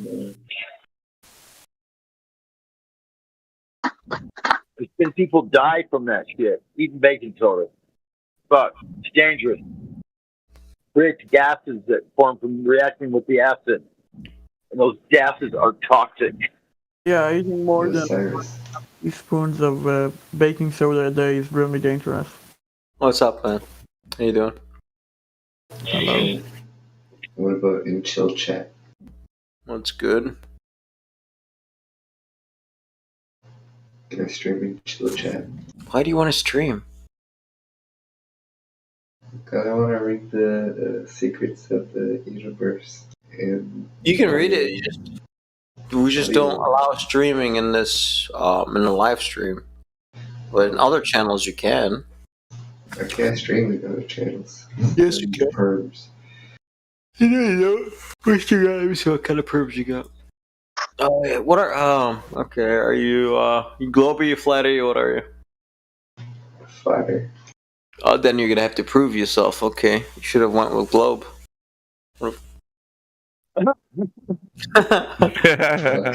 Prove yourself.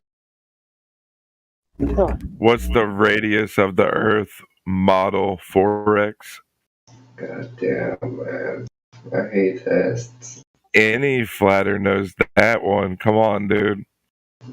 Bro, I'm gonna. Are you a troll? I'm gonna bomb this one. So, what's the first rule of the welcome section? Don't lie.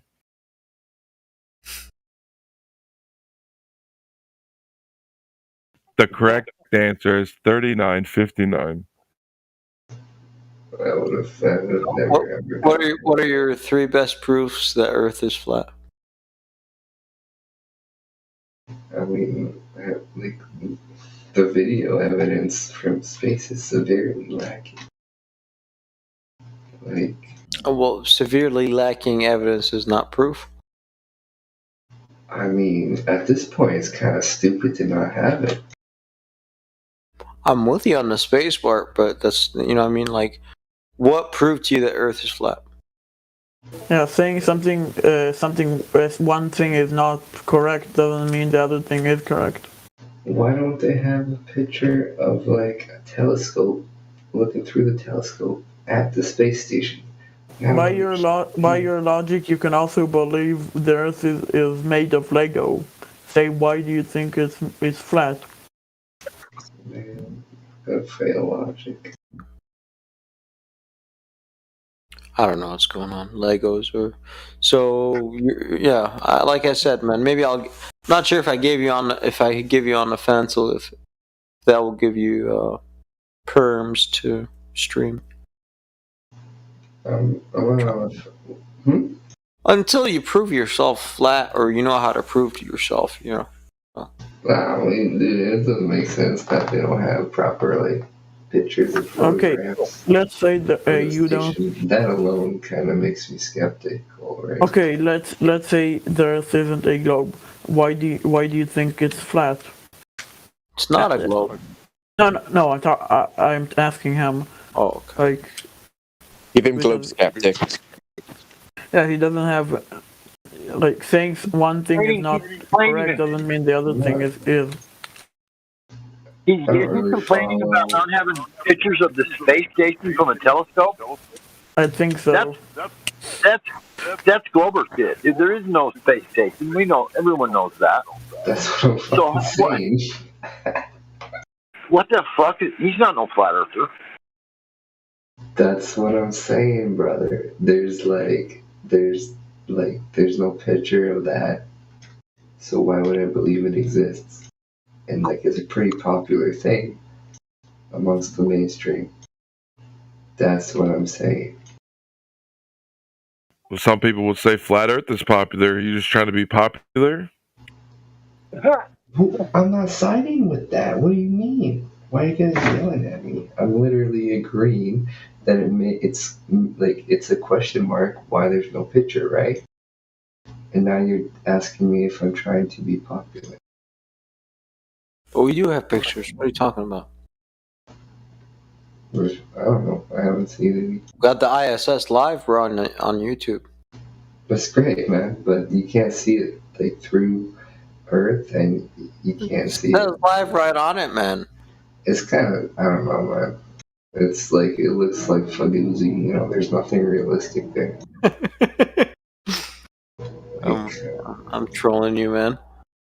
But you don't sound very convincing either. Also, if you read like the portals and the Enoch, like they kind of say some shit about the portals that, you know, doesn't make sense on a round model. So biblical Bible.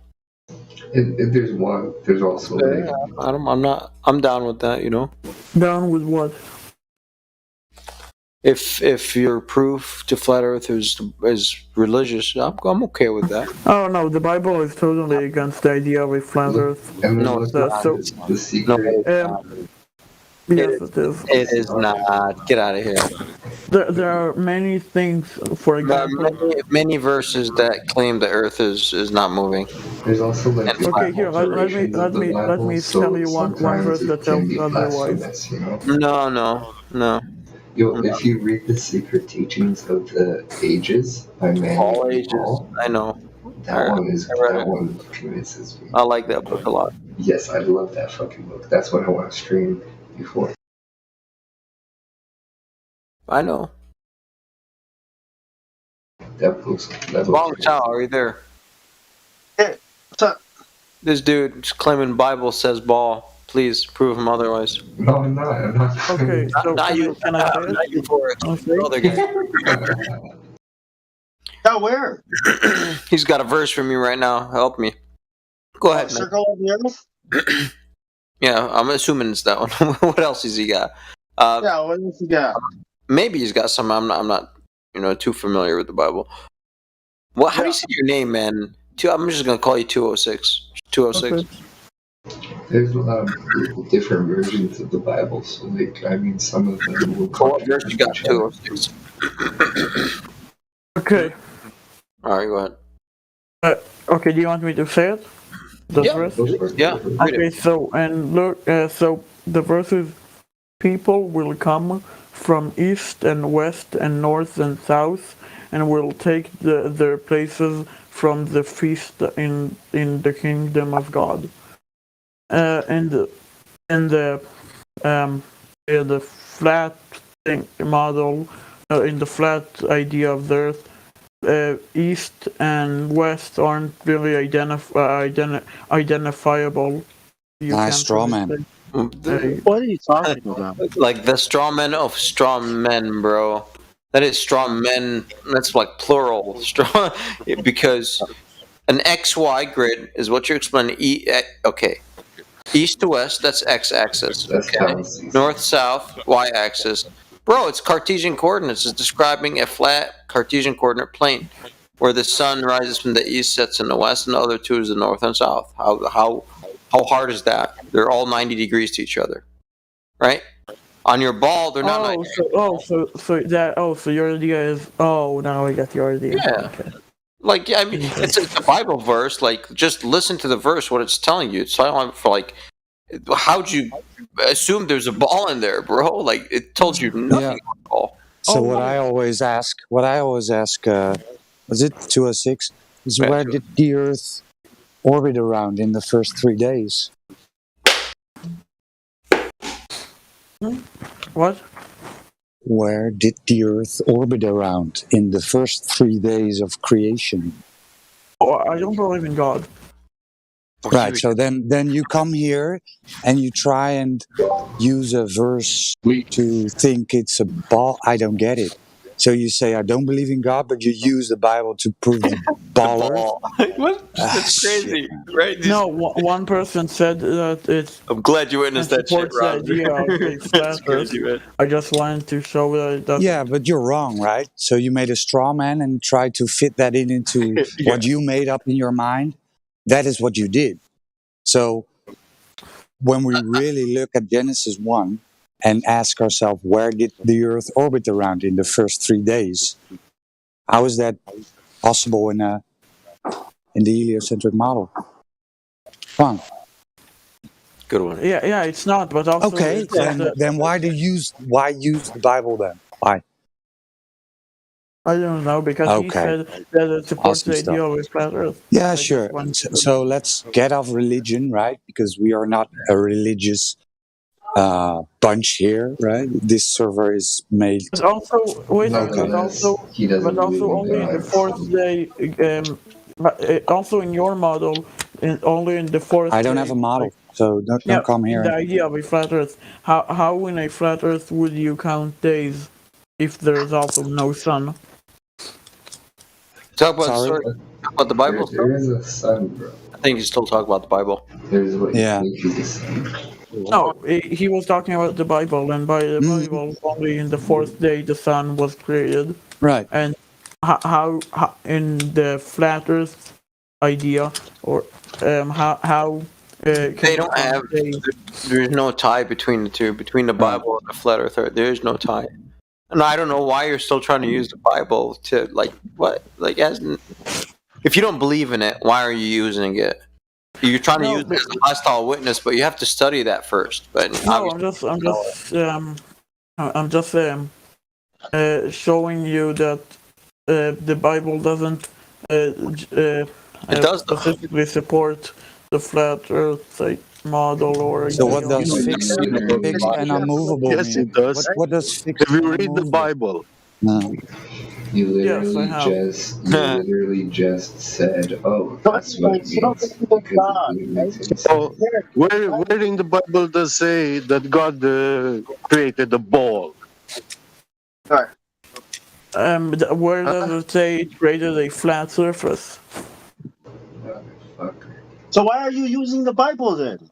No, I didn't use the Bible. If someone said the Bible supports the idea of a flat Earth, times you used it. Someone said the Bible supports the idea of a flat Earth. I just showed. Yes, it does. It does.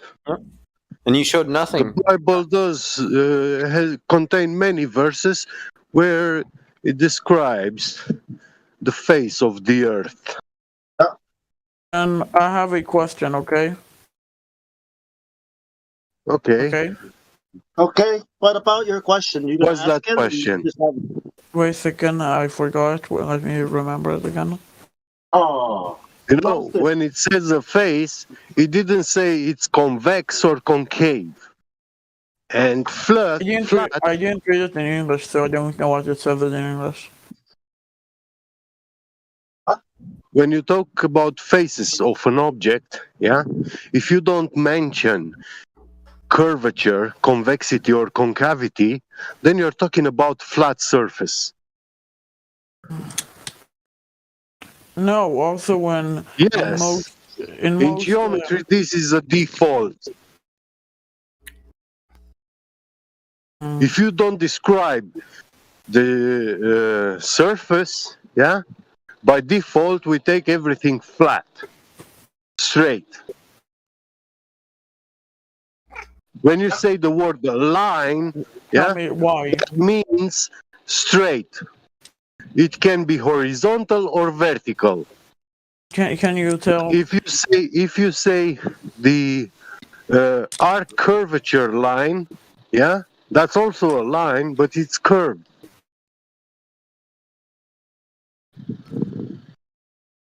And that's why you say arc. Okay, so let's just not talk about the idea of Bible in this thing, because it's not a good idea. because you don't know anything about the Bible and you're trying to argue the Bible.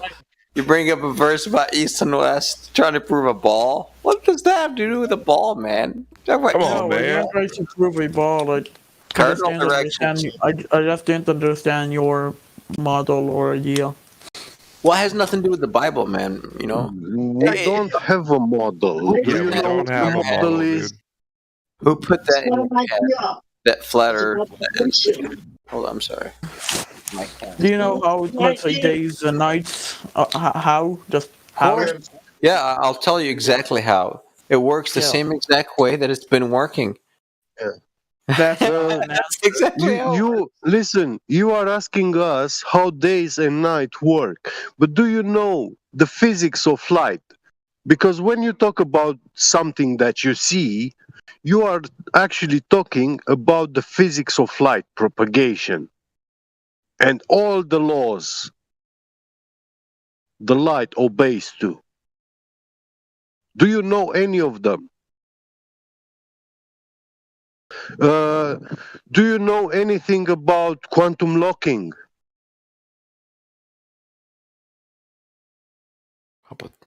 Yeah.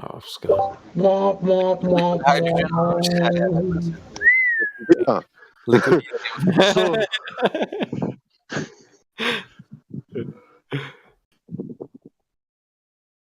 anyways, man, we're not. Quantum mechanics is something that we study intensively in laboratories, in quantum computing, in a lot of fields. This is it's very important, man. Yeah. I don't know if you know this. So keep religion out of it, as in like, if you're gonna bust out Bible verses, we have a Bible room below, bro. Yeah. You are asking us how the sun and the moon work. Especially if the verses have nothing to do with we have no clue. None of us have been there, but we can show you, that we can play with cold and magnets here in a laboratory or even at your home place. Hello? And we show you how magnets levitate and they can spin. If you make a track of magnets, a circular I track can't hear you. What of are you magnets, saying? I can't you hear can achieve orbit, around the center point. I didn't hear you. I was deaf and I need to fix something with my mic. What did you say? Yeah. I asked you, you are asking us how the day and night work, function on a flat Earth, Yes. I ask you, what do you know about quantum locking? Have you heard of it? What does it have to do with days and night? Yeah, it does have. We are talking about objects, which orbit around the center point. Yeah, but no, but they are in a locked position. They are in a locked position. They have a track they are following. Yeah, the world has. There is no rebuttal against this. The world has a magnetic field, a giant magnetic field, and in this field, you can achieve quantum locking. Yeah, but the magnetic field doesn't reach the sun. Now, if you're such a good expert in this quantum locking, then just go ahead, explain it to us. How is it working? Yeah. Okay, so imagine the electromagnetic waves, not orbiting. Like let's say there's something, let's say a ball. So imagine electromagnetic waves all around it, where it just it can't move because there's stuff around it. So it's kind of trapped around in the magnetic field. Do you know what an electromagnetic wave is? Yes. Yeah, I was giving you an example of quantum locking, and that doesn't have anything to do with electromagnetic waves. I accidentally said magnetic wave. The magnetic field, I meant. A field and a wave are two totally different things. I accidentally said waves. Sorry.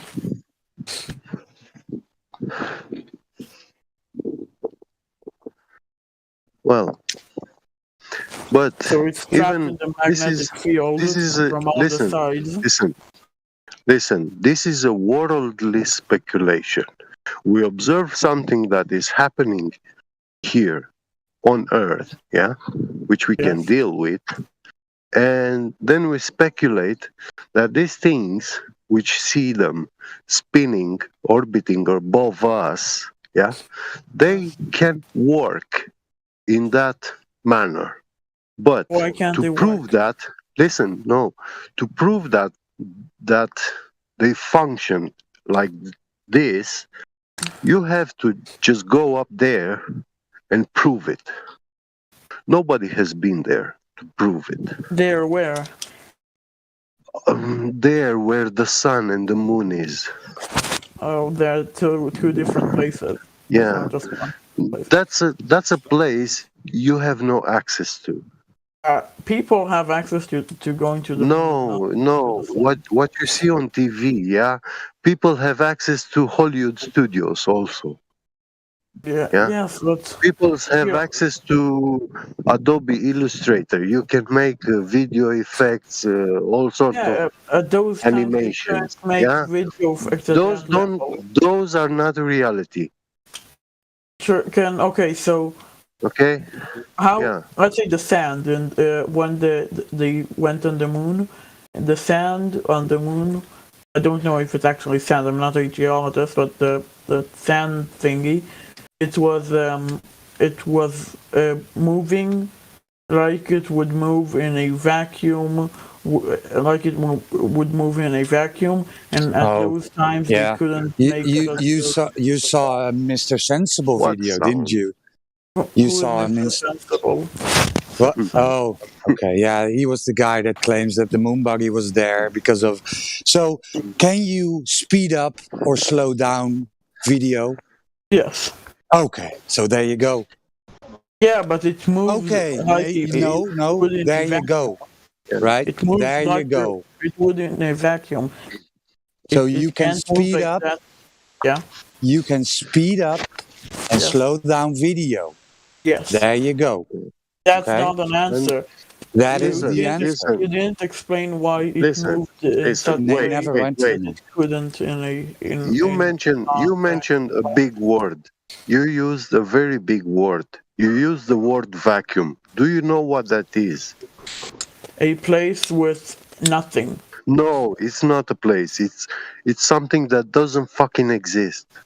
No, it's a place. It doesn't exist. It doesn't exist. Do you get that? It's impossible to achieve it. It doesn't exist. It's imaginary. Vacuum doesn't exist. You can get pretty close to vacuum here on Earth. No, you can't get close to it. Yes, you can. No, you can achieve low pressure, low gas pressure, very low, but you do not achieve vacuum. There is no such fucking thing. Very low pressure of the gas inside, if that's the only thing there is in, it's close to vacuum. Dude, show me a physical something which the atom of helium does not propagate through.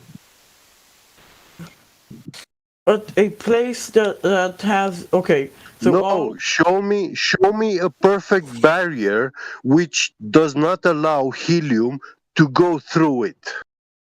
Show me that.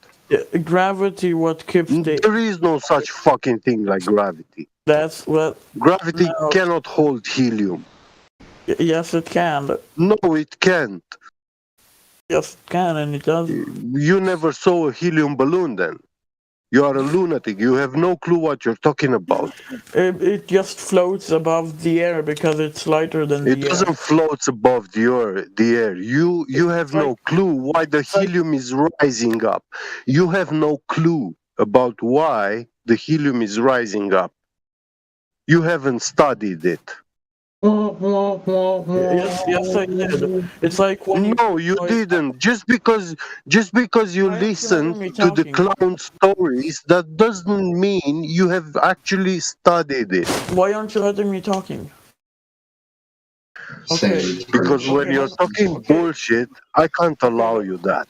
Okay, let me speak.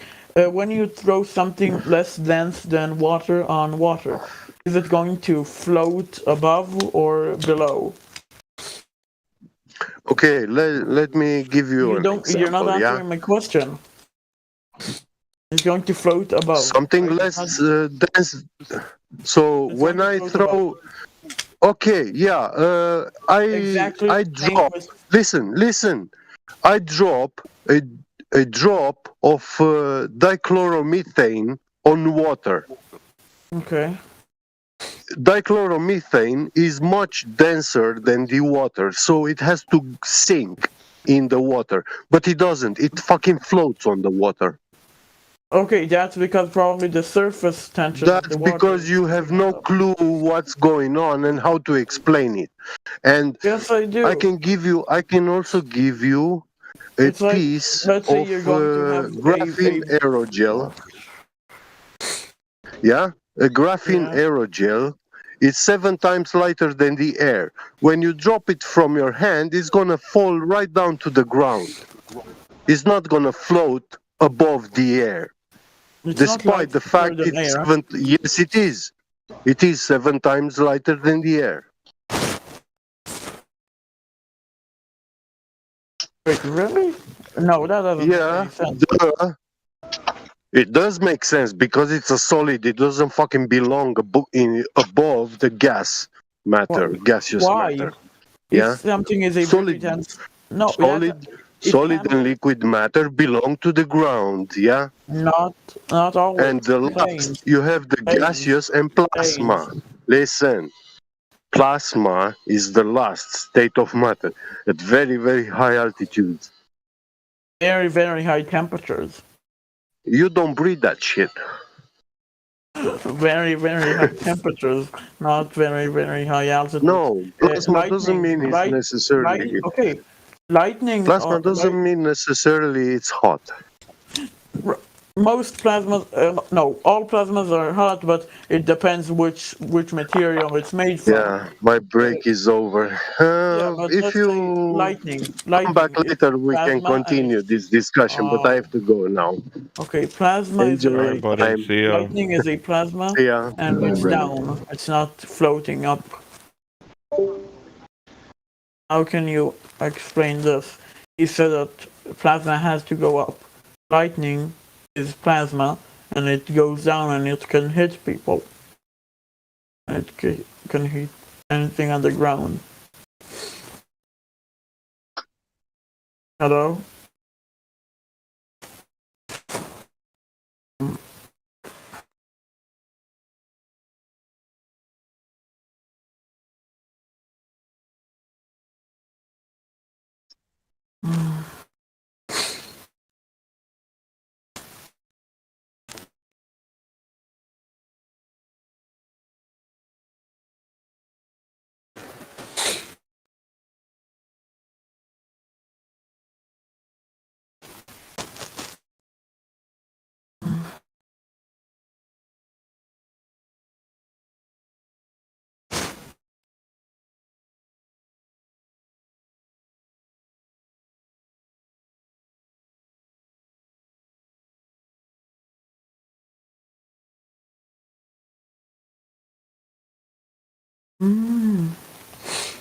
I have an answer to his question. Why does graphene aerogel sink below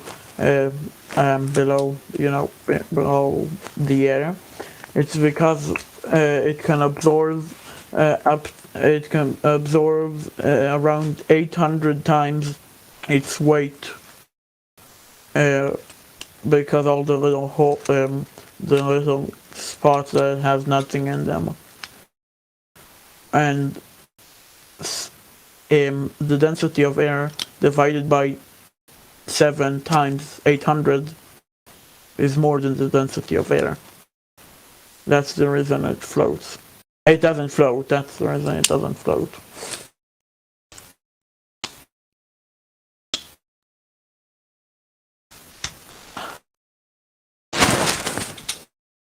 Does anyone want to talk? What do you want to talk about, buddy? I don't know. Oh, you're in a flat Earth server, right? Do you want to talk about flat Earth? Well, I know the truth about Earth, yes.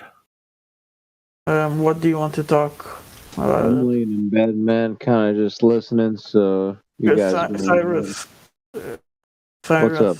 What up? Right, I have made an exceptional explanation why a graphene aerogel sinks below the air. Well, hold on to until Get comes back, because that was his point. That wasn't mine. Remember? Yeah, but what do you think about my point? What's your point? What was it? He said, why doesn't graphene aerogel float above air, even though it's 7 times lighter? But it can absorb so much as 800 times its weight. Absorb so much what? Absorb what? Absorb air and condense air and anything, any gases and stuff like that. It can absorb it and condense it inside of it. Okay, is that so? It's heavier than air, not lighter. It alone is lighter than air, but if you put it close to air, it's going to suck up all the air and be heavier. Oh, okay, cool. Hey, that's plausible. Sure, I have no problem with that. Yeah. I don't know anything about them, right? Like, I'm not too, like, I know something, but not enough. Like, I just know what they are, but I don't know too much. So I'll have to do some reading and get back to you on that idea for sure, man. I want sometime that they're somehow going to replicate somehow a force like gravity, or it's not a force. Hold on. But yeah, I just gravity. Said it. Gravity is not a force. I just said it. I said a force like gravity. I didn't say gravity was a force. So then it's not a force, right? Yeah, gravity isn't a force. Okay. It's been proven it's not a force. It's not been proven. We have detected gravitational waves. No, you have not. Chief S. Thorne has won his Nobel for it. Yeah. You want to read this? Yes. Yeah, the what? You want to read that? Go ahead. Read what?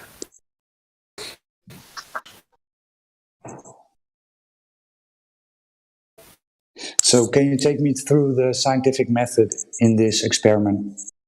Okay, so they've seen.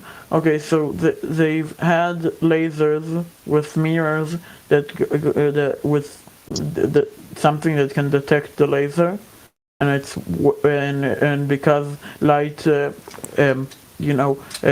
acts like waves, you can measure how as a wave its wavelength will be.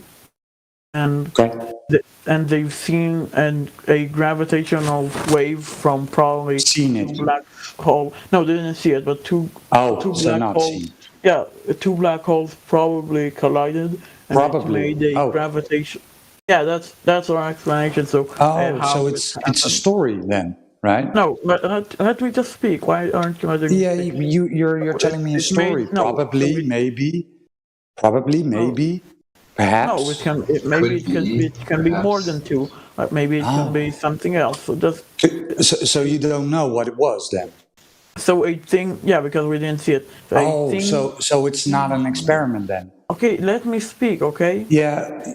So it's not an experiment then? It is. Let me speak. You're not letting me speak. So what is so tell me the hypothesis, independent variable and dependent variable. Okay. Can you let me speak now? Yes? Yeah, go ahead. I want the hypothesis. Okay. Not a story. I don't want you. I don't listen. I don't want you to talk about the 5 minutes. So 3 points: hypothesis, independent variable, dependent variable. Okay. So the hypothesis is that they are going to see a change in the light wave. The independent variable is the quality of the measurement. The dependent variable is what they're measuring. Okay. So how did you manipulate that? It doesn't have to be manipulated. Oh, so then it's not an experiment. So then no, it's not an experiment. That's not how science works. Oh, so that is how pseudoscience works. Yes. No. Great stuff. It's like saying astronomy is a pseudoscience. So give me the definition of pseudoscience now. Is a science that is not just that is not real. No. That's not really science. No. Google it. Pseudoscience.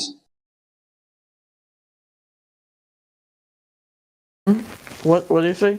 Yeah, you Google it. Pseudoscience. Pseudoscience. A collection of beliefs, blah blah blah, regarded to be based on a scientific method.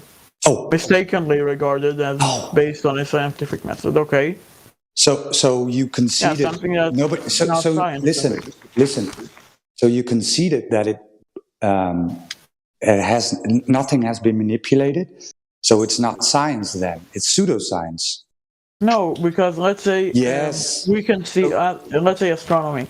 People can see. Okay, let me speak. No, you've just conceded, and you're now backtracking. Oh, I hate how you people just don't let me talk and because you are obfuscating and using. Yeah, let me make my point. You don't know what your point is invalid. It is illogical. You don't know what my point is. Your point was that you conceded that it is pseudoscience. No, that wasn't my point. So what is manipulated then? I want to answer another question, and then I'm going to. What was manipulated then? What was Something manipulated? Something that have to be manipulated to be. Oh, then it's pseudoscience. Oh, you're stupid, huh?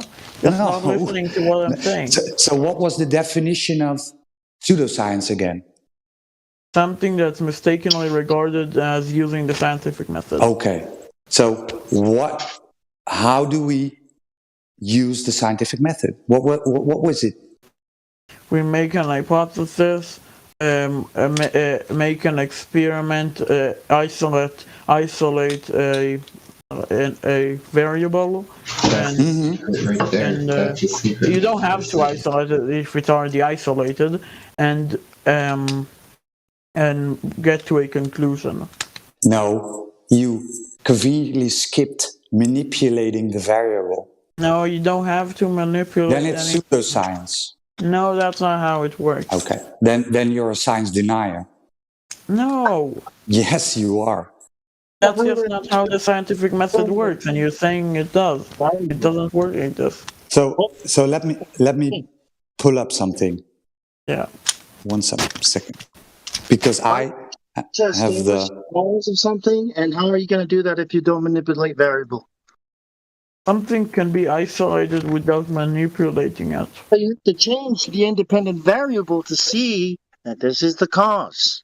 Here, observe, question, research, hypothesis, experiment, test experiment, draw conclusion.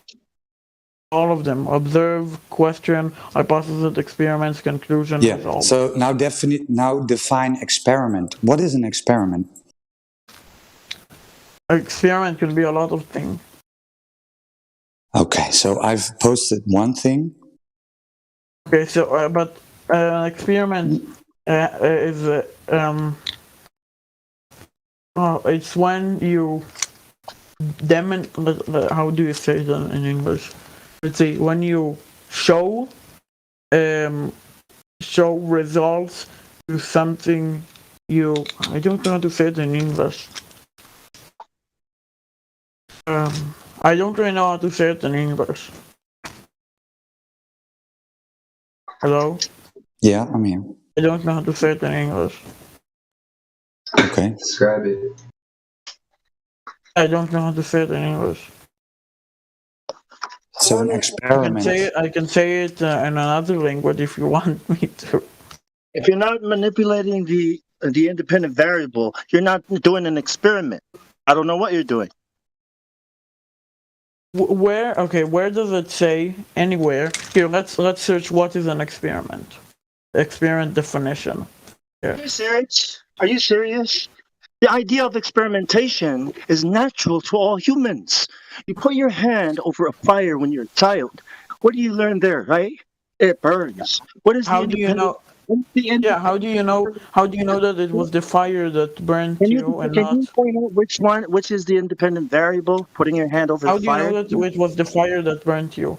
Okay, wait, no. Hold on, man. There you can't Hold know on. if the fire burnt you, so You can that's not just a explain real it. experiment. Just explain the independent variable to him so that we can get Right. through So this. there you go. You need to learn what an Walk him experiment through it. is. Yeah. How Yeah. does the fire The burn you? definition Because of it an does burn you. experiment is No, we'll a teach you how fire procedure burns you. The independent taken variable to there. make a discovery and test an hypothesis. A hypothesis. Wait, it's not to make a discovery.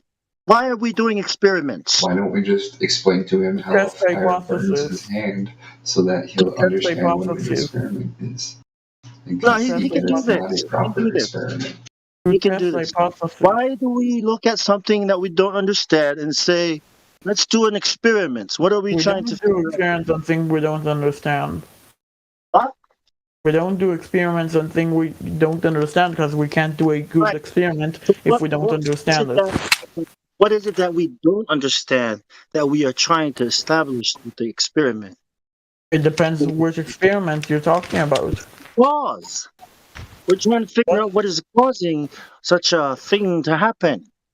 Which how thing? Well, our hand. Why is my hand burned? Why does my hand hurt? Yeah. So here you don't really have a reason why does your hand hurt. You can say maybe there is a correlation between fire and burning, but you can't. No. I'm trying to. No. That's just a basic example of what an experiment is. That every day we learn through experimentation. This is how a child learns. And this thing we call the experiment, the scientific experiment, is just fleshing out the details of what we've been doing our whole freaking lives since we were little. Experiment. So what is it that we're trying to establish? Define an experiment. Let's see if you can. It's the cause. We're trying to figure out what the cause of this is. Okay. So if we want to know that, we're arguing about something that you're wrong about. Is that for something to be scientific, you need to not isolate. You need to what did you say? You need to manipulate the variables. Yeah. So if I turn this up, that happens. If I turn this down, this happens. Now we know. You're not manipulating. You are manipulating one thing, but not all of the things you can manipulate, and you don't have to manipulate anything to make a good experiment or an experiment at all. And what are you doing? Then it's not a So then it's pseudoscience. Then it's pseudoscience. Yes. So what was the definition again of pseudoscience? Something that uses. We know that's the definition. Yes. So why are you then saying that it is not? Because you don't know what is the definition of science. So the definition of science is everything that went through the scientific method. And what is the scientific It is method? it is not a group. It is not a body. And what is the scientific it is a method. What is the scientific method? That's what we disagree about. And there isn't wrong or right. There is right. It's not subjective. It's objective. And Okay. right and Then I've just posted a couple of citations for you. Where? In the live stream voice text. Okay. Distinguishes science from other forms of the scientific method distinguishes science from other forms of explanation because of its requirement of systematic experimentation. And an experiment requires you to form an hypothesis, to get the IV, the DV, and then test your hypothesis. Richard Feynman is a smart person, but the scientist. Yeah, Feynman is a smart person, but in this specific video, he said you need to guess. So I'm not going to actually say. So you're going to throw him under the bus now, right? So it's not only Feynman that says this, okay? It's not experiment needs to have an hypothesis. Yeah, right? It's different than a guess. Hypothesis. And guesses are different. So you guess what is causing the effect, right? That is No, what you are testing. hypothesize. You hypothesize. Okay. Is that forming an idea then? Guessing? Yes. Okay. No. Yeah, Oh, but no. but like, Okay. guessing Okay, is so like it's forming an guessing idea. then. Guessing is forming an idea. Guessing is forming an idea based on no scientific evidence. What is scientific evidence? Is a flat surface scientific evidence? Is water scientific evidence of a ball? Is it? What do you say? I didn't hear you. Is the ocean scientific evidence of a ball? Is it? Is a flat scientific evidence of a ball? Is it? The ocean, not the ocean, but the Earth is pretty close to a perfect sphere. Not that pretty close, no. Well, it's actually about as far from a sphere as anything you could imagine. No, it's pretty you're close to 100% being wrong. a sphere. Oh, you found curving water? Let's see it. Water can be curved, and everyone knows that. That's a cool story. Now you're gonna have to show us. The water drops. Scientific evidence because the Earth is so big. Is that Water scientific drops. That's a really cool story. Cool assertion. Now show If us. water always found its level by your definition of level, It's not by our definition. It's by the world's definition. It's by all professionals. if you and people drop that do water, work. it would go all around the Earth to be perfectly leveled all around the Earth. I don't understand what you're saying. What are you talking about? What are you saying? What are you saying? Are you saying that Describe water level. is curving? What is level? Level? Level means curved? Level, at least on Earth, level means that something is the same. Let's say one thing is here and one thing is there. Yeah, but is that a straight line or is that a curving around the ball line? They can both be leveled. So straight lines and curved lines can both be the same thing, right? Level. That's what you're saying. One of the things balls they can and both tables, do the same, right? yeah. Balls and tables are both level, right? Is that what you're saying? What did you say? I didn't hear you. What? Is that what you're saying? Yeah, I just couldn't hear you. What did you say? I mean, you're saying that curved lines and straight lines are the same thing. No, they're not the same thing, but they have some same things in them. Like what? I don't Like think straight you're lines? careful when Like you they are both lines. Oh, You're just okay. full of contradictions, buddy. You just keep contradicting Why yourself. am I full of contradiction? Because you're saying things like level is curved. They're the opposite. You're saying things level like it's can be not a curved, perfect yeah. sphere. when it's Level not on any of an them. Earth you're level. psycho. Something's wrong with you. Level on an Earth level. Can you use your mind coming in here? Is that what happened? we can't help Oh, you. why aren't anyone in the server letting me talk ever? Because listen to yourself. What's next? You drop drugs or something. So level in a curved surface like the Earth means It's that not a both curved places surface. are roughly okay. Let me speak. No, be roughly quiet. I'm the not going to let same you finish because your the curved center surface has of been debunked. this Have you seen the ball black or swan? globe. Have you seen the black swan? Who told you the Earth was curved? Who told you that? Did you see it curved? Did you Black see the swan. curve? Where's the black swan? Yeah, Who your told Earth you radius the is Earth was curved? debunked. The surface isn't curved. Somebody post the black swan for this What guy. is black swan? Is it a book or a journal No, or the a black swan is paper? an observation, right? That tells you, according to the radius of the Earth, say that horizon should be all the way up here. 1 foot off of sea level should be 1.22 miles.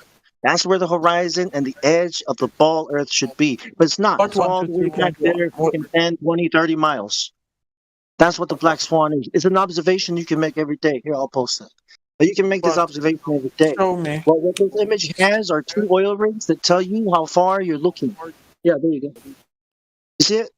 Okay, so what am I saying? What am I seeing there? What am I seeing here? You're looking. This is 1 foot off of sea level, and you're looking at a horizon that's way too far back. Because according to the radius, Can you send it to me too? Can you send it to me? be only 1.2 miles in front of you. No, you can't only see 1.2 miles in Well, front of according you. to the radius of this ball, the radius. Think about it. According to the size and radius. Are you listening? Okay. Okay, that's what we're saying. It is the size that's been determined by the people that tell you the Earth is a ball. It's wrong. You can see about 3.1 miles away, not 2.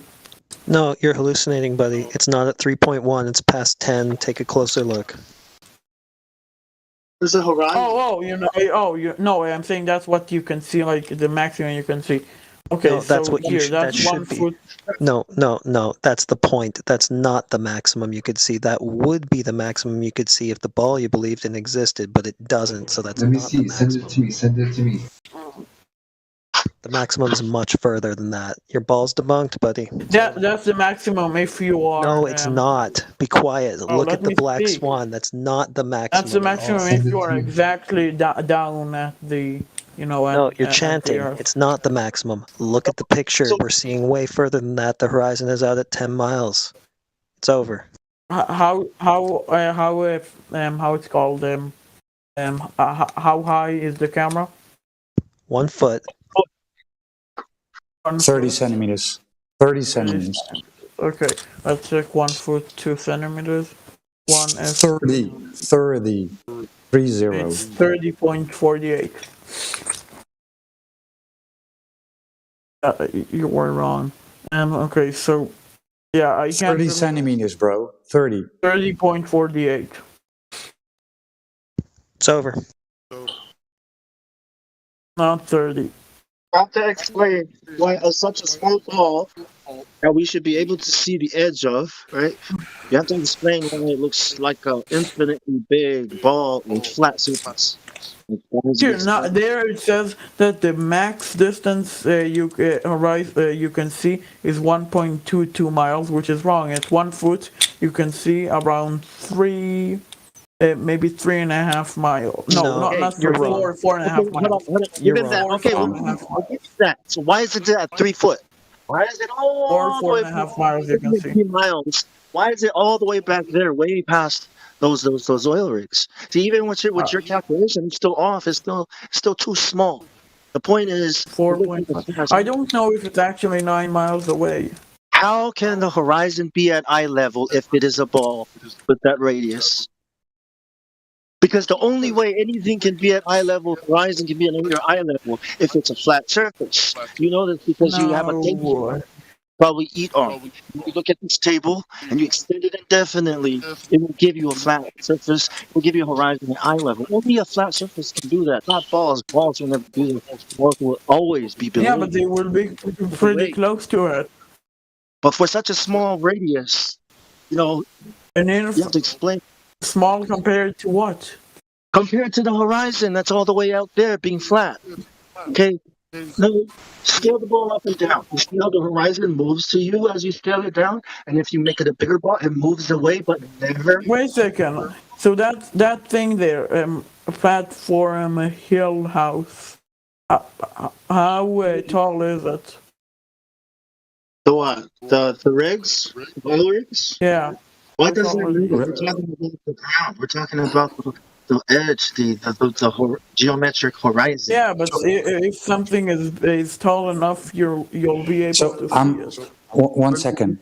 206, I just posted the link for you. It's a That's GitHub how link. much. Yeah, that's how 206. How far away Hello? is there? 206. Listen. I know. It's ridiculous. I just posted you a link. Can you look at it? Let me check if it's a virus first. For a minute.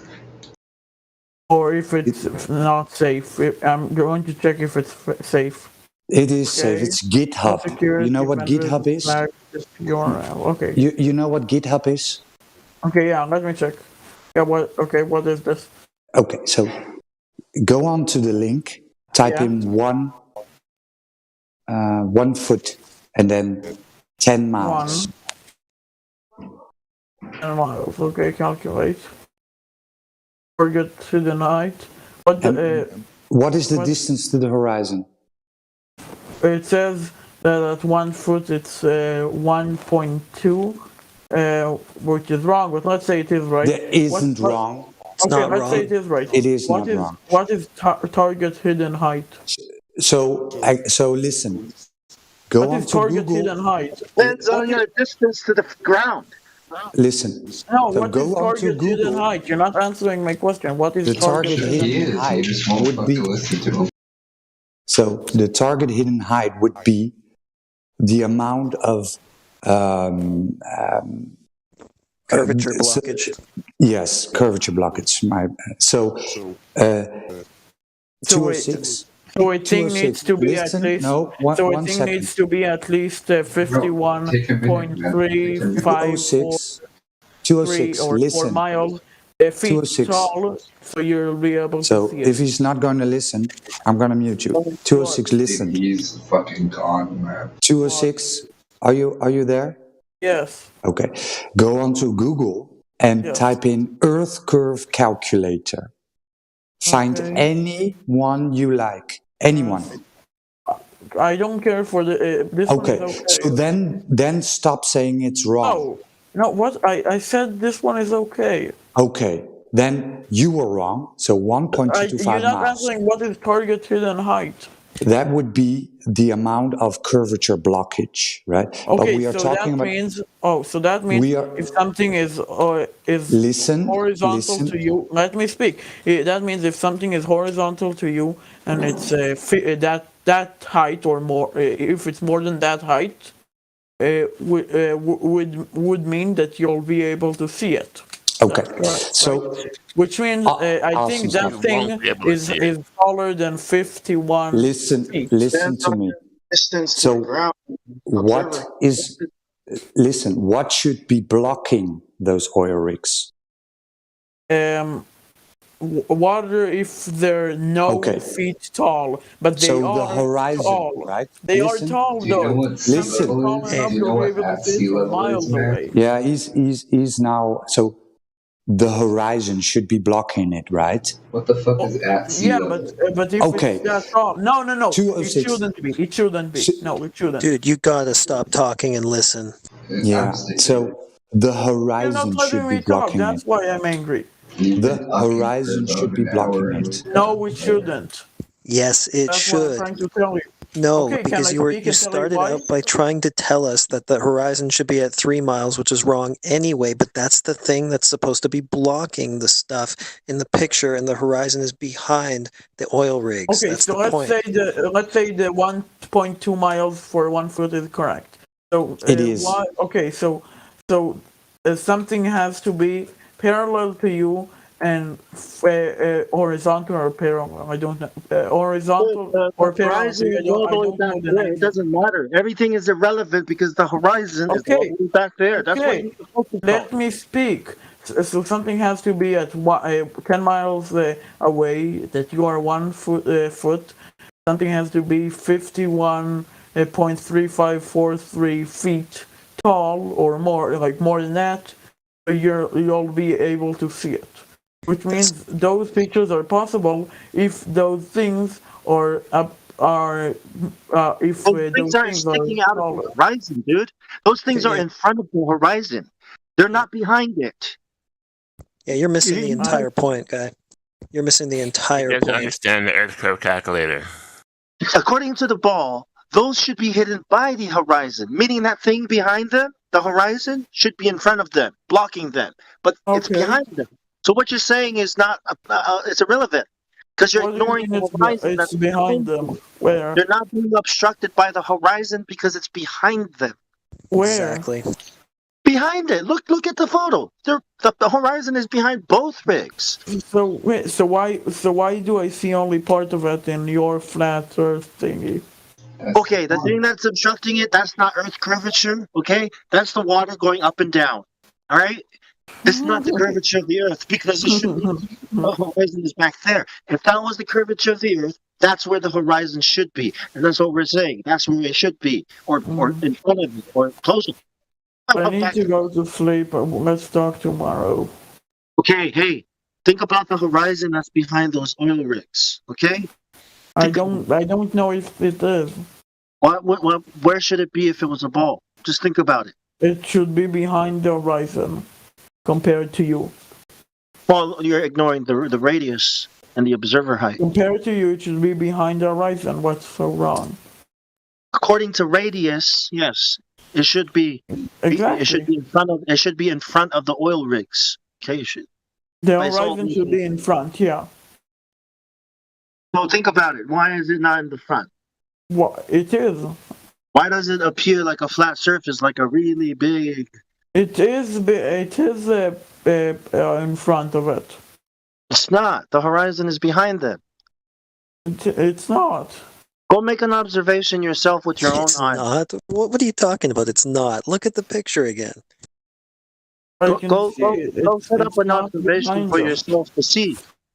If you don't believe those. It's clearly not behind them. It's clearly behind them. You're having trouble here. Yeah. I'm just tired. It is. Okay, I need to go to sleep. I'm really tired. All right, mate. Take it easy. Thank you for talking. We'll see you again later. What do you say? Give it another look in the morning. More times. We'll see you again later. Oh, okay. Good night. Good night. It's 2:30 a.m. Sorry. All right. Bedtime. Yeah, mountain time. Good night. 1 hour ahead of me. Have a good night. Peace out, buddy. Yeah, where do you live? I'm on the west coast in communist Canada. Gotta get out. Oh, nice, man. Oh, Been there, done that. I live in Arizona. Yeah, I wish. Great. Okay, bye-bye. Okay, have a good night. Later.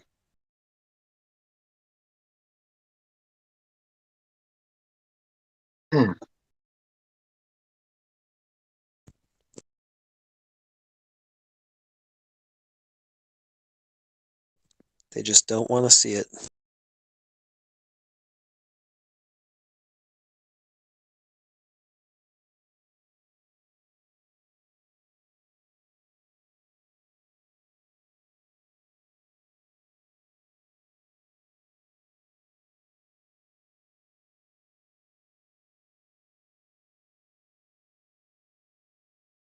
I hope he comes back. He's been here before. He'll be back. Oh, yeah. Cool.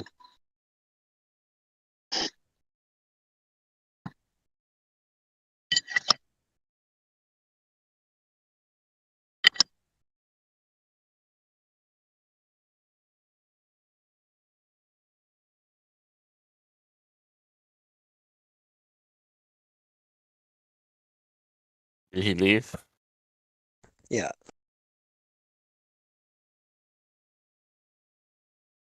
Once it got real, he had to. He got tired. I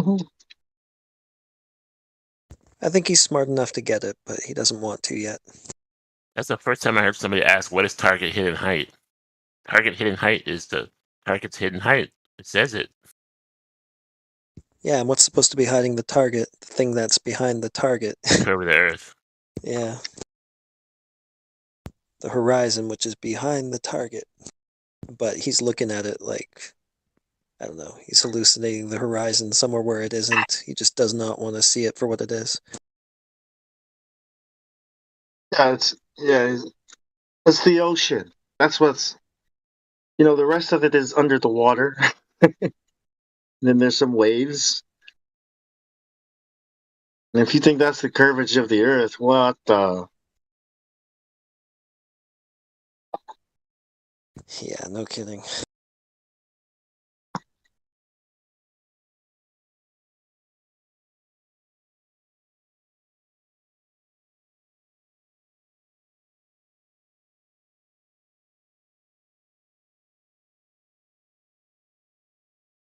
Well, it's getting late for me too. I'm going to follow his lead this time and pass the hell out. See you guys later. Now go on, bro. Right.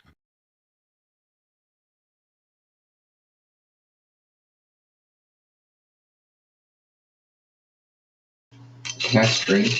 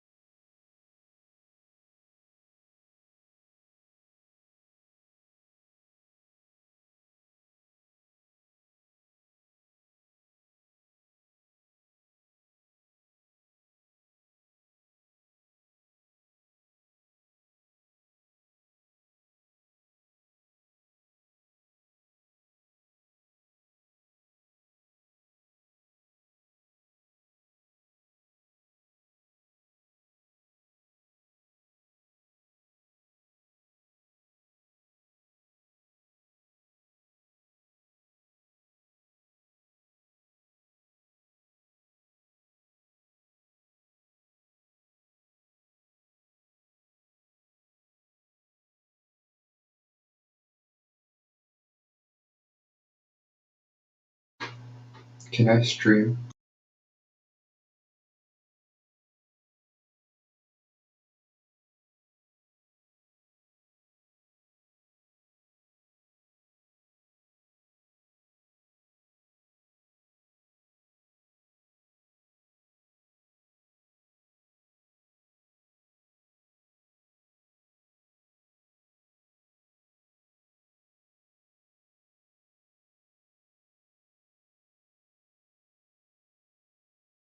When they got real, that last guy got tired. He's like, I have to go to bed.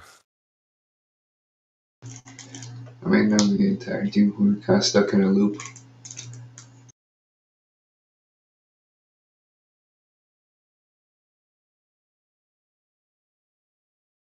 I mean, he couldn't see what, like, Ama bhai, कैसी है?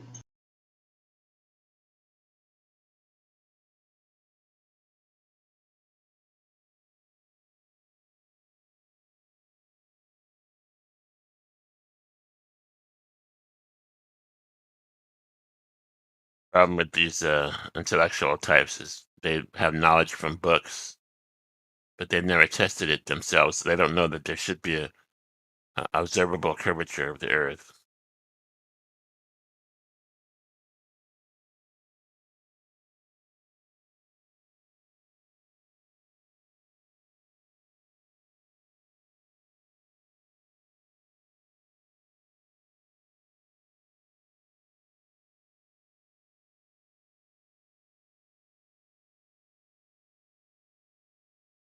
You talk about gravity all day, but right when you bring up curvature, oh, I gotta go. I'm so tired.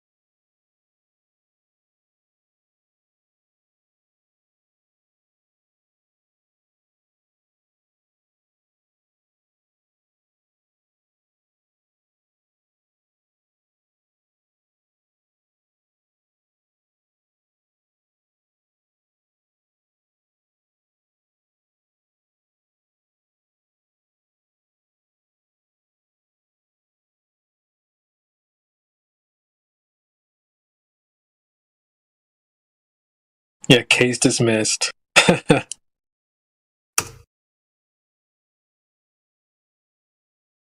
Oh man, how's everybody doing today? Frustrated. Good. I've been looking forward to the show.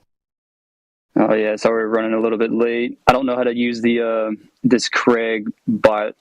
I was trying to stop it and then restart it to for the show, but I don't know how to use the commands. Hey, Dandelion, do you mind starting the event for me as well? It won't let me on my phone. Or can somebody start it for me? I'll start it. I just started it. She's still in the gold VC. She'll be right up. What is happening? Guess we should just go ahead and get it started. Indio said he was gonna show up sometime soon, so I'm assuming we'll just see him pop in. Hey everybody, my name is Brad. I've got Redford Bear here with us. How's it going, Redford? Going well. How are you? I'm doing well. Good. We have a pretty dope show for you guys. It's about logical fallacies. We got some presenters. We got Drace, Dandelion, and Indio. And like I said, Indio is going to show up, and we have a cameo from Karma as well. So I'm just going to start from the top of the list to the bottom. Atticus, I just want to say hello. Adam, how's it going, man? And CB, cut the shit. What's Elijah. up? Hello. And Batman and Jimsy, how you guys doing? What's going on, Glad? Yo, man. I don't know how to say your name. I'm Yahuda.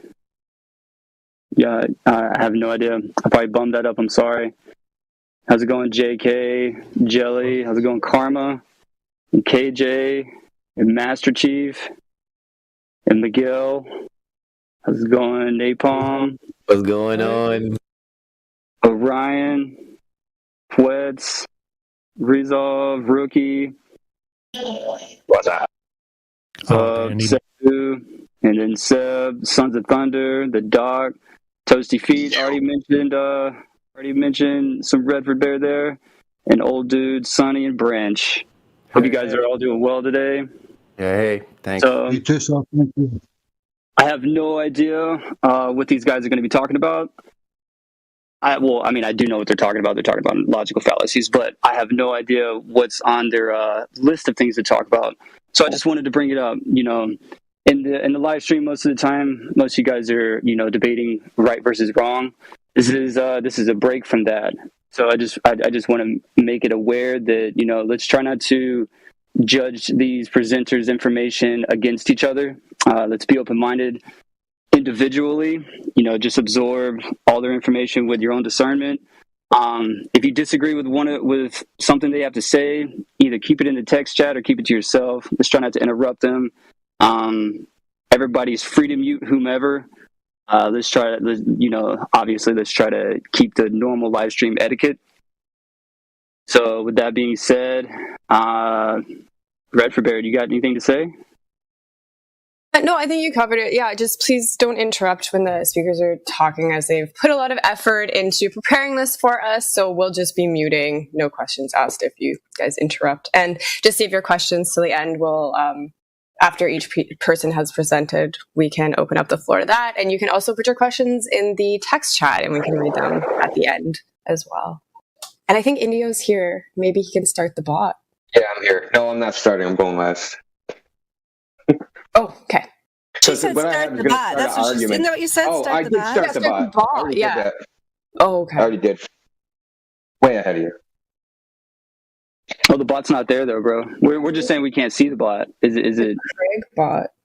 Craig bot, the recording thing. Yeah. Yeah, it's not there. I said it was. Hold on a second. Oh, it was in there and then it left, and I'm not sure. Hold on a second. Okay. I'm not receiving any audio disconnecting. I wonder if someone deafened it. Hold on a second. I'm going to redo it. Yeah, it'll send you a DM like its status.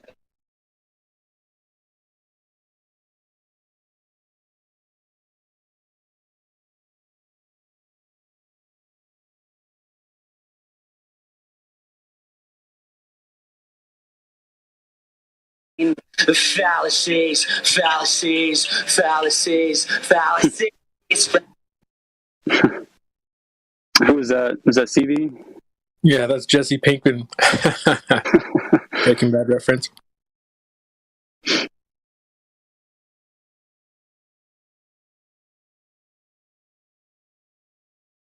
Man, so I was going to talk about my favorite fallacy. The way I learned it was called the divine fallacy, but Drace has one up to me and told me that is basically wrong. Well, he didn't tell me it was wrong, but he sent me information for me to come to that conclusion on my own that it's wrong.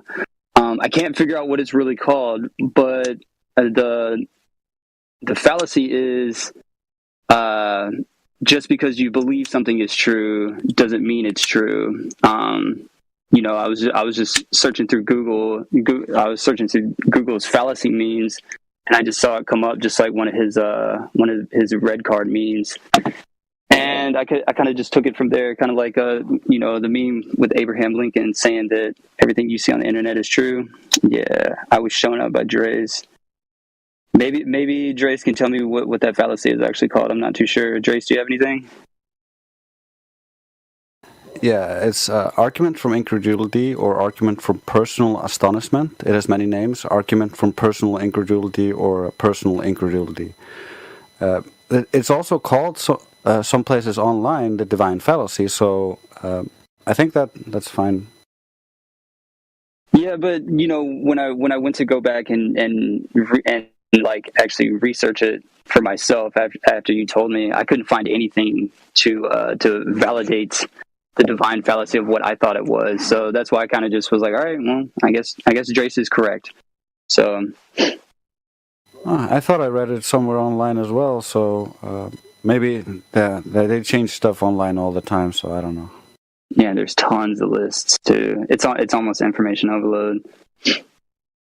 Bradford Bear, do you have a favorite fallacy? Yeah, actually, it's from the list that Drace had put together when he went over the fallacies for us in a silver meeting. So I'm going to pick this one. It's called an ad nauseum. So refer to the fact that something has been done or repeated so often that it has become sickening or excessive. Oh. So that's an interesting one. I'll maybe have to start using that, calling people out on that one. It's also called appeal to repetition. Oh, okay. Multiple names. Well, Ad nauseum. I like that. I like that name. The ad nauseum. Well, Drace, on that note, do you want to go ahead and kick it off? Argument by nagging. That's another one. Argument by nagging. Yeah. Well, you just keep repeating the same thing, that something is true without giving any further evidence for it. Like X is true, X is true, X is true, X is true. Mm-hmm. And you just keep saying it, and that's your argument. I put 2 examples in the live stream voice text on the logical fallacy page that Drace and I have been working on in our Flat Earth wiki there.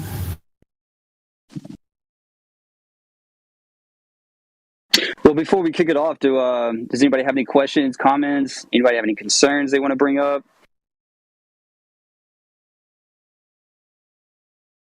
No? So far, so good. Yeah, I want to bring up, you just mentioned things changing on the internet, and what Drace just mentioned it. So one that was changed, I don't know, maybe about 8 years ago, 10 years ago, was an appeal to authority argument. It used to just say it was a logical fallacy, but a lot of the definitions of it now have this little caveat that says something like, unless it's an expert in the field. Right, which is actually pretty ridiculous, right? So it's not proof of a fact because an expert says it, right? That's silly. If it's an expert in the field that's saying it, then the evidence that they're relying on should be the proof of the fact, not the fact that they said it. So you got to watch out for this changing of definitions, especially the appeal to authority, because who really does that help? But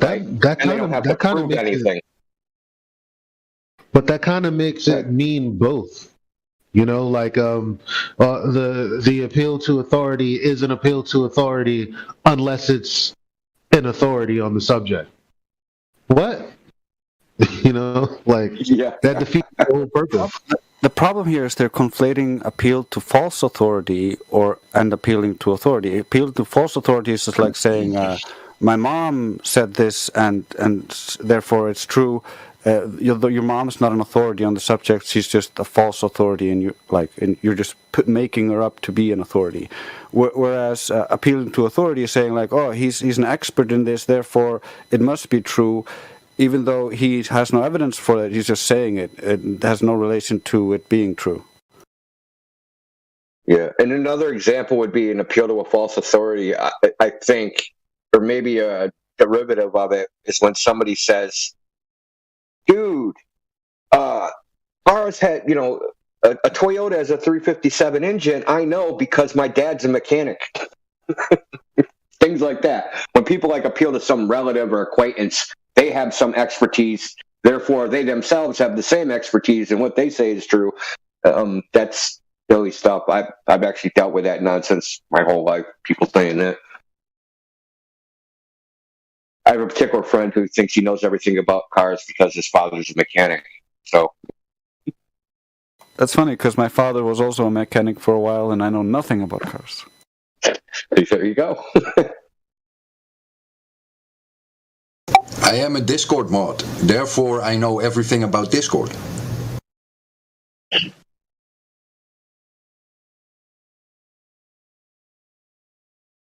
You only need to know where the important button is. Leave server. Oh, I thought the ban button was the important one.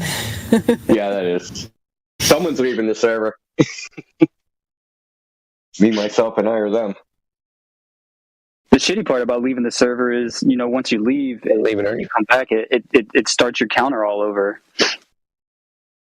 Oh, yeah, Brad. Oh, you messed up. Yeah. Instead of being I think I was 12,000 something, I'm right back down to 25,000. It's no big deal. But it is disappointing, I know, because I joined day one, and then when I left the server and came back, now it looks like I joined in November 2020. But you know what? We all know the truth. Oh, good. Yeah. But the important people know the truth. That's just good way to look at it. But on that note, Drace, man, go ahead and kick it off for us. What you got for us?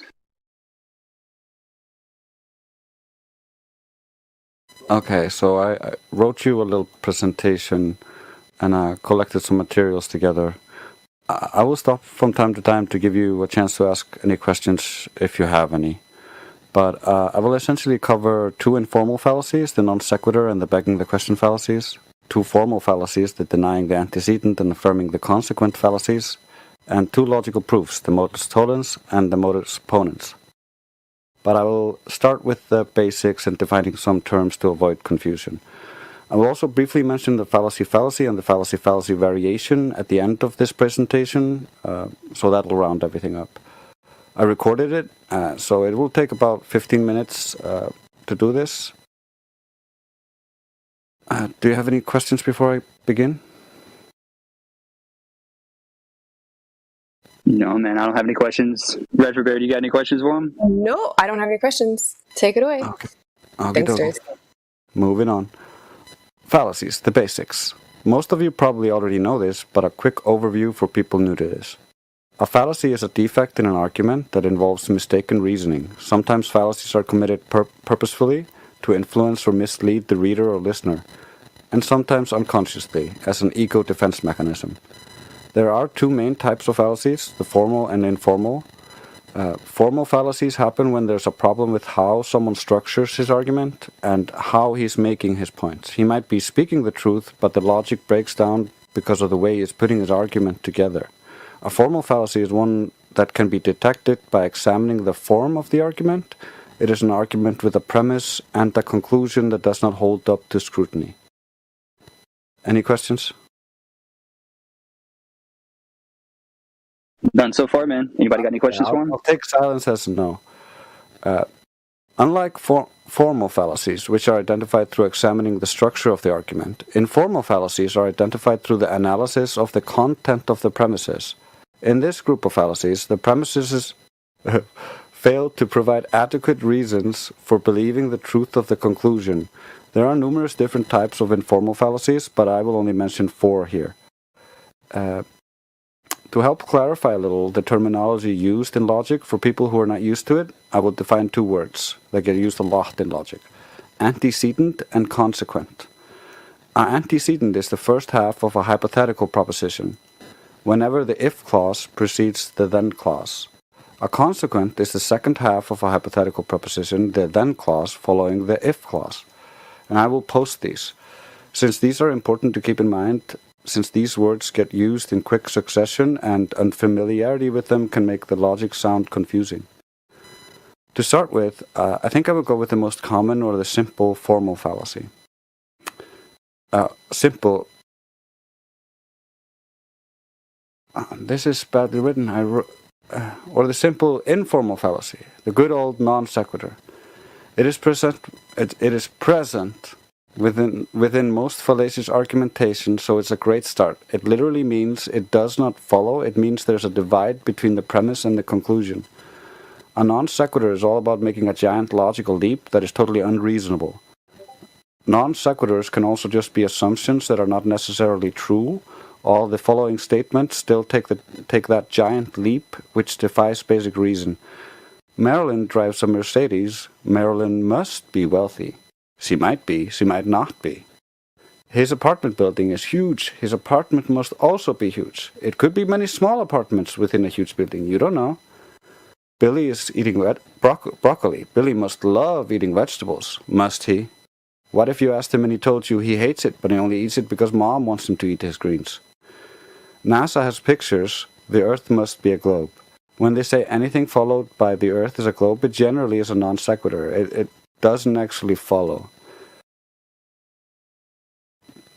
It's just a matter of finding that disconnect and pointing at it. So simply learning this single fallacy, and you can stop over 95% of what the globers use, because logically it does not follow and requires some assumptions or faith. And do you have any questions about this fallacy or any comments?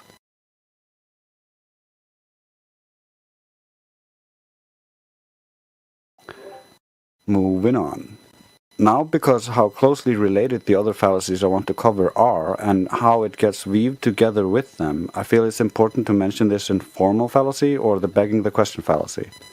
It is probably my favorite fallacy, since it is very common for the globers to use, and it is any form of argument where the conclusion is assumed in one of the premises. Begging the question is a form of circular reasoning. The fallacy of begging the question occurs when an argument's premise assumes the truth of the conclusion instead of supporting it. In other words, you assume without proof the stand position or significant part of the stand that is in question. Begging the question is also called arguing in a circle. For example, gravity is proven by experiment. I learned in school that Cavendish is an experiment, therefore gravity is proven by experiment. This assumes schools taught you the truth, then using that assumption as proof while not understanding what defines an experiment, and how Cavendish does not qualify to be one, regardless of how many people believe it to be an experiment. Here's another example. If the Earth is a globe, there would be thousands of scientists saying it isn't. There are not thousands of scientists saying it isn't. Therefore, the Earth is a globe. Whenever they start with if, like if the Earth is a globe, or they assume an aspect of the globe to try to justify the globe, it is very likely a begging the question fallacy. As long as they end with a conclusion of any of their premises without having any valid logical format of either modus ponens or modus tollens mentioned later, they automatically are begging the question. The savvy among you probably noticed the previous example was also a different fallacy, and that is the fallacy we will talk about next. Anyone care to point at it?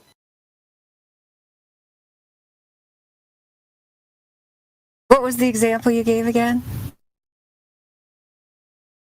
I'll read it again. If the Earth is a globe, there would be thousands of scientists saying it isn't. There are not thousands of scientists saying it isn't. Therefore, the Earth is a globe. Argument violence.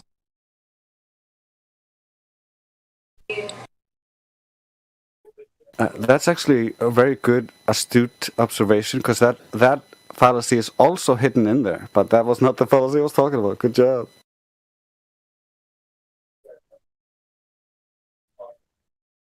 appeal to consensus. I can see that being in there a little bit woven in it, but no. Before we delve deeper into the formal fallacies, I want to mention Appeal to the majority. That's also woven in there, but that's not what I was talking about. I want to mention deductive reasoning or logical proofs, known as modus ponens or modus tollens, since the fallacies I will cover next are invalid or defective forms of those valid arguments. And that's essentially what that was. So let's start with the simple modus ponens. This argument form has one premise that is hypothetical if-then statement, and another premise that affirms the antecedent of the hypothetical premise. In the conclusion, then, it claims the truth of the consequent. In symbolic form, modus ponens looks like this. If P, then Q, P, therefore Q. Lumen Learning Logic course made a non sequitur trying to formulate a modus ponens argument, showing how hard it is to be logical. And I will post that little example here. While formulated correctly as a modus ponens, if we get up before sunrise, then we have time for a run, does not follow necessarily emergency or other reasons, and therefore makes a leap in logic, showcasing our first fallacy, the non sequitur. Here is a less fallacious example of a modus ponens argument. Premise 1. If something is more dense than the medium it is in, if P, then it falls, then Q. Premise 2. Something is more dense than the medium it is in, P. Therefore it falls, therefore Q. Next we will go over the fallacy mentioned before, and that is the defective version of modus ponens. And that's how I phrased that earlier example. It's called affirming the consequent. Recall that in one of the premises in modus ponens, affirming the antecedent, which is essentially what modus ponens is, it's affirming the antecedent of the hypothetical premise, the antecedent necessitates the consequent. That's the important bit. If it doesn't necessitate the consequent, it doesn't work. If the antecedent does not necessitate the consequent, it's a non sequitur fallacy. In the fallacious examples I will present next, however, the consequent is affirmed instead of the antecedent like this. If Earth is a sphere, if A, then we see boats disappear bottom up, then B. We see boats disappear bottom up, B, therefore the Earth is a sphere, therefore A. The antecedent is claimed to be true because the consequent is true. But that does not mean it is. That was never confirmed. It was just the consequent that was affirmed. So we can't affirm the consequent to prove the antecedent. Does that make sense? Yep, taking notes. Here's one more example of this fallacy. If the Earth is a sphere, if A, then we would see shadows like Aristophanes saw, then B. We saw shadows like Aristophanes saw, B, therefore the Earth is a sphere, therefore A. This argument assumes the truth of the conclusion, so there's also the begging the question and non sequitur fallacies hidden within this, but this form is specifically denying the antecedent, so it's illogical in the form as well. These arguments are highly logical and can be dismantled via understanding any of these fallacies or the correct logical argument structure which they're trying to do but failing at. So onto our second logical argument, or modus tollens, a favorite of ours because we use it a lot with the Black Swan. This argument form also has one premise that is a hypothetical if-then statement, and then another premise that denies or indicates the untruth of the consequent, or of the hypothetical premise. The conclusion then claims that the antecedent is not the case, that is, denies it. In symbolic form, modus tollens looks like this. If P, then Q, not Q, therefore P.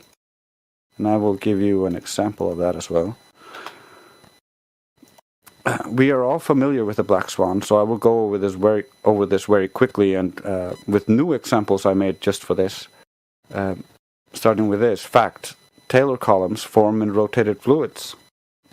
If Earth is rotating the fluid air, Fp, then Taylor columns would form in all fluids on Earth, then Q.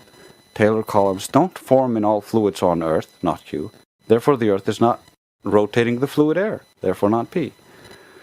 This next one I was not sure about until I read more about it from different sources. I wonder if you guys will have similar issues, so I will ask you a question after this. If imagined gravity can prevent greater gas pressure from equalizing with less pressure, if P, then we would not be able to exhale while upright against the imagined vector of gravity, then Q. We are able to exhale while upright against the imagined vector of gravity, not Q. Therefore, imagined gravity cannot prevent gas pressure from equalizing with less pressure, therefore not P. And I will give you a moment now to see if you see my issue when I was trying to make this. Can you repeat that, Drace? No problem. I'll post it so it's easier.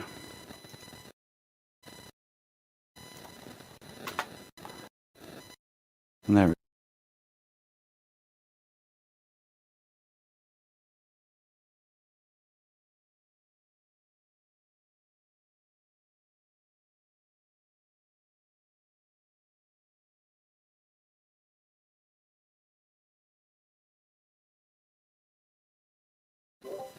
To give you an example, what bugged me was I used a negative in the then Q, and then I denied the negative with a positive in not Q. And that in the beginning I didn't understand how that worked until I further read more logic courses and found different examples showing it.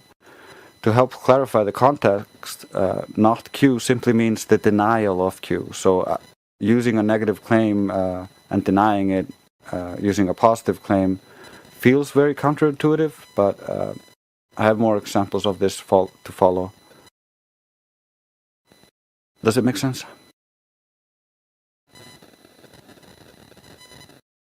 Yeah, I'm still following. Yeah, it's basically saying, if the gravity was acting equally, then it would be acting equally on us, and then, we wouldn't be able to exhale. Yeah, I like it. You came up with that yourself? Yeah. Just while making this. The more you know, the more you can do. Next off, I'm almost done, by the way. Next is denying the antecedent. This fallacy can be seen as a defective or invalid use of the modus tollens argument. Recall that in one of the premises of the modus tollens, it denies the consequent of the hypothetical premise. In the fallacious example to follow, however, the antecedent is denied instead of the consequent. Premise 1, if I'm cleaning the kitchen, then I'm not reading my book. Premise 2, if I'm not cleaning the kitchen, the denial of cleaning is not cleaning. Conclusion, thus I'm reading my book, and the denial of not reading is reading. So there it gives you an example of how a negative claim is then denied with a positive claim. The premise here is valid. It's not a non sequitur, but this too is defective reasoning if you think about it. Not being engaged in kitchen cleaning does not by necessity infer that I am reading. I could be doing anything besides cleaning the kitchen. I also have this fallacy as used by Globers. If we would see forever, if P, the Earth would be flat, then Q. We don't see forever, not P. Therefore, the Earth is not flat, therefore not Q. This is a logical leap here between the antecedent and the consequent, so a non sequitur. We can also easily show how you would not see forever through a medium like air, so this is invalid and defective just on the face of it. And in the content and in the form. But then denying the antecedent. Generally, when they try to confirm the globe, they affirm the consequent. And when they want to deny the flat Earth, they use the denying the antecedent. And that's why I felt it was important to bring these up, because these are the things that they think are the most logical, and they think they're being logical, but they're just failing at using logic. Does that make any sense? I only have closing statements after this. Are you able to post that last flat Earth example in the text? If they would see forever one? Yes. Yeah, no problem. Thanks, Trace.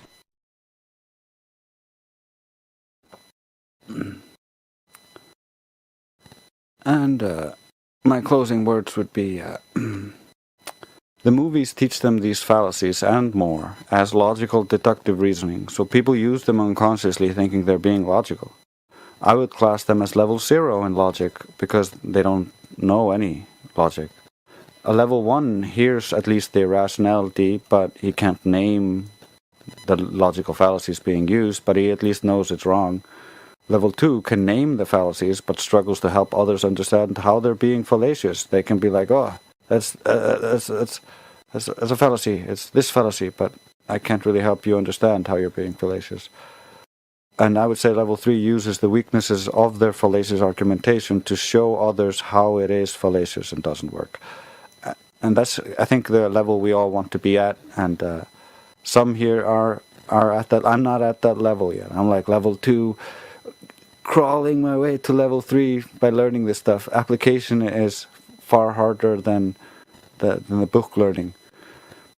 And so this goes into the 2 last fallacies I want to mention in the end, because knowing the name alone of a fallacy can create an issue with the fallacy-fallacy variation, where the fallacies are called out but not shown, and it's important to not fall into the trap of the fallacy-fallacy, where you assume whatever is argued for is wrong because they argue with a fallacy.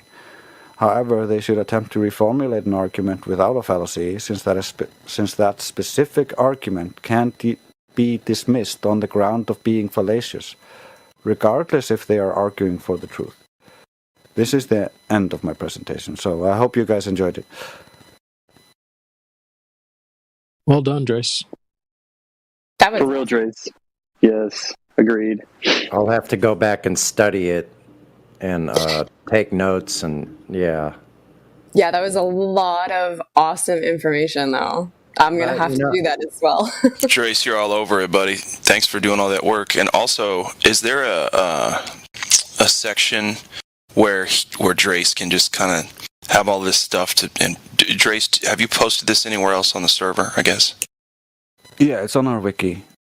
It's on the wiki. Okay. What I mean is a channel within this specific Discord server.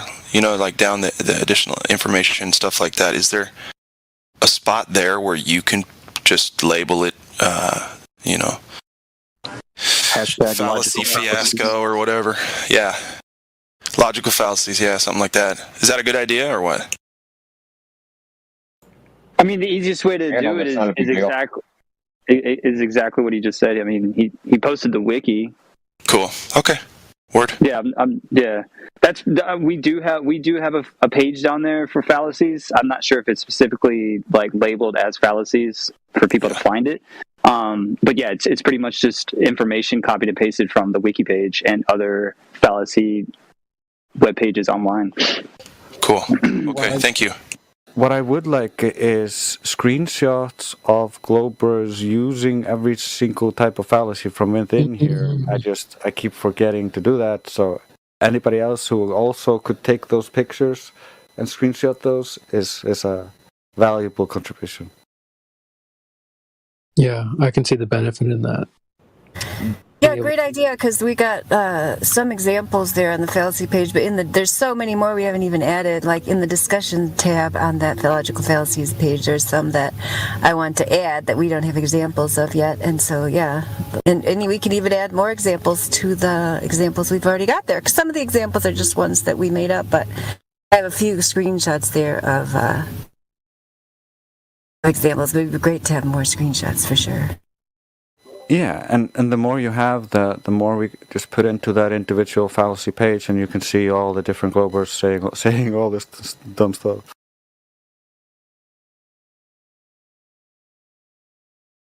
Oh, we've got, a bunch of fallacies in the lobby right now because all of us are busy and they're taking advantage of it here. Oh, no. Did you see them? I don't know if anybody's got time to just go up there and check them out. Yeah. Does anybody else have any more questions, concerns for Drace? Redford Bear, do you have anything? You have any input? No, that was really, really good. That was very fast. You went through all that very quickly. But that was awesome information. Thank you so much for putting that all together. I'm definitely gonna re-listen to that and make some notes, because I think that, Drace, what you said, that's kind of my issue too. You know, I listen to people talk about the fallacies. I've heard you just talk about them, but it's hard to apply them, like when you're in that moment, right? So I think that's a good point. Yeah. that's definitely a big shift from being able to apply the knowledge of the fallacies and the weaknesses of that specific fallacy to show him how his argument is wrong, and just feeling and or knowing which specific fallacy he's using. There's a big gap between there. That's why I really like Elijah and Crypto and Indio, because they're good at doing that. They're at that level where they can they grasp the weakness of that argumentation and just present it to them in a simile or a different way of looking at it, so that they can realize that they're wrong. Yeah, exactly. And Karma did put in the text chat that we could make a game for it to practice identifying a fallacy. I don't think that that's a bad idea. I think that that's a pretty good suggestion. I mean, we should talk to Matrix about incorporating Globe and Fallacy Bingo together. That'd be hilarious. And just play it through the lobby. They used to do that a lot. I don't know why they don't do it anymore. Maybe they got bored of it. Yeah, I remember somebody pinging about the Globe Bingo once, but I wasn't around, so I'm not even sure how that all works. But yeah. Globe Bingo is fun. Yeah. Well, let's get the games going again, you guys. Yeah, for sure. But no, Dries, that was fantastic. I don't think I have any questions. Does anybody else have any questions for Dries before we move on? We could turn these into slides, like a presentation slide, so we could have it access to it while we're having a conversation. Pull it up, and that we just have that as a reference. So I like that idea. I may just go ahead and make presentation slides with all of that you presented today. But I would like to see this as an ongoing series, and it kind of sounds like that's where you're headed. Well, oh, sorry. Yeah. No, go ahead. Well, I was going to say, even just for the break time, too, because there is like Crypto and Elijah as well, we can see if they would like to join us one time and we can continue with the fallacies as well. But, Sunny, I think Dries had a bunch of slides already. Dries, do you have? Does. Yeah. It's probably what he's talking about. It's probably already in the wiki. Yeah, I made... what you just heard was Logic 102. I made Logic 101 after that, just to add to it. Oh, out of the frying pan into the fire for us then, huh?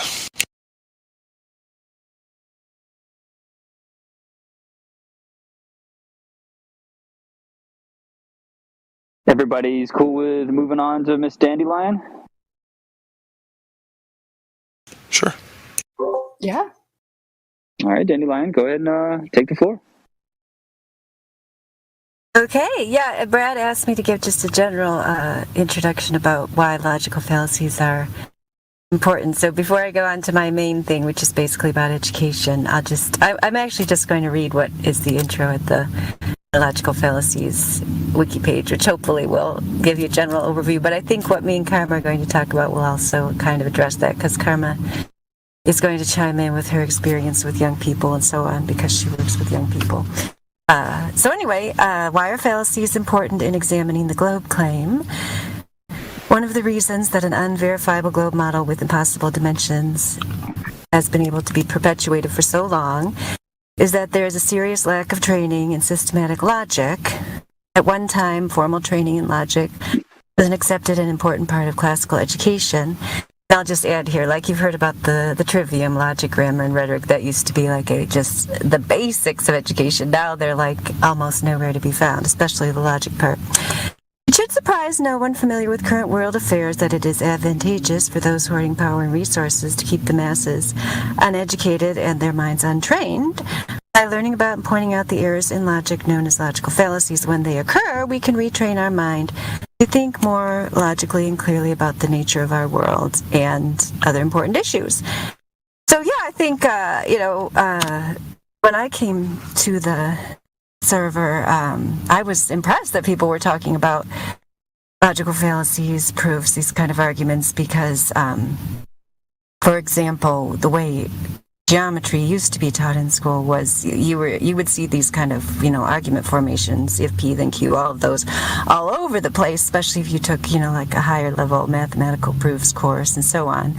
But even in math, they've gotten away from, training children how to use these rules of logic, which are just basic ways to draw conclusions that so many people, as Grace mentioned, are just completely unfamiliar with. So that's basically the main theme of what I wanted to talk about with karma, is the importance of, and our kind of part of our presentation is about, oh my gosh, who put that book up there? Drace, I love that book. I have that book at my house. I was about to go find the screenshot of that book, and then you put it up there. This is so great. What a great synchronicity. The Trivium, the Liberal Arts of Logic, Grammar, and Rhetoric. That's a really good book. Highly recommended. Anyway, so what I was saying was, youth. Yes, that we are going to discuss how basically, how children develop, how when different types of learning should be introduced at different stages, because modern education has really messed this up. They introduce abstract concepts way too early, such as the globe, such as evolution, such as the atomic model, and so on, at a time when children are at the concrete level and at the just exploring their concrete, physical realm level. And so that's why they mess these children up so badly. So that's why we get these adult children in here that are like unable to reason their way out of a cardboard box, because their brain's been like literally, completely screwed up with the wiring. But the good news is it's not too late. Even if ideally you'd want to get, a young child and start kind of training them up as in the way they should go. But, adult children, you can always go back to any stage that you've missed and kind of retrain your brain. It's never too late for any of us to go back and kind of figure out those gaps in our education and, retrain ourselves, as long as we have the motivation to do so. So I'm only saying that as a preview, just so nobody's like going to sit here and be depressed, like, oh my gosh, I've messed up my children, or I'm totally messed up, it's all over for me. That's not supposed to be the point of the presentation. So, Karma, did you have anything to say just on that general note? No, I think that's a really good introduction. Okay, cool. All right, so, Okay, so the first, actually, you know what? I'm just going to give you the outline to the things I was going to say, because I might not actually cover every single one of these points, because you guys might start falling asleep if I got into all the intricacies of Piaget and Waldorf and all that. So you can always go and research those things if you're interested. But if you ever go to education school, they are all about Piaget. And then apparently once you actually get a job, you're supposed to just throw Piaget out the door and just do whatever the hell the government tells you to do and forget everything you learned about how children actually grow and learn. So Piaget teaches about the 4 stages, and I'll just put these I'll put actually this whole section into the voice text there, so you can see what I'm talking about. Piaget, and all of these are they're just general guidelines that, he found from doing tons of interviews with children, I think thousands or something. He found, you just kind of generally group children into these phases, same with the Waldorf stages. Obviously, that doesn't mean on the 7th birthday, the child suddenly, changes and becomes something else. These are just general things, and some children are ahead, some are behind, and so on. So anyway, Piaget's stage is there. The sensory motor stage is ages 0 to 2, pre-operational 2 to 7, concrete operational 7 to 11, formal operational 12 and up. So in terms of teaching formal logic to children, technically the best time to introduce that is starting at age 12. But you can start, what I found, experimenting with my own children, is you can start in depending on the child in section 3, they're concrete operational, but the thing that you can see just from looking at the names of those, even without knowing all the details about all of them, up to age 11, it's concrete. It's they're messing around with stuff, they're figuring out how things work, they're really interested in their world and curious if you let them be. And a lot of time outside, manipulating things and so on. That's how they learn best. They don't learn best best if you give them this abstract concept of the globe and tell them, oh, it feels like the Earth is flat and stationary, but you're totally wrong. Your experience is wrong. Actually, you're on this spinning globe. So anyway, it's not only unfortunate that they're giving them the wrong information. Even if that was the right information, let's pretend it's true, right? That's not a good time to introduce that, that your reality is completely wrong and everything you experience is wrong. If that were even true, I'd still say, don't even talk to them about that until they're older. It's a ridiculous thing they shouldn't even have to worry about. They should be going around learning about what's actually in their world where they live. And since we know it's false, that makes it even worse. And so then, anyway, the Waldorf stages, which I actually like better, that's more the kind of thing I'm using. Like Piaget is kind of the formal educational thing, like I said, that they teach people and then they never use it again after they leave education school. Waldorf, Rudolf Steiner, who was aware of the Earth's true cosmology. I have a Rudolf Steiner quote here somewhere. I got to try to find it for you guys. It's a really good quote. Anyway, he questioned the heliocentric model. I know Adam Unsalted, sometimes will put quotes in here from Rudolf Steiner. I'll just give you a link to the Rudolf Steiner page on the plaintruth.info. Anyway, he developed the Waldorf philosophy of education, and he divided children into 3 stages: will, ages 0 to 7; feeling, ages 7 to 14; thinking, ages 14 to 21. So again, they were not even gonna even get into thinking that hard until we're 14. And now you got them shoving these kids full of stuff, book knowledge and all this stuff that they're nowhere near ready to deal with, and calling that education, when all of their early education should be way more experiential, which is, if you're lucky enough to either have a Waldorf school, around you. They're very expensive, though. I've never actually sent my children to Waldorf school, but there's a lot of Waldorf homeschooling stuff you could do, or even if your children are in a regular school, you could always do it at home, as a supplemental thing, because they have a ton of really good, natural toys and just, cool books and music and stuff like that. So I think the Waldorf education is really good. So, anywho, Karma, did you have anything to say there about the stages? Well, I guess maybe just I totally agree that you should teach it at a proper age, but you should always role model good logic from a young age, even if you're not, teaching them properly yet. Yeah. Because knowing how to use logic at any age with kids, it's going to help them with their self-control and social skills. So, because it always spreads out from itself.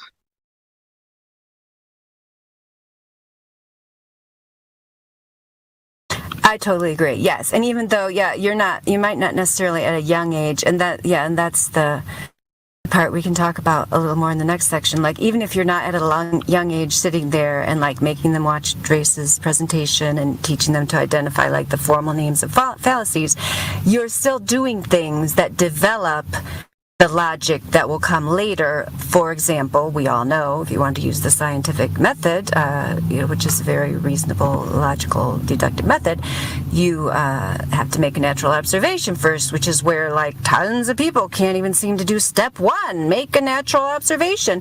But that's basically all that children are doing, their whole first part of their life. Anyone who's been around any children ever knows that's true. So, and that's what this first resource recommendation I have, which is for young people, Keo and Gus. That's from the Philosophy Children series by Matthew Lipman. I remember using this with my children when they were in first, second grade, that kind of thing. And they're basically just stories, and then you kind of just ask questions about the stories. It's just a very low level. It's not identifying fallacies or anything, but it's just encouraging children kind of to make observations. Yeah, absolutely. Tracy says natural observations are what children do. According to the Globers, the toddlers are doing science. Yep, you betcha. Sometimes they're doing it better than some of these college students we get in here.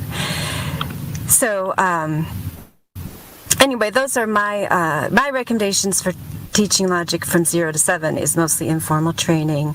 Allow the child to experience the world on their own terms, answer their questions as best you can, or research them together at their level, preferably with hard copy books, because they like to touch and feel. Ask them questions about their experiences and accept their answers as valid, presenting alternatives as needed. Okay, so then that's where you're kind of like starting to introduce them the idea of hypothesizing, making your natural observation and then hypothesizing about it. You might know the hypothesis is wrong, right? Like, why is the sky blue? Oh, because God painted it blue or whatever. You don't have to be like, no way, it's not because God painted it. Let me explain to you. You can say, oh, yeah, that's a really interesting idea, and let's, talk about this some more, maybe look at these books. You can, accept that their hypothesis has some validity and, possibility, whatever it is, without having to, sit there and tell them you're absolutely wrong. Science has shown we live on a globe, that kind of thing. Watch the clouds together, feel the stillness and solidity of the earth while lying on the ground. I think this is a great exercise just in general to kind of get people grounded in reality. Any age.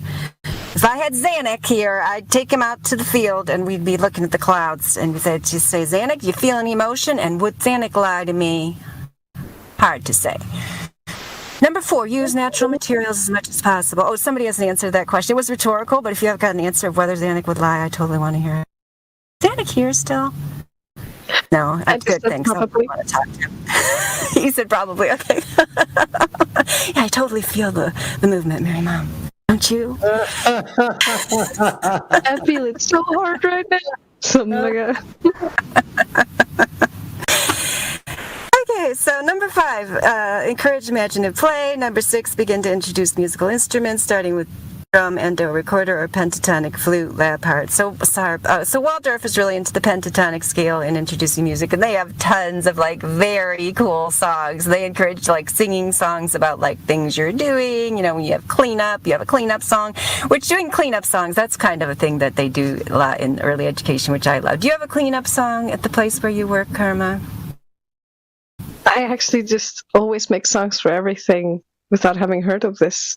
When I'm getting a kid to send home, I'll be singing their name. I'd be like, if your mom is here, I'd be like, Dandelion, the coolest and greatest, your mom is here to pick you up, and I'll power slide into the room. Oh my goodness! I totally. You're trying to recruit me to move to Iceland so I can put my children in your school, aren't you? That's what you're doing here. Maybe a little bit. That sounds great. That's the kind of thing I do too. Yeah. Okay, so where were we? Encourage singing. This kind of goes with number 6 and what we just said. Learn songs using the pentatonic scale to start. So anywho, I have this one. This is not the songbook that I have, but I was going to recommend this one because it looks good, but I don't have it. So later I'll just take a picture of it and find it. But so did you have any other comments about that section, Karma, about 0 to 7? What ages are you working with? I usually have 6 to 10, but I also had a nephew grow up here from birth until 5, 6 years old. So that's the age I'm most comfortable with, I would say. Although I always have 11 and 12-year-olds coming back to chat. Cool. But yeah, on what you were saying about songs and play and stuff like that, you can use story times and jokes and play and stuff like that to explain logic as well by using examples, by just using it in the play. I often have where we're playing, you're maybe using Action Man, you can just be like, the guy is doing something, you're like, but what about this? We have to think about the logic of, if he's doing this, he needs to be there, so he has to come over here first. What about the time between? And they're like, yes. Okay, and in the time doing this, and you just help them along a little bit within the game. Absolutely. Yep.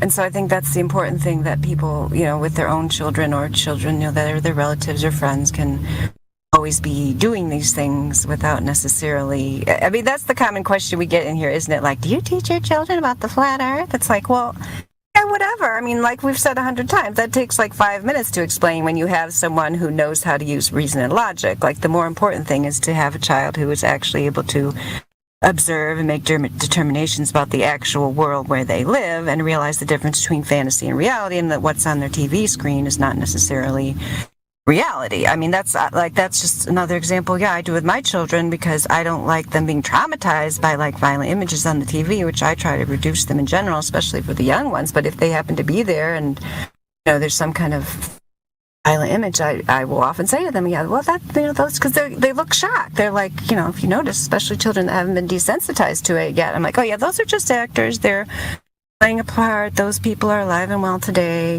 They're just using props and so on, because there's no reason for them to be traumatized by events like that. What was the example you used on Ladies' Night about? Do you remember the example you told us? Was that last Ladies' Night? Told us the example from school? I think it was the one before. And are you talking about the 11-year-old who came to chat to me about NASA and all that? Yeah. Yeah, that's because we use that story. Oh yeah, the thing about this, I also want to mention, we have a thing that we call teachable moments at work, where whenever you catch the kids having a conversation or talking about something, and I do this with lodging and all kinds of things like that, you grab the moment to just chat with them, ask them questions, or teach them something through play. That's what we call teachable moments. And it's all about just grabbing them throughout the day. You don't have to create them, you can catch them. But yeah, the other thing was, that kid was a freaking genius. He was interested in World War II and the British royalty. And I would sneak to him small little truther stuff, beginner truther stuff that he would check out. So he started to get interested. And then when it came to NASA and stuff, I would be fairly honest, but not say too much. And then I'd be like, well, I don't believe that NASA is telling the truth because it looks pretty fake. It's very badly done. And I think they're just getting a bunch of money without doing what they say they're doing. So I think they're just what we call a peningaplockare, somebody who steals money without anybody knowing. It's greedy man. It's a word. But then later on, he's like a year older, and he comes walking past when I'm in outside play, and he's like, oh, hey, I wanted to talk to you. I was watching the NASA thing, and the moon landing thing is definitely fake.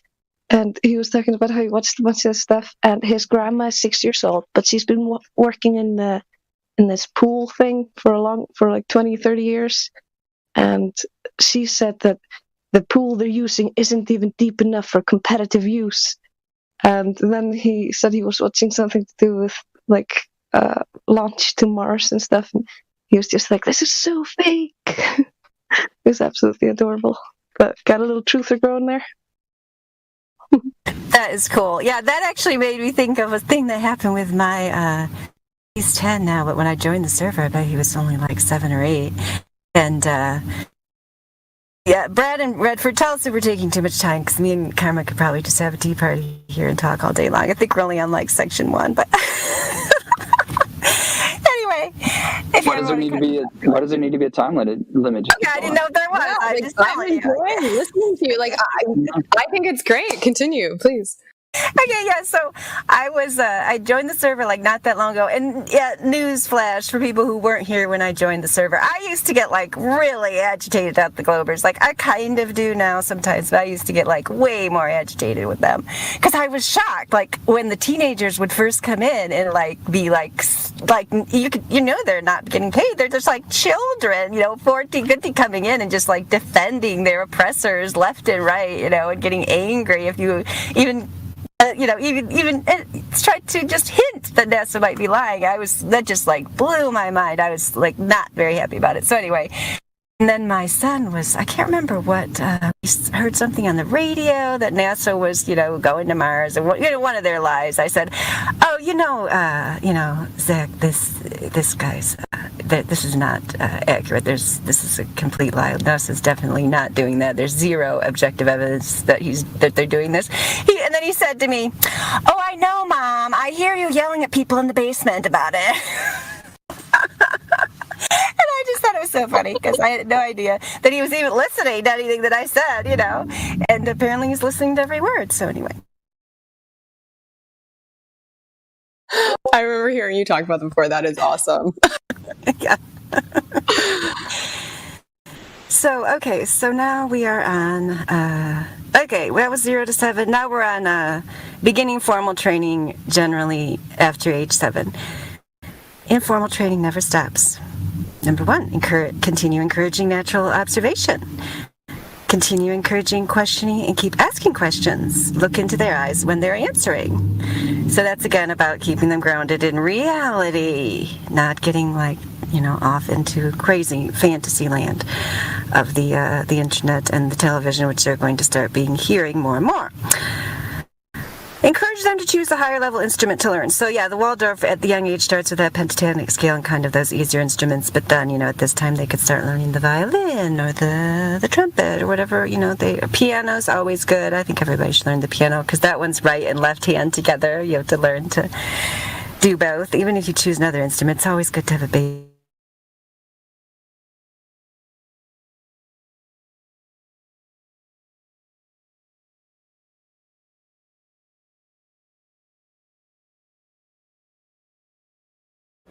You didn't actually drop off that fast, did you? Hold on a second. I'm still. Oh, I thought that was me. Okay. I thought it was me. Yeah, I did too. Oh dang. Did she just stop talking? Did she just stop talking, or it literally dropped out that fast? I'm like, wow. What happened?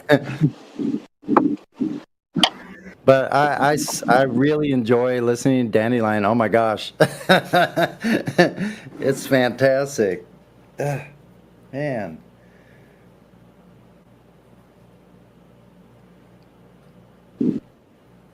That level of discussion is fascinating, yeah.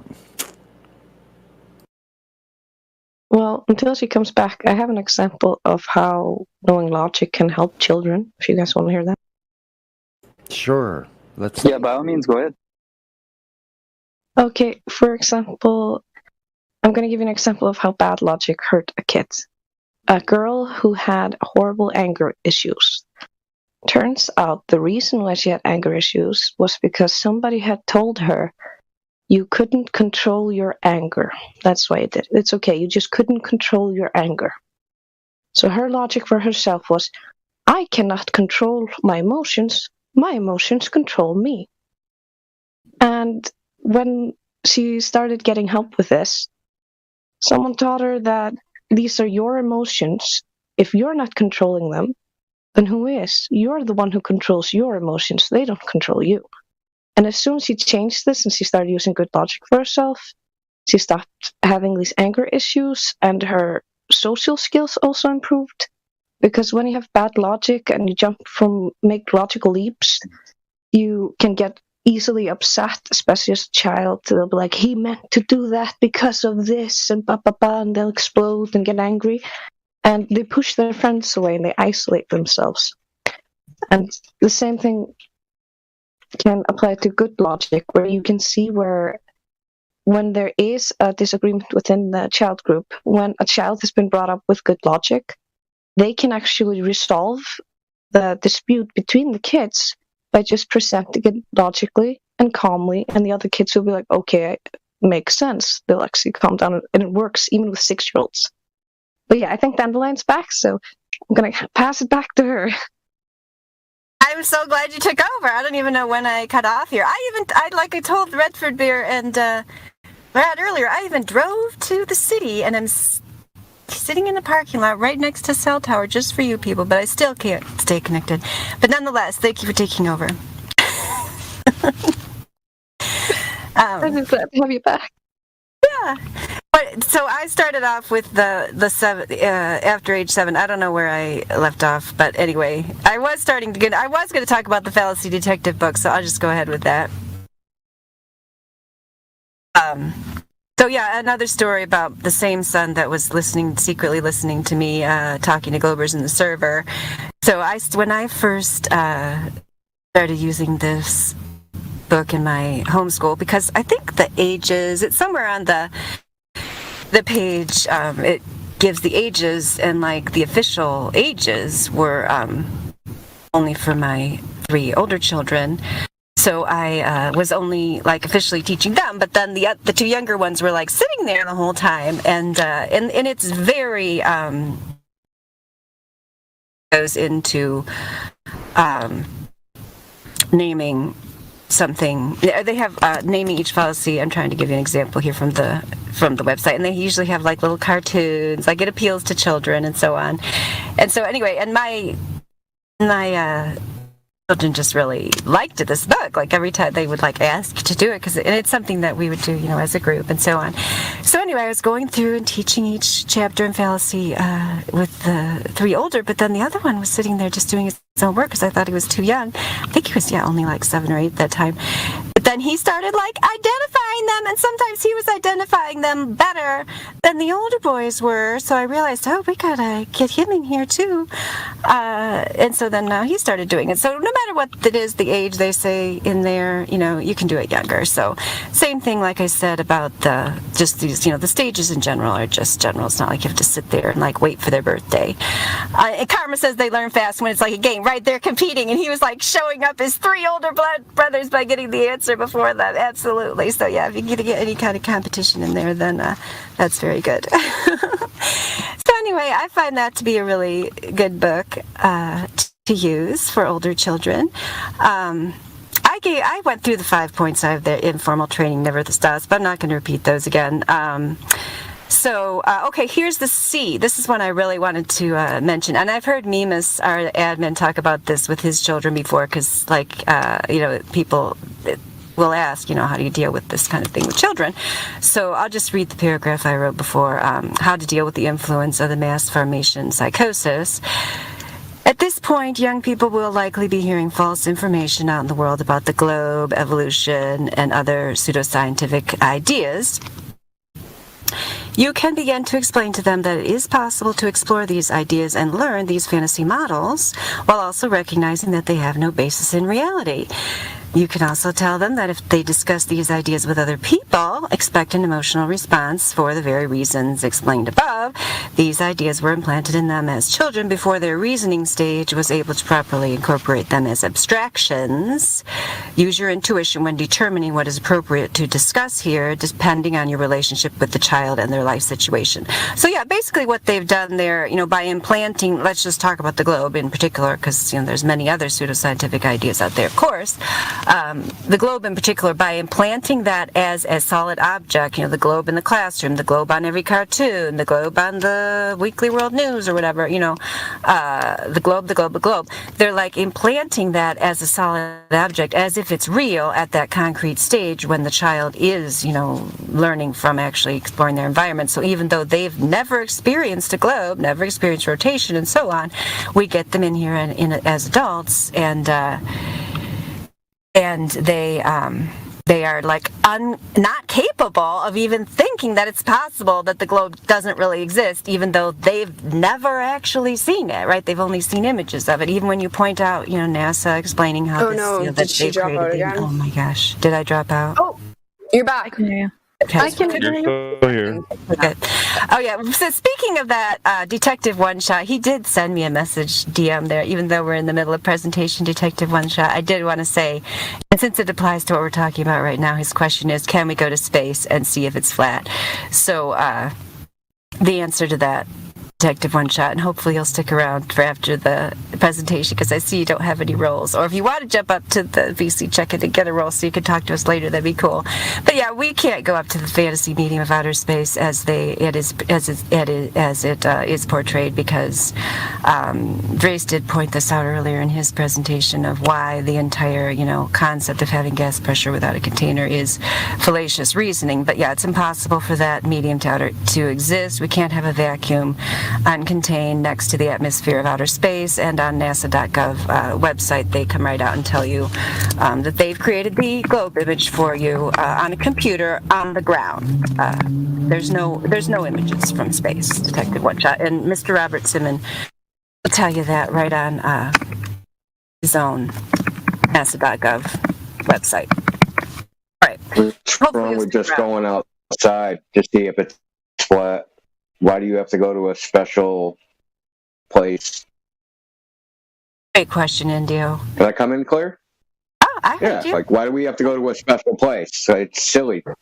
NASA does claim that one photo is real. Yeah, Apollo 17. We could go into why that's all the inconsistencies of that if we want to later. Yeah, just to clarify, just they do finish claim this. one as an actual legit image, Anyway. but we know that's bullshit too. Yeah, memes Apollo 17, that pretty much explains one argument, but there's probably like 75 more, along with, it being completely impossible to start with. Looks like a painting to me. This particular image is obviously a drawing from the book The Greatest Lie on Earth, Proof That Earth is Not a Spinning Globe by Edward Hendry. It is a diagram showing you why the Apollo 17 image is impossible to have been taken at the time and in the way that they claimed.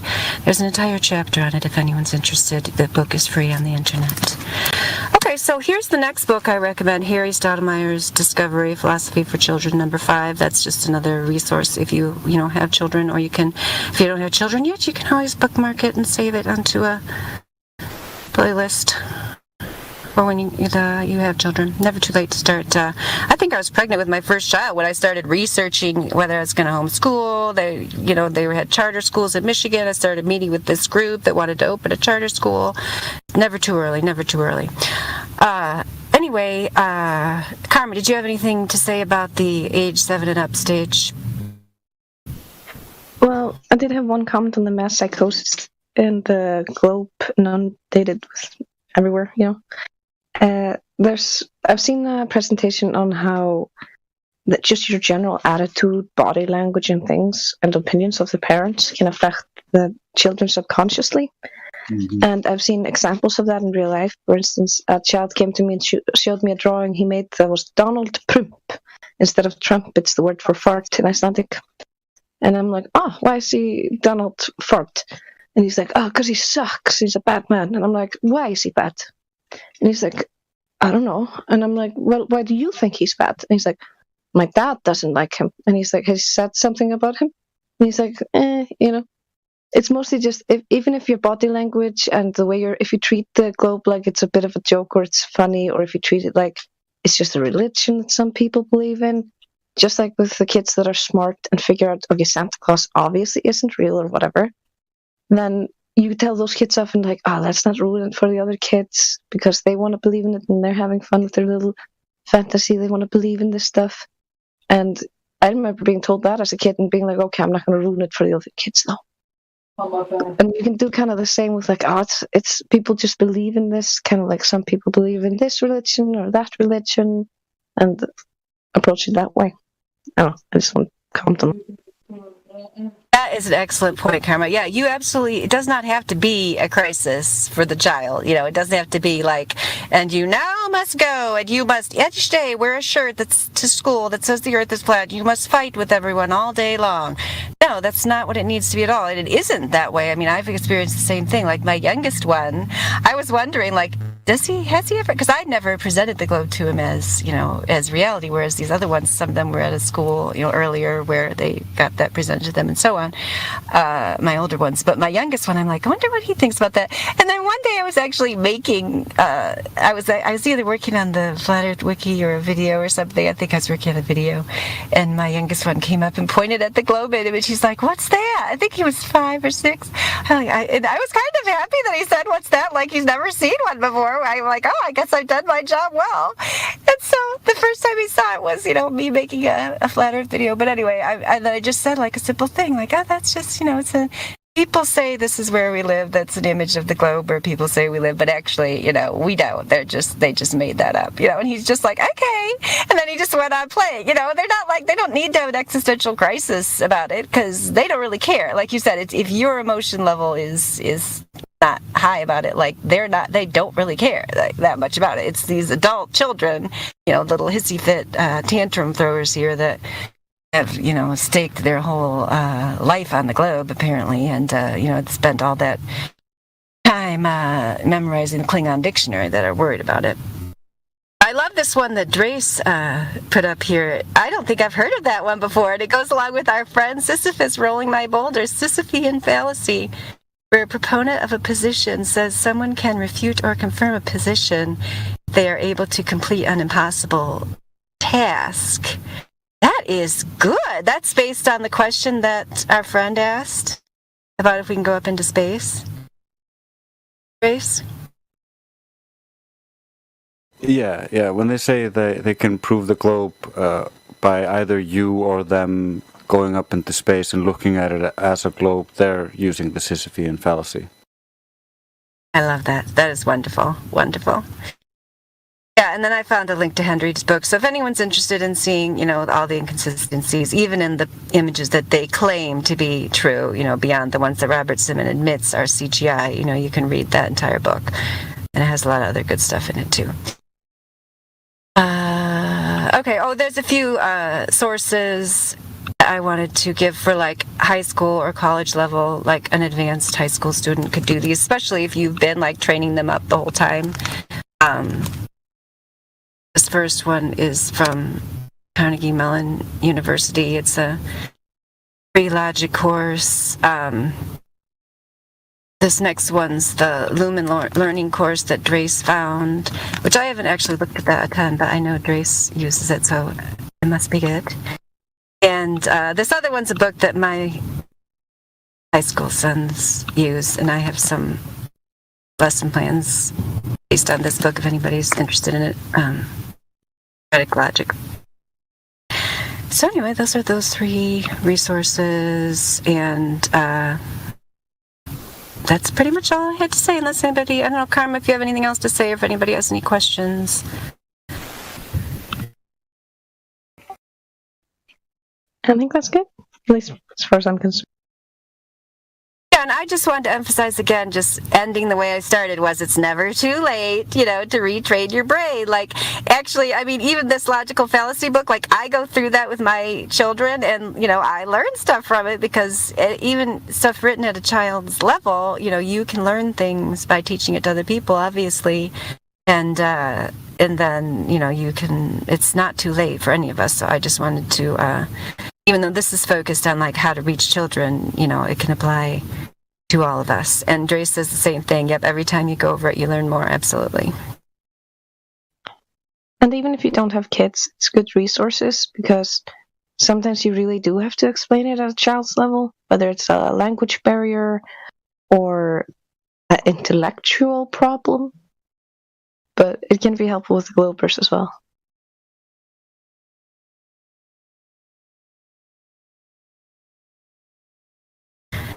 Okay, does anybody have any questions for me or Karma?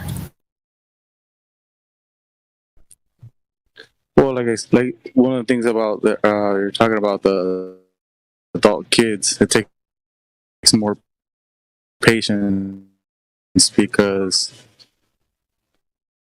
when they're children, you still have to have patience, but when these adults, they have more tantrum, you have to have that patience to sink that information in. I think that's a great point to make. Yeah, it takes more patience, especially dealing with adults in the 24/7 Flat Earth Discord server, than it does myself dealing with 6 children, or when I used to teach in the public schools, dealing with 30 children. Even substituting 30 children in like one of the worst schools I've ever taught in was easier than dealing with adults, even one of these fantasy globe believers in the half the time the 24/7 Flat Earth Discord server 2.0. They're just so stubborn and recalcitrant. They refuse to think logically. They refuse to put aside the premise of the globe. It is because of what we just said. They're stunted at the time of their development when they should have been learning about the real world. And some, I mean, I'm not saying like, it's not like education, they just like prop up their eyeballs with toothpicks like in Clockwork Orange and force them to look at globe pictures all day long. I mean, some, there's experiences, obviously, you have in just even your typical school where you're dealing with reality. Certain subjects lend themselves to it more than others, like certain aspects of biology and chemistry and so on. But it's just overtaken. I really do think it's partly this generation where the internet and the television have just overtaken their brains to the point where it's like you're literally, reaching through the matrix, talking to someone that's plugged into a completely different reality, and trying to actually deprogram them to convince them to go back to the reality where they actually live and are breathing, walking around, and eating, but their brains are somewhere else, disconnected, and that takes even more patience. And the thing I've learned here on the Discord is it also takes sometimes recognizing, this person, and I never want to say they're hopeless. Actually, I do sometimes say that, and then I feel bad afterwards. But at this stage in their development, some people are just not ready, and maybe it's because of that. Some people don't want to revisit their childhood, right? And so if that globe was implanted there in childhood, some people are like, nope, not going back there. So there's a lot of psychological things going on there that we have to deal with that you don't have to deal with if you're talking to a child who hasn't been as badly indoctrinated or contaminated with this stuff, for sure. I agree, Karma. Yep. Karma says she has endless patience for children, but when a grown-up is being a deceptive sophist, even I don't want to deal with them sometimes, absolutely, because they won't listen to you, so what's the point of spending the time with them when they don't even want, they don't the kids at least listen. They have the sense to listen. Or if not, it's easy to get their attention.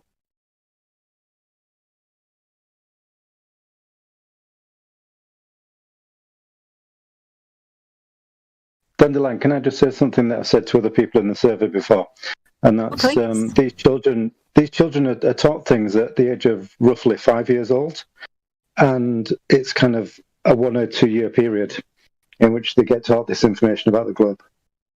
But then it's not challenged at 10, it's not challenged at 15, it's probably not even challenged at 20. So you're looking at maybe 25 before they start reflecting on whether or not the globe is real. So you've got 20 years of indoctrination there to deal with, essentially. And that's a long time. Yeah, for sure. It's until you're out of school or out of college or out of university or out of study that you can actually reflect back as an adult and re-examine your life and as someone who's more mature.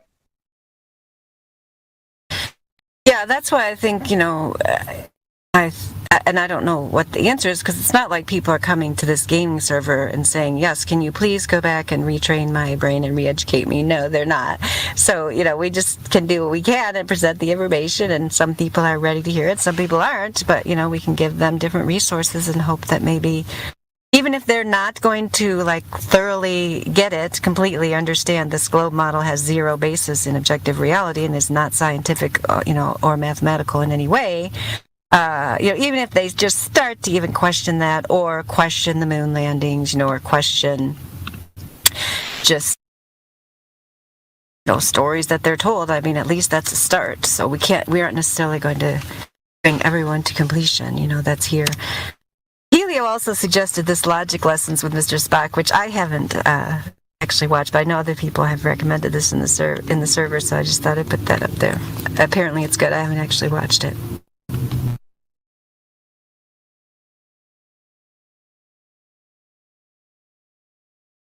Okay, so are we ready for India, or what are we doing? Does anybody? I guess nobody has any other questions. Thank you for presenting. That was very informative. I enjoyed listening to that.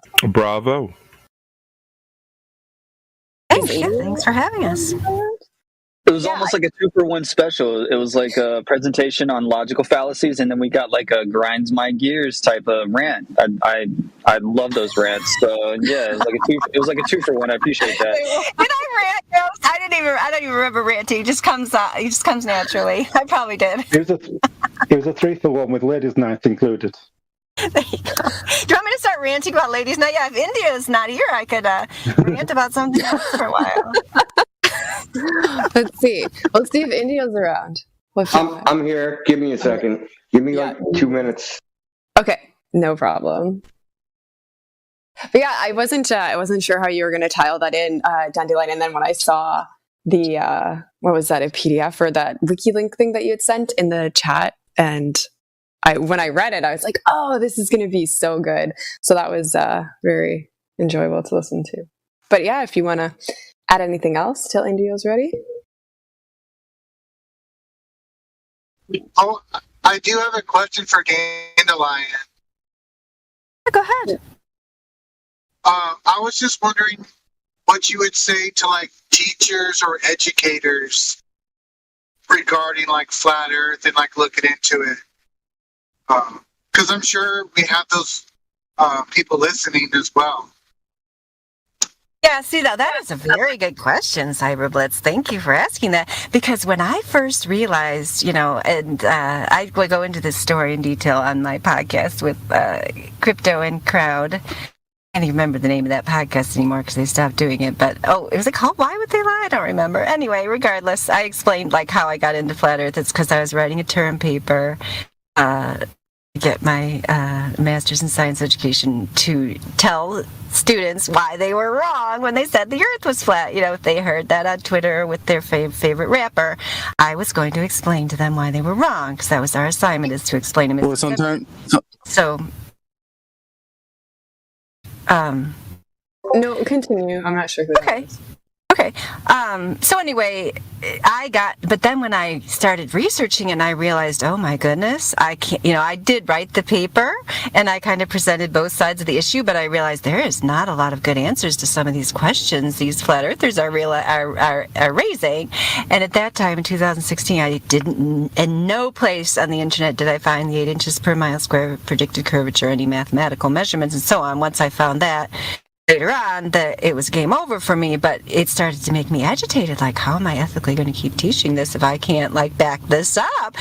But then and then even after I was certain, after I saw the mathematics that prove it conclusively beyond beyond a shadow of a doubt that this curvature is not measured or observed anywhere, I was like, oh, can I keep teaching earth science? Like, they assigned an earth science class to me. I'm like, oh my gosh, am I going to be able to teach this?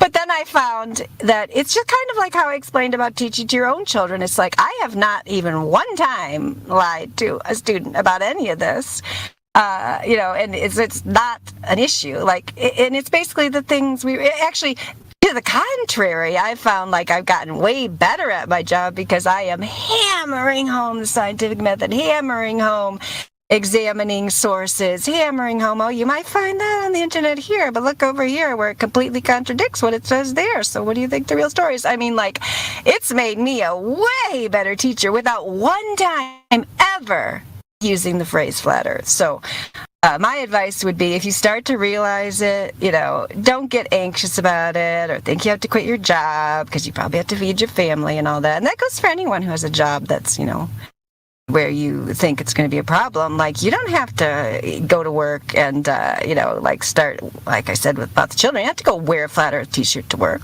That's, some people do that, and people have different paths.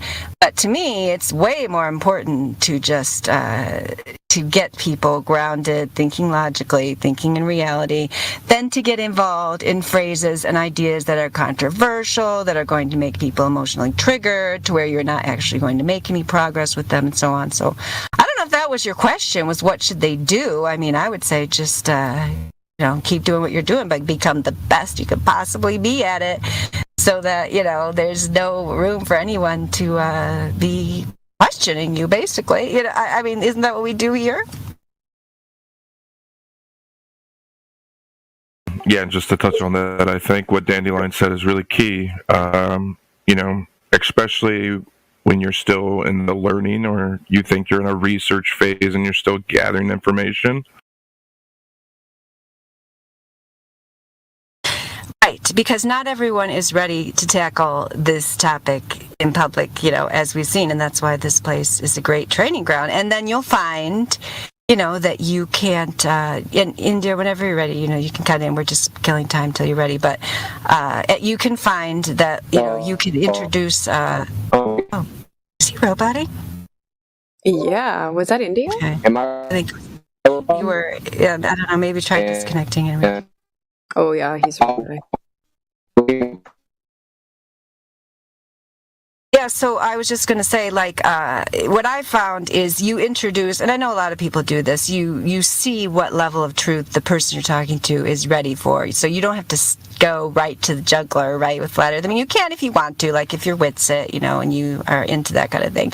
But like I did with my homeschool group, I've told this story before, I'll just tell it briefly, they they were going to make outer space the science topic for the entire year. Our homeschool co-op, where you can go once a week, and cooperative, like each parent teaches a different class and so on. So I wrote them a 2-page essay using my credentials, my degrees, and so on about how it was impossible for outer space to exist in the way claimed. It's a violation of the second law of thermodynamics. Here's this physicist, that physicist, the other physicist that questions these theories such as dark matter and so on. Never once did I mention the words flat earth anywhere in there, but I, just explained to them why they were going to be misinforming children, as well as they were supposedly Christians, so that were going to also be contradicting what they were telling their children and telling them to read the Bible and so on. And, never mentioned flat earth once, but said, if you guys choose to do this, I'll have to withdraw my children, and we ethically won't be able to participate in spreading this misinformation about the astrophysicist fairy tale. And then I got no response, no substantive response at all. Like, I wasn't even that nervous about writing it, because I'm just like, even though these are the ladies, I go to dinner with and so on. Yeah, that's better. Yeah, but I know if you got your facts, if you kill them with the facts, right? Like, Carver, you were talking about killing them with politeness, be polite. List the irrefutable facts, and most people are just, that's what I find in the world. I don't know what other people find. It's like they're just kind of like, they don't have an answer. We know they have no answer because they've never researched it. They don't really know what you're talking about, and so they will just avoid it. That's my experience. And then you can feel like you are moving through the world in truth and continue on with your life, and don't participate in the lies if you can avoid them. Or if you have to, like I said, explain to your children that that's what we're doing to humor these people, just like Karma said about Santa Claus. You don't want to necessarily make other people's children have information that's going to get them into hot water if those children are not ready for it, or if they're going to have an emotional breakdown and so on. Yeah, you're way better, Indio. Okay. Well, I want to say something about what you said. Oh, goody. I personally, I have no problem with teaching somebody the globe model, as long as you emphasize that it's just a model. So there's actually historical precedent for this, because when Copernicus and Kepler came up with their heliocentric model, the Ptolemaic model was taught side by side with it for something like 200 years. They didn't just say, oh, we're just going to abandon this. They just said this model might be right, that model might be right. In fact, they would teach Tycho Brahe's model, which is where I think that one's where the moon and the sun, I think it's the sun and the moon orbit the earth, but the planets orbit the sun, something like that. So that's an even weirder one. But as long as you tell them this isn't a physical reality, it's just a mathematical model to make predictions of this, that, or the other thing, and it doesn't mean anything real. We have lots of models that do that. So I don't know why people are surprised when we, globe earthers come in here and they're somehow surprised when we tell them it's just a model and it's not reality, and we do this all the time. They seem stunned. No, this is well known.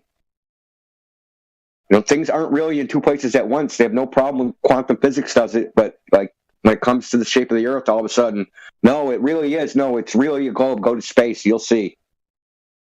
Anyway, that's what I want to say about that. Yes, I like that. Thank you. I appreciate that, definitely. You don't need to be afraid of models. We can examine them and then discard them. Yeah. Mm-hmm. Yeah, and even if it works in one particular circumstance, just use it for that particular circumstance. Usually you're doing it for some utility. Do what works. There's nothing wrong with that. That otherwise you're just as religious as they are, right? You're just because you guys are saying this is the reality, I refuse to use this globe model even though it works in this situation. That's just being religious too. So, yeah, I wouldn't recommend it. Anyway, whatever. So should I go? Yeah, man, you might as well shouldn't even pause. Keep going, man. Yeah, so this is a short and sweet. I got this idea I'll go back. So Matthew Learns was in our live stream, right? And he was talking about a mathematical proof, and there was some over it.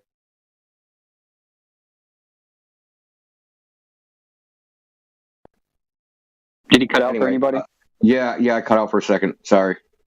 So there was an argument about it, and what Matthew Lawrence said, that you can prove that there's an infinite number of primes using a proof by contradiction. Now, this kind of like bothered me because, you know, I'm not too hip on infinity, and I realized that this is all actually, and he even cited, like, this goes back to like Euclid. Euclid was the first person to ever use what's called the proof by contradiction. But, so the proof is this, that if you have a finite set of primes, whatever that is, right? Say the first 10,000 prime numbers. If you multiply them all together and add 1, that will also be a prime number. But that prime number won't be in that finite set that you started with. That means that for any finite set you have of prime numbers, there'll always be a prime number that's not in that set that you can create with that set. So this is a proof by contradiction because there's always there's no definite finite set, then there must be an infinite set. This is actually wrong because, and I'm going to tell you, and I'm going to say why. Because two logical fallacies. The number one logical fallacy is it's a false dichotomy. Even though we use the word infinite and finite as if they are opposite things, they actually are not. And the reason they are not is because, what's the word for it? Is because it's a false equivalence, right? They're actually not equivalent things. A finite thing is an object, where infinity is an operation or an action, right? One is a noun, the other is a verb. So notice in this proof by contradiction, right? You have to do an operation. You have to multiply primes and then add 1. That's actually doing something. Now you can do that action forever, but that doesn't mean like the result of that action is infinite too, right? So it's also a non sequitur fallacy on top of it. But the point of all this is, we have a lot of traditions where people say things are proven, right? And they'll use, I would call this a false proof. And I would say, don't have any sacred cows. Don't, just because someone said, yes, this was proven by so-and-so 10,000 years ago, and it sounds good on the surface, don't be afraid to examine it and poke at it to see if actually it might contain some sort of logical fallacy. So, sure, Matthew Lawrence is probably like spinning right now, spiraling, that I actually said a mathematical proof was not a mathematical proof, but he'll get over it. Anyway, that was pretty much it. But this also does go to something with Flat Earth when they say things like, where's the edge, right? Well, if I walk in a straight line forever, there's got to be an edge, right? This assumes that, but this is the same false dichotomy, finite versus infinite. And there's something called Zeno's paradoxes, and he proved 2,000 years ago that you can't prove with logic whether we are in an unbounded or bounded universe, because you can do this mathematical operation where, right, and I'll give you the example he used, Achilles and the tortoise. Well, that was one. I'll give you a more modern type example. Say you have a wall, right, that's 10 feet away. Now, I can walk 5 feet, cut half the distance, and approach the wall. And mathematically, I can keep doing this, right? And then I can go half that distance, and half that distance, and half that distance, and half that distance. And I'm approaching this wall. Mathematically, even though I'm getting closer, I'm actually never going to reach the wall. But we know from experience that we actually can walk 10 feet and touch a wall, right? We can prove that there is a boundary by going to touch it. But mathematically and logically, we can't prove it. So when they say things like there's an edge, there must be an edge, especially when they say there must be an edge, I just ask them to prove it. And their response is, well, what else would it be? Which is not actually a response, right? It's like, this is the only thing I can think of. This is what I grew up with, so it must be this. So, like I said, the point of this is, don't assume that there's any sacred cows just because we grew up with these like in our childhood, and they've been told to us by our teachers that X, Y, and Z has been proven. You know, they relied on this proof 1,000 years ago. That's not necessarily true.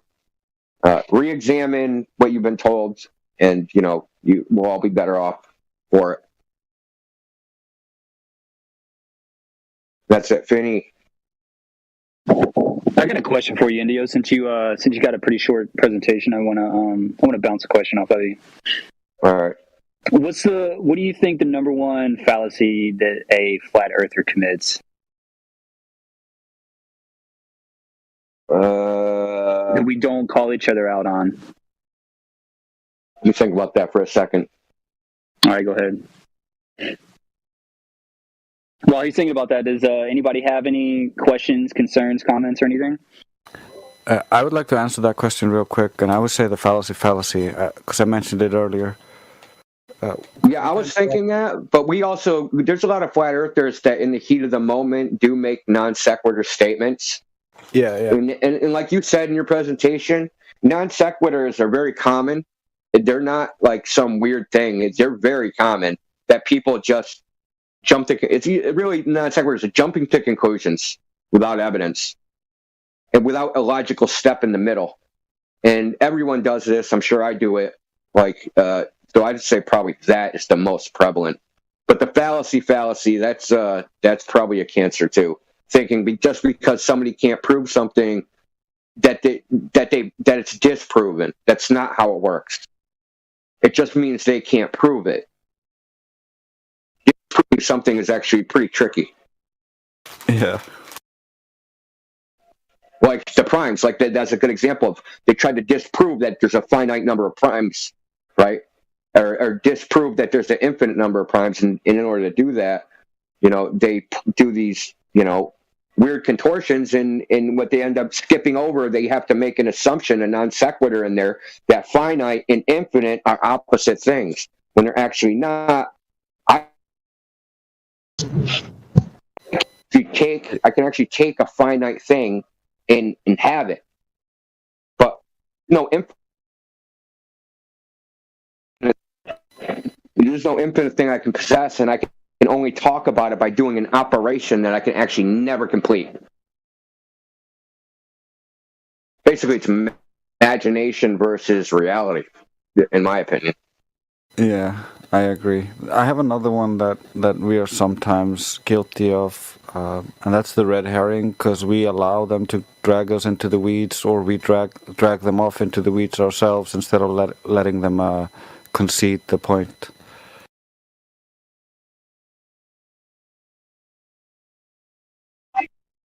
Yeah, I agree. That's something we can all work on more. Is making them especially when they jump from one topic to another, making them concede one point before they move on, because that's what they do when they get uncomfortable, is jump on to another one.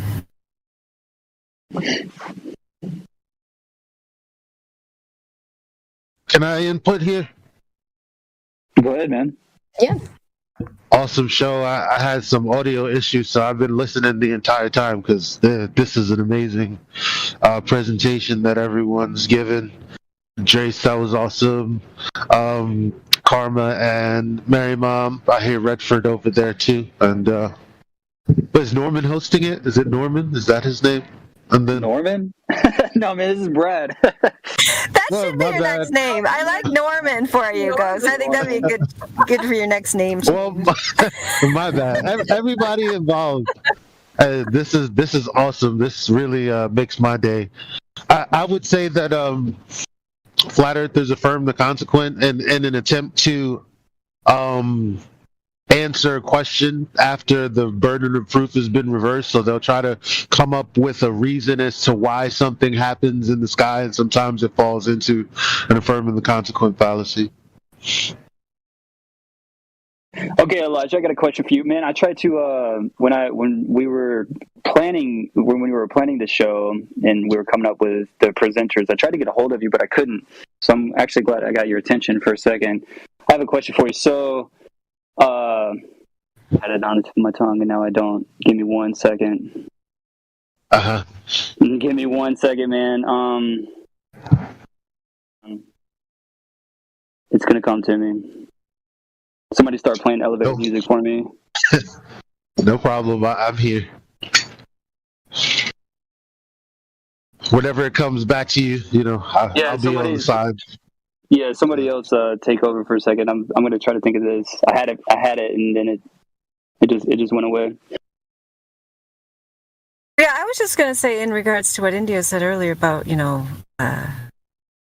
about recognizing the premises that we are accepting as true or that someone verified them at some point. I think, there's this other extreme where people come in here often when they're the straw man fallacy, I guess. I mean, what was the question? What's the most common or favorite? I can't remember, but straw man is like, don't we used to have straw men in here all day long? It's like, in one of the straw man fallacies that they come in here is like, oh, so you guys don't believe anything unless you've seen it yourself, or you guys throw out everything. Nothing is true. Nothing is real.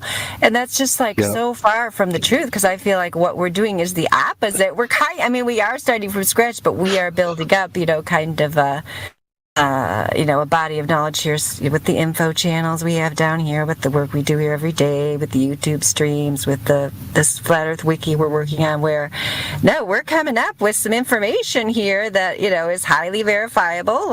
You could run out to California and go look at those oil rigs if you want, if you care enough. You can come over and look at the Chicago skyline. You can do all these things. Here's a body of knowledge that we are compiling here that you can verify, that is verifiable. Whether you choose to have the energy to actually go do it or not is up to you. But that is probably my least favorite straw man fallacy is that coming in here and saying that nothing can be known, then you guys are throwing out everything, which is not true at all. What was the question Ghost asked that we're answering? No, earlier I asked. Earthers use most. Yeah, what? Yeah. You're answering the question before that. Last question was, what fallacy do you think flat earthers use most? But you made me think of missing the point, because that's a really, really common fallacy, or not conceding your error and not addressing the argument being made, but rather, like you said, with a straw man or something else, go off into something else. If you want to answer the question, that's cool. Elijah, man, I got you. So, okay. So based off of the fallacies that you know of and that, you can basically retain, what's the hardest logical fallacy for you to hear, in real time? Elijah, go ahead.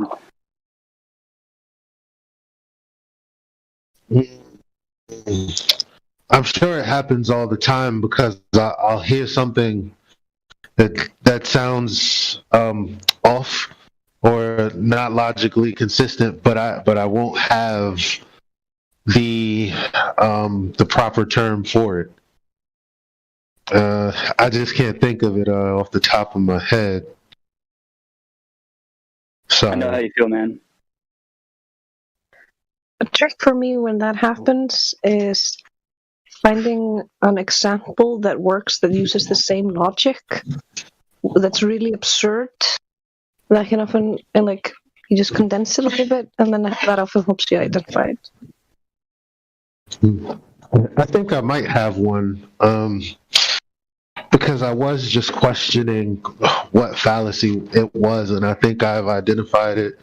So this guy, people will go, "You're welcome."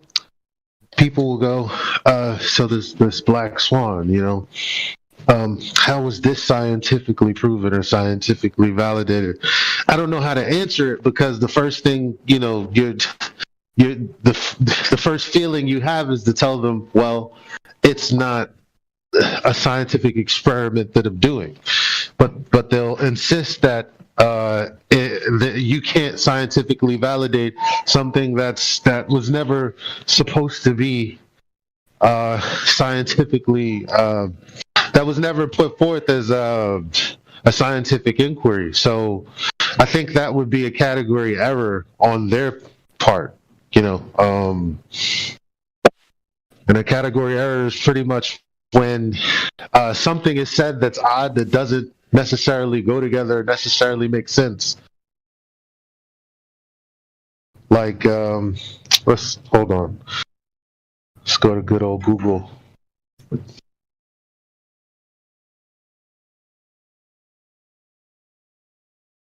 One second, I'm in the elevator too. So.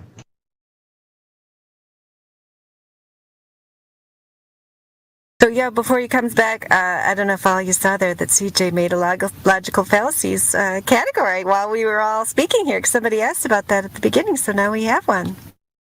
Thanks, CJ. Nice. Good job. We could put, some of the stuff we've shared today we could put in there. We could add more stuff. Maybe this presentation, if Helio or Roger have it, we could put that in there. I don't know. Are you guys going to make this as a separate thing? Redford Baron? Yeah, that's why we have the recording bot, Craig. We're going to try and do that. I think Indio should get the file. You're watching 24/7 Flat Earth Discord live.